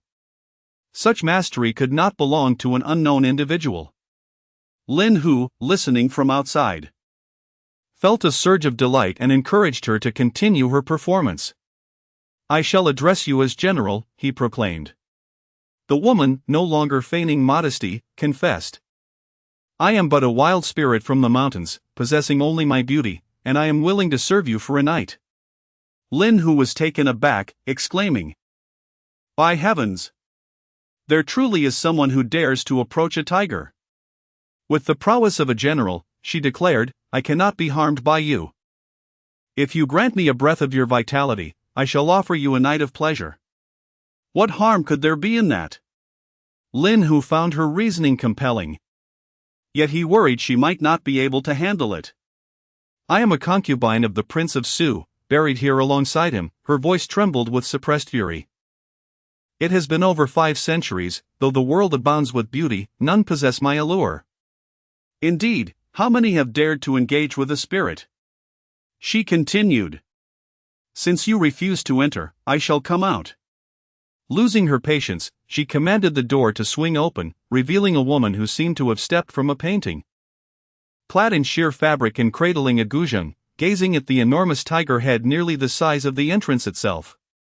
Stunned, Lin, who took a moment to gather himself. Rising, he unleashed a tremendous clap of his hand. The force shattered the courtyard, transforming the surroundings into a decayed ancient tomb. There stood Lin, who at the threshold of the sepulchre. Name, Wang Ju, race, ghost level, 23, bloodline grade, pseudo-spiritual, innate skills, ethereal body, illusion. Possession, awakened skill, invisibility. The woman finally comprehended the situation and vanished before Lin Hu. "Is this invisibility? Quite amusing." He chuckled. A chorus of high-pitched laughter echoed from all directions as a pair of severed legs approached him, trailing blood across the ground. Lin Hu, fascinated, crouched down to observe. "Have you seen my legs?" a deep voice whispered in his ear. Turning, Lin Hu beheld a bloodied upper body floating before him. "Indeed. They're right ahead," he replied. This ghostly woman was rather humorous, attempting to frighten a tiger with the dead. If I were to step outside, I wonder how many would faint in terror. Realizing her tactic was ineffective, the two half-spirits vanished. The sky darkened ominously as thunder rumbled, and a colossal white dragon flickered into view above. "Is this meant to intimidate me? Do you underestimate my strength, fat tiger?" he roared. With a thunderous tiger's roar, the dark clouds and the white dragon shattered like glass across the sky. "Ah!" a chilling scream echoed as, in the distance, a ghostly figure of a woman lay despondently by a tree. She had been summoned forth by Lin Hu's thunderous roar. Rising to his feet, Lin Hu summoned a tempest, which coalesced into a magnificent wind tiger, stretching dozens of meters in length. As Lin Hu approached with feline grace, the colossal wind tiger drew ever closer to the ghostly woman. With a swift motion, Lin Hu raised his hand to strike. As the enormous paw loomed ominously above her, the ghostly queen, Wang Ju, knelt on the ground, tears streaming down her face. "Spare me, O king of demons. I have already faced death once. To die again would mean my soul's utter annihilation." Having acquired the knowledge he sought, Lin Hu lowered his hand and scrutinized the ghostly figure before him. Wang Ju, feeling Lin Hu's piercing gaze upon her, clenched her teeth. If the demon king truly desires, she faltered, gazing up at Lin Hu's towering 7-meter frame. "I can serve as a guide for the demon king." Chapter 55. The dragon character is quite beautifully inscribed. Lin Hu gazed at the ghostly figure before him, recognizing that her perceptive abilities were inferior to his. What purpose could she serve? Moreover, as Lin Hu traversed the martial world alone, he had no need for a female specter. He glanced at the ghost kneeling on the ground, her demeanor pitiful and forlorn. He raised his hand, poised to strike. "My lord, I could play the qin for you," she offered. "Why would I require you to play the qin?" Lin Hu retorted. I could," the ghost faltered, struggling to articulate her worth. "I could bathe you," she blurted out as she caught sight of the enormous hand descending toward her. Lin Hu pondered this for a moment, sensing a modicum of utility in her proposition. Perhaps it was time to experiment with having a ghostly assistant. He opened his gaping maw, intent on swallowing the ghost before him whole. A formidable resistance surged from the royal tomb, attempting to thwart Lin Hu's consumption of the spirit. Information from his innate abilities revealed that this was a natural reaction of the earthbound spirit's domain. However, this particular spirit demonstrated an unexpectedly potent resistance. Regardless, he resolved to proceed. He would deal with the consequences later. There is little that a good thrashing cannot resolve. Either it resolves you or it resolves me. With a thunderous roar, a colossal wind tiger, extending several dozen meters behind him, let out a fearsome howl. With a snap, Lin Hu devoured the ghost named Wang Ju. When he later expelled her from his maw, Wang Ju officially became the first of Lin Hu's spectral minions. The sensations from his innate skills informed him that he could exert control over this ghost standing before him at will, regardless of her actions. "My lord," the ghost exclaimed, picking up the guzheng from the ground.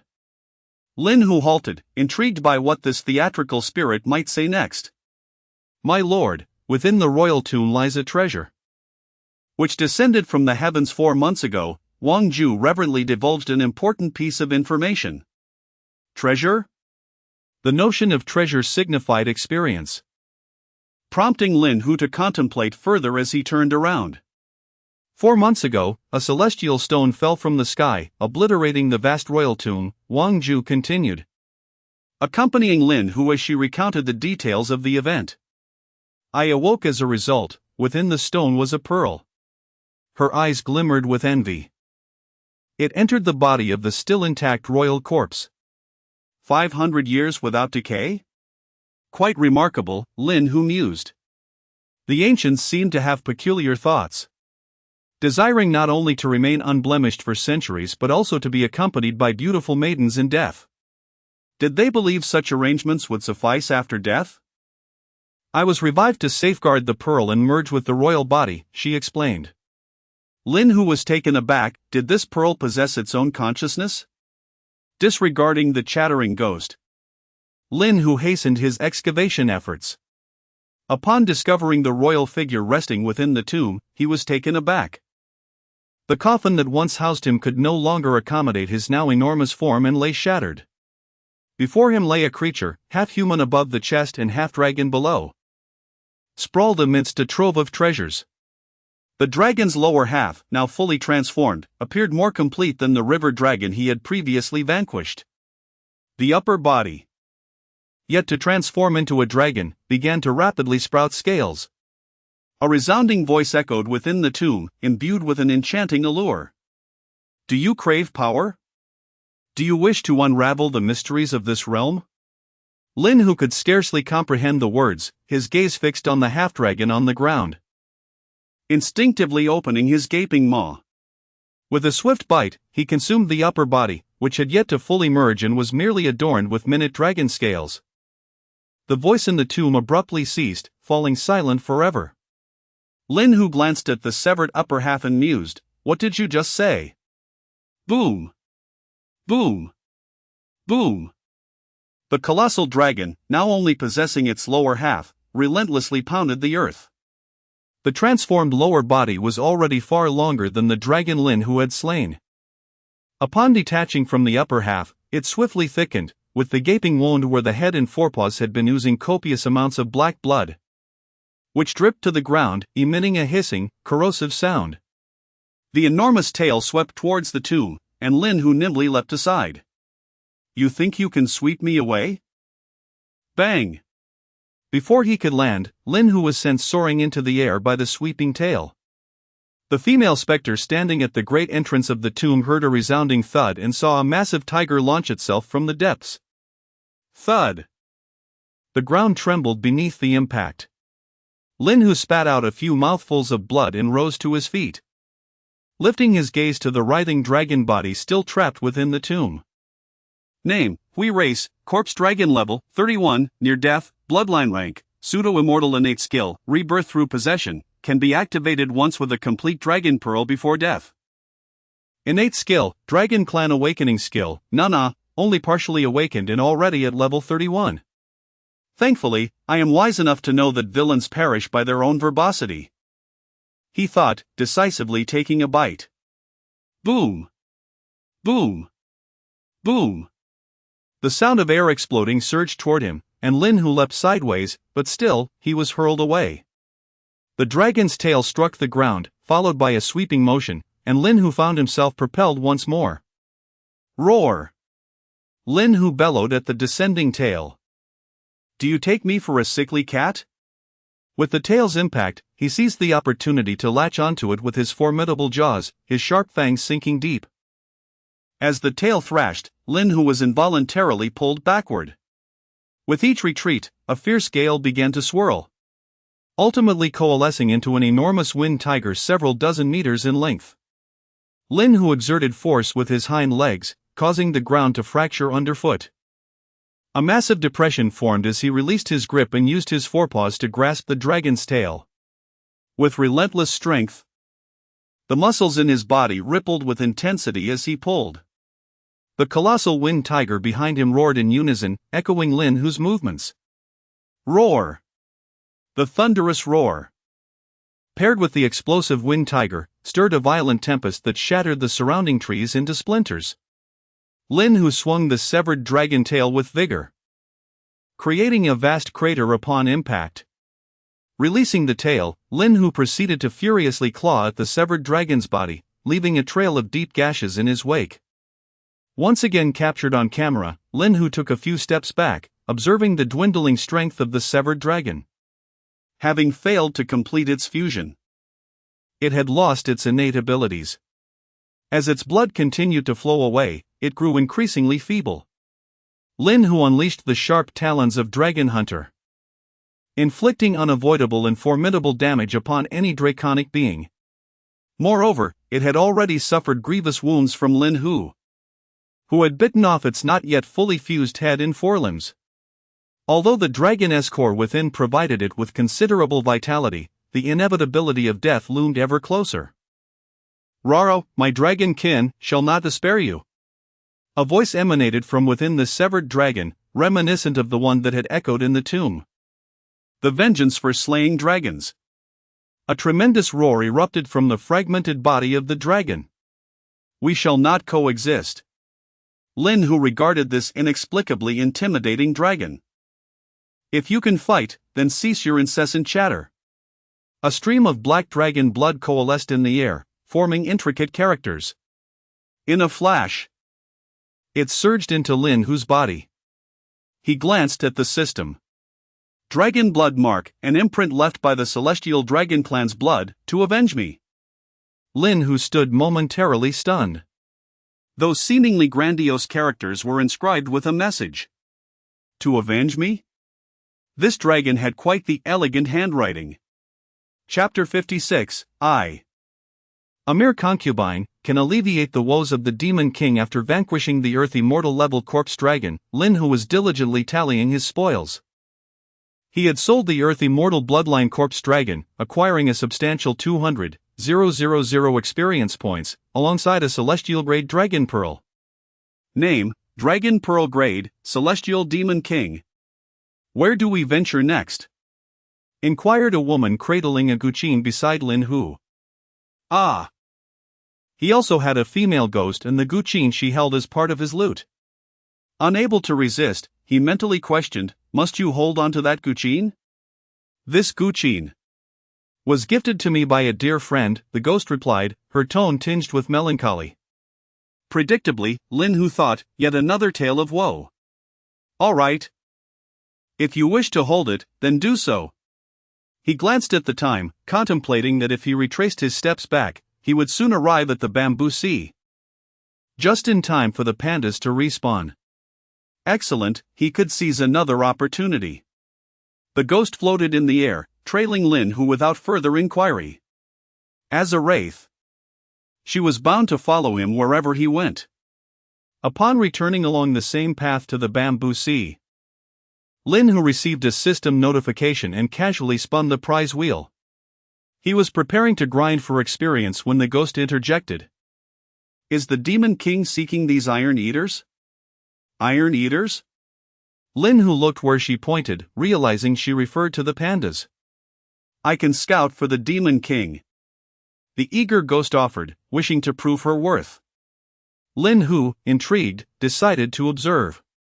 As the ghost began to play the guqin, the vast bamboo forest began to transform. The dense thicket dissipated, leaving only a small area before Lin Hu intact. This would cause the pandas to approach the Demon King out of hunger. Lin Hu glanced sideways. A large number of pandas, roused from their slumber, surveyed their surroundings before lying back down to sleep. Casting another look at the somewhat awkward Wang Ju, Lin Hu resolved to take matters into his own hands. "Demon King, I can alleviate your burdens," the ghost reiterated, her enthusiasm palpable.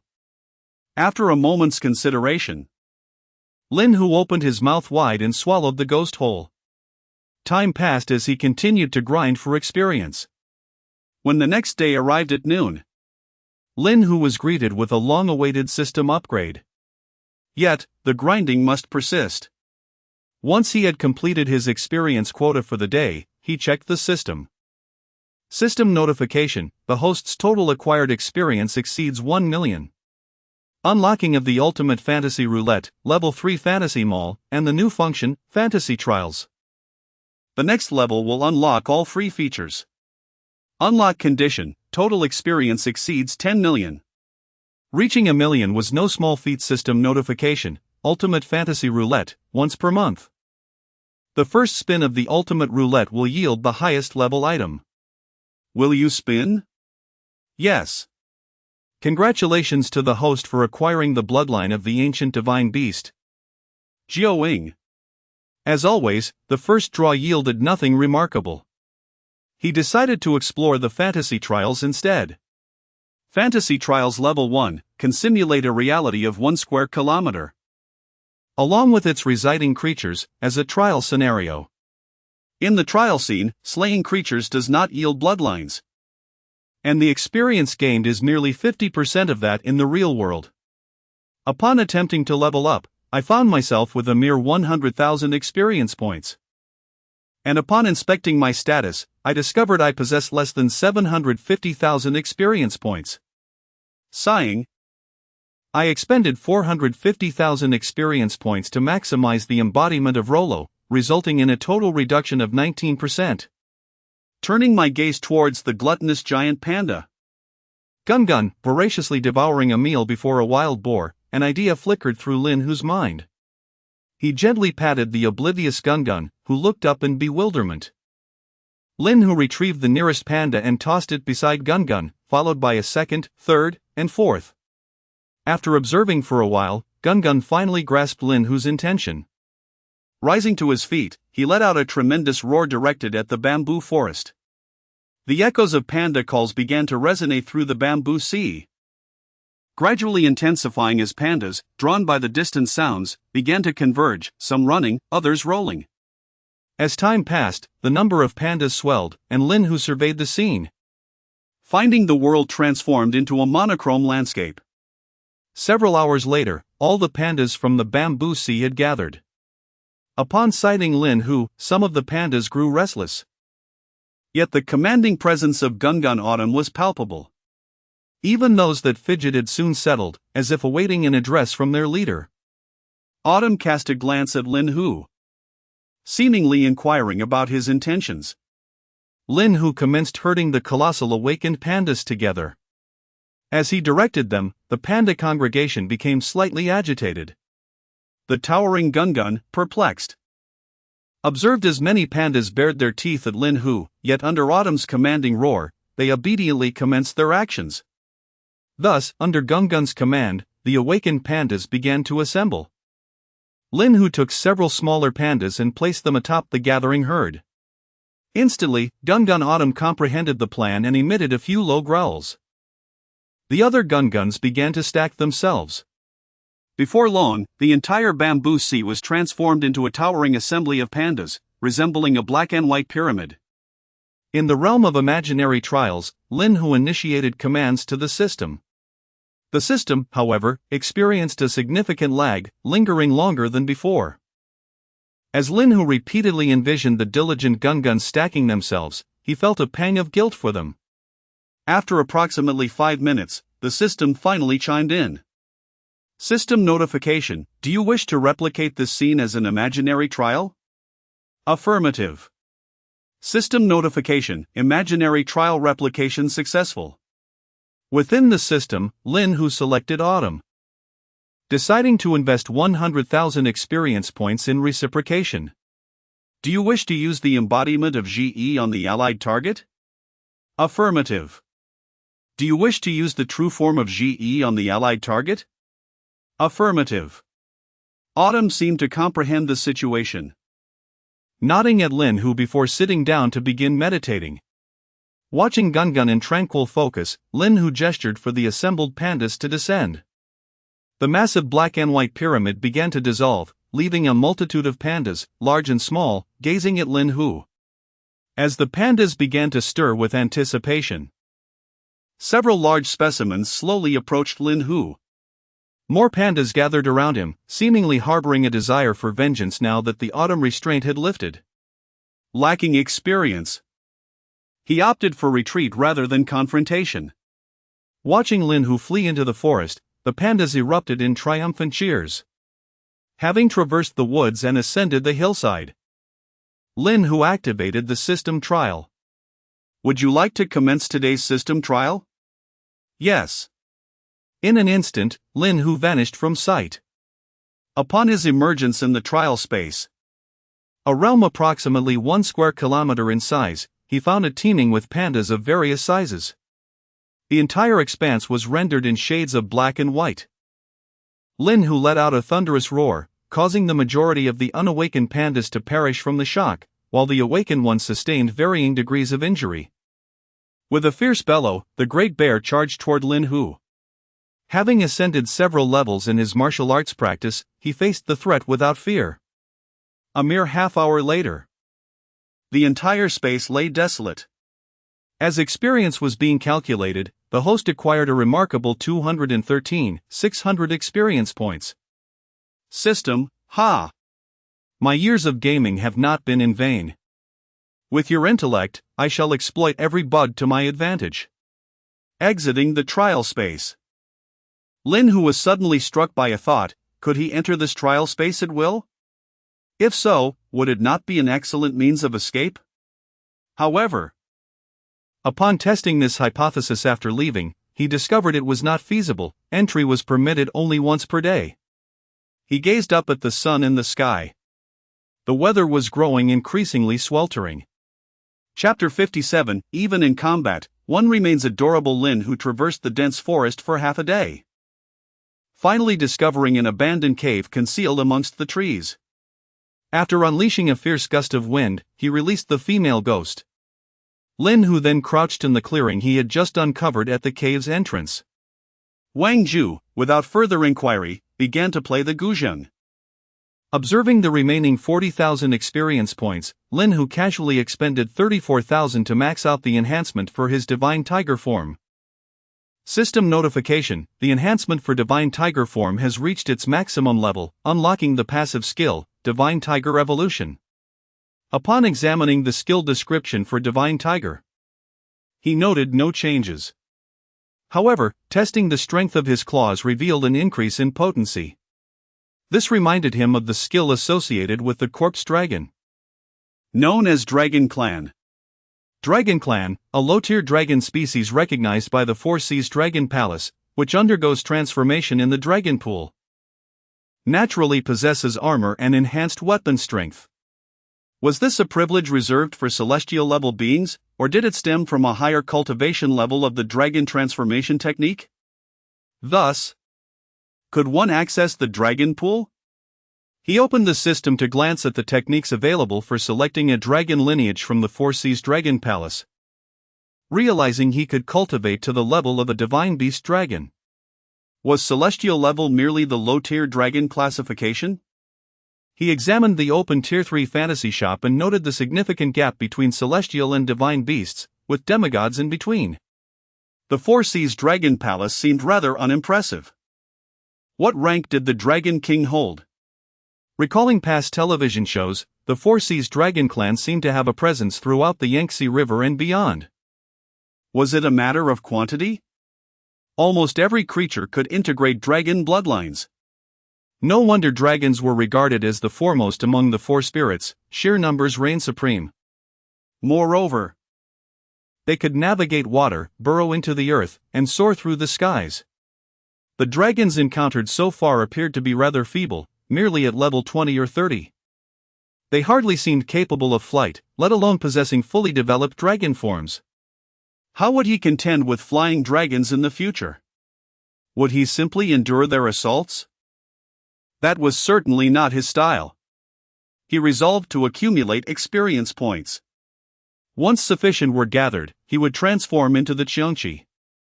With wings, he too could soar. Observing that even the lowest grade mixed blood Qiangqi was at the demigod level, valued at 8 million, it became clear that he would need to grind for 20 days worth of experience.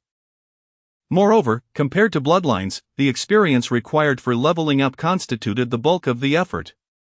Currently at level 22, he already required several thousand experience points. Historically, progressing from levels 30 to 40 would demand hundreds of thousands. As the soothing melodies played, Lin Hu began to drift into slumber. Upon awakening once more, he found the ghostly Wang Zhu grooming him. Seeing Lin Hu stir, the ghost king Wang Zhu immediately knelt before him. Lin Hu paid no heed to the prostrated specter, rising to make his way towards the bamboo grove. During the journey, Wang Zhu silently followed, clutching the guzheng. As they neared the bamboo grove, Lin Hu suddenly turned and swallowed Wang Zhu whole. When Lin Hu encountered Qiu again, it was no longer engaged in bamboo cultivation but was quietly seated on the ground, seemingly in meditation. Observing the meditating giant panda, Lin Hu turned to capture a mountain goat. Before the clock struck midnight, Lin Hu lay beside Qiu, observing the dimly lit forest surrounding them and listening to the gentle rustling of the bamboo as the evening breeze swept through. Qiu's nose twitched, and he opened his eyes, gazing at Lin Hu beside him.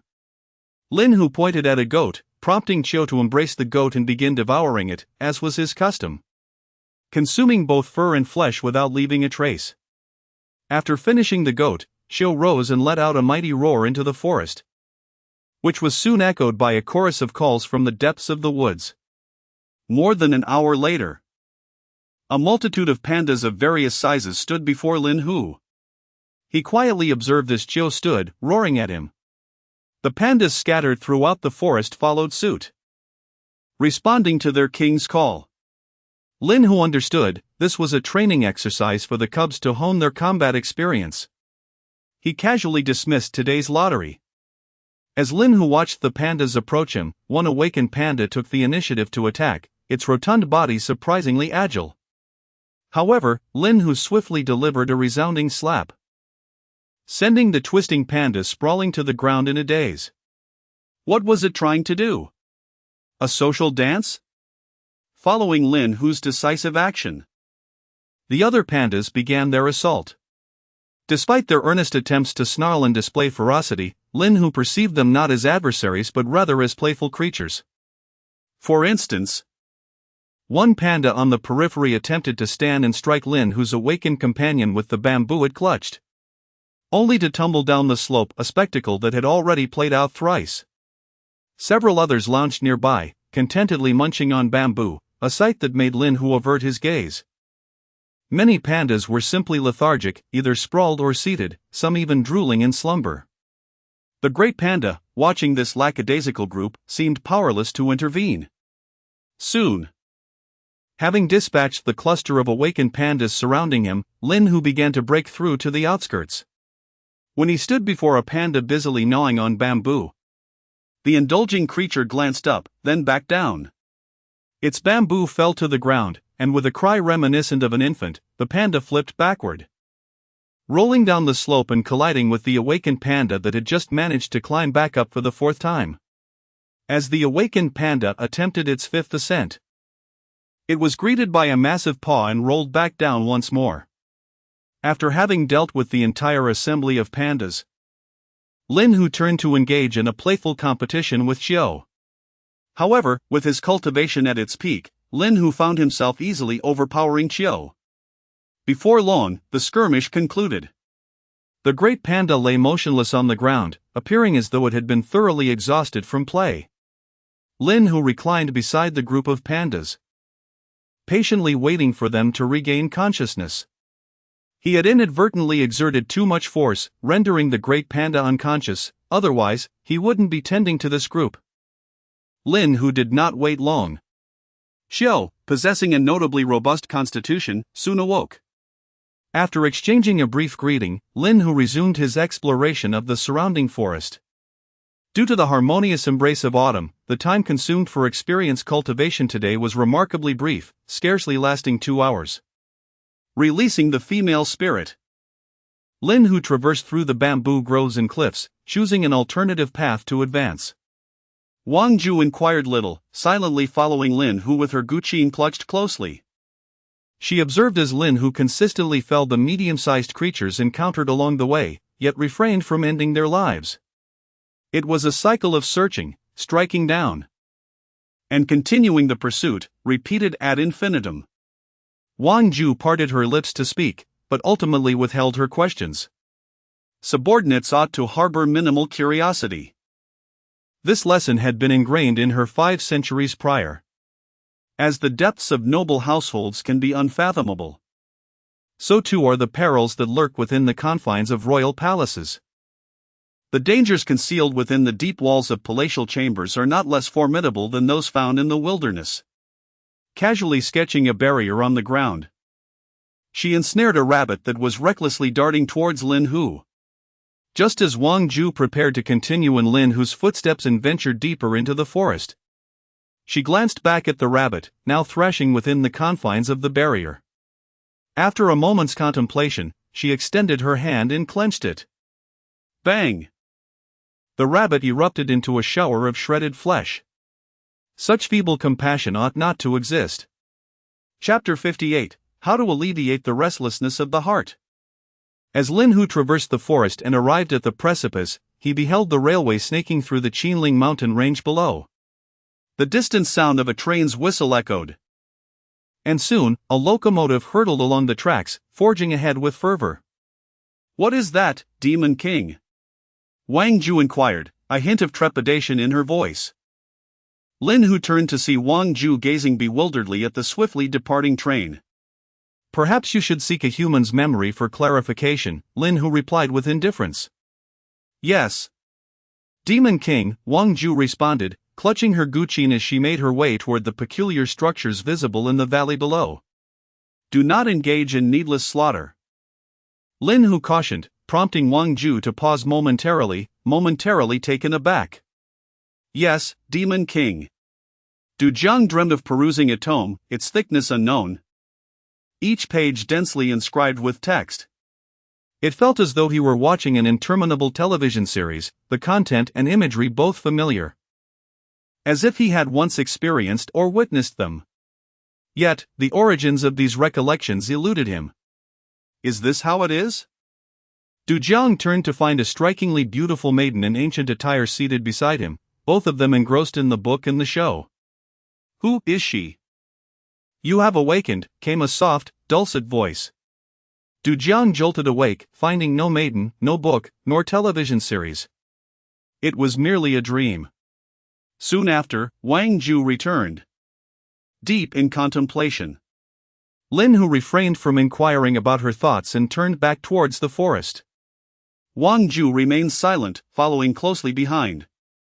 Lin Hu began to quicken his pace, and soon, Wang Ju struggled to keep up with his speed. The fierce winds made it increasingly difficult for her to maintain her footing. A sudden gust swept her up, accompanied by a voice that echoed, "Why are you so slow?" I lack sufficient cultivation," Wang Ju stammered. Lin Hu said nothing further, merely whisking her along as they raced towards the sound of rushing water. Before long, they arrived at a small stream nestled within the mountains, beside which cascaded a waterfall of moderate size. The water flowed down like a white silk ribbon. A crocodile, approximately 3 meters in length, surfaced in the water, intending to submerge and escape upon seeing Lin Hu's imposing figure. However, Lin Hu leapt into the depths, seizing it with ease. He dispatched the awakened crocodile residing there, and the meager bloodline liquid yielded less than 30,000 experience points. Lin Hu reclined in the stream, immersing himself entirely, allowing the waterfall to cascade over him. "Demon King, permit me to attend to your bathing." Lin Hu turned his head to see the female spectre approaching the water. Despite her spectral nature, she possessed considerable cultivation. Her garments billowing in the night like those of a living person. Clad in ancient attire, her hair flowed like silk and cascaded like a waterfall. The recollections drawn from modern humanity's memory left her blushing at the prospect of the forthcoming task. The descendants of this era truly found myriad ways to indulge in bathing. How endearing! Lin Hu stared in bewilderment as she loosened her garments, revealing only a sheer veil. Her porcelain-white feet glided through the water, approaching Lin Hu. Suddenly, a massive tiger paw struck, sending the female spectre flying. "I was merely taking a bath, what do you intend?" Lin Hu exclaimed, still a fledgling in this realm. After a moment, the ghost returned, not daring to ask questions. Instead, she gently lifted Lin Hu's fur, allowing the water to cleanse him more thoroughly.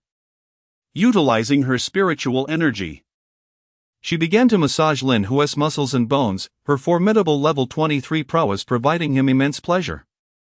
Thus, under the spectre's ministrations and the cascading waterfall, Lin Hu gradually drifted into slumber. Upon awakening, Lin Hu found himself alone. With no trees for cover, the sun blazed down without restraint. observing the increasingly audacious sun. Lin Hu mused that he should, once he becomes stronger, teach it a lesson about respect. But where had the ghost gone? Slowly, he rose and departed the riverbank, venturing into the forest, seeking refuge from the harsh sunlight. Having walked only a few paces, he heard an unusual sound. Ah, what a delightful spirit! Today, it seems we shall purge the demons from our midst. Oh, is that so?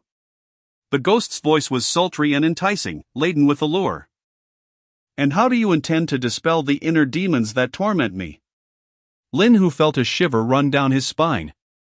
He swiftly moved towards the source of the voice, soon arriving at a scene where the ghost was playing a melodious tune while engaging in flirtatious banter. Not far off, 3 awakened men were ensconced within a grand house, utterly enthralled.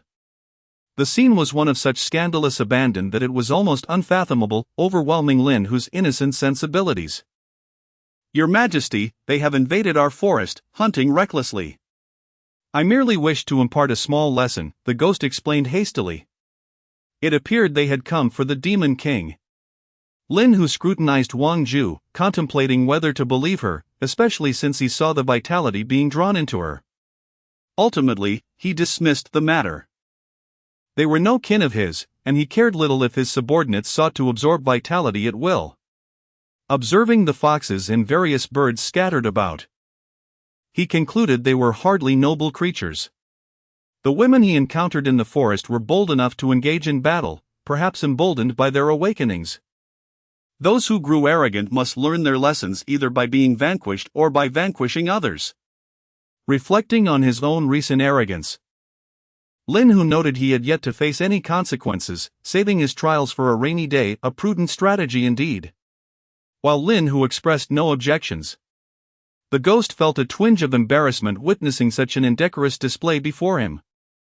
However, her discomfort was short-lived, for Lin Hu had already turned away and departed. As Lin Hu turned and walked away, the female ghost immediately ceased her melodic strains and hurried after him. The remaining 3 unconscious awakened lay motionless upon the frigid forest floor. The scale of the situation was overwhelming. As Lin Hu sprinted, he found himself mentally serenading to a melancholic tune. Although surrounded by alluring beauties, including a dedicated maid, none could be of assistance, those who could were still too young. What curious thoughts traversed my mind? Thus, I could only offer myself a somber melody. Your Majesty, it has come to my attention, the enchanting Wang Ju relayed, that they have ventured into the woods in search of a military camp. She divulged the information gleaned from her musical inquiries, stating that within this camp resided several awakened tigers, which they sought to locate, promising a reward thereafter. A military camp and tigers? Is there a plot against me? It is no wonder that awakened individuals have infiltrated this place. Yet, dispatching such foolish beings is quite absurd. The need to ascertain the camp's location indicates that the little tiger is presently safe. However, it is high time I returned. Chapter 59, The Staff of Heaven, Part 1. Upon returning to the breeding farm after devouring the female ghost, Lin Hu found the scene matched his expectations. Only one person was on guard while another slumbered.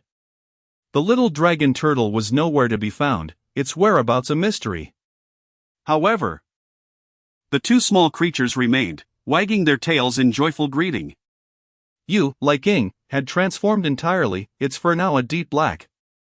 The 3 tigers stood together, and it was evident that Lin Hu was their progenitor.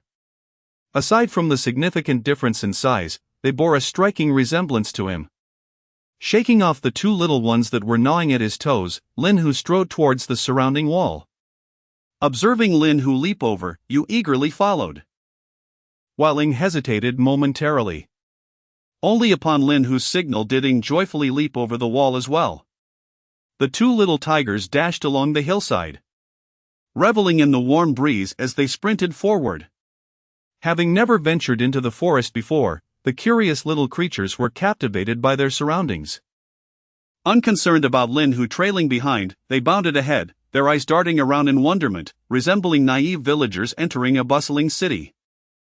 They chased after a goat for an extended period, yet upon catching up, they did not bite it, likely never having encountered a living goat before.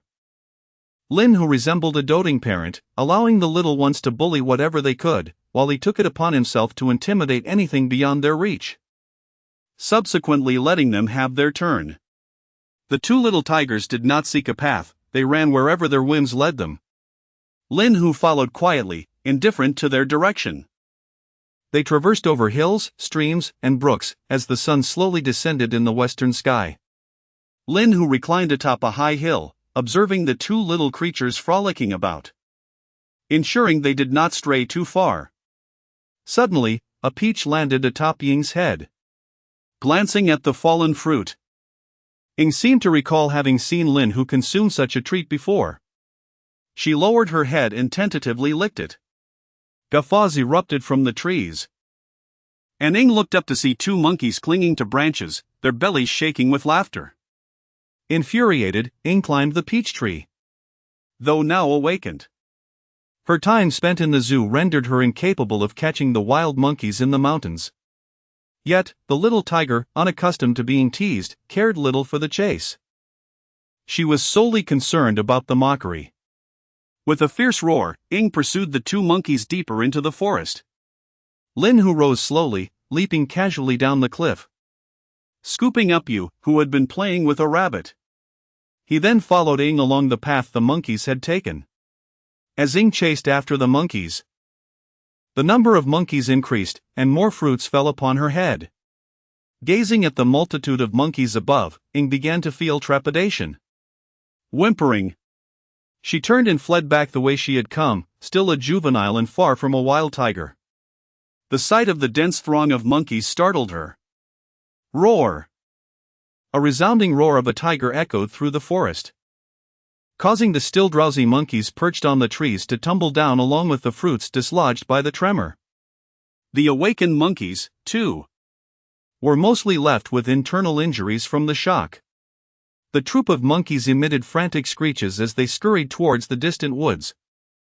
Had it not been for the majority of the troop observing from afar and the tiger being at a considerable distance, the casualties would have been far greater. The forest tiger approached the source of the thunderous roar with slow, deliberate steps. At that moment, one might wonder why it had not roared earlier. Suddenly, a monkey towering around 3 meters, brandishing a large, dark wooden stick of unknown origin, leapt down from a hillside. The stick was raised high above its head, poised to strike the tiger with great force. The tiger observed the monkey's agile form and imposing presence, and a dramatic monologue echoed in its mind. "Ha! Take this blow from me." Admittedly, the line felt somewhat out of place. Nevertheless, the tiger reacted swiftly, sidestepping with a graceful leap.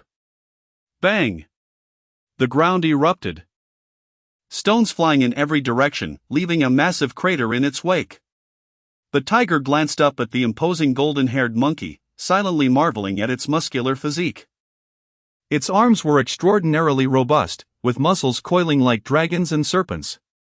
The shoulders and ribs were adorned with sinewy muscles, and astonishingly, it boasted a set of 10 well-defined abdominal muscles.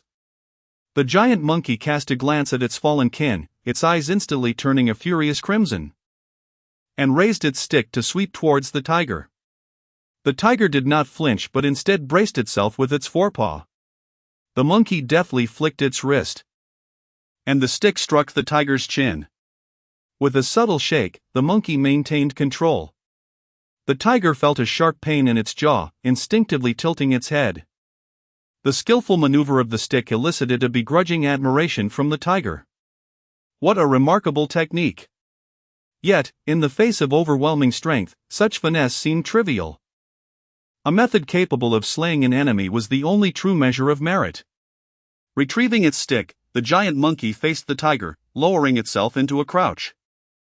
Name, Fury Level, 23 Species, Divine Monkey Bloodline Quality, Spirit, Reincarnation Sealed, Technique, Spirit Monkey Transformation Technique, Divine Monkey True Form Skill, Mountain Breaking Ruler S Staff Innate Skill, Staff Technique Innate Skill, Flawless Body, Agility and Perception automatically enhance in accordance with the maximum strength value.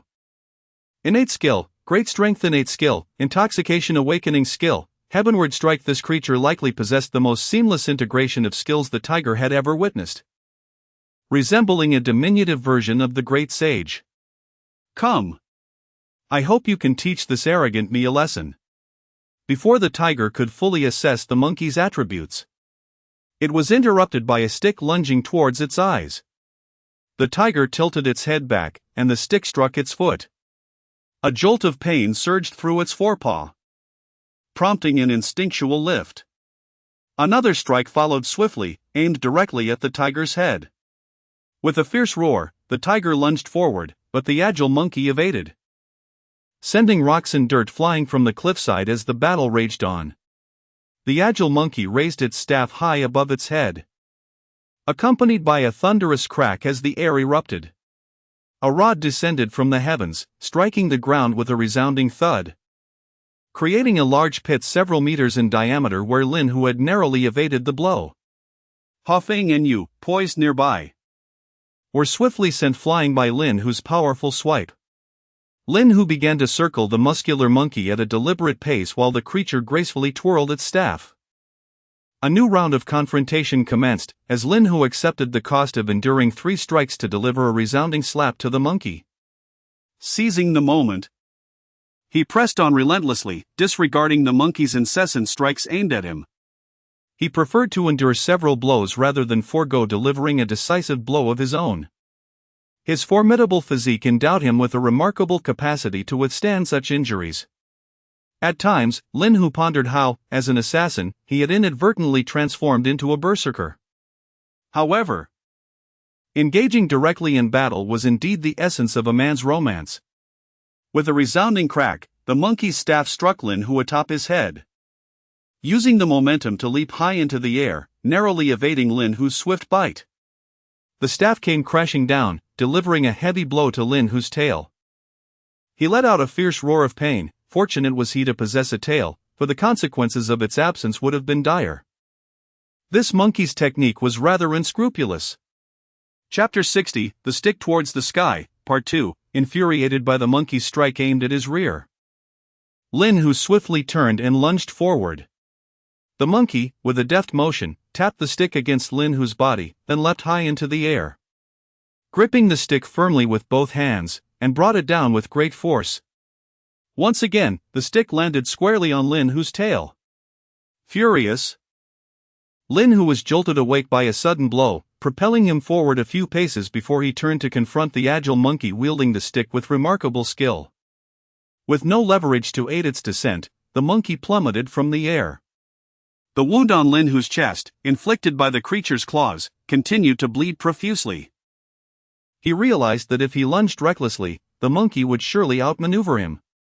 Undeterred, Lin Hu charged at the monkey once more, but the cunning creature repeated its previous tactic, tapping the stick lightly above Lin Hu's head before leaping high into the air. With both hands gripping the stick, it swung down with great force. Lin Hu abruptly halted, standing tall. Bang! The stick struck Lin Hu squarely on the spine, sending him crashing to the ground.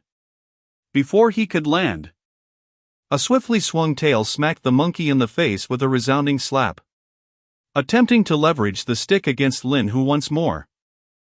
The monkey was deftly evaded by Lin Hu's lateral movement. With a ferocious roar, Lin Hu swatted the monkey against the cliffside, creating a massive indentation in the shape of a monkey. The great ape bears a few more fresh scars upon its body. Roar! Lin Hu made another fierce lunge. The monkey thrust the stick forward slightly, striking Lin Hu squarely in the chest, and with a powerful flick, sent him tumbling. With a resounding thud, Lin Hu's massive body crashed to the ground. The monkey, unable to withstand such tremendous force, could no longer maintain its grip on the stick, which spiraled upward into the sky. As Lin Hu regained his footing, he acted instinctively, grasping at the cliffside, leaving deep gouges in the rock. The monkey, currently scaling the cliff, found itself struck by Lin Hu's sweeping tail. With a swift motion, Lin Hu pressed his right palm against the monkey's back. The great ape deftly twisted to evade the force of Lin Hu's downward push. Lin Hu was compelled to alter his approach from a press to a slap. The monkey was flung through the air but managed to push off against the cliff, soaring high. It caught the descending dark stick with ease, landing firmly on the ground, and spun the stick around its neck twice. Observing the golden monkey's adept catch of the stick once more, Lin Hu could only silently commend its exceptional martial prowess. The numerous spots on his body, struck by the stick, throbbed painfully, suggesting muscle injury. Faced with the steadfast monkey, Lin Hu felt at a loss for how to proceed. He lunged once again. The monkey collapsed onto the ground, swinging its stick to strike Lin Hu in the abdomen. With both front paws pressed against the earth, Lin Hu swept his entire body backward as a weapon. Just as the monkey regained its stance, it was caught off guard and sent flying by Lin Hu's powerful charge. Seizing the moment, the monkey collided against the cliff and leaped up the side, blood gushing from the wounds inflicted by Lin Hu, glimmering golden in the sunlight. Atop the mountain, the monkey glared with blood-red eyes, fixated on the enormous tiger below, which measured over 7 meters in length. It turned and lifted a massive stone basin from the summit, pouring the liquid within down its throat in great gulps. Shaking its dizzy head, the monkey stumbled slightly before raising the stick and leaping into the air. Lin Hu stood at the precipice of the cliff, observing the monkey that had leaped high from the mountain's summit. Due to the elevation and the effects of intoxication, the monkey's jump exceeded Lin Hu's expectations by a considerable margin. Countless streams of spiritual energy began to coalesce as the monkey soared. A massive shadow, as robust as a water barrel and extending several dozen meters, began to materialize around the staff it wielded. Had it unleashed its ultimate move? As Lin Hu beheld the swirling spiritual energy enveloping the monkey, an abundance of wind spiritual energy began to gather beside him, coalescing into a magnificent tiger. Every detail vividly rendered, seemingly alive. As the monkey plummeted from a height of 100 meters, its staff grew increasingly solid and dark, the intricate patterns upon it becoming distinctly visible. With a mighty swing, the staff cleaved through the air, generating a powerful pressure that confined Lin Hu in place. The atmosphere reverberated with explosive sounds, the air lamenting under the immense force. With an earth-shattering roar, a wind tiger, measuring several dozen meters in length, unleashed a cry towards the heavens, only to be shattered into a myriad of wind spiritual energy under the impact of the colossal staff. As the staff struck the ground, it carved a long trench that stretched for hundreds of meters through the forest, causing numerous fissures to radiate outward. Trees of all sizes were uprooted in the wake of its passage. A tremendous shockwave obliterated the airborne trees into splinters. 2 small tigers, hurled into the air, were swept away by the turbulent winds, their fur singed into curls by the intense heat generated from the friction between the air and the staff. The high-speed debris and fragmented wind spiritual energy etched deep scars into the cliff behind the monkey, sending countless stones cascading downwards. The ground was similarly marked by countless trenches of varying sizes. The monkey's grip on the staff trembled uncontrollably, its palms marred by numerous small wounds. Blood streamed down the black staff, weaving crimson patterns upon its surface. Half kneeling, the monkey gasped for breath, the immense shadow of the staff having completely dissipated. Its body was drenched in sweat, an amalgam of alcohol and blood staining its fur a golden red hue. Yet, at the center of this tremendous force, Lin Hu had vanished without a trace. The monkey, leaning heavily on its staff, struggled to rise, its nearly depleted strength rendering each step arduous. Every wound and muscle in its body screamed for respite. Fortunately, the great tiger lay slain, while the 2 small tigers had succumbed to the shockwave. Strangely, there seemed to be no trace of blood from the large tiger. Regardless, no creature could survive beneath the weight of its staff. The massive dragon boar had perished. As had the mysterious turtle in the water, this formidable tiger was no exception. Although this tiger was far mightier than the dragon boar, the monkey had also grown stronger since then. Moreover, it had consumed a considerable amount of alcohol, a whole vat, in fact. It was the first time it had drunk so much before executing its powerful move. The monkey reclined on its back, nestled within the vast pit it had excavated. Gazing up at the sun in the sky, it seemed to recall something, yet simultaneously, it appeared to remember nothing at all. Ever since its awakening, a plethora of inexplicable thoughts had been surfacing. For instance, there was the stick that could grow alongside itself. One fateful night, when its height was merely less than half of what it was now, it discovered a small tree on the cliffside and instinctively desired to wield it as a weapon. As it broke the peculiar tree, an odd weeping sound resonated in the air. For several days, the monkey toiled, and for several days, the tree continued to mourn.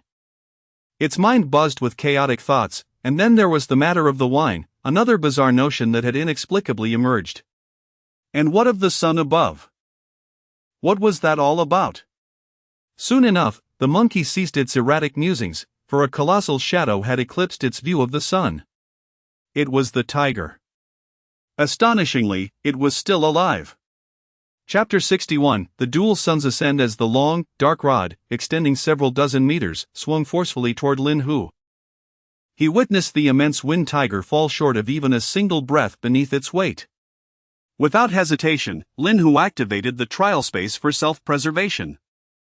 Having just completed 2 martial arts techniques, Lin Hu, now somewhat inflated with confidence, ultimately received a long-awaited lesson in this wooded expanse. Had it not been for the trial space, he might have fulfilled a long-held desire to either vanquish another or be vanquished himself.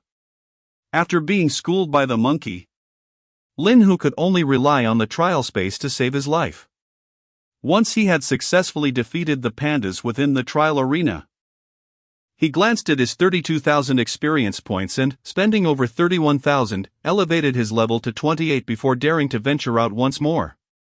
Indeed, he had been somewhat intimidated by that strike. Upon exiting the trial space, Lin Hu, now possessing a larger physique, surveyed the ravaged forest. Noting the extensive crater created by the colossal rod and the fractured ground beneath. Terrifying, such a blow was truly formidable. Not only would he himself have perished, but even the 31-level corpse dragon he had slain would undoubtedly meet its demise under such an assault. How could one possess such an outrageous awakening skill?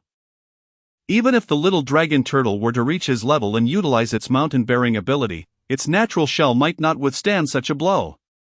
Casting a glance at the monkey, which lay in the crater gazing skyward, Lin Hu approached it slowly. Observing the monkey's pupils widen, Lin Hu felt a surge of joy. No matter how immense your strength or exceptional your skill, I ask you this, can you cheat fate? Casually pressing the exhausted monkey to the ground, he heard the system announce his victory. Forget it, today you seem out of sorts. I shall return another day. Though powerful, it still paled in comparison to his own might. I am so formidable, who shall teach me a lesson for my inflated ego? Lin Hu ambled toward the 2 little tigers, his large tail flicking joyfully. The monkey, clutching its rod, struggled to rise. The small wounds on its hands, beginning to scab, threatened to reopen against the rough surface of the rod. The pain coursing through its bones and muscles made it almost impossible to stand. Yet, it persevered. Rising beneath the fierce sunlight, its golden fur shimmering brilliantly, dried blood on its body a testament to its indomitable spirit, much like the rod that had accompanied its awakening. And it straightened back. Even in death, it would stand tall. Lin Hu did not look back, his immense form allowed him to quickly locate the 2 little creatures, whose black fur had transformed into curls, leaving Lin Hu momentarily stunned. They had undergone a transformation. Gathering the 2 little ones, he cast one last glance at the monkey, which stood resolutely with its rod, before striding away toward the horizon. The monkey remained frozen, initially believing it was destined to be a meal for the tiger, now feeling a profound sense of relief at having narrowly escaped its fate. There is a peculiar notion regarding the tiger's self-release, which has grown larger in size. The monkey is certain it has not misjudged, it is now more than 1.5 times its previous size. The name Raro surfaces in its mind, could this be its name? Raro, I shall remember. When Lin Hu once again discovers a serene spot within the forest, he gently places the 2 little creatures upon the ground. Is this a result of a brawl instigated by a group of unruly children? The cycle of reincarnation and sealing a rebirth?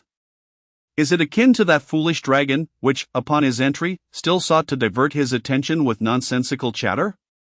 From where did this reincarnation originate? Intriguing, indeed. It warrants further observation. What was that meteor shower that bestowed upon him a system? There are also fragmented Dragon Balls, shattered Spirit Stones, and an intact reincarnation Dragon Ball. Along with this reincarnated monkey. And this is merely the Qinling Mountains. What else awaits in other realms? What other wonders will be encountered? Releasing the female ghost casually, Wang Ju emerges to behold the two creatures lying on the ground, nearly identical to Lin Hu, save for their slightly curled fur. He exclaims, "Your Majesty! Are these your offspring?" His impudent words earn him a swift slap from Lin Hu, sending him sprawling to the ground. "Damn it, these are not my children. What the hell are they?" Lin Hu contemplates, struggling to articulate an explanation. "Never mind, no need for clarification." Wang Ju hastily rises, no longer daring to indulge his curiosity, and silently tends to the two young tigers, trimming their singed fur and extracting the deeply embedded gravel. Lin Hu observes as Wang Ju meticulously removes the burnt fur from the little tigers. Suddenly, he perceives that this female ghost is not entirely without merit. At the very least, these tasks are beyond his capability. Gazing at the bloodied stones discarded by Wang Ju, Lin Hu recalls that earth-shattering blow. Could the splintered rocks truly shatter the innate armor of the young tigers? Terrifying indeed. As Wang Ju combs through the trimmed fur, a thought crosses his mind. They are all female, perhaps? He has heard that many humble families indulge in the tradition of raising child brides. Does the Demon King partake in such customs as well? However, it is not surprising. Having resided in this forest for several months, driving away countless creatures, he has yet to encounter a tiger, let alone one of the same breed as the Demon King. Is their population not sufficiently robust? That would indeed explain it. Lin Hu, lying on the ground, remains oblivious to the ghost's musings. Who would be so idle as to ponder the thoughts of a wandering spirit? What a mundane pursuit that would be. Observing as the stones are entirely removed from the two little fools, their fur is considerably shorter now, yet much less frizzy than before. Lin Hu shifts his body, inching deeper into the forest's embrace. Nestling beneath the dense canopy, he sweeps the ground with his tail, clearing the parched leaves. They are utterly desiccated, devoid of moisture. The once lush trees, having endured the relentless sun for over a fortnight, now appear somewhat wilted and lethargic, despite the towering trees shielding him from the sun. The forest-dwelling tiger felt an overwhelming heat. This wretched weather seemed to exaggerate the effects of the greenhouse phenomenon. The pace of global warming should not manifest in this manner. Glancing at the system time, he noted it was just past 5 in the afternoon. The tiger raised his gaze to the heavens once more. The sun. It shone with an intensity that was somewhat excessive. Unlike the typical dimming light of previous days at this hour, today the sun remained brilliantly suspended in the sky. The vast expanse was devoid of clouds, and the intense heat made even the tiger, who was accustomed to the forest, feel the oppressive warmth. Numerous ordinary, unawakened creatures had succumbed to heatstroke. As the tiger stood upright, tilting his head towards the blazing sun, the animals of the forest erupted into panicked cries. Whether awakened or not, there was no distinction at this moment. For, in the sky that the tiger observed with his elevated head, there astonishingly appeared two suns. Chapter 62, Instruction. Despite the sun appearing twice, the darkness still enveloped the sky. As night descended upon the forest, the once panicked creatures of the day settled into silence. Lin Hu gazed at the celestial expanse adorned with twinkling stars, predicting that tomorrow would likely be another sunny day. Yet, this mattered little. His true concern did not lie with himself. Rather, it was humanity, who fancied themselves the sovereigns of this world, and would surely not allow the heat to persist unchecked. For, humans were far more fragile than he, they could not endure such high temperatures for long. However, he could. His primary objective remained to swiftly level up, accumulate experience, and purchase bloodlines. With 2 small companions in tow, he ventured towards the bamboo sea. The 2 little ones, previously frightened during the day, were unusually quiet that night. No longer scurrying about but quietly following Lin Hu. Upon reaching the bamboo grove, he found all the pandas awaiting his arrival. The sight of so many black and white giants startled Ing and Yu, whose already timid dispositions were further shaken. Whimpering, the 2 little ones clung to Lin Hu's hind legs, peeking out from behind him as they had in the zoo. Lin Hu glanced back at the small tiger clutching his leg and sighed inwardly. It was time to teach them the art of hunting, to cultivate their confidence through sustained practice. Only then could they evolve into true predators, genuine tigers, instead of mere playful kittens. Shou observed the 2 little tigers with curiosity, though she did not dwell on them for long. Accompanied by the system prompt, Lin Hu let out a mighty roar and engaged with the pandas. Despite the remarkable progress they had made since yesterday, refining their layered attacks and enhancing their strength, the outcome against the newly upgraded Lin Hu remained largely unchanged. In fact, they were defeated even more swiftly than before. The 2 little companions sat at a distance, offering no assistance, merely low growls escaping their throats as they displayed a hint of excitement. Having finished accumulating experience, Lin Hu glanced at Xiao, who was slowly rising, and offered a casual greeting before setting off again with his small charges. As he faced the tusked wild boar he had subdued, he turned to see the 2 little tigers still clinging to his hind legs. Lin Hu felt utterly drained. After painstakingly locating a single evolutionary boar in the mountains, he had intended for the little ones to practice. However, after scratching the beast a couple of times, they were sent fleeing in terror. Shaking off the 2 clinging cubs, Lin Hu fixed them with an intense gaze. Yet, the little ones seemed oblivious to their missteps, their big, watery eyes staring up at him innocently. With a sense of exasperation, Lin Hu slapped his paws against the 2 small tigers. Taking advantage of Lin Hu's distraction, the wild boar seized the opportunity to escape, dashing away into the depths of the forest without a backward glance. As Lin Hu gazed at the wild boar that was scurrying farther away, his attention shifted to the small tiger that had rushed back to cling to his thigh. He once again pushed them away and continued his ascent towards the mountain peak. Behind him, he heard the patter of tiny footsteps, prompting him to turn and emit a low growl. The 2 small tigers halted in their tracks, hesitating to follow. Lin Hu looked back once more and proceeded towards the summit, leaving the little ones watching him retreat into the distance, whimpering softly. The voice of the Demon King, Wang Zhu, echoed from behind, yet Lin Hu did not pause nor glance back. He flicked his tail lightly and pressed onward, only to find that the specter that had trailed him had vanished from sight. Upon reaching the mountain's apex, he beheld a sky adorned with twinkling stars, and in the distance, higher peaks crowned with snow. It seemed an ideal refuge from the sweltering heat that increasingly enveloped the land, necessitating a cool sanctuary to call his own. The mountain's summit appeared to be a fitting choice. The nocturnal forest was refreshingly cool compared to the heat of day, particularly with the wild winds that Lin Hu summoned, which gradually quelled the fire in his heart. Standing upright, he gazed down the mountainside, but the lush foliage obscured his view. Taking a couple of steps forward, he contemplated retrieving the 2 little tigers, yet ultimately paused. This was a necessary rite of passage for their growth. Tigers are inherently designed to hunt, imbued with the instinct and regal demeanor to regard the forest as their domain. This was not a zoo, there were no handouts.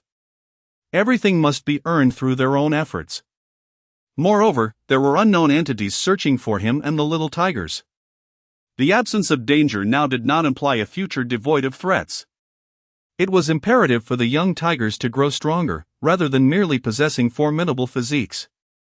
Additionally, there was the specter to consider. Though she appeared weak in his presence, she was nevertheless a formidable entity of level 20 or higher. Among the creatures encountered in the forest, few posed a genuine threat to her. Lin Hu could only hope that the two little ones were earnestly honing their hunting skills. Rising to his feet, he descended the mountain at a measured pace. Before long, his keen eyesight detected the two small tigers, who were earnestly engaged in a struggle with a wild boar. It could be considered a battle, albeit one of questionable skill. The two towering tigers, each measuring 3 meters, were attempting to overpower a wild boar that had yet to awaken fully, measuring less than 2 meters in length. Observing their clumsy attempts to evade the boar's charges without capitalizing on openings to inflict damage, Lin Hu witnessed a clash reminiscent of a low-powered yet highly skilled contender against two high-powered but clumsily inept opponents. The wild boar, a creature forged in the crucible of the jungle, adeptly exploited its advantages, particularly the timid nature of the two little tigers. Despite lacking the strength, stamina, and agility of her adversaries, she persisted through instinctual evasion and proved to be a considerable nuisance to them. Nevertheless, the skirmish was destined to reach its conclusion. Two colossal tigers engaged in a prolonged 5-minute assessment before ultimately realizing that the wild boar before them was no match for their prowess. The encounter culminated when the boar's head was ensnared by Shadow, while the powerful jaws of Moon grasped its thigh. For the first time, the two young tigers reveled in the fruits of their hunt. Lin Hu, observing quietly from the thicket, watched as the two little ones diligently tore the meat from the wild boar's carcass, savoring each morsel with an air of paternal pride, akin to witnessing a daughter blossoming into maturity. As he glanced into the distance, Lin Hu caught sight of a massive wild buffalo. A stirring sensation coursed through him. A tempest began to swirl around the buffalo, which charged furiously towards the young tigers with a thunderous moo. This was a buffalo awakened, its size dwarfing the wild boar that had earlier frightened the young ones during daylight. As it galloped, it resembled a small mountain in motion. The new battle was about to unfold. In this vast forest, no predator could evade the necessity of combat and carnage. Neither the leopard nor the dragon could. And neither could the two young tigers. Regarding the previous chapters, I sense a sentiment among many readers that they find these segments somewhat cliché, reminiscent of numerous other stories. However, there is no need for concern. I encourage you to continue reading. The narrative will take intriguing turns ahead. Should you desire, I could dedicate a chapter to spoilers. As long as you remain engaged, I shall continue to write. If your interest wanes, then the distinction between revealing spoilers and withholding them becomes moot. I wish to reiterate that this is a tale of extraordinary beasts, not a mythological narrative. While there may be overlaps between the creatures of this story and those found in mythology, the focus is distinctly on the experiences and daily life of our protagonist, the tiger, rather than ancient legends. As a novice author, I acknowledge my inexperience, my narrative skills are still developing, and my foreshadowing may not be executed flawlessly. I am immensely grateful that you have chosen to follow this journey and for your unwavering support. In truth, I believe a more fitting title for this work would be The Daily Life of a Tiger. The guidance you have provided in navigating categories and various aspects of writing has been invaluable. Should you find the story unengaging, my desire to continue writing would surely diminish. Therefore, I implore you to leave comments, as I plan to create a new account to engage with you in discussions within the review section. Once again, thank you for your presence. It is your support that inspires me to continue weaving this tale. Chapter 63, Preparing the Lair in the Shroud of Invisibility. Wang Ju detected Lin Hu but remained silent. He moved quietly, erecting a barrier of phantom walls within the nearby forest to thwart the wild buffalo's escape. Perched upon a tree, he observed the enraged buffalo with quiet intensity.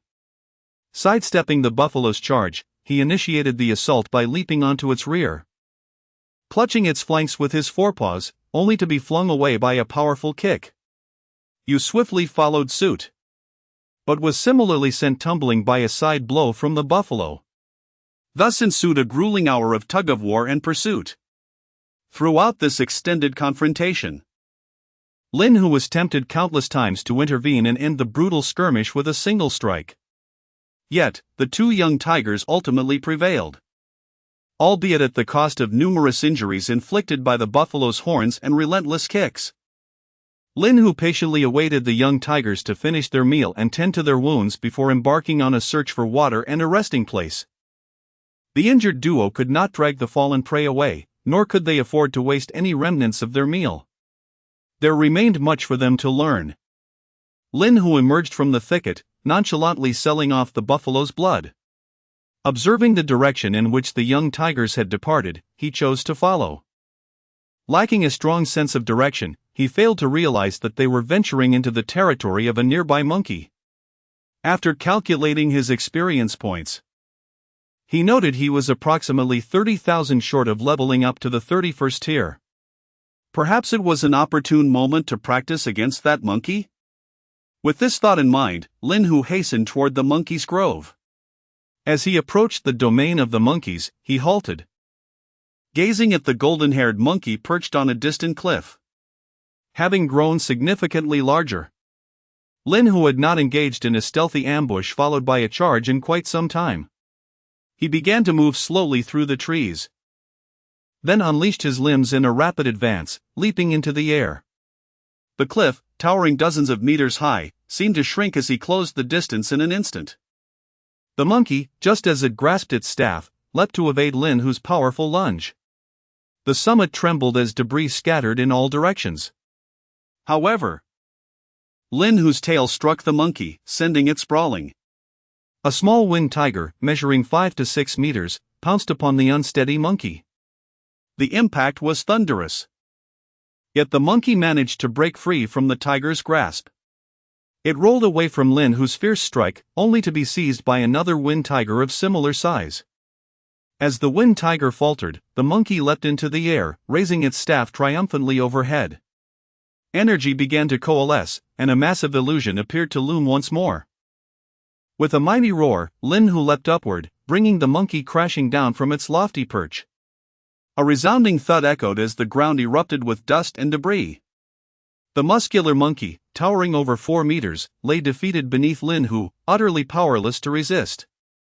Observing the struggling creature on the ground, Lin Hu felt a sudden sense of ennui. Initially, he had perceived it as formidable, but after a full-force effort, it proved to be rather lackluster. The time required to charge its ultimate attack was considerable, far less efficient than his own wind tiger's prowess. Had he unleashed his full strength from the very beginning?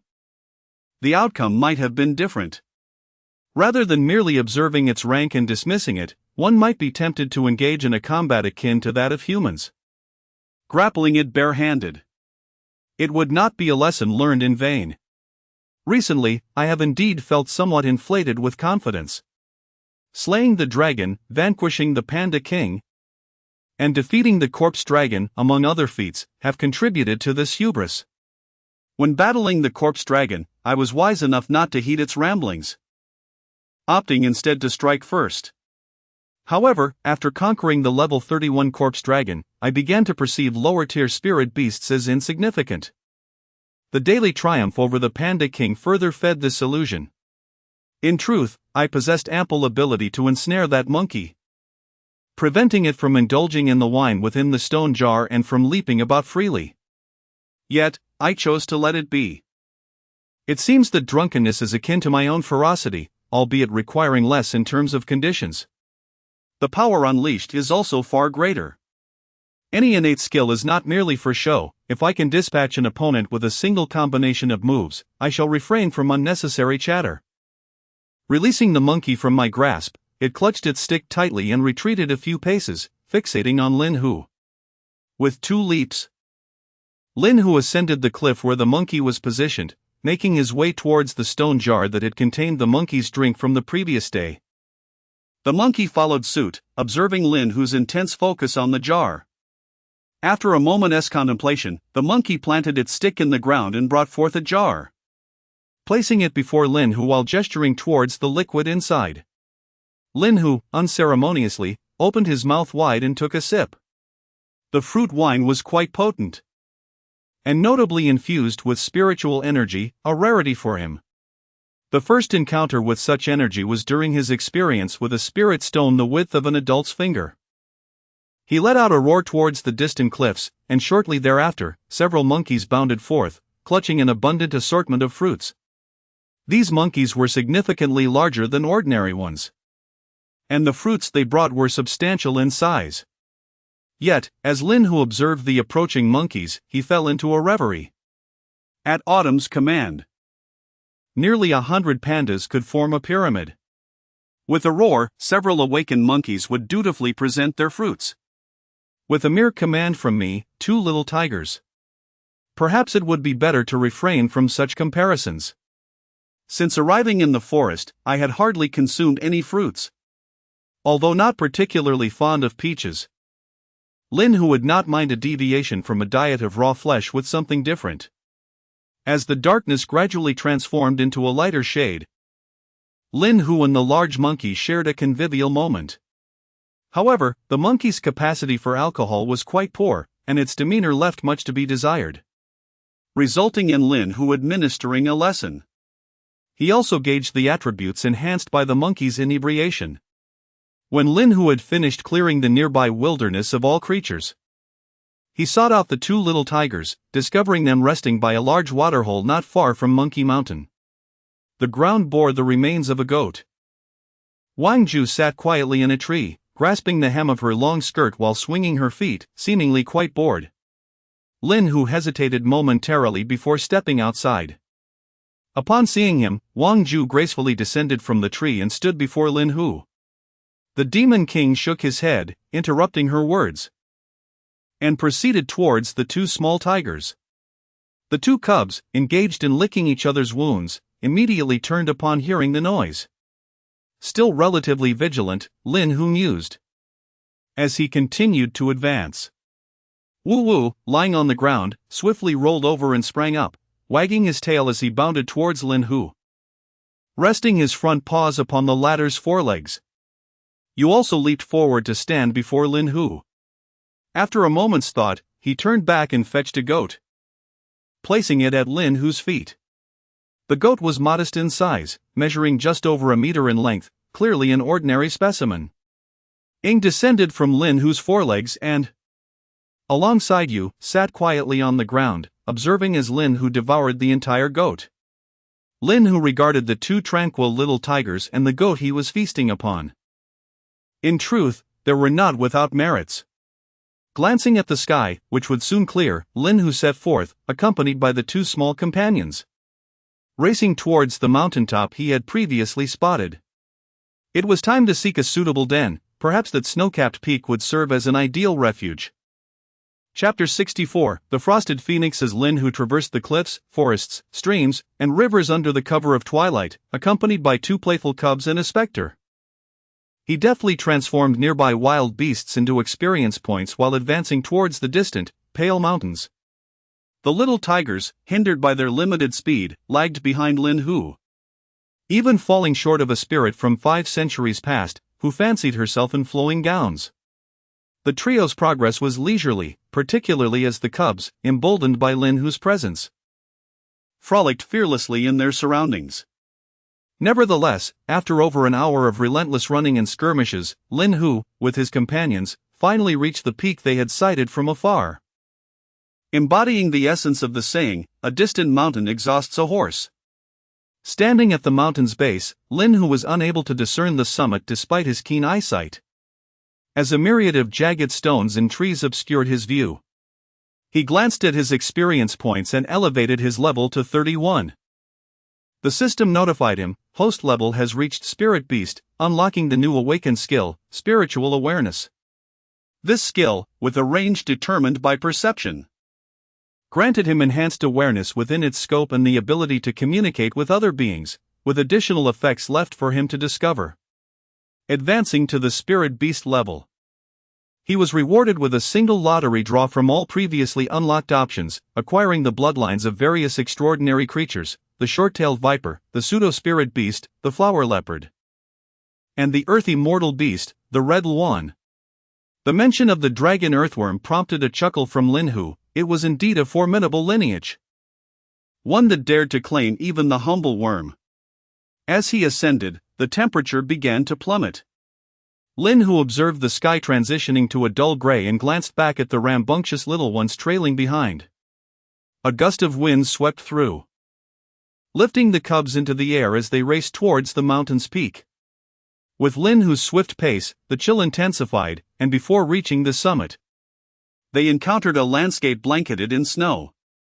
Trees of varying sizes were adorned with a thick layer of white, while delicate snowflakes continued to descend from the heavens. It had been many years since Wang Ju had last beheld snowflakes. Standing amidst the snowy expanse, she gazed at the vast whiteness of the summit, a place she had once visited in life. Lin Hu cast a sidelong glance at the pondering specter but chose not to engage. Wang Ju extended her hand, solid and lifelike, to catch the swirling snowflakes, a smile gracing her lips as memories stirred within her. Back then, I still believed in ghost stories, she mused, while Lin Hu continued his ascent, indifferent to her reveries. As for the gossip from 500 years ago, I have no desire to hear it. As they drew closer to the summit, the snow underfoot thickened. Lin Hu's sturdy paws left a trail of enormous footprints in the pristine white. The two little cubs, witnessing snow for the first time, were filled with wonder as they chased each other, reveling in the deep snow. Meanwhile, Lin Hu remained focused, his gaze fixed unwaveringly on the peak, against the backdrop of the raging snowstorm enveloping the summit. Yet there stood a magnificent white sycamore, its trunk and branches cloaked in a pristine white, adorned with leaves of the same hue. The branches swayed atop the mountain peak, and as the leaves collided, they produced a melodious chime reminiscent of wind chimes. Name, Song Level, 31 Race, Frost Sycamore Bloodline Grade, Spirit Innate Skill, Divine Wood Awakened Skill, Snow-Covered Awakened Skill, Spirit Perception amidst the tinkling sounds and the fierce fluctuations of the icy spirit energy. An aged and hoarse voice resonated. Black Tiger, why have you trespassed into my domain? Lin Hu gazed at the towering white sycamore in the distance and surged forward, his limbs propelling him in a fervent sprint. As Lin Hu raced, the immense gusts of wind spirit energy swept up the thick blanket of snow beneath him. In the tumultuous winds, a deep voice echoed.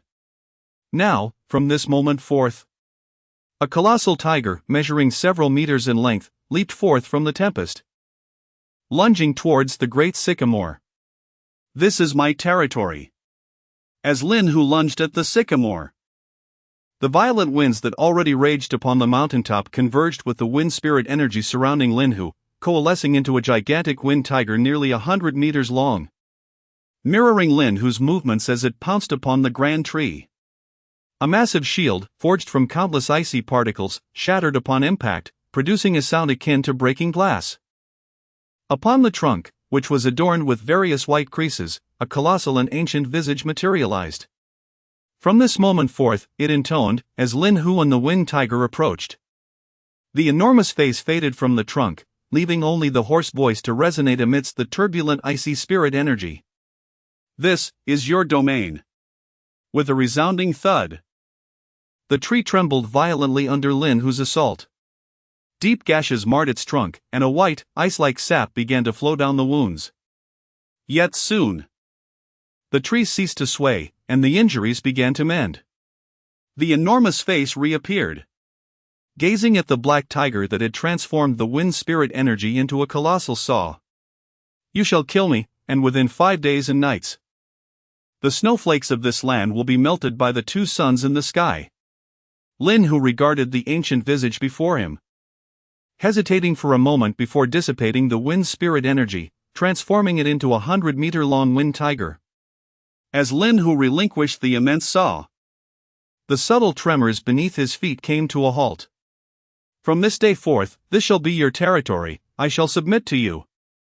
The tree's aged face bore no expressions of joy or sorrow, as if discussing matters of little consequence. Lin Hu gazed silently at the compliant old tree, sensing that everything had unfolded too effortlessly.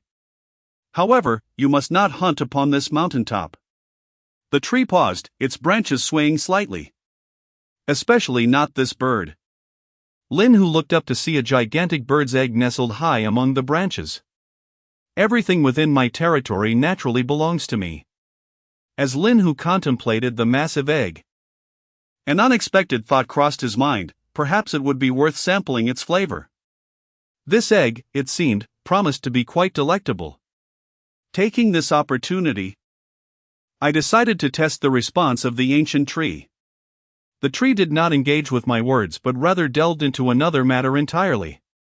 Atop this mountain, there exists a colossal stone that bestows upon me a potent spiritual energy, which is precisely the reason I relocated from the base of the mountain to this very spot. The tree gradually unearthed 2 robust roots, using the tips of these roots to inscribe a circle upon the ground, indicating the center of this formation. Lin Hu cast a glance at the roots emerging from the earth. Their tips moved with remarkable agility, yet it seemed that the closer they drew to the tree, the more sluggish their movements became. As the tree continued to reveal its roots, a substantial amount of spiritual energy began to emanate forth. I can release the concealed spiritual essence, allowing your offspring and the spirits to partake in its bounty. Just as Lin Hu was about to utter a response, the ancient tree spoke once more. This bird, upon her birth, shall also be made to submit to you. The tree's venerable voice resonated. Thereafter, you shall be the sovereign of this mountain range, the one and only Demon King. Chapter 65. I cannot overcome you. The branches and leaves of the ancient tree swayed incessantly in the wind and snow, colliding with one another and emitting a melodious sound reminiscent of wind chimes. Lin Hu gazed quietly at the venerable tree, refraining from hastily agreeing, instead inquiring about another matter. With your strength, you are not without the ability to fight. I do not consume flesh. The roots buried deep within the mountains require ample time to extract, and they are not agile. The aged countenance remained devoid of sorrow or joy, and though confessing his weaknesses, his voice was slow and steady, devoid of any tremor. Lin Hu glanced at the roots upon the ground and the numerous healed wounds upon the old tree. He contemplated whether to seize the moment and strike it across the face. You do not consume trees, and I do not consume tigers. There is no pressing necessity for combat. The old tree's voice was calm and rational. Lin Hu hesitated, feeling a flicker of temptation. Furthermore, the old tree paused, recalling the immense saw exceeding 100 meters. I cannot overcome you. Lin Hu regarded the tree, which was strikingly honest, suddenly feeling an ineffable sense of inadequacy. The ancient voice resounded once more: Demon King, are you willing to concede to my terms? Very well. Lin Hu pondered and deemed it harmless, merely sacrificing the consumption of 1 egg. As Lin Hu's voice echoed, a white light emanated from the ancient tree. This is my spiritual awareness. The tree's voice bore a hint of fatigue. Unless you, Demon King, choose to release me, I shall forever remain subservient to you. Merged with the tree's spiritual awareness, Lin Hu suddenly sensed an incongruity. The 2 small tigers and the specter finally caught up. Shadow pounced, clutching Lin Hu's thigh, interrupting his train of thought. Lin Hu glanced down at Shadow, pondering but unable to recall. Forget it, no need to think. You curiously circled the great tree. Wang Ju lifted his gaze, observing the towering phoenix tree and the aged human visage upon it. A tree demon? As the ground began to tremble once more, countless roots slowly emerged from the earth. Long and robust roots commenced weaving a colossal structure's framework. The gathered icy spiritual essence solidified into a thick layer of ice, forming sturdy walls around the edifice. Countless white leaves cascaded down, cloaking the semi-transparent roof, which then froze together under the thick ice. Before long, a grand house stood resolutely before the ancient tree. The tree's massive crown tilted, completely shielding the entire structure. Demon King, you and your children shall no longer endure the scorching sun. The ancient voice conveyed fatigue. I also hope you will fulfill your promise to me. This bird, I shall no longer consume. Lin Hu surveyed the magnificent house before him, feeling a sense of satisfaction. Very well, I shall also protect your children while you hunt. The old tree reciprocated Lin Hu's promise. Lin Hu stifled a remark but ultimately relented. These are not my children. The visage of the ancient tree gradually faded from its trunk, overwhelmed by an excessive proliferation of roots that left it feeling profoundly fatigued. A companion, perhaps? The thought settled in. Lin Hu cast a glance at the two playful little tigers vying for a place on his thigh, shivering involuntarily. Observing these two rascals, oblivious to anything beyond their frolics, Lin Hu shook his massive head, dismissing the peculiar notion that had intruded upon his mind. A companion, indeed. As the two suns ascended once more, the crimson clouds had nearly begun to blanket the horizon. The nascent sun, without restraint, cast its warmth upon the entirety of the forest. Lin Hu tilted his gaze towards the twin orbs of fire in the sky and shifted his body slightly within the confines of the room. Wang Ju adjusted her position in tandem with Lin Hu, continuing to soothe him with her massage within the icy chamber. Meanwhile, the two little ones nestled against Lin Hu's hind legs, slumbering soundly. The immense abode, forged from the roots of the ancient tree and the essence of condensed ice and snow, enveloped Lin Hu in a long-forgotten coolness. The thick layers of ice were interspersed with white leaves, while the expansive canopy of the ancient tree completely obscured the sky and its two blazing suns. As time flowed, the snow atop the mountain began to melt and evaporate under the relentless sun's glare, only to be rejuvenated by the spirit of ice and snow, transforming into a flurry of descending snowflakes. This cycle continued endlessly. Having gazed for a considerable time at the suns and the snowflakes outside, Lin Hu finally accepted the ancient tree's words. If he were to perish, within 5 days and nights, the ice and snow atop the mountain would entirely dissolve. Surely, the human world must be in an uproar. Lin Hu mused as he regarded the two suns above. Alas, I am a tiger, otherwise I could engage in lively banter across various forums and online communities. That would surely be entertaining. Lost in his whimsical thoughts, Lin Hu gradually succumbed to slumber under Wang Ju's gentle ministrations. Yet, it was not long before he was startled awake by the distant sound of footsteps. Simultaneously, the voice of the ancient tree echoed in his ears. Demon King, humans approach. The aged voice continued, 3 humans, 2 males and 1 female. Upon hearing someone refer to humans as males and females for the first time, Lin Hu nearly burst into laughter. Use your roots to drive them away. He did not rise, instead observing the 2 colossal fireballs in the sky, recognizing that it was not the appropriate time for a specter to venture forth. Demon King, as you command. Amidst the swirling winds and snow, this tranquil mountain range welcomed 3 uninvited guests. The tiger's tracks ceased here. A female voice, tinged with a hint of chill, perhaps muffled by the snowstorm, inquired, "Shall we proceed?" A male voice sought the opinions of his companions. "Lin, what do you say?" Another male voice chimed in. "Let us retreat, they require merely our discovery of the tiger's whereabouts." Lin paused momentarily before continuing, "Moreover, 2 million is not worth risking our lives over." "Agreed, but it is a pity we wasted 2 days surveilling the military camp." The male's tone conveyed a sense of satisfaction at completing the task. "Otherwise, we would have accomplished it sooner. Yet, we ultimately found it. Where did these roots come from?" Lin's voice carried a note of perplexity. With the swirling wind and snow, 3 roots seized their ankles, resembling giant pythons as they emerged from the snowy ground. They hoisted the trio high before casting them down with force, accompanied by the screams of the 3. The ominous figure hurled the 2 men and 1 woman from the summit of the mountain. The voice of the Demon King, the ancient tree, echoed in Lin Hu's ears, to which he responded with a soft acknowledgement. He had already descended the mountain.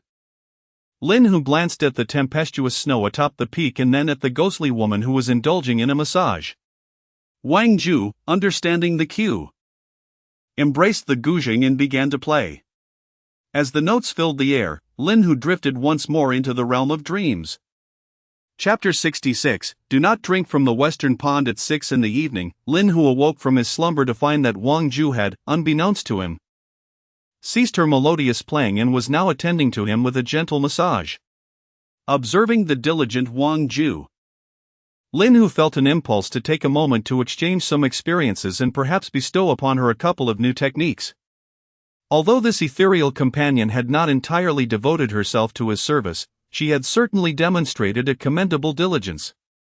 Gazing at the two little ones still lost in their dreams, Lin Hu shook his head. They had always been like this at the zoo, seemingly possessed by the spirit of slumber. How would they ever survive in the forest?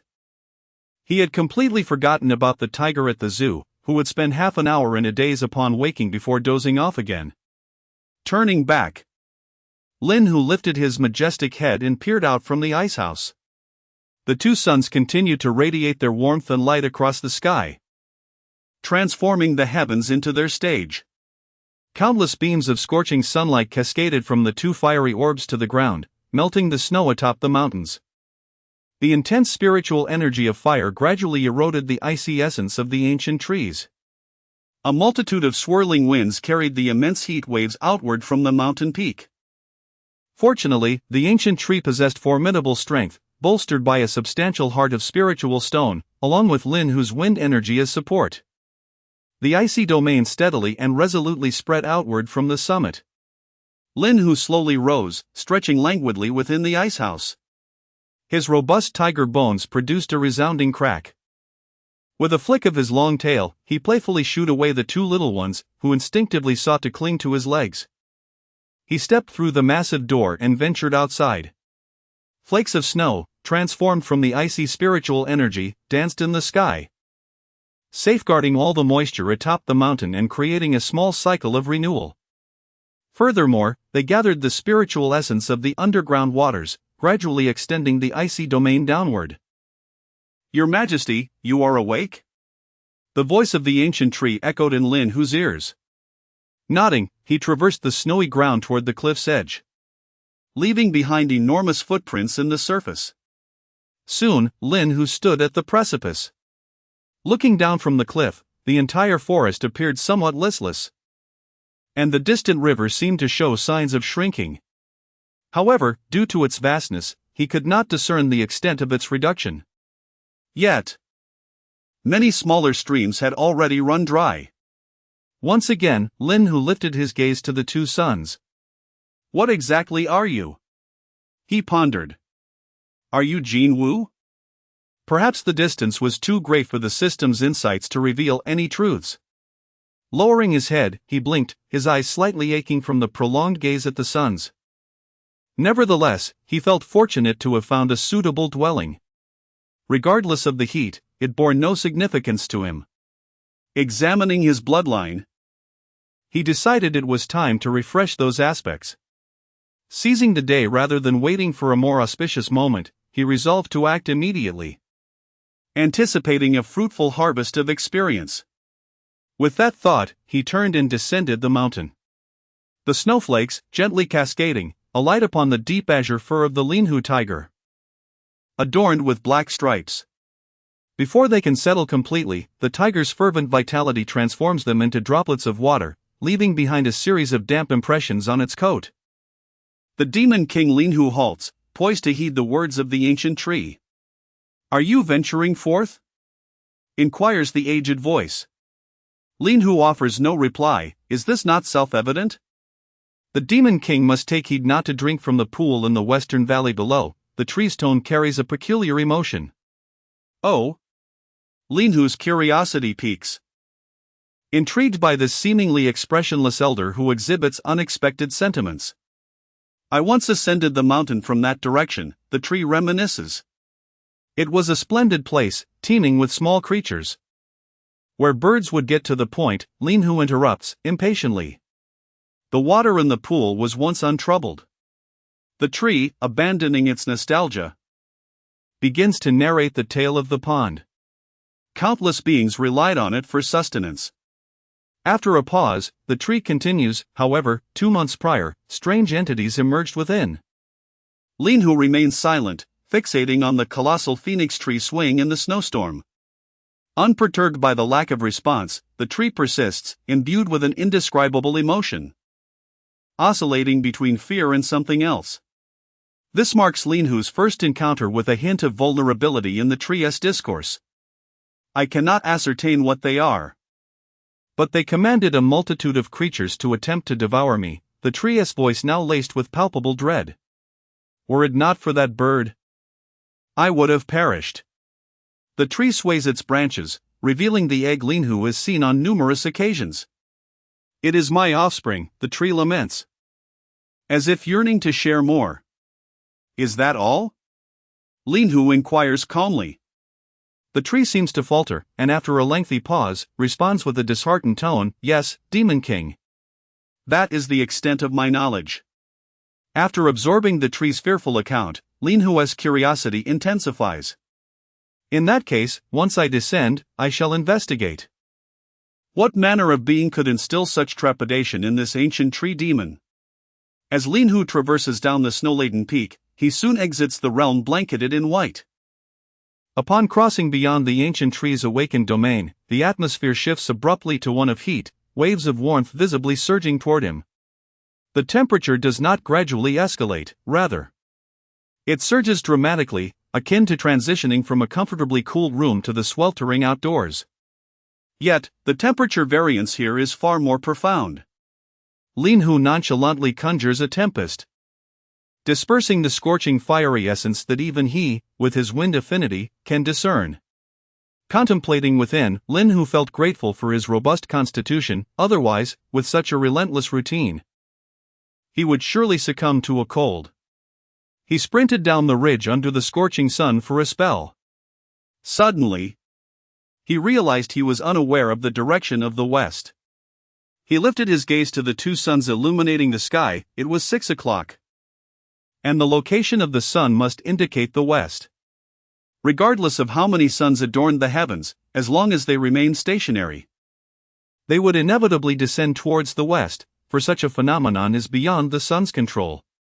After discerning the direction, Linhu ambled leisurely towards the location indicated by the ancient tree. He traversed countless scattered stones and nearly desiccated reeds nestled between the ridges. Although Linhu's strides were not particularly expansive, nor his pace excessively swift, it was not long before he arrived at the grove described by the venerable tree. Chapter 67. The mysterious woods. The forest lay in an unusual tranquility, as if the oppressive heat of the day had compelled most creatures to seek refuge in the shade. Lush trees obscured the sunlight above, while the still dormant young animals found solace beneath the protective trunks, relishing the rare coolness. Linhu gazed at the serene woodland before him and ventured inside.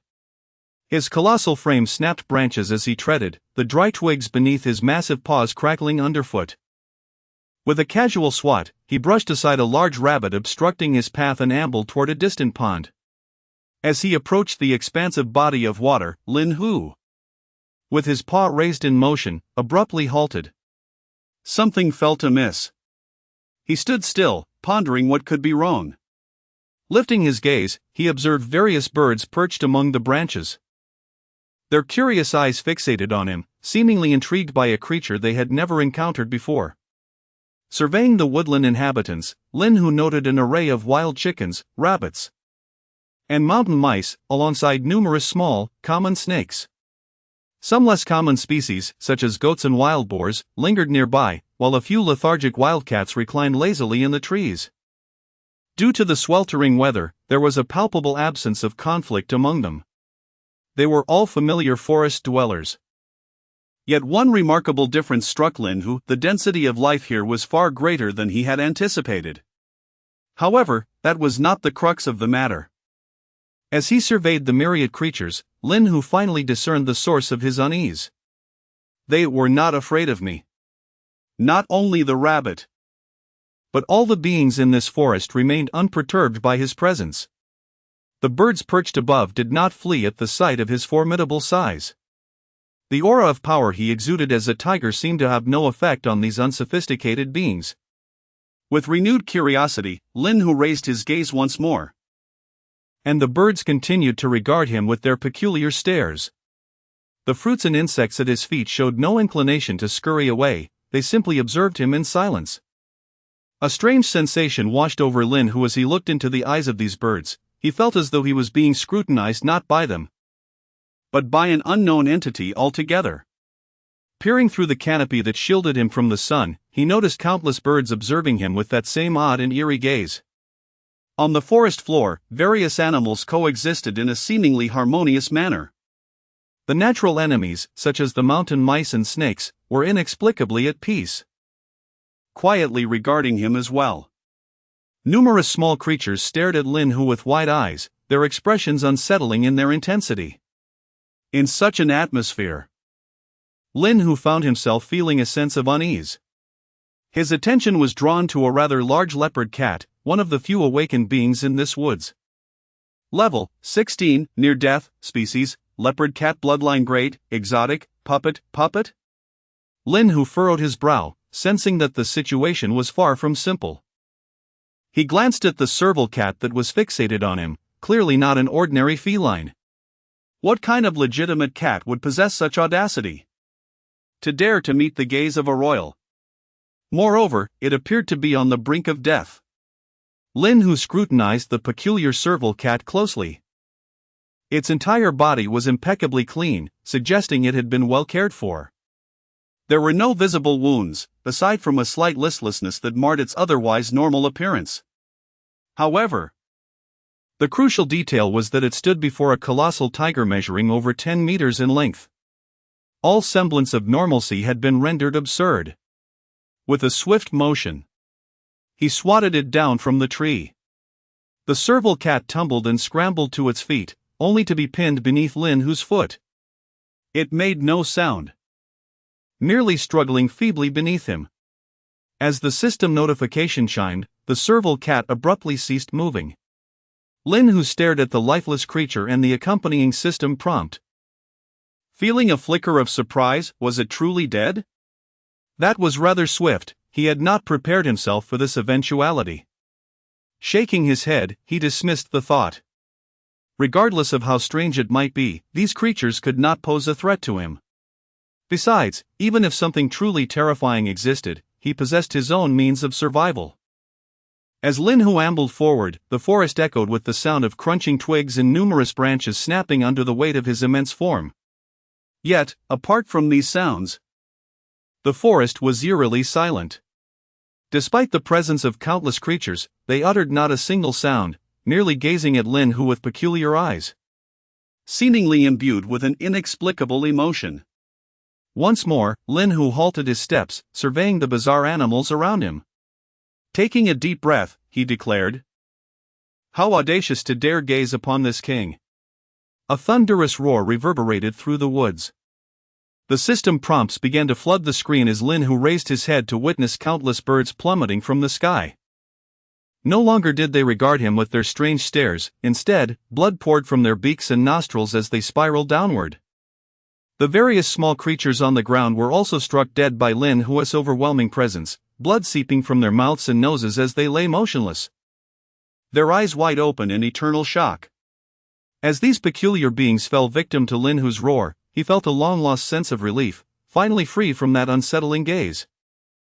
However, after taking just a couple of steps, he turned back. The creatures that had seemingly succumbed to his might began to rise slowly. Countless fallen birds attempted to stand and staggered as they sought to take flight.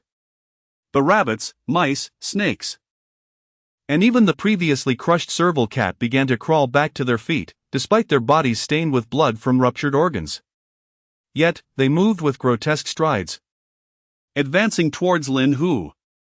Observing these once dead beings, Lin Hu felt an uncanny familiarity wash over him. Suddenly, a ludicrous thought struck his mind. Zombies! What has ensnared me? I, the mighty tiger, am indifferent to what you are. As long as you are a creature of lowly blood, there is not a single barrage that cannot vanquish you. If one is insufficient, then let there be two. If that fails, let there be more. Roar! A tremendous roar reverberated once more. The wraith atop the mountain lifted its gaze towards the western cliff. Was that the roar of the Demon King? It glanced up at the sun, which was poised to descend. Wang Ju, draped in her flowing gown, approached the corner of the icehouse. I shall lend you a few leaves, as you wish. An ancient voice echoed. With the resounding roar of the tiger once again, the corpses of the dormant creatures collapsed anew. This time, they would not rise again. Meanwhile, the bodies of the awakened creatures, such as the leopard cat, wobbled unsteadily toward the tiger. Roar! Roar! Roar! Chapter 68. The terrifying food chain. As Lin Hu's roar echoed repeatedly through the eerie woods, the corpses of the awakened creatures began to fall one after another. At last, the colossal leopard cat, the highest ranked among them, along with several other sizable beasts, succumbed. This time, they would not rise again. Lin Hu cleared his throat, feeling the dryness. You little pests, if my roar doesn't bring you down, I concede defeat. As he ventured deeper into the forest, he encountered the remains of various animals scattered along the path. Although they had attempted to rise twice before, Lin Hu's thunderous voice rendered them incapable of doing so again. Nor would they gaze at him with their peculiar eyes. They lay quietly beneath the shade of the trees. With each step, Lin Hu quickened his pace, and the number of carcasses dwindled until he exited the range of the map's artillery. He once more experienced the events that had transpired in that peculiar woodland. Observing the water pool not far ahead, Lin Hu paid no heed to the strange creatures around him. Upon finally reaching the edge of the pool, he comprehended what the ancient tree had meant by strange creatures. Several enormous old trees leaned over the water, their massive trunks casting shadows over a portion of the pool. Countless locusts and mantises laid their eggs upon the branches. Once their reproductive duties were fulfilled, these insects leaped into the vast pool, drowning themselves in the process. Meanwhile, birds drinking nearby devoured the remains of the locusts and mantises, swiftly becoming part of the bizarre avian population within the forest. Thud, thud, thud. A hefty bison approached the water's edge, its immense size indicating that it was an awakened creature. Yet, like the leopard cat that had perished at Lin Hu's roar, it showed no fear. It simply continued forward until it was fully submerged in the pool. As the great bison entered the water, long, snake-like black worms began to crawl from its submerged body. Lin Hu shuddered. How utterly repulsive. What chilled him further were the thick, dark leeches emerging from the depths. As thick as a child's arm, they incessantly burrowed into the still-living bison, while carnivorous insects dropped from the trees, gnawing at the bison's vast form. Lin Hu shivered again. No wonder that old fellow was so terrified. Witnessing this once is enough to leave a psychological scar. These creatures laid their eggs within the bodies of insects, which in turn deposited the eggs upon the ancient trees, feeding on them to grow. Eventually, they would be consumed by other beings, layer upon layer, until the manipulated creatures evolved into colossal awakened beings, only to be drowned in water to cultivate carnivorous insects and leeches. Then, the leeches and insects would be used to nurture larvae. But what of their mature forms? Lin Hu pondered, wondering how such elaborate efforts could lead to an inconclusive end. However, his confusion quickly dissipated as countless slender, serpentine creatures emerged from the depths, commencing their feast on the leeches attached to the bison. Truly, a nauseating spectacle. May they all perish. Countless howling winds began to converge around Lin Hu, transforming into an enormous wind tiger. With another resounding roar, a multitude of insects plummeted from the trees, swept away by the swirling winds encircling the wind tiger. The pond soon surfaced with the corpses of numerous leeches and slender worms. The birds perched upon the surrounding trees and the various creatures on the ground were all struck dead by the force of this tremendous roar. Dozens of elongated worms, far exceeding the ordinary size, emerged from the water. Name, Xian level, 21 race, King of Ironworms bloodline grade, pseudo-spirit attribute template, Beast King innate skill, Dominion of the Swarm. The King of Ironworms possesses an inherent, unconditional dominion over the ironworms. Innate skill, Parasitic manipulation, a race-specific skill that allows control over creatures with a bloodline grade lower than its own. Awakening skill, cultivation, capable of breeding creatures with a bloodline grade inferior to itself. Lin Hu glanced back at the reanimated corpses strewn across the ground, pondering the notion of cultivation. How utterly repulsive. Another thunderous roar erupted, causing the awakened ironworms and leeches that crawled from the water to thrash wildly in chaotic desperation. Countless risen corpses collapsed once more. Lin Hu, unwilling to engage with these repugnant entities, simply stood in place, unleashing continuous roars. When Wang Ju arrived in this wooded expanse, she beheld a striking scene. A colossal tiger loomed by the pond, its roars reverberating through the air, transitioning from a powerful bellow to a somewhat hoarse sound. "Demon King?" she called out, puzzled. Lin Hu ceased his roaring and surveyed the lifeless slender worms, all perished save for the king of ironworms. Turning, he noticed Wang Ju approaching. Her long skirt trailing behind her, an umbrella fashioned from the leaves of the phoenix tree in hand. "Be cautious, Demon King." Lin Hu did not turn, allowing the king of ironworms to collide against his immense wind tiger form before being repelled. This had transpired countless times before Wang Ju's arrival.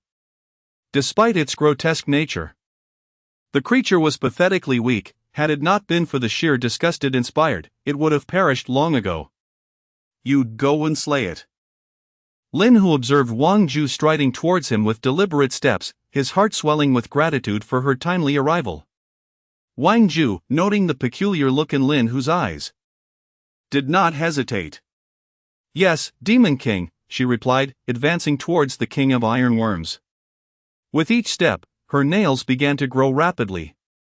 Her crimson claws, sharp as daggers, pinned the king of ironworms to the ground. Wang Ju sliced through the creature's body repeatedly. In no time, the 4-meter-long ironworm, resembling a massive python, was dismembered into countless fragments. "Demon King, is there anything else you require of me?" Wang Ju inquired softly, bowing to Lin Hu. "Bring over those creatures larger than their kin," Lin Hu commanded, summoning a gust of wind to sweep away the ironworm's remains, which lay on the ground. "I shall not sell its bloodline, the thought of drawing it is simply too disturbing."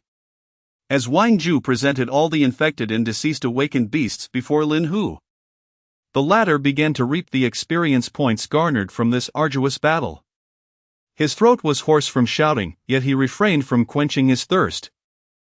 Despite its repugnant and fearsome nature, for fire element awakened beings, it was merely a delightful feast akin to a barbecue. Indeed, nature has its way of balancing itself. Should he later acquire a bloodline similar to that of the Maori sun god, it could serve a purpose. Lin Hu gazed at the darkening sky and pondered.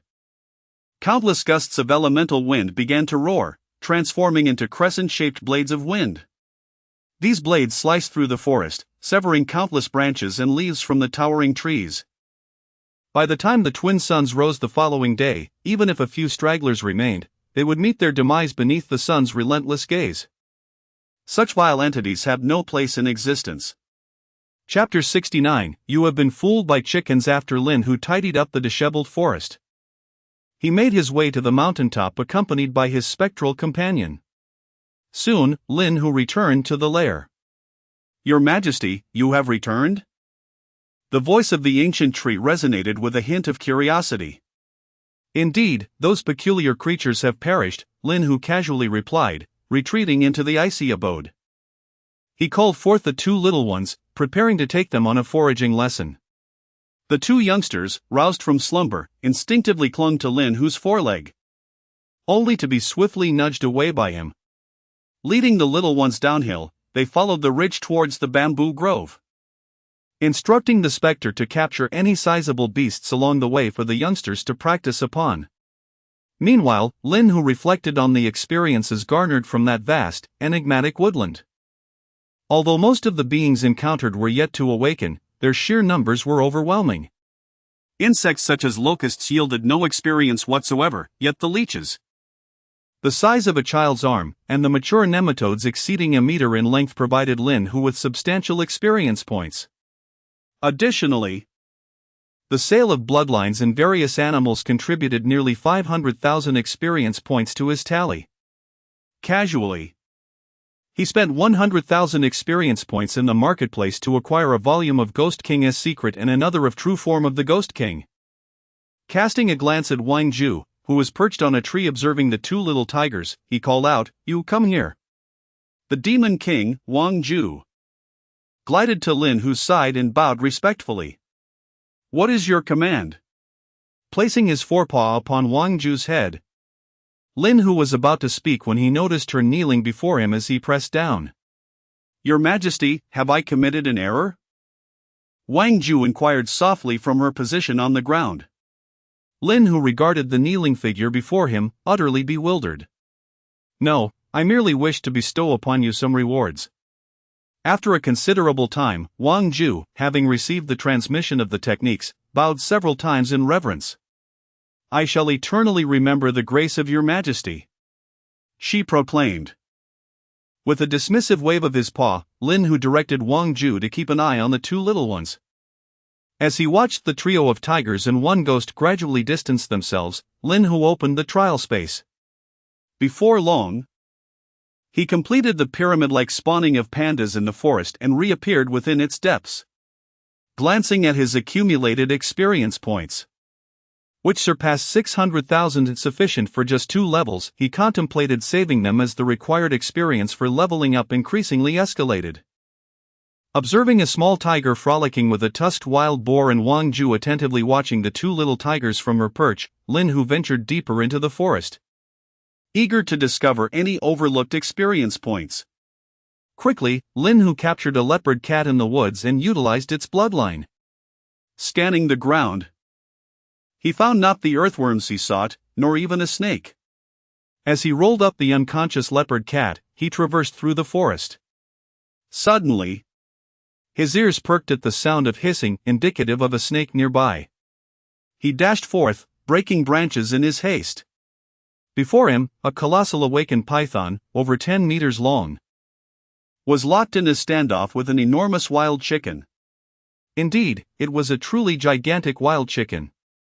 Standing at over 2 meters tall and measuring more than 5 meters in length, including its tail, the creature was named Kai. Its level was 21. With a bloodline grade of pseudo-spirit and a template of Lord. Upon observing the giant python, it was indeed a moment of awakening. The creature named 1, at level 14, possessed an extraordinary bloodline, categorized under Beast King. When Lin Hu leapt from the forest, the two awakened beasts confronting each other were momentarily taken aback. Their 6 eyes met for no more than 5 seconds before the wild chicken made a hasty retreat. The python, caught off guard, scrambled up a nearby tree in a flurry. Lin Hu effortlessly swatted the tree down, inadvertently knocking the python unconscious in the process. The wild chicken, in a frantic dash, flapped its wings and took to the air, only to be swept back by Lin Hu's gust. Clucking in panic, the chicken buried its head into its feathers. Amused, Lin Hu casually scooped up the wild chicken. With the carriers of the White Dragon and Red Luan bloodlines in his possession, all that remained was a worm. After pondering for a moment, Lin Hu followed the sound of water through the forest. Soon, he found a small worm on the damp ground. The worm, as thick as a child's finger, was whisked away into the wind alongside the flapping wild chicken, the leopard cat, and the python, brought by Lin Hu to a sizable stone platform.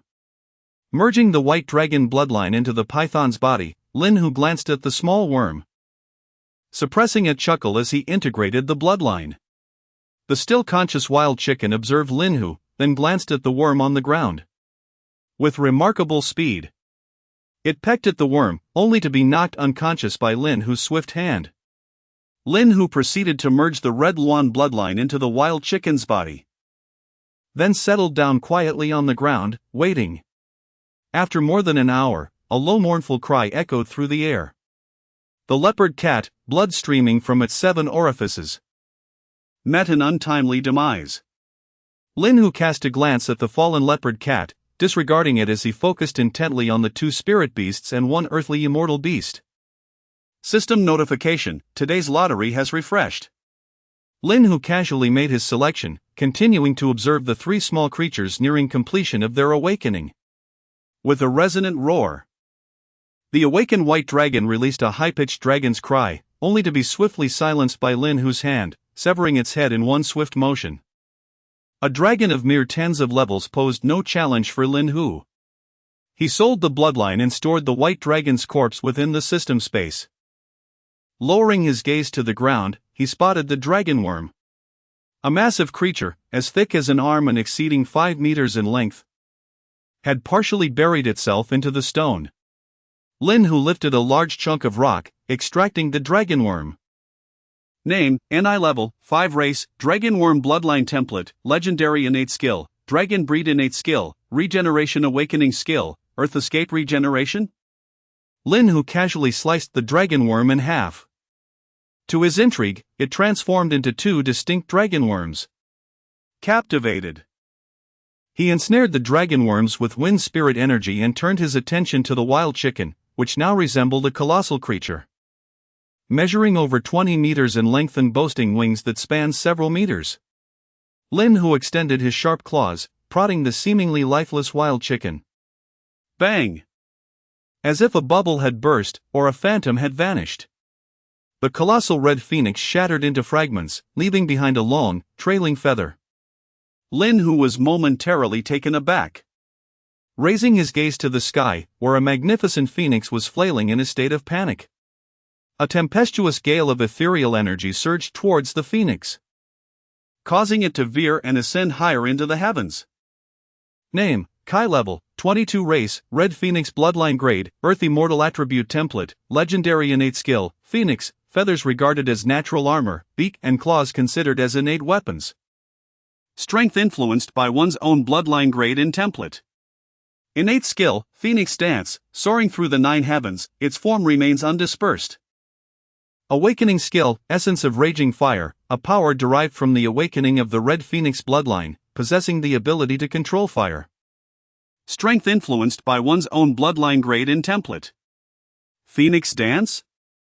Does that mean I was outsmarted by a mere chicken? Did my hard-earned 200,000 experience points just vanish? Lin Hu gazed at the soaring phoenix, reluctantly acknowledging the truth of being outmaneuvered by a chicken. He could only vent his frustration on the 2-meter-long dragon earthworms, as the tempestuous ethereal energy cleaved them into countless fragments. System notification, killed a 4th-tier creature, dragon earthworm. Gaining 12,000 experience points. Bloodline sold successfully, earning 100,000 experience points. Chapter 70, Do you look down on me, fat tiger? Despite the fleeting experience and being outwitted by a mere chicken, life must go on. Lin Hu routinely traversed the bamboo sea and monkey grove, leading 2 young companions who had successfully completed their hunting tasks back to their lair. Over the course of 2 days, the little ones had made notable progress. Now aware that they needed to drag the unfinished carcass of a massive wild boar back to their nest. A distant dragon's roar echoed through the air. Lin Hu lifted his head and listened intently. The sound originated from the bamboo sea, a soft call belonging to the little dragon turtle. What brings the little dragon turtle here to seek me? Lin Hu pondered for a moment before instructing Wang Ju to continue ascending the mountain with the 2 small companions while he turned to sprint towards the source of the sound. Upon finding the little dragon turtle, Lin Hu witnessed it being mercilessly battered by a panda. The turtle had tucked its head and 4 short legs entirely within its shell, leaving behind a giant shell measuring over 2 meters in diameter. The panda's forepaws relentlessly struck the shell, accompanied by booming barks. The forceful blows against the dragon turtle's natural armor resonated with a thunderous sound. Lin Hu lowered his gaze to the ground, observing traces left in the aftermath of the spiritual water being shattered. Nearby, several broken vines suggested a skirmish had indeed taken place, albeit not particularly fierce, ultimately resulting in the little black dragon turtle conceding defeat. Sensing Lin Hu's arrival, the panda ceased its assault on the turtle shell. Looking somewhat puzzled at Lin Hu, the panda gestured towards the turtle shell and then pointed to the disturbed earth beside it. Lin Hu quickly understood that this creature had bin pilfering the panda's bamboo shoots. No wonder the panda was in such a foul mood. Casting a glance at the little dragon turtle, Lin Hu thought it fortunate to have survived, its thick shell saving it from a worse fate. Feeling Lin Hu's presence, the little dragon turtle poked its head out from its shell and scampered over, whining as it pointed at the panda, eager to lodge a complaint. It even cast a triumphant glance at the panda, resembling a child who had been bullied and was now seeking parental intervention. Lin Hu, exasperated, brought his hand down in a swift motion, delivering a light smack to the little dragon turtle's head for its audacity to complain after stealing. He retrieved some bamboo shoots gifted by the panda previously, using the wind to present them to the panda. The panda merely glanced at Lin Hu, then at the little dragon turtle, and waved its paw dismissively, indicating no need for the offering before turning away to continue its training. The little dragon turtle circled Lin Hu a few times, wrapping its front paws around Lin Hu's leg as if to express its longing for him. With a casual flick, Lin Hu nudged the little turtle aside and glanced at the path it had taken. The little creature instantly understood Lin Hu's intention and began retracing its steps. Lin Hu observed the little black dragon turtle, which, despite its earnest efforts, still moved at a sluggish pace. Without hesitation, he scooped up the little dragon turtle and promptly swallowed Wang Ju, who had hurriedly approached. Lin Hu then raced towards the breeding grounds, sensing there might be an urgent matter requiring his attention. Otherwise, the little dragon turtle would not have sought him out. With a swift dash, Lin Hu arrived at the long unvisited breeding farm in no time, propelled by his remarkable speed. Unlike the past, where only a handful of individuals frequented the farm, this time it was bustling with a multitude of people. The familiar sight of military personnel was replaced by an array of characters that seemed almost theatrical. Among them stood an elderly monk accompanied by 3 young acolytes, and 2 wizened Taoists, flanked by 2 little disciples wielding swords. A group of students donned in military attire, yet radiating an air of youthful innocence, also gathered. All eyes were drawn to Lin Hu as he leaped from the mountainside. A colossal tiger measuring over 10 meters in length, akin to a mythical beast emerging from folklore. He exuded the fierceness characteristic of a tiger, coupled with an innate bloodlust born from countless hunts.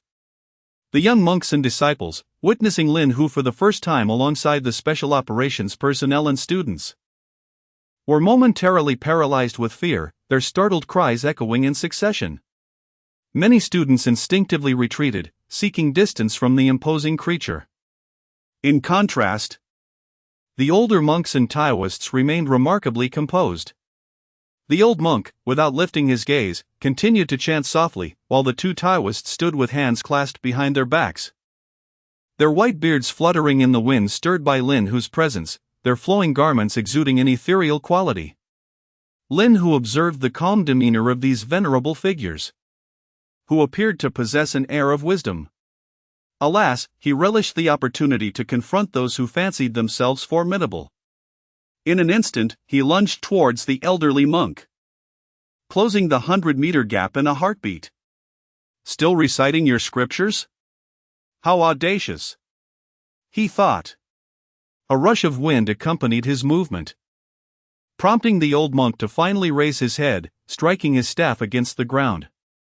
In an instant, a magnificent golden bell materialized, shimmering with radiant colors.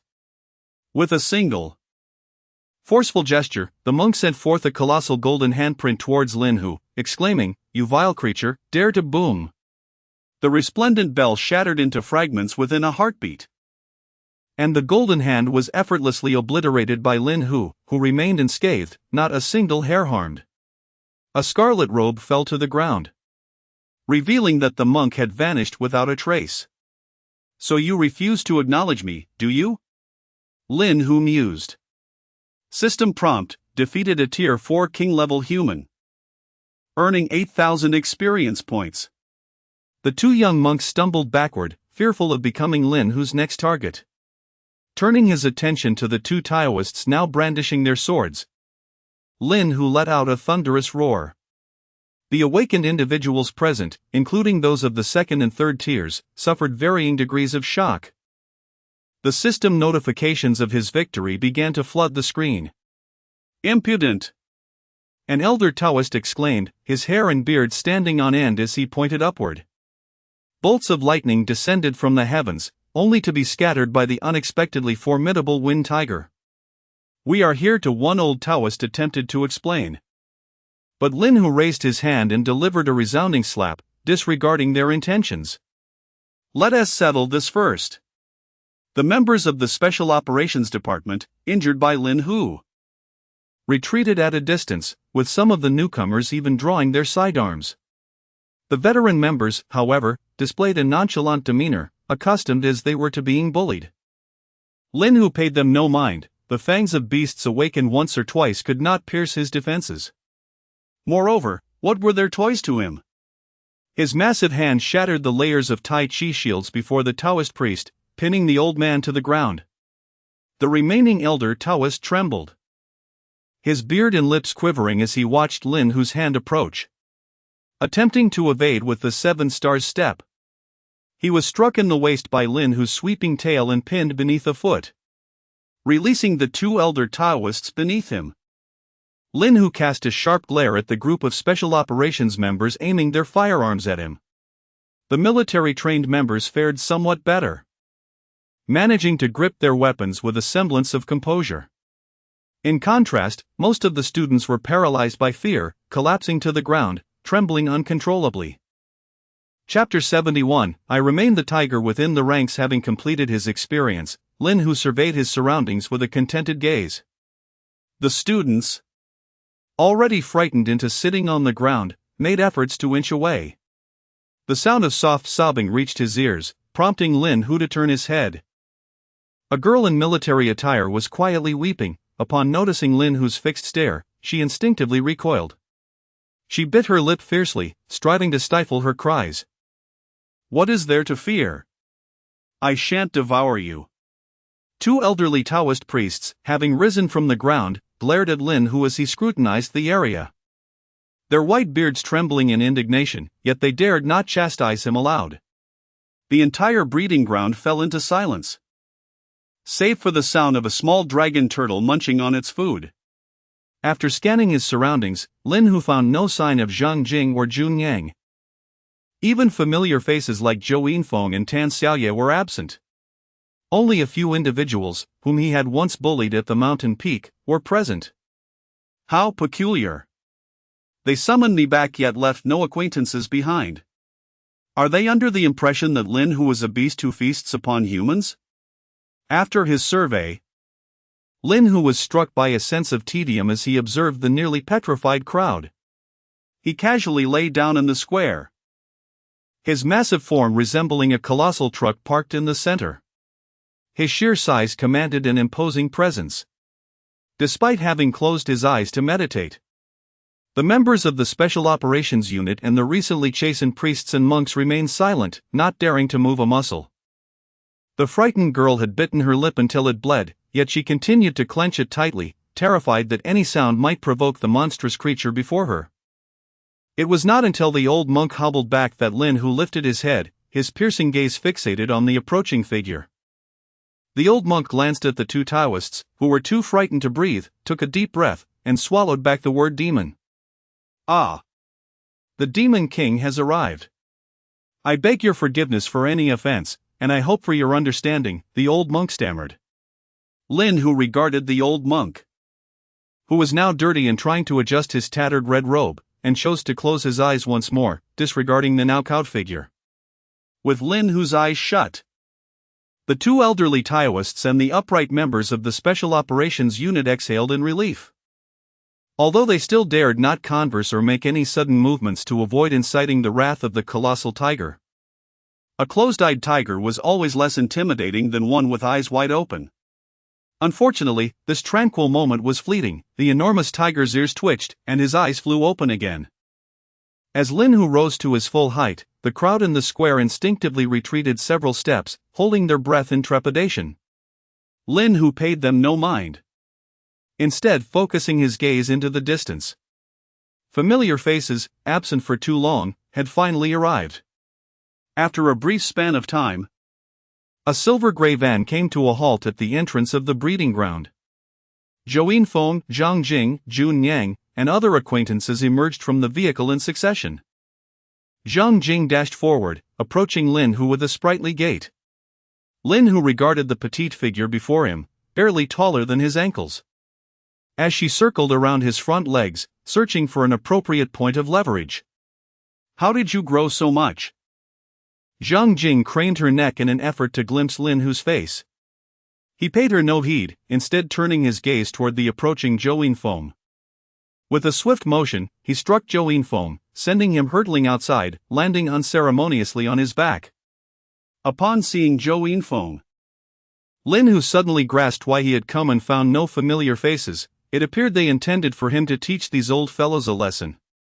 To his surprise, Zhou Yinfeng, with his pronounced brows and large eyes, had also taken to scheming. Ah, experience points have increased, Lin Hu mused, casting a casual glance at Zhou Yinfeng.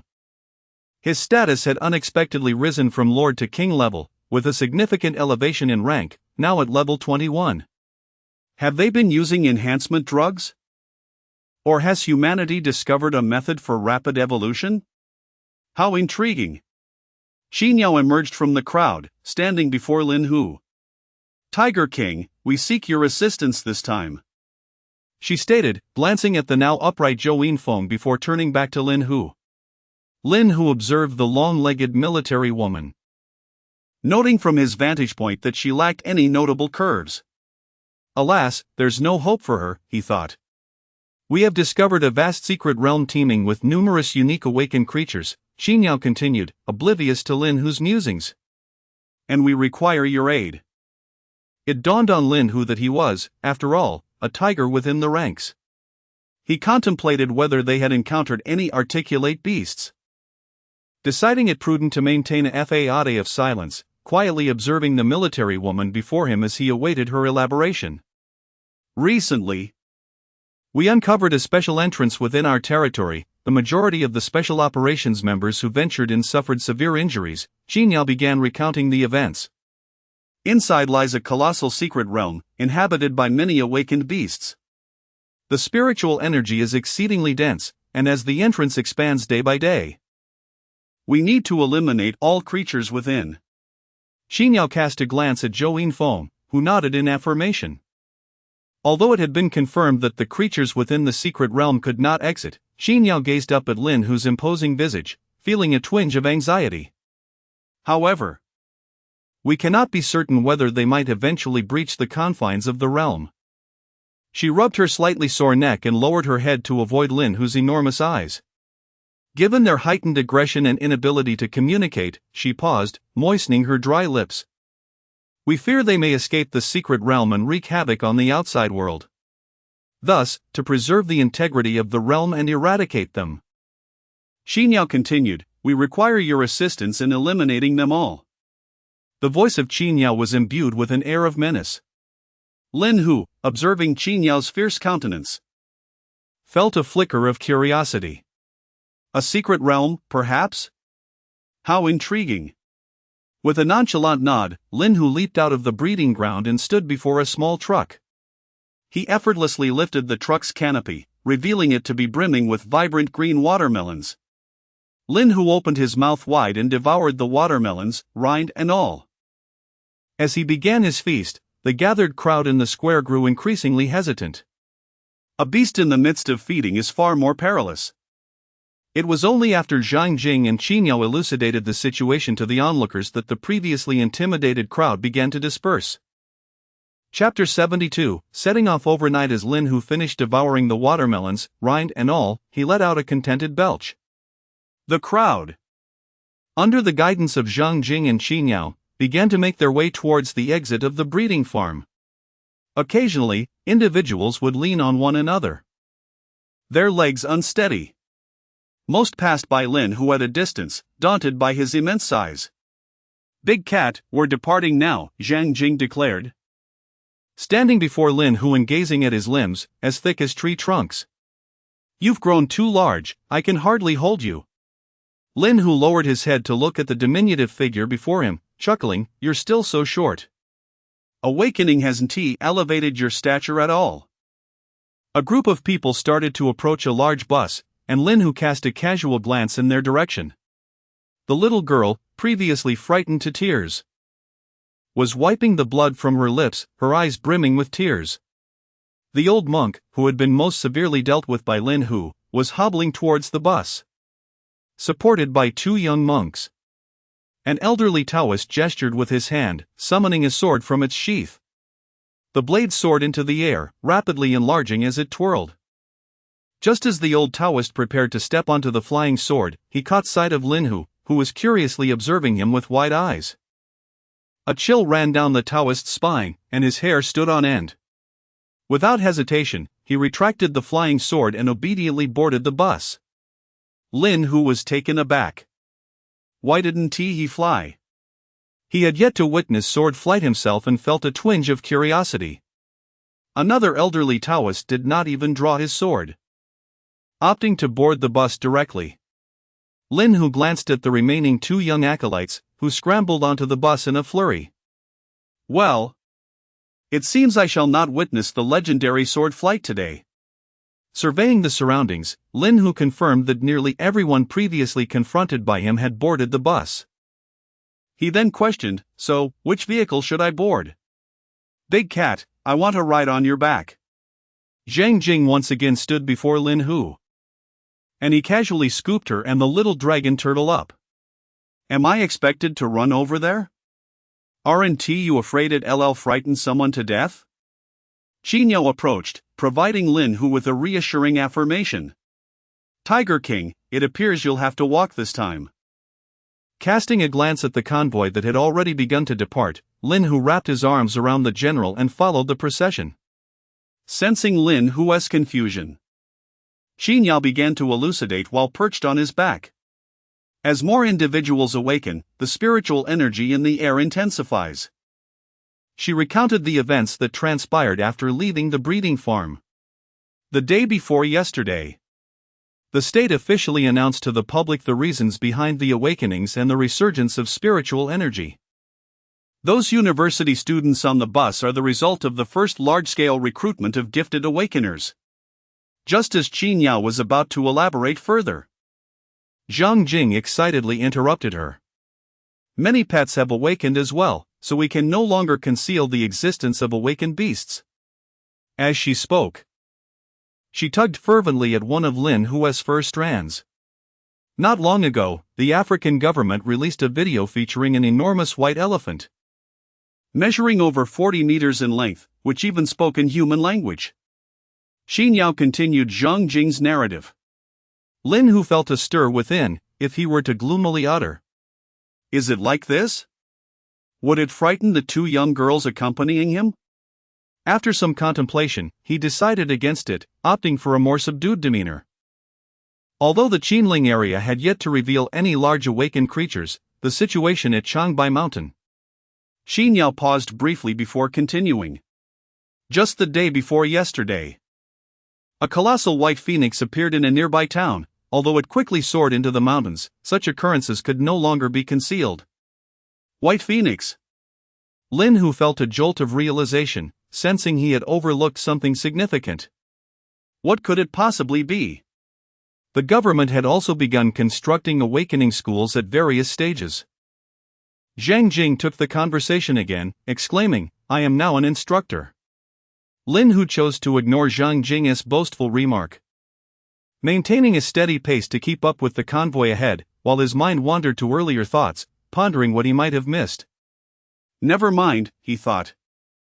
We also need you to validate some of the government's policies to reassure the public. Qinyo revealed another purpose for seeking Lin Hu. He understood what she meant. Even awakened beasts, as long as they posed no threat, could be embraced by the state, let alone the populace of humanity. Although he felt somewhat exploited, it was still somewhat agreeable to have it candidly expressed. As Qinyo detailed the sequence of events and recent developments to Lin Hu, the two girls on his back began to quiet down. Only the little dragon turtle remained animated, chattering excitedly. "Yao Yao, I'm going to sleep for a bit." Zhang Jing yawned and said to Qin Yao, then nestled against Lin Hu's thick fur to doze off. All right, I'll wake you when we arrive, Qin Yao replied. Time gradually passed as the convoy and Lin Hu progressed, and a few hours later, they reached the county town. At around 4 in the morning. The county town was almost devoid of human presence. The only signs of life were the brightly lit, all-night internet cafes, where shadowy figures could be discerned inside. Lin Hu lightly vaulted over the pedestrian bridge before glancing back, wondering who built this so low. As headlights approached, a private car sped toward the convoy. Suddenly, the vehicle swerved sharply, the screech of tires against the pavement resounding as it hurtled toward the roadside guardrail. With a swift motion, Lin Hu extended his forepaw to halt the car, which was on the verge of leaving the road. Inside, a middle-aged man glanced up at the enormous paw that had clamped down on the entire hood, cautiously looking upward before his eyes rolled back, and he fainted. Lin Hu rolled his eyes, thinking how timid one must be to drive at night. He casually shoved the car to the roadside and observed the Special Operations members disembarking. Lin Hu then resumed his stride, continuing to follow the convoy. As the radiant light of two suns once again illuminated the sky, Lin Hu halted his steps and gazed upward at the celestial bodies. The observatory had been diligently monitoring this unexpectedly manifested star. Observing Lin Hu's uplifted head, Qin Yao comprehended his thoughts. However, they had yet to discern the trajectory of this enigmatic celestial entity. Lin Hu continued to advance, awaiting further elucidation from Qin Yao. Lacking substantial information, they could not even ascertain the distance of this sudden apparition. The inability to measure its distance suggested it was not the mythical Jinwu. For if it were, even its formidable presence could not elude the observatory's scrutiny. Lin Hu cast another glance at the fiery orb above. So, what exactly are you? Chapter 73, a show of grandeur accompanying the convoy. Lin Hu arrived at another county town shortly after 8 in the morning. The entire town's traffic was under strict control by the traffic police, and a considerable number of onlookers had gathered along the roadside, eagerly awaiting the arrival of the procession. Among the crowd were numerous journalists wielding cameras, capturing the spectacle unfolding on the road. Young men and women engaged in live streaming held outdoor broadcasting equipment, anticipating the arrival of the legendary beast. Under such circumstances, Lin Hu followed the convoy into the town. As he entered, a chorus of gasps reverberated through the air, making Lin Hu feel akin to a superstar on a grand concert tour. Qin Yao, perched on his back, and Zhang Jing, who had just awakened, both appeared quite anxious. Zhang Jing endeavored to establish a mental connection with Lin Hu, utilizing the communication abilities bestowed upon her by her beast mastery. Concerned that the crowd might provoke Lin Hu, countless police and armed forces worked diligently to push the onlookers back. However, no one dared to press closer, as the overwhelming aura of a predator radiating from Lin Hu deterred any such attempts. Ordinary individuals, even from a distance, felt an instinctive fear in his presence, let alone mustering the courage to approach him. As Lin Hu ambled along, absorbing the cacophony of sounds and the mixed emotions of surprise, admiration, and fear emanating from the passers-by, he suddenly felt an overwhelming sense of futility. The pursuits that once held significance in his human life now appeared devoid of color and meaning. The cheers of the crowd, the adoration, the military vehicles clearing the way, and the presence of beautiful women and luxurious residences each seemed to fade into irrelevance. Since his transformation into a tiger, Lin Hu had gradually distanced himself from human society. Initially, he had clung to the pleasures of human existence, the allure of beautiful women and the thrill of games. He even yearned for conversation, finding comfort in mere words, despite his inability to respond. Yet, ever since encountering the ancient tree and the spirit within him, the relevance of human society began to dissipate. What was the allure of being human? What drawbacks existed in being a tiger? Accustomed to the taste of raw meat, his interest in human cuisine dwindled. Familiarity with battle and the role of a dominant force diminished his nostalgia for games. Lying amidst the earth, forests, and snow, He found little longing for sofas or plush mattresses. Thus, what remained for him in human society? Merely maintaining a connection. Living as a compliant subject to evade the fate of being struck down by formidable weaponry? Indeed, it seemed as simple as that. The animal kingdom is straightforward, direct, and often brutal, yet Lin Hu found himself growing fond of this existence. Although animals may not possess the aesthetic allure of human beauty, he had yet to encounter anything more enticing than the spirit dwelling within him. Furthermore, the strength he embodied was beyond what they could withstand. Yet, must one remain perpetually single? Living alone until death, even as a tiger? Lin Hu suddenly recalled two adorably foolish little beings. Could it be? Is it truly necessary? Perhaps. It would be prudent to deliberate further on matters of procreation. Nevertheless, the forest appears far more intriguing. For instance, the wild chicken that escaped shall inevitably be captured. There are still uncharted territories awaiting exploration, perhaps harboring locations akin to that peculiar forest from that day, which could offer a wealth of experience. Reflecting on that enigmatic forest, Lin Hu was abruptly reminded of something, a matter he had overlooked. How did they awaken? The system indicated they were merely ordinary nematodes, devoid of any special lineage. So, did they awaken autonomously? The heart of spirit stones? Goodness! I seem to have forgotten to collect it. Don't worry, big cat, it's all right, Zhang Jing whispered soothingly. Sensing Lin Hu's emotional fluctuations as she leaned against his back, Lin Hu surveyed his surroundings, observing numerous humans either leaning on railings or clutching pillars, many of whom exuded palpable fear. Am I the one who was afraid? Soon, Lin Hu followed the convoy out of the enthusiastic county town. The convoy exited the town and veered onto a narrow path, traversing a winding mountain road that ascended alongside a small hill. Lin Hu glanced at the concrete road beneath him, utilizing wind spirit energy to lighten his weight further. It would be unfortunate to break it. Being overly large indeed presents numerous inconveniences, such as the numerous thick branches he inadvertently breaks in the forest, not to mention the considerable expense incurred from consuming fruit, nearly exhausting the monkey's resources. Upon subsequent visits, the monkey no longer treated him to fruit. A wild boar could hardly satiate his hunger. Yet Lin Hu maintained a state of hunger to uphold his dragon hunting condition, otherwise, he feared the wild boars of the forest would be hunted to extinction. After several hours of travel, Lin Hu finally arrived at the destination alongside the convoy. A vast expanse of grass awaited them, and the students from the bus began to disembark in an orderly manner. The elderly monk, still being assisted, cast a glance at Lin Hu but remained silent. Two Taoist priests also descended. The elder nodded at Lin Hu. Lin Hu merely glanced at him, choosing to ignore the gesture. Following the members of the Special Operations Department, he proceeded towards the military camp visible in the distance, a camp guarded by dozens of soldiers. At the heart of the camp stood an enormous tent. Tiger King. We have arrived, Xinyao whispered. Lin Hu gazed towards the military camp, where members of the Special Operations Department were in the midst of transferring duties with the station soldiers. Despite the massive creature standing beside them, the soldiers remained meticulous in completing all necessary procedures. Only after transferring the camp to the Special Operations personnel did they begin to scrutinize the colossal tiger.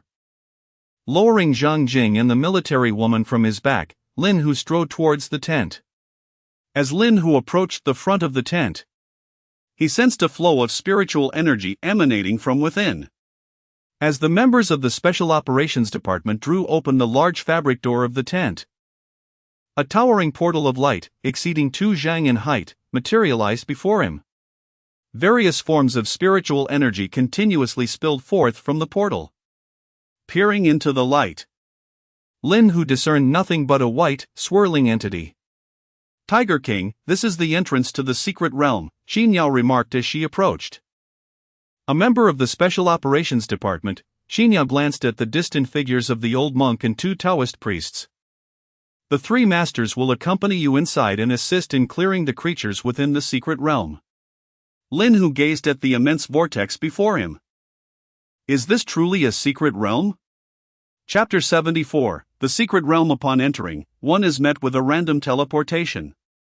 Xinyao addressed the assembled members of the Special Operations Department before turning her attention to the two elderly Taoists and the monk. Let us converge towards the east. When signaling, please remain vigilant of your surroundings, she reiterated. As the members of the Special Operations Department and the monk made their arrangements to gather towards the east, Lin Hu hesitated, ultimately refraining from admitting his inability to discern direction. After all, they would release signal flares when the time came. When Lin Hu slightly bent forward and stepped through the colossal portal of light, a sensation of weightlessness enveloped him, akin to riding a swiftly ascending elevator. When he regained his footing and surveyed his surroundings, he found himself in an entirely different realm. Before him lay an expansive forest. The towering trees so lush that they nearly obscured the two suns hanging in the sky.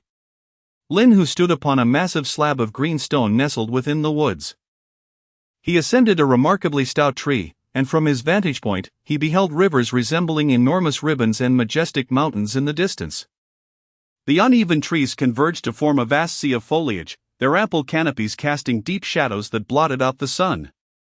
The trees were considerably larger than those outside, evoking in Lin Hu a sense of having returned to a primeval era, as if he had stumbled upon a continent that had reverted to its ancient state.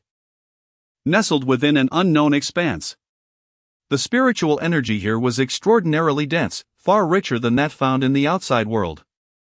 Lin Hu gazed skyward at the two colossal orbs of fire, which continued their celestial performance, treating the very ground of the secret realm as their stage. The monk, Taoists, and members of the Special Operations Department had all vanished. Random teleportation, perhaps? Which way was east? Lin Hu looked up at the two suns hovering in the center of the sky, utterly unable to discern any direction. With a gentle leap, treading upon the fallen twigs and leaves, Lin Hu ventured deeper into the vast forest. The woods were alive with ordinary creatures such as rabbits and wild chickens, reminiscent of his time in the Qinling Mountains. Perhaps due to the abundant spiritual energy, these creatures appeared larger than their counterparts in the Qinling. A rabbit before him, similar to those he had encountered in the eerie forest, showed no fear of Lin Hu. In fact, with its crimson eyes, it charged at him. With a resounding crash, it collided with a nearby tree, causing it to sway, revealing the force behind its assault. Lin Hu stared in bewilderment at the bloodied rabbit, feeling somewhat speechless. You can't even extract your own bloodline, you foolish creature. He casually pushed the rabbit aside and continued on his path through the forest. Numerous wild chickens and rabbits scattered in a panic upon seeing Lin Hu. A casual glance at one of the fleeing wild chickens revealed its details: species, wild chicken level, 9 bloodline grade, ordinary attribute template, common. It bore no distinction from the wild chickens of the Qinling, save for its larger size and slightly elevated level. It seems that the rabbit was merely an anomaly, as most creatures appear to be quite normal. Regrettably, that rabbit has perished, otherwise, it would have been intriguing to observe its condition. With unwavering determination, Lin Hu forcefully broke the obstructive branches in his path and advanced towards the distant river. Where there is a river, there exists a plethora of life. He could witness the awakened creatures spoken of by Jun Yang, known for their formidable aggression and inability to communicate. With a swift motion, Lin Hu struck a serpent that was descending from a tree, shattering its skull into fragments. Only after this did he remember that he had neglected to activate his insight ability. He carelessly disposed of the bloodline he had acquired. Standing still for a moment, Lin Hu took a deep breath. Roaring. As the system notifications began to flood the screen, the entire forest fell into a hushed silence. Yet, tranquility was short-lived, as the sounds of trees being violently uprooted soon echoed through the woods. Before long, Lin Hu encountered a colossal beast. It resembled a rhinoceros, its body a vivid red. adorned with a single horn, and measuring over 20 meters in length. Lin Hu deftly sidestepped the beast's charge and activated his insight. Name, none. Species, white jade rhinoceros. Lin Hu scrutinized the luminous crimson rhinoceros before him, pondering if it took him for a colorblind fool. Level, 34. Bloodline grade, spirit beast, bloodline sealed, attribute template, legendary innate skills, jade rhinoceros innate skills, great strength awakened skills, mountain shatter, sealed, awakened skills, spirit perception, sealed, bloodline sealed. Observing this rhinoceros, which seemed utterly oblivious to the use of its skills and relentlessly charged at him, Lin Hu wondered if its intelligence had also been sealed. This 34-level rhinoceros possessed an intellect inferior to that of a wild chicken. Thud! Another massive tree fell victim to the rhinoceros's rampage. The crimson beast shook its enormous head and charged at Lin Hu once more, its 4 short legs thundering against the ground. Lin Hu assessed the rhinoceros, which, despite its earth-shaking presence, was not particularly swift. Emitting a thunderous roar, he turned and fled. The rhinoceros, relentless in its pursuit, seemed intent on chasing him until his demise. As Lin Hu distanced himself from the creature, he increased his speed, moving ever faster. In a sudden pivot, he charged back toward the rhinoceros. Propelled by a howling wind and the intensified aura of spiritual energy that enveloped him, forming a wind tiger of unprecedented size. With ferocity, Lin Hu lunged at the rhinoceros. With a resounding crash, the overwhelming force of impact sent the massive beast crashing to the ground. Lin Hu's sharp claws etched deep gashes into the rhinoceros's hide. In that instant, the creature's natural armor proved utterly ineffective.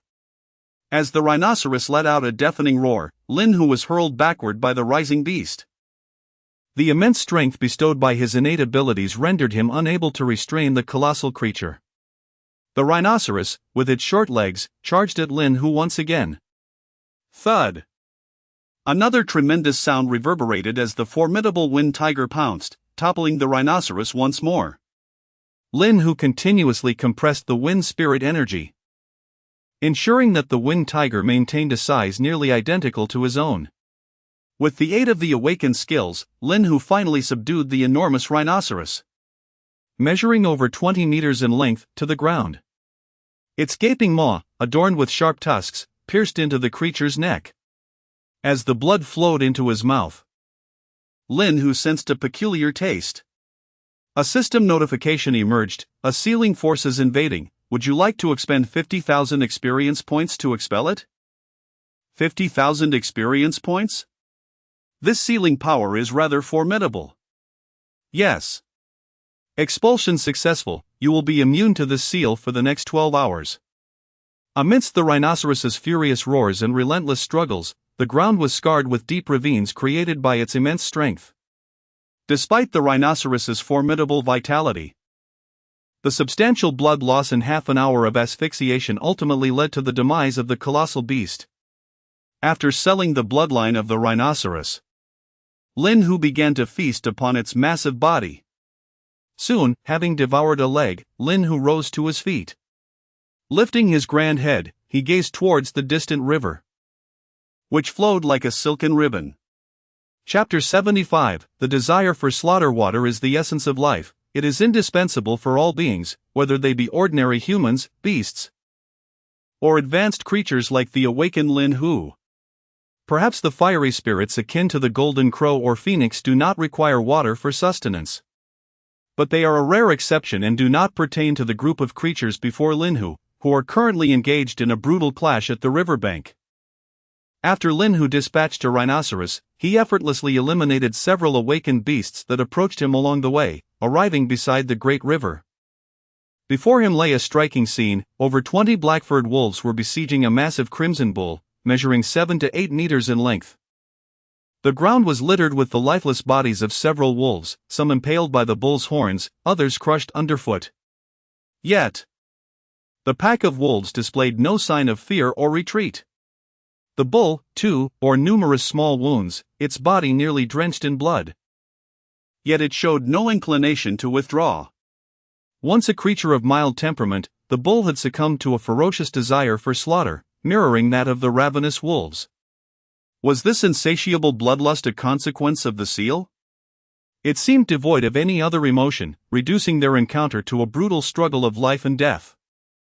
This forest was replete with sustenance, teeming with creatures larger than their ordinary kin, wild chickens and rabbits, alongside an abundance of foliage. The conflict was utterly unnecessary. A senseless slaughter devoid of meaning. It appeared that once the inhabitants of this forest awakened, they lost their innate fear of other beings. They would recklessly collide into the wild rabbits or serpents descending from the trees, lured by their own cries, becoming infected by the seal that coursed through their veins. All of this imbued Lin Hu with a profound sense of malevolence emanating from this secret realm. Despite the presence of a colossal tiger standing nearby, the wolves and the bull remained oblivious, as if Lin Hu were invisible, continuing their sanguinary battle. They engaged in primal combat without employing any skills, merely wrestling like beasts. Even amidst the dense aura of spiritual energy permeating the realm, the combatants showed no intention of harnessing this energy in their struggle. As the bull let out a thunderous bellow, the conflict neared its conclusion. Observing the imminent end of the clash, Lin Hu approached the pack of wolves that were gnawing at the bull. After the sacrifice of more than 10 wolves, either gravely injured or slain, the bull finally succumbed to the ground. Just as the leading wolf lunged for the bull's throat, Lin Hu crushed its head beneath his foot. A sharp crack resonating as the immense force obliterated the nearly second-awakened alpha. The pack, which should have retreated in the wake of their leader's demise, seemed entirely unfamiliar with the concept of fear. Without any semblance of formation, they launched an assault against Lin Hu. A massive paw carved deep gashes into one of the attacking wolves, and with a sound akin to a watermelon bursting, another wolf fell victim to Lin Hu's relentless onslaught. Lin Hu rose to his feet, his palms slicing through the air, leaving behind a trail of afterimages, as the thunderous sound of his formidable strikes resonated against flesh. The more than 10 wolves that had surrounded him were swiftly dispatched, falling victim to Lin Hu's lethal blows. After slaying the nearly lifeless wild buffalo, he cast a glance at the carcasses along the riverbank and began to make his way towards the water's edge. As he lowered his head to drink, he abruptly raised it again, gazing upstream along the river. Perhaps due to the distant sandy terrain, the water appeared somewhat murky. Deciding against drinking, Lin Hu turned to head upstream. Suddenly, a tumultuous splash echoed through the air, and Lin Hu felt a sharp pain in his shoulder and a heavy pull at his waist. Before he could react, he was dragged beneath the surface. With immense force, the creature entwined around him tightened its grip. Having experienced such power before, Lin Hu recognized it as the constricting ability unique to serpentine dragons. As the teeth gripping his shoulder loosened, he finally caught sight of the head of the creature that had ensnared him. A massive serpent's head reared high, its mouth agape, revealing a set of elongated fangs. The python's cavernous maw bore down upon Lin Hu, seemingly intent on swallowing him whole. Lin Hu regarded the overconfident serpent with calm disdain. Its strength was commendable, yet it lacked any awakened abilities, merely a pitiful creature. With a resounding boom, a colossal wind tiger surged through the water, generating towering waves that forcefully pried apart the constricting python. The creature's bones cracked violently as its 30-meter-long form was hurled away, crashing onto the shore and carving a deep trench into the earth. The python lay incapacitated on the bank, its spine shattered by the overwhelming force, struggling to move. Emerging from the water, Lin Hu surveyed the enormous serpent sprawled before him. A level 29 python, still sealed in its awakening state, what audacity possessed it to strike at him? The wound on Lin Hu's shoulder began to heal at a visible pace.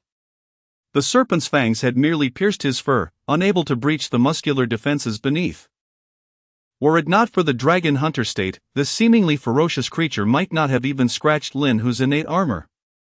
Observing the still struggling python, Lin Hu noted the inherent weaknesses of dragon snake beings, no matter how powerful they might be. Their constricting might could be fearsome. Yet once confronted with a greater strength that could forcibly break their grip and shatter their spine, they would find themselves rendered nearly immobile. As was the case with the serpent before him. Lin Hu watched as the python inched towards him, undeterred in its resolve. Such relentless bloodlust was truly terrifying. Standing before the serpent, Lin Hu pressed his foot upon its straining head. If it was unafraid of death, then he would grant its wish. With a roar, Lin Hu vanquished the python and began unleashing his fury upon the river's surface, releasing a torrent of destructive energy. The system notifications flashed incessantly. But Lin Hu paid them no mind. It was rare for him to have a moment to unleash his primal instincts without restraint. With no other emotions but the instinct for slaughter, he declared, "Let them all perish." Since awakening leads only to an existence consumed by slaughter, it is perhaps best to forego life altogether before such a transformation occurs. As the roar of the tiger echoed, countless waterfowl descended upon the surface, where an unsettling sight emerged: an abundance of lifeless fish, nearly blanketing the entirety of the river. With the tumultuous waves in the distance, the serpentine currents stirred a murky deluge. Lin Hu lifted his gaze towards the agitated waters, where a colossal murky silhouette advanced ominously in his direction. Countless ripples began to reverberate across the river's surface, heralding the approach of a great creature, drawing closer to Lin Hu. Chapter 76, Can I Bear Life? Gazing at the ceaselessly swirling, murky waters of the river, the ripples that spread far and wide, and the indistinct, muddled lines yet to dissipate, Lin Hu rose to his feet. He cast a glance at the approaching murky silhouette before turning and sprinting towards the forest by the shore. To wield one's strengths against another's weaknesses is not a prudent choice. He was not adept in aquatic combat and thus could not engage in battle on the adversary's turf. Moreover, Lin Hu needed to create sufficient distance to leverage his speed effectively. He also required a vast expanse of open space for the unknown creatures lurking in the water to emerge. An uncontrollable thirst for slaughter rendered these awakened beings fearless, even in the face of death. It was unlikely they would concern themselves with the notion of territory. Soon, a colossal creature began to materialize from the depths of the water. Its dark brown skin was adorned with countless scales, and a straight line of white bony spines extended from its neck down its spine. If one were to disregard its distinctive white spines and its immense length of 20 meters, one might mistake it for a mere crocodile, an exaggerated version, to be precise. As the surface of the water rippled violently, the crocodile slowly ascended from the depths. Its extraordinarily powerful physique contrasted sharply with its seemingly diminutive limbs, which left a straight line of footprints on the sandy shore. Driven by an insatiable desire for carnage, it had ventured far from its aquatic domain, unperturbed as it challenged the most formidable predator on land. Lin Hu scrutinized the enormous crocodile, a dragon-like creature of the toad dragon genus. Its awakened abilities, like those of other awakened beasts, had been thoroughly sealed. The toad dragon ambled towards Lin Hu, each heavy step deliberate, showing no fear of the tiger on land despite its distance from the water's edge. The unknown seal had intensified its bloodlust while completely stifling the intellect of this level 31 spiritual beast. As Lin Hu beheld the emerging giant toad dragon, a sense of sorrow washed over him. The feeling of kinship with one's kind was perhaps best encapsulated in this moment. Were it not for his system? After slaying the white jade rhinoceros, he might have become as they were. The sealed bloodline lay dormant like a virus, hidden within all awakened beings in this mystical realm, poised to infect any foreign entities that dared to enter. Let me grant you a swift end, he thought, acknowledging their shared nature as beasts. The elemental winds began to coalesce in vast quantities, and with the furious roar of the wind tiger, Lin Hu's speed surged. In the absence of interference from other elemental energies, the raging gale endowed him with tremendous velocity. The trees in the forest were uprooted by the tempest, and with a thunderous cry, Lin Hu leapt forth from the chaotic winds. The howling tempest, mirroring Lin Hu's movements, struck the recently emerged toad dragon with relentless force.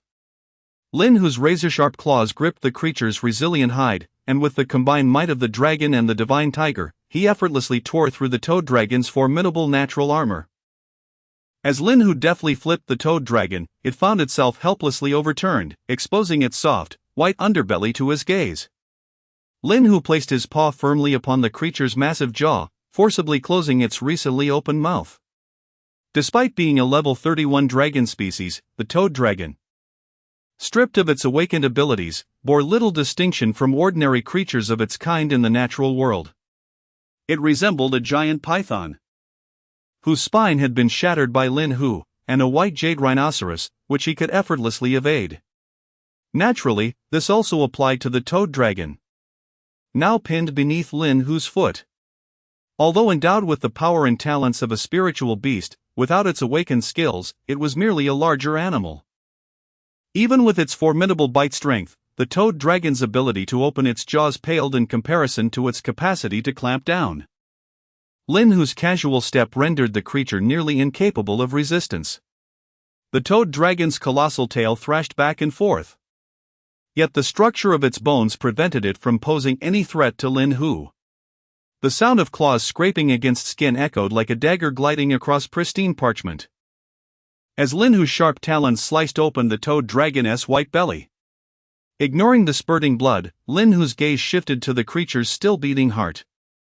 "Let me assist you on your journey," he mused. Despite having its heart severed, the toad dragon refused to abandon its struggle, reaching out with its diminutive limbs and underdeveloped claws in a futile attempt to leave a mark upon Lin Hu. Much like the shattered python and the suffocated rhinoceros, it seemed that death held little significance for them, or perhaps they were entirely unaware of what death truly entailed. Gazing at the toad dragon's immense carcass on the shore, Lin Hu felt a stirring in his heart, suddenly struck by a bold idea. He wished to utilize the toad dragon's body to validate a hypothesis. The bloodlines of the rhinoceros and python he had previously slain exhibited varying degrees of limitations. However, the toad dragon was different. The compatibility of the dragon species' bloodlines was astonishingly high.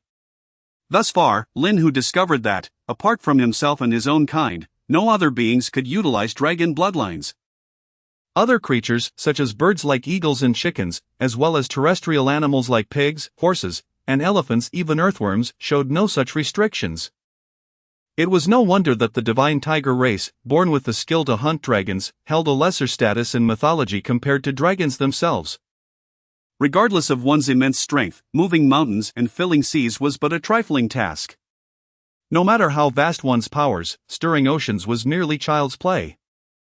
Regardless of the dominance of one's species, preying upon dragons rendered the entire world a hunting ground. Yet I pose but one question: can you give life as I can?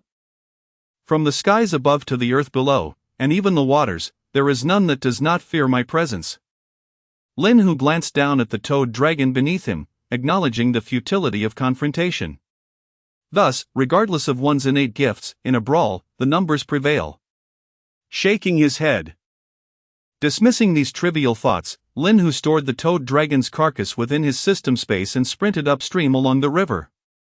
Soon, Lin Hu identified his ideal experimental subjects, several serpents yet to awaken. Utilizing the wind spirit energy, he drove these instinctively fearful snakes towards the corpse of the toad dragon. The small serpents, measuring 2 to 3 meters in length, instinctively recoiled upon sighting the massive carcass, only to be swiftly blown back by Lin Hu's wind spirit energy. After several cycles of this back and forth, one of the red chain snakes dared to lick a drop of the coagulated blood from the toad dragon. This act incited a frenzy among the snakes as they vied for sustenance. Following over 2 hours of consumption, only 2 of the serpents perished due to unsuccessful fusion, while the remaining 4 awakened. Lin Hu approached slowly, amplifying his tiger might skill to its maximum potential. Soon, he found himself crouched on the ground, gazing vacantly at the 6 diminutive corpses before him. Indeed, they had shed their fear, retaining only their primal urge for slaughter. Glancing at the remaining short-tailed viper bloodline within his system space, Lin Hu rose once more and ventured into the forest. Chapter 77: How could the Demon King be directionally challenged? Perhaps it was due to the encroaching twilight, but within the forest, serpents were not difficult to find among the underbrush. As Lin Hu ventured upstream along the river, he stumbled upon a small snake once more. Should he utilize the bloodline of the short-tailed viper? Indeed. Would he expend 1,200 experience points to elevate the success rate to a full 100%? Certainly. As the bloodline fusion commenced, the success rate stood at 100%. Observing the diminutive serpent undergoing the fusion, Lin Hu languidly reclined on the ground, idly swishing his long tail. A faint sound emanated from a distance, prompting Lin Hu to leap agilely to the top of a grand tree. Far off, a small crimson orb soared into the sky. A signal flare? Having never encountered one before, Lin Hu had always envisioned signal flares as akin to fireworks. Nevertheless, the resemblance was indeed striking. After committing the general direction of the flare to memory, Lin Hu returned to his previous position, continuing to watch the little snake before him. With the rustling of the grass, a lengthy, grayish-yellow tail was dragged into the thicket. Shortly thereafter, a pointed snakehead began to emerge from the opposite side of the underbrush. Its upper jaw curved upward like a hook, and a slender forked tongue flicked out from its mouth. The 3-meter-long sharp-nosed viper slithered slowly across the ground, weaving through the grass and crevices of stone, intermittently expelling its tongue to discern direction and the presence of nearby creatures. The instinctual urge born from its bloodline imbued it with an overwhelming desire to attack. Despite the seemingly unimaginable size of its target, the viper showed no intention of retreating. As it crawled closer, it began to gather its venom. The colossal warm-blooded creature lay directly ahead. Suddenly, a massive claw descended from above, pinning the viper to the ground.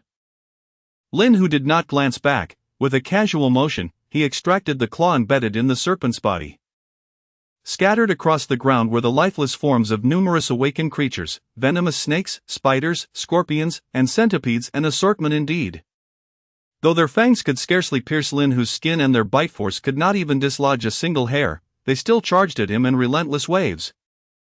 With a flick of his wrist, Lin Hu impaled an awakened venomous snake into the earth, not even bothering to look back at its appearance. Instead, he quietly scrutinized the short-tailed viper before him, which was yet to complete its awakening, leaving behind the sharp-nosed viper that still writhed, struggling towards Lin Hu. As night deepened, the moonlight began to supplant the two blazing orbs of daylight. After much struggle, the sharp-nosed viper finally succumbed to death, and Lin Hu casually sold off its bloodline. After a prolonged wait, he finally witnessed the awakening of the short-tailed viper. Hissing menacingly upon seeing Lin Hu, the short-tailed viper coiled its body. Disappointed, Lin Hu shook his head and extended his long claws, preparing to pin the viper to the ground. Unexpectedly, the short-tailed viper coiled itself and swiftly burrowed back into the thicket.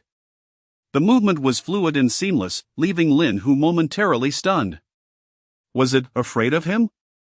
Recently, Lin Hu found himself plagued by an abundance of creatures, leading him to question whether he was indeed a genuine divine tiger. He even began to doubt the authenticity of his own prowess. As he observed a short-tailed viper slithering through the grass, he hesitated momentarily, allowing it to escape into the underbrush.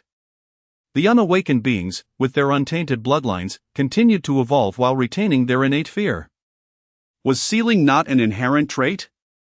Or had the new bloodline transformed this small serpent into a nascent species, one that no longer fell within the confines of the original seal? If the sealing occurred automatically post-evolution, then surely this diminutive creature could not have eluded such formidable restrictions. What could be the reason behind this? After considerable contemplation, Lin Hu found himself ensnared in a web of confusion. What concern is it of mine, a tiger devoid of intellectual prowess, to ponder such matters? Rising to his feet, he cast his gaze skyward. Hiss! Which direction had the signal flare been fired from? Lin Hu meticulously surveyed his surroundings. Alas, the memory eluded him. He glanced up at the now dimming sky. Must he await the dawn? By the way, does the sun in this secret realm truly rise in the east and set in the west?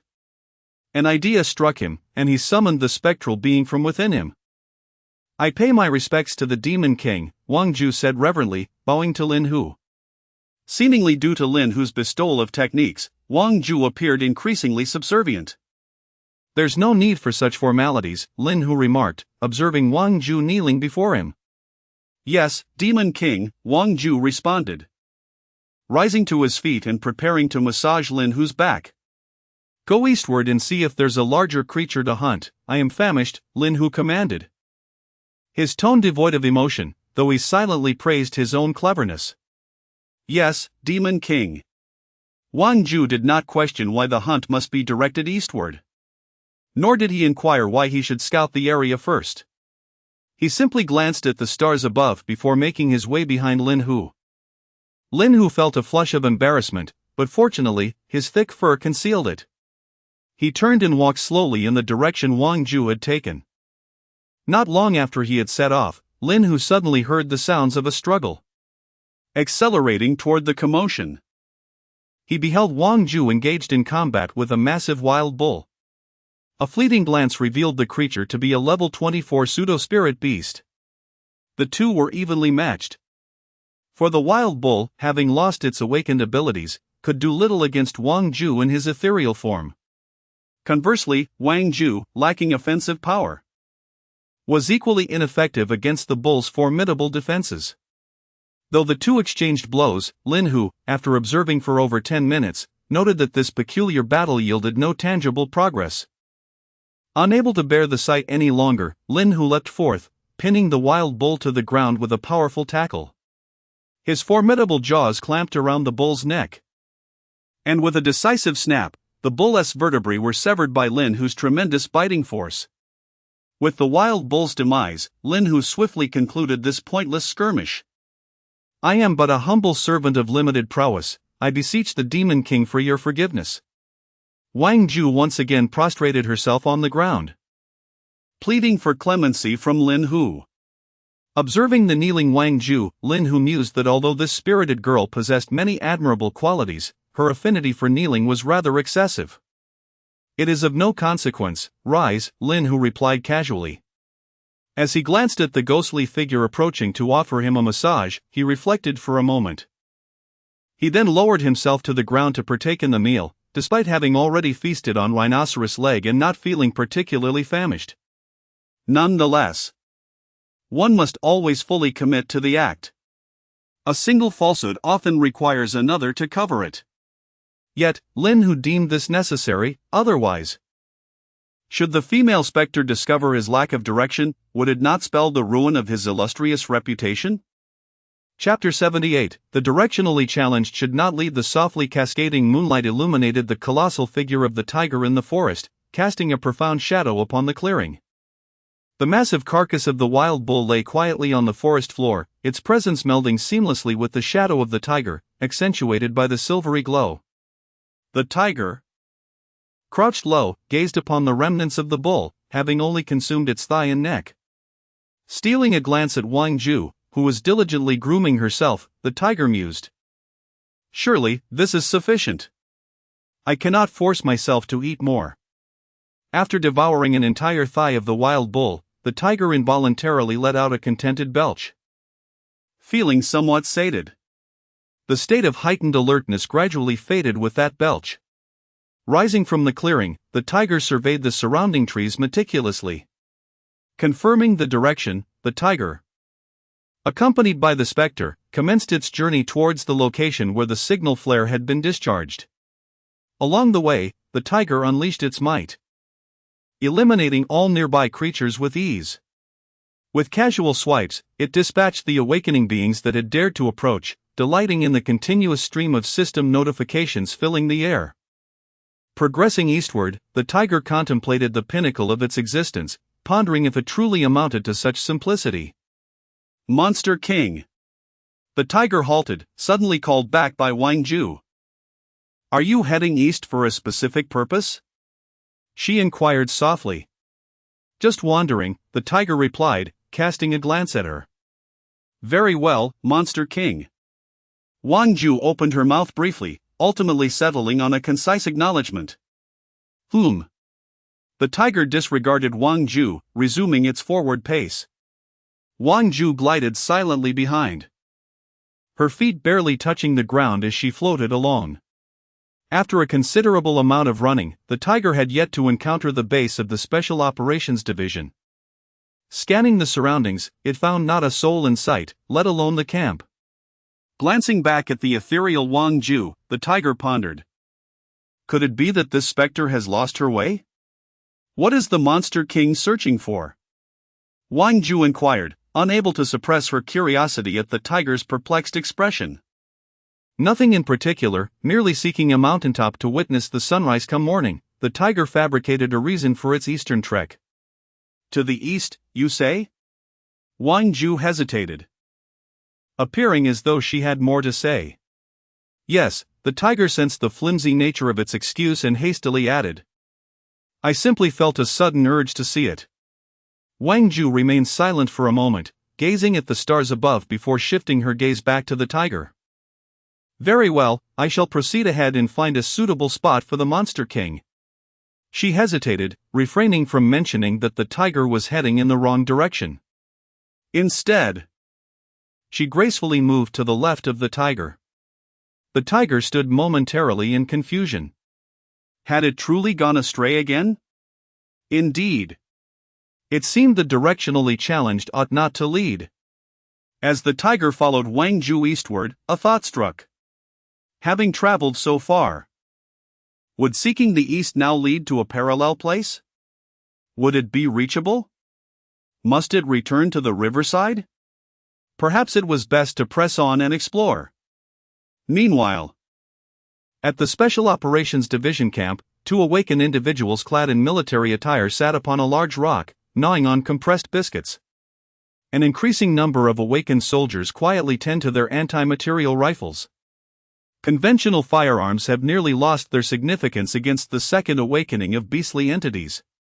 However, these large-caliber sniper rifles, designed to penetrate light armor, can effortlessly eliminate first awakened beasts and can even breach the innate armor of second awakened creatures from a distance of a kilometer.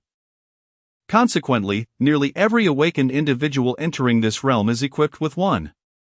A sufficient number of snipers, targeting vital spots, could potentially take down even third awakened beasts. Not far away lies a colossal wildcat, measuring 9 meters in length, the first third awakened creature encountered by the camp. Had it not been for the protective skills of the dragon turtle, the aftermath would have been far graver than mere injuries to a few. Due to the overwhelming presence of awakened beings in the forest, they refrained from lighting a campfire, instead opting for a silent vigil. With most soldiers bearing various scars and traces of blood. Among the awakened present, not all are military personnel. A few students, previously intimidated by the forest tiger, find themselves in this makeshift camp, either due to the forest's perilous nature or the arduous paths.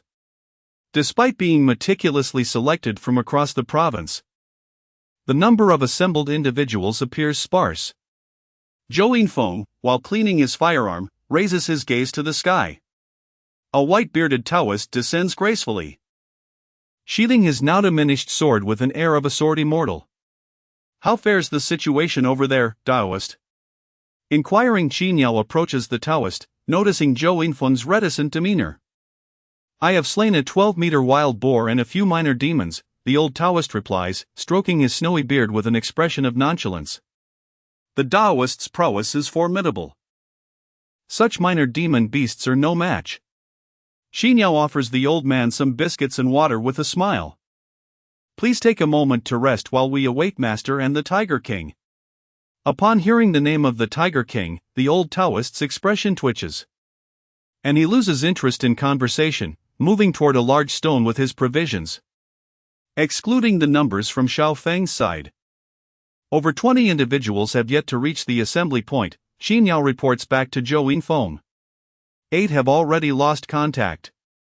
In her heart, she understands that in this perilous forest, being unaccounted for is tantamount to death.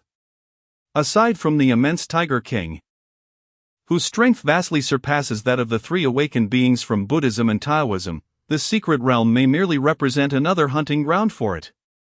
Yet for others, most likely, they have succumbed within this expansive secret territory. The majority of the missing are students. Observing Zhou Yingfeng's silent contemplation, Xinyao hesitates before voicing her concerns. After all, these are external students, they may encounter troubles. This is not our concern, Zhou Yingfeng replies, meticulously inspecting his magazine. It is a matter for logistics. However, before Xinyao could articulate further, she is interrupted by Zhou Yingfeng. The decision to stay or leave rests entirely with them. Zhou Yingfeng gazed up at the moon in the sky. He was acutely aware that death would instill a profound aversion in these freshly graduated students towards the work of the Special Operations Department. Yet, what of it? The world had already transformed. No longer could police officers perform their duties unarmed as they once did. Nowadays, the notion of disarmament seems almost laughable. The awakening of humanity's inherent power can wreak havoc far exceeding that of firearms. The convicts fleeing from prisons, students driven mad by loan sharks, drug dealers, and traffickers, all motivated by either greed or resentment towards society, pose challenges to the Special Operations Department that far surpass those presented by awakened specters and vermin. To join the Special Operations Department is to be perpetually prepared for sacrifice. The forthcoming, more arduous tasks will far exceed this secret realm. He steadied his weapon on the ground, rose to his feet, and surveyed the soldiers who had just finished their meal. Taking the high ground, he prepared to eliminate the beasts lured in by the commotion. Observing the members of the Special Operations Department beginning their actions, Zhou Yingfeng continued, Fa. Prepare to fire the signal flare. Yes. Chapter 79, Wild Raro. A resounding blast akin to a firecracker echoed in Lin Hu's ears. He leaped several steps onto the precipice before him and gazed into the distance. On the distant, pitch-black mountain, a crimson orb of light erupted in the sky. At last, the signal flare has arrived. Wang Ju floated in midair, casting her eyes towards the distant red light. Is this a firework? Is this what the Demon King sought? Before she could utter a word, darkness enveloped her, as Lin Hu swallowed her whole. Having devoured the spectre, Lin Hu began to stride forward with urgency. This time, he had etched the location in his memory, a notably tall peak with an oddly distinctive appearance. I shall not forget the direction, I shall remember the mountain. Truly clever of me, he mused. As Lin Hu reveled in his own wit, a familiar roar pierced the air. Ah, now I need not worry about losing my way. The voice of that foolish tortoise resonated louder than before. With the sound of the dragon's roar, a cacophony of noises filled Lin Hu's ears. The explosive sounds, reminiscent of firecrackers, were not foreign to him. Although he had not taken human form for some time, the countless war games he had endured allowed him to discern gunfire, specifically the distinct crack of a high-caliber sniper rifle. The forest around him erupted with the roars of various animals. Lin Hu climbed the cliff once more and beheld a flurry of creatures racing towards the gunfire. Are they heading to slaughter? He bellowed, chasing after the fleeing animals while simultaneously unleashing his own sonic attacks. The awakened beasts, emboldened post-transformation, were no longer paralyzed by fear. Yet, this mattered little. A few more roars would suffice. If fear cannot slay you, then the sheer force of my voice shall. As Lin Hu continued to roar while sprinting, he eventually came to a halt. The roaring had become excessive lately. Where can I find water? Half an hour prior, at the Special Operations Camp. As the signal flare ascended, nearly 20 personnel from the Special Operations team set up sniper rifles at the high vantage point of the cliff. They launched an assault on the awakened beasts drawn to the commotion. Countless gunshots resonated, muted by supernatural abilities to avoid attracting more creatures. Nonetheless, within the mountainous area where the Special Operations team resided, the gunfire persisted like firecrackers. Fortunately, the supernatural abilities insulated the sound, resulting in a relatively small number of beasts responding to the call, most of them being newly awakened creatures. Moreover, they were engaged in mutual combat. A little dragon tortoise, sent sprawling by a massive wild boar, had its eyes flare crimson as it let out a thunderous roar. A colossal dragon tortoise, composed of water spirit energy, crashed down on the wild boar, sending it tumbling to the ground. However, as the water spirit energy surged violently, the dragon tortoise's roar, imbued with spiritual force, shattered the sound barrier into fragments. Cautiously glancing back, the little dragon tortoise noticed that no one was watching. It then refocused on the struggle against the enormous wild boar. A girl stood helplessly at the edge, watching as numerous awakened beasts raced towards her due to the ruptured sound barrier. No need to panic, just release it again. The voice of Zhou Yinfeng reached the girl, who possessed the ability of sound manipulation. Yes, Captain Zhou, she replied loudly, glancing at Zhou Yinfeng's silhouette. Taking a deep breath, she began to slowly concentrate and form a large soundproof barrier. Suddenly, a colossal bison emerged within the line of sight of the Special Operations Team. Its immense size, exceeding 13 meters, indicated that even without 3 awakenings, it was undoubtedly a remarkable specimen among those with 2 awakenings. With a physique resembling a small mountain, it charged fiercely towards the members of the Special Operations Team. The Aeon Shuilong turtle let out an equally thunderous roar as it advanced to confront the bison. With the bison's arrival, more awakened beasts began to rush towards the mountainside, accompanied by the crackling sounds of gunfire. Numerous awakened beasts were felled at the base of the mountain. Bright bolts of lightning danced across the sky, continuously striking down awakened birds. A loud bird call pierced the air as a massive bird, with a wingspan nearing 20 meters, appeared overhead. The old Taoist took a deep breath, observing the Special Operations members engaged in battle below. He summoned his sword, soaring towards the avian creature. A spotted leopard pounced upon a wild boar, bringing it crashing to the ground. The boar, regaining its footing, turned and charged at the leopard, with several gunshots ringing out. Both the leopard and the boar collapsed to the earth. It was a chaotic melee, as the awakened beasts attacked everything in sight, save for their own kind. From the distant mountain peaks, enormous roars echoed. Despite the great distance, the sounds carried a palpable ferocity, instilling dread in all who heard them. The roars grew increasingly closer, sending a shiver down the spines of the onlookers. At least 3 awakenings, perhaps even more. Zhang Jing, who was firing at the awakened beasts below, hesitantly remarked. Can we be certain? As Qiniao shot down an awakened pheasant, she inquired, Are you sure? I can't be certain. It's been ages since I've heard the roar of a great cat, Zhang Jing replied, uncertainty creeping into her voice. With the bodies of more awakened beasts accumulating on the ground, the girl adept in sound manipulation finally completed the barrier.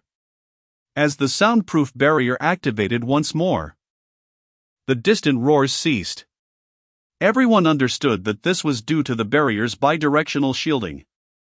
The colossal beast that had emitted the thunderous roar was undoubtedly still en route. Having finally located a water source, Lin Hu struck down a crocodile with a powerful blow at the water's edge. Savoring a refreshing drink, he felt his throat improve significantly. With the gunfire having faded, did that signify the end of the battle? There was no need to rush over just yet. A tremendous roar erupted. Lin Hu lifted his head and gazed into the distance. Who dares to mimic me? He wondered. Could it be that the roar he had previously emitted was not merely an echo? He sprinted towards the source of the roar, quickly reaching its origin.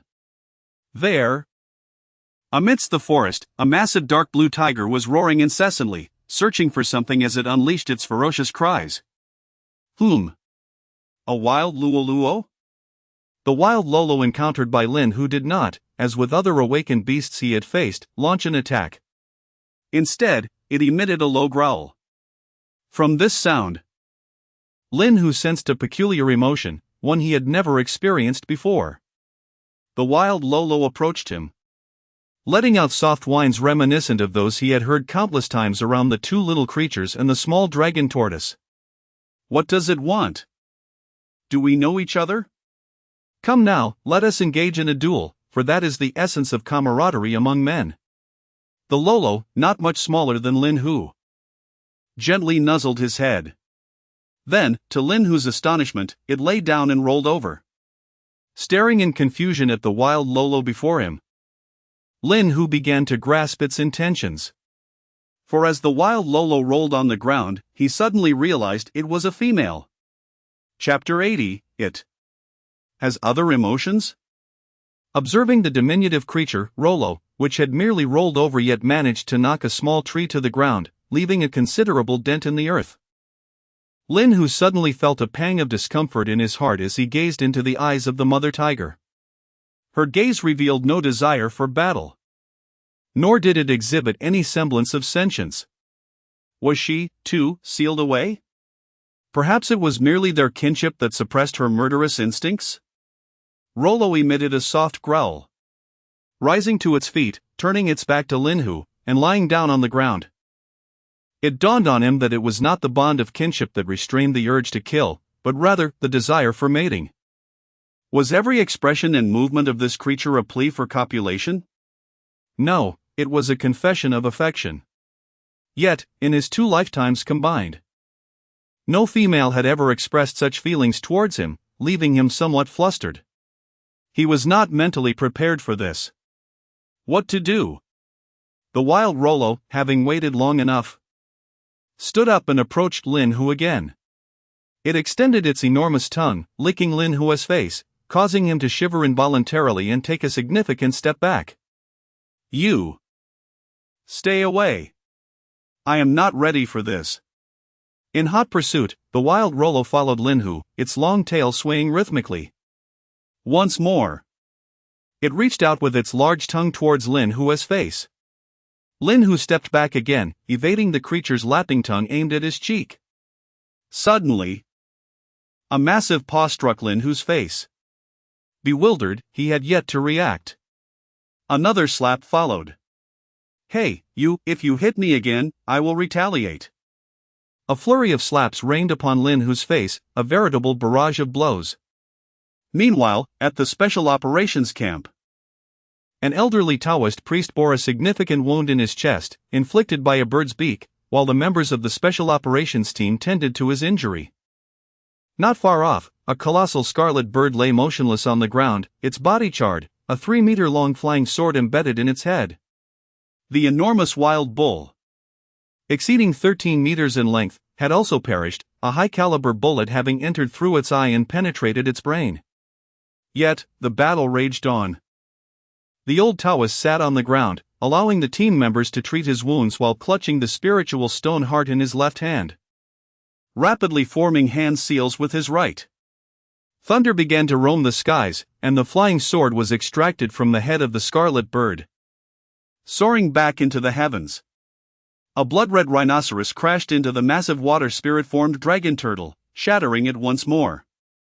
The little dragon turtle had already been smashed several times by the onslaught of the blood-red rhinoceros. However, as the water spirit energy converged once again, the immense dragon turtle reappeared before the rhinoceros. The prolonged battle had left everyone utterly fatigued, yet the awakened beasts within the forest appeared inexhaustible. As of now, the number of fallen awakened beasts on the ground reached no fewer than 200, if not 300. Yet, the forest continued to release enormous beasts. In the skies, birds were incessantly struck down by thunder and gunfire. Yet, they remained unaware of how much longer this conflict would endure. Uncertain of when the Beast King and the other yet-to-arrive humans would appear, Lin Hu found himself pinning a massive Rolo to the ground. With a resounding slap, he chastised. This is for rolling around. Another slap followed, and this is for licking my face. Yet another, and this for slapping me. The sound of his strikes echoed, as he unleashed a flurry of blows upon the creature. Surprisingly, the subdued Rolo offered no resistance, its large tail swaying in a manner that suggested it was rather enjoying the encounter. Lin Hu paused, releasing his grip on Rolo's front paw and rising to his feet, making his way towards the forest behind him. Rolo, now quiet, followed suit, trailing closely behind Lin Hu. Stopping momentarily, Lin Hu glanced back at the creature, which was not much smaller than himself, and felt a pang of confusion. Why are you following me? He wondered aloud. Rollo, undeterred, lay back down, fixing Lin Hu with a gaze devoid of emotion. The intensity of the stare unsettled Lin Hu, prompting him to swat Rollo's head with his paw. Seemingly understanding, Rollo rolled over, exposing its massive belly to the ground. It then pivoted, presenting its colossal rear legs directly in Lin Hu's direction, while raising its head to gaze at the now dumbfounded Lin Hu. That expression is quite embarrassing, Lin Hu thought. With a leap forward, he placed a hefty paw atop Rollo, while the other paw playfully swatted at the creature's dark, shaggy face. Stay down. What sort of pose is this? One might think I engaged in some peculiar activity.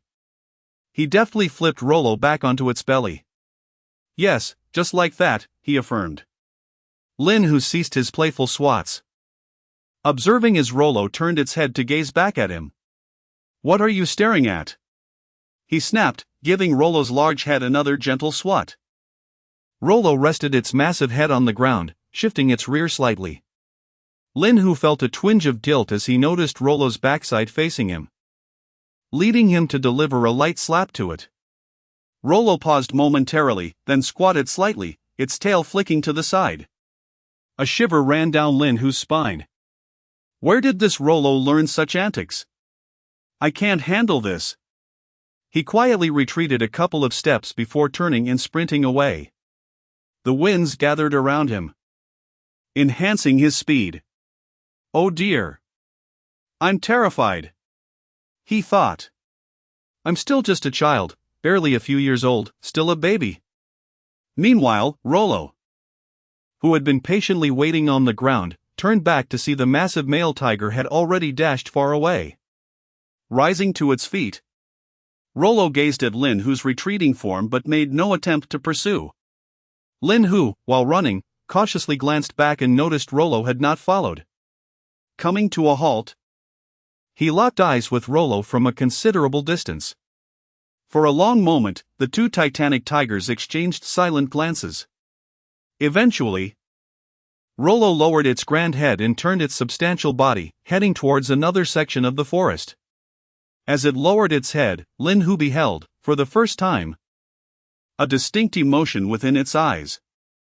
Unlike the previous expression that bore no sentiment, this time, Lin Hu was certain. It was sorrowful.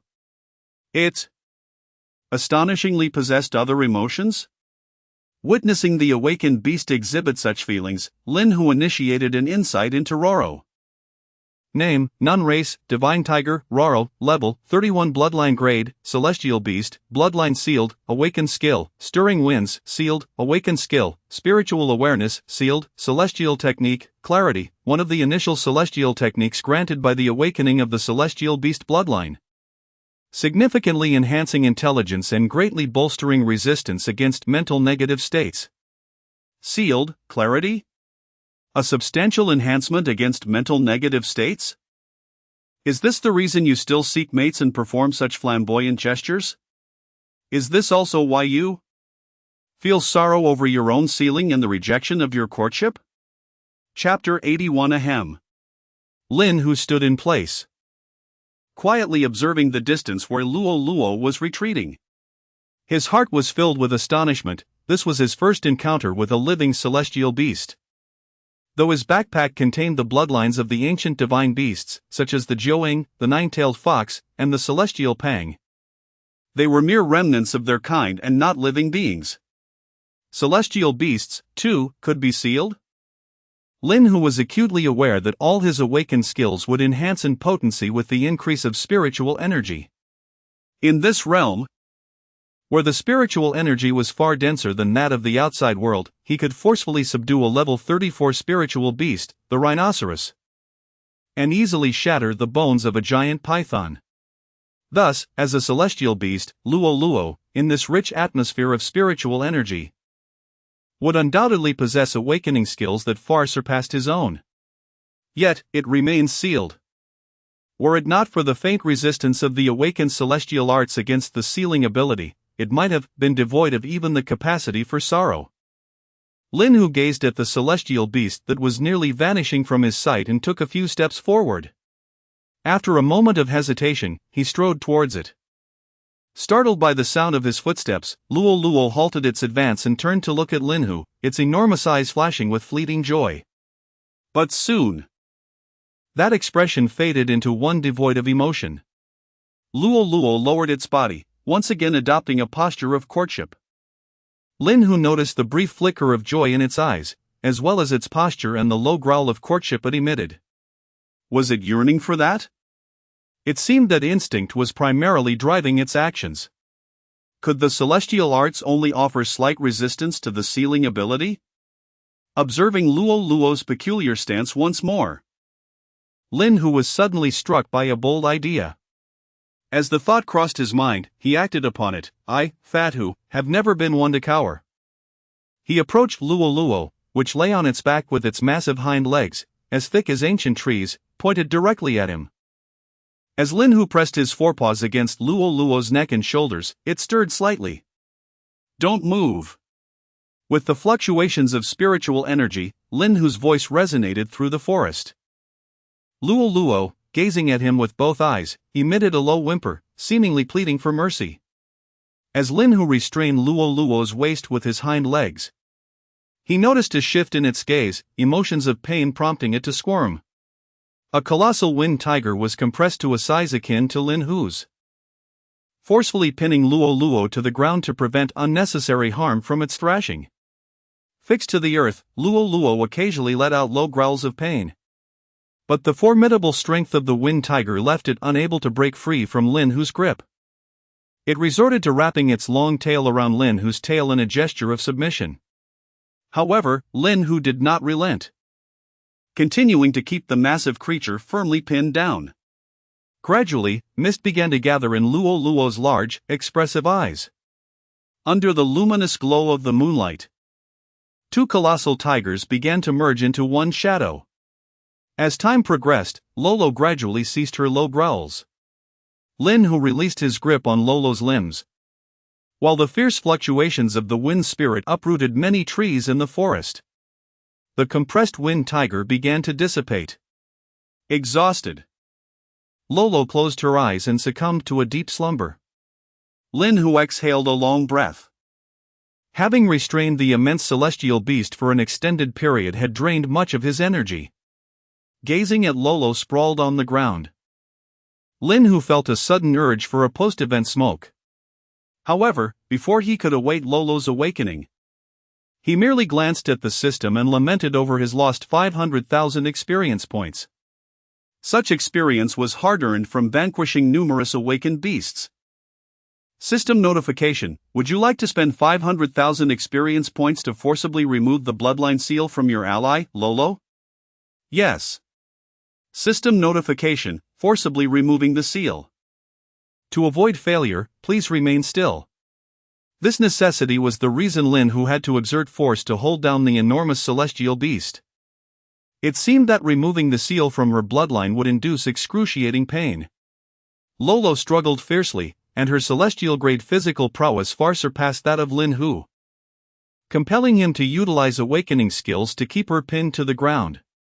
Fortunately, everything was completed successfully.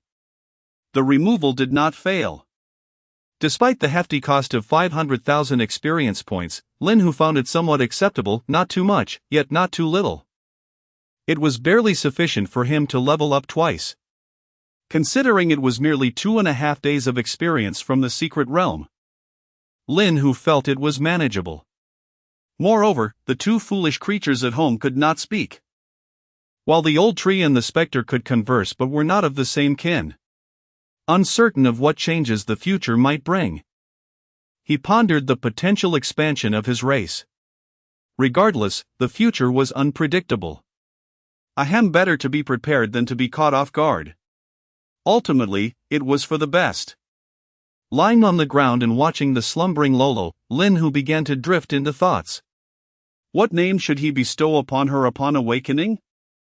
A majestic celestial beast surely could not be called none. He glanced at his experience points, noting over 1 million remained, still a distant dream for the Qiangqi bloodline. Never mind, it was time to clear the secret realm. After completing the secret realm, Lin Hu discovered that Lolo had still not awakened. Goodness! Could she have perished? Lin Hu scrutinized her carefully. Fortunately, she was still alive. Once she awoke, he could inquire about the happenings within this secret realm. Furthermore, the task was to eliminate all creatures within the realm. He could also ask her where other formidable creatures were located, allowing him to farm for more experience points. Everything hinged on her awakening. As Lin Hu lay on the ground, he felt as though he had forgotten something else. Ever since losing his intelligence attribute, his memory seemed to be deteriorating. Ah well, why ponder so much? The system presumes I lack intelligence, why should I concern myself with so many matters? Meanwhile, at the distant Special Operations Camp, following a grueling battle, nearly all members bore wounds, with several corpses lying upon the cliffs. Subsequently, the old master vanquished a colossal white eagle, succumbing to his injuries and withdrawing from the fray. Thus, the awakened birds, unrestrained by thunder or flying swords, inflicted severe damage upon the Special Operations personnel atop the mountain. The girl, awakened in the realm of sound, gazed upon the lifeless soldier before her and the bird. Riddled with wounds from her own assault, tears streaming down her cheeks. It was she who should have perished, it was this soldier, who would never rise again, that had shielded her from that lethal claw. Xin Yao sighed softly and gently patted her shoulder. He was a soldier. The girl wiped her tears and looked at the fallen soldier, declaring loudly, "I am also a soldier. I am a soldier of the Special Operations." Her voice resonated as if seeking to affirm her identity. Chapter 82, On the matter of the scent of spirit beasts. The moonlight cascaded like water, casting dappled light upon the inky blackness of the forest. Lin Hu raised her gaze to the moon and the myriad stars strewn across the sky. Uncertain of how long the clear weather would last, and pondering the fate of the two foolish little ones, she mused that they must fend for themselves in her absence. She wondered if the old tree could adequately care for them. It was imperative to cleanse this secret realm swiftly and return. She hoped they would fulfill their promises to her. Lin Hu lowered her head onto her forepaws, watching as Luo Luo continued her reverie. The system's notification jolted Lin Hu from her stupor. Is it already midnight? She glanced at the still slumbering Luo Luo, who seemed to possess an extraordinary ability to sleep. How long before she awakens? With a flick of her paw, she drew out the basic and intermediate cards, as customary, a short-tailed viper and a leopard. Casting a glance at the sleeping Luo Luo, Lin Hu contemplated before extending her forepaw. Slap! Slap! Slap! A series of playful strikes landed on the face of the mother tiger. Luo Luo slowly opened her golden eyes, a look of confusion lingering as she emerged from sleep. Upon seeing Lin Hu before her, a complex tapestry of emotions flickered in her gaze. This male Luo Luo was the first of her kind she had encountered in her lifetime, and it appeared he was the catalyst for her regained intellect. Just as Luo Luo prepared to speak, a resounding slap interrupted her. I am awake now. The words of gratitude that had surged within her were effectively silenced by that playful blow. Lin Hu awkwardly halted her paw, embarrassed to admit it had been merely a reflex. Do you remember the past? Lin Hu pondered for a moment before deciding to inquire about this female Luo Luo. I do. Luo Luo's response was crisp and devoid of hesitation. How does the seal of this secret realm work? Lin Hu cut directly to the heart of the matter without preamble. Seal? Luo Luo queried, a hint of confusion in her tone. It prevents you from controlling your desire to kill, Lin Hu replied casually. I don't know, it has been present since my birth. Luo Luo answered as she walked alongside Lin Hu. Are there any formidable creatures in this secret realm? Lin Hu contemplated. Recognizing that the Special Operations Department could not contend with excessively powerful awakened beasts and that it was her responsibility to address them. Luo Luo paused, deep in thought. Me, she declared. Lin Hu gazed at her in bemusement, momentarily at a loss for words. Anyone else? Luo pondered once more before earnestly replying, none. Not long ago, I encountered a colossal red rhinoceros. Lin Hu stepped in front of Luo and gestured on the ground. About this long. That red creature with a horn? Luo inquired, her curiosity piqued. Indeed, Lin Hu affirmed. Turns out there were two in that forest. I devoured one. Luo's slightly hoarse voice echoed in Lin Hu's ears, as she continued in a tone reminiscent of discussing which noodle shop had the superior flavor. The wild boar on the western side pales in comparison. As Lin Hu observed Rollo, who was preoccupied with assessing the flavors of their food. An indescribable feeling washed over him. How many are there, roughly comparable to it? Perhaps this number. Most have already perished. Rollo pondered for a moment. Then traced a dozen long scratches on the ground with his forepaw. Lin Hu glanced down, counting more than 10. Fortunately, it wasn't an excessive amount. Without waiting for Lin Hu to inquire further, Rollo began discussing another matter.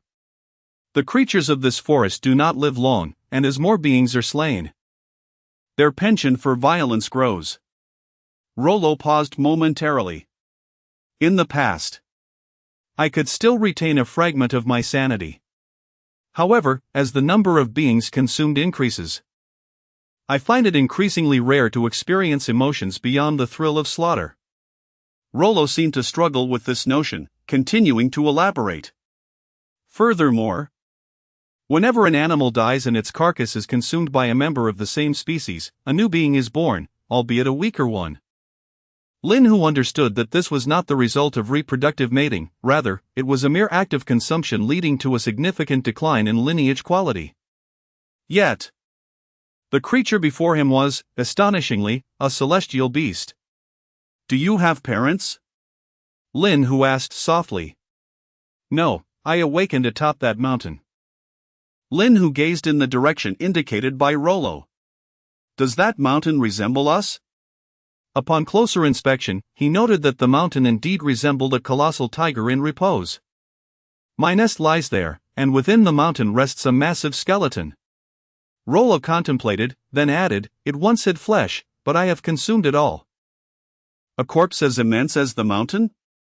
If such a body could give rise to a celestial beast, what tier of being must that skeleton represent? It would be worth exploring. I am headed towards a location where a group of tiny creatures resides. As Lin Hu made his way toward the Special Operations Camp, he informed Rollo, they are not suitable for consumption. I do not relish preying on such small game. Rollo replied casually, they cannot satiate my hunger. Lin Hu contemplated. Then summoned the Wraith. Demon King. Wang Ju bowed to Lin Hu before turning to face the other Rollo. Has the Demon King found a mate? What of the two young tigers at home? Though Wang Ju was perplexed, he refrained from voicing his thoughts. He merely bent down and also bowed to Rollo. Queen. Queen? Rollo appeared bewildered by this unfamiliar title. Lin Hu shot a glare at the Wraith for its careless utterance, choosing not to address Rollo's question but instead continuing his explanation. That type of creature is akin to her. Do you understand what this is? Upon seeing the Wraith before him, Rollo exhibited a look of surprise. Indeed. She is a ghost now, having once been human. Lin Hu pondered for a moment before clarifying. It is not in a spiritual state, she was once human. Is a ghost simply a spiritual state? Rollo opened his wide maw, expelling a ghost clad in military garb, its form far less substantial than Wang Ju's, presenting a half-ethereal, half-corporeal appearance. Is this how it is? Rollo inquired of Lin Hu, who gazed at the ghostly figure before him, adorned in the attire of a special operations unit. Did you slay him? Lin Hu asked. I am uncertain. When I sought you out, he followed me through the air, Rollo replied, feeling an inkling of guilt. I simply swallowed him whole, he continued after a moment's reflection. I cannot ascertain if it was I who ended his life, but it is likely not the case. He has remained alive within me.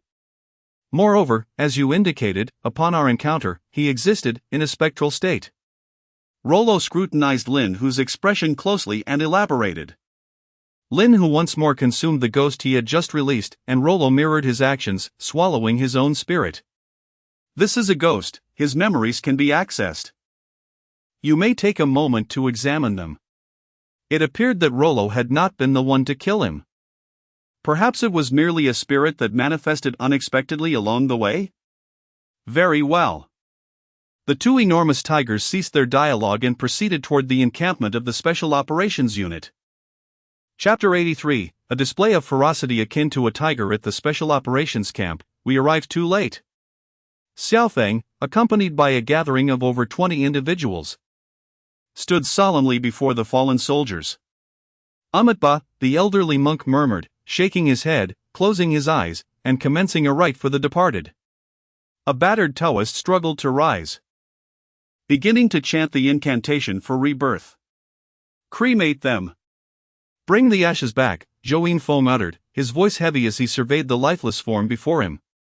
In the distance, the forest stirred, visibly trembling like a swaying thicket. Zhou Yinfeng made a gesture of caution, alerting the Special Operations team who were mourning their comrades, alongside the soldiers who had just arrived and had yet to rest. They began to occupy various elevated positions on the small hill. What creature is it? Zhou Yinfeng queried, looking toward the vigilant members of the Special Operations Unit. It is the Tiger King, but there are two, came the puzzled reply from a soldier observing through a firearm scope. I cannot discern which one is the Tiger King. Just as Zhou Yinfeng was about to investigate further, the alert member of the Special Operations team continued, one is a female tiger, approaching this way alongside the Tiger King. Zhou Yinfeng accepted the binoculars offered to him and peered into the forest, where he beheld two similarly colossal tigers advancing toward him. They paused momentarily near the remains of various awakened beasts but soon continued their approach. Captain, Zhou Yinfeng was about to lower the alert when Xiaofeng called out to him. With creatures in the secret realm behaving so erratically, could the Tiger King be affected? Xiaofeng inquired, joining him. Infected, perhaps? We have consumed before. Zhou Yinfeng did not turn back, maintaining his gaze upon the approaching titans. What if it only targets beasts? Xiaofeng remarked, glancing at the increasingly agitated little dragon turtle. Fortunately, its owner, Zhang Jing, was soothing it, and it exhibited no peculiar behavior. Xinyo approached, casting Zhou Yinfeng an inquiring glance. Zhang Jing mentioned that little dragon turtle is unharmed, it merely has blood splattered all over it. The Tiger King, does it exclusively target beasts? Zhou Yinfeng cast a glance at Zhang Jing, who was soothing the little dragon turtle, and hesitated before deciding against lifting the alert. When Lin Hu arrived at the camp with Luo Luo, numerous soldiers from the Special Operations Department were sprawled across various positions on the mountaintop. Dozens of large-caliber sniper rifles were aimed squarely at him and Luo Luo by his side. Lin Hu's mind raced. Was this an elaborate ruse to lure him into a secret realm with the intent to kill? No, a surface-to-surface missile could easily eliminate him. Why go to such lengths? Are those the creatures you mentioned? Luo Luo's voice resonated through the mountains, imbued with spiritual energy. Indeed, they are, Lin Hu replied, directing his gaze toward Zhou Yinfeng, who stood resolutely at the summit. Too small, lacking appetite, Luo Luo observed, glancing briefly before lowering its massive head. Big cat, come quickly. Zhang Jing's anxious voice echoed. Little Black seems unwell. Lin Hu chose to disregard the sniper rifles trained on him and turned to the little dragon turtle. The once sprightly creature now appeared agitated. And had it not been for Zhang Jing's calming presence, it might have succumbed to its primal urge for violence. As Lin Hu approached the little dragon turtle, Luo Luo remained behind, lying down with its head resting on its forelegs, eyes shut in repose. Stand down, Zhou Yinfeng commanded, his voice reverberating through the valley as he descended the mountainside. Lin Hu dispelled the seals within the little dragon turtle, relieved to find that the intrusion was not profound, thus requiring minimal experience points for the removal. Watching the little dragon turtle resume its playful antics with Zhang Jing, Lin Hu was reminded of another pressing matter: the creatures in this secret realm could become infected by seals. Did the Special Operations Department know of this? Probably not. While he did not strictly belong to their ranks, the little dragon turtle certainly did. It was improbable they would risk such a potent dragon species. Tiger King. We were unaware that the beasts in this secret realm could be infected by a virus, Xingyao said apologetically as she stood before Lin Hu. I sincerely regret placing you in such peril. Lin Hu lowered his gaze to the petite military officer before him, awaiting her continuation. We previously ventured into this realm, and any awakened creatures could not be taken out, regardless of their fate, Xingyao explained, glancing at Zhou Yinfeng. Thus, research could not be conducted. Regardless of fate. They cannot be taken out? Lin Hu's mood soured as he looked at the prone Luo Luo. However, the soldiers who entered previously consumed the corpses of awakened beasts without any adverse effects, Xingyao elaborated. I apologize for any offense caused, they pose no threat to humans. Only sealing the beasts. Lin Hu casually shook his head, indicating his indifference to the military officer's apology. The ensuing battle will be ours to face alone. Xingyao extended a hand, presenting a small box. This is a gift prepared for you, Tiger King, for this expedition into the secret realm. Lin Hu leaned down to scrutinize the diminutive box, revealing a crystalline fragment within. Its blood-red hue evoked an odd sensation within him. Unfamiliar with the object, he resolved to employ his insight. It turned out to be a fragment of the inner elixir from a horse's belly, and it was rather diminutive. Merely of an extraordinary grade. I have never encountered such a crystalline shard, Lin Hu remarked.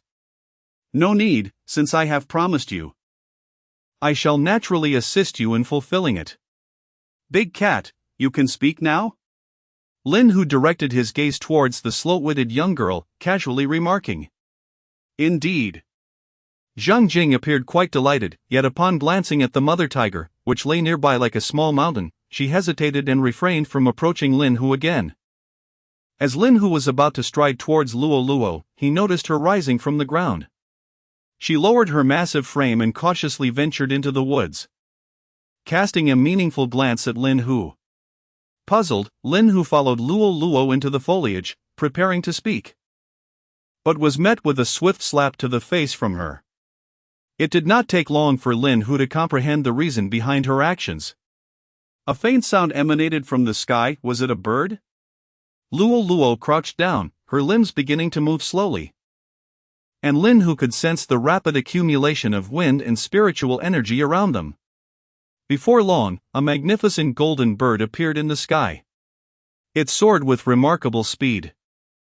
From the moment Lin Hu spotted it to its approach towards the Special Operations Camp, only a few breaths elapsed before Lin Hu could fully grasp the situation.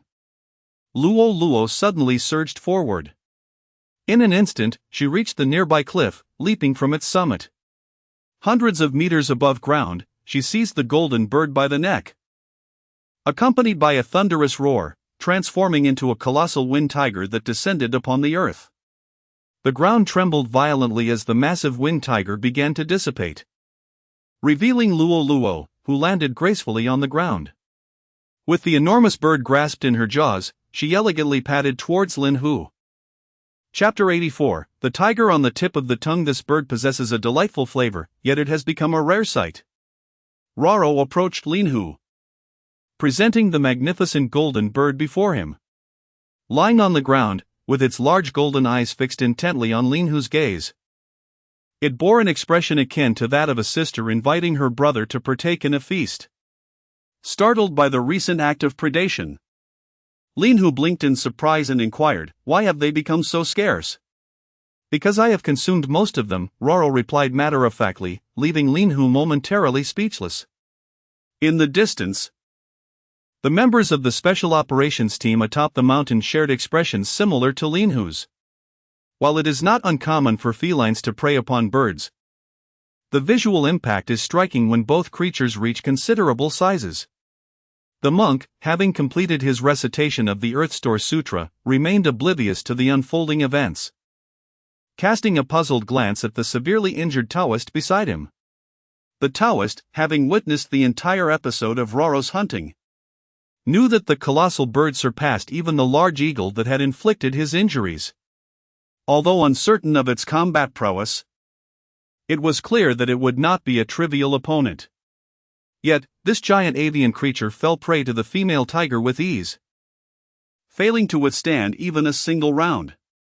"See for yourself," the old Taoist said, tilting his head toward the monk. The monk, perplexed, turned his gaze to behold the lifeless form of the enormous bird lying peacefully between the two tigers. The monk tilted his head again towards the Taoist.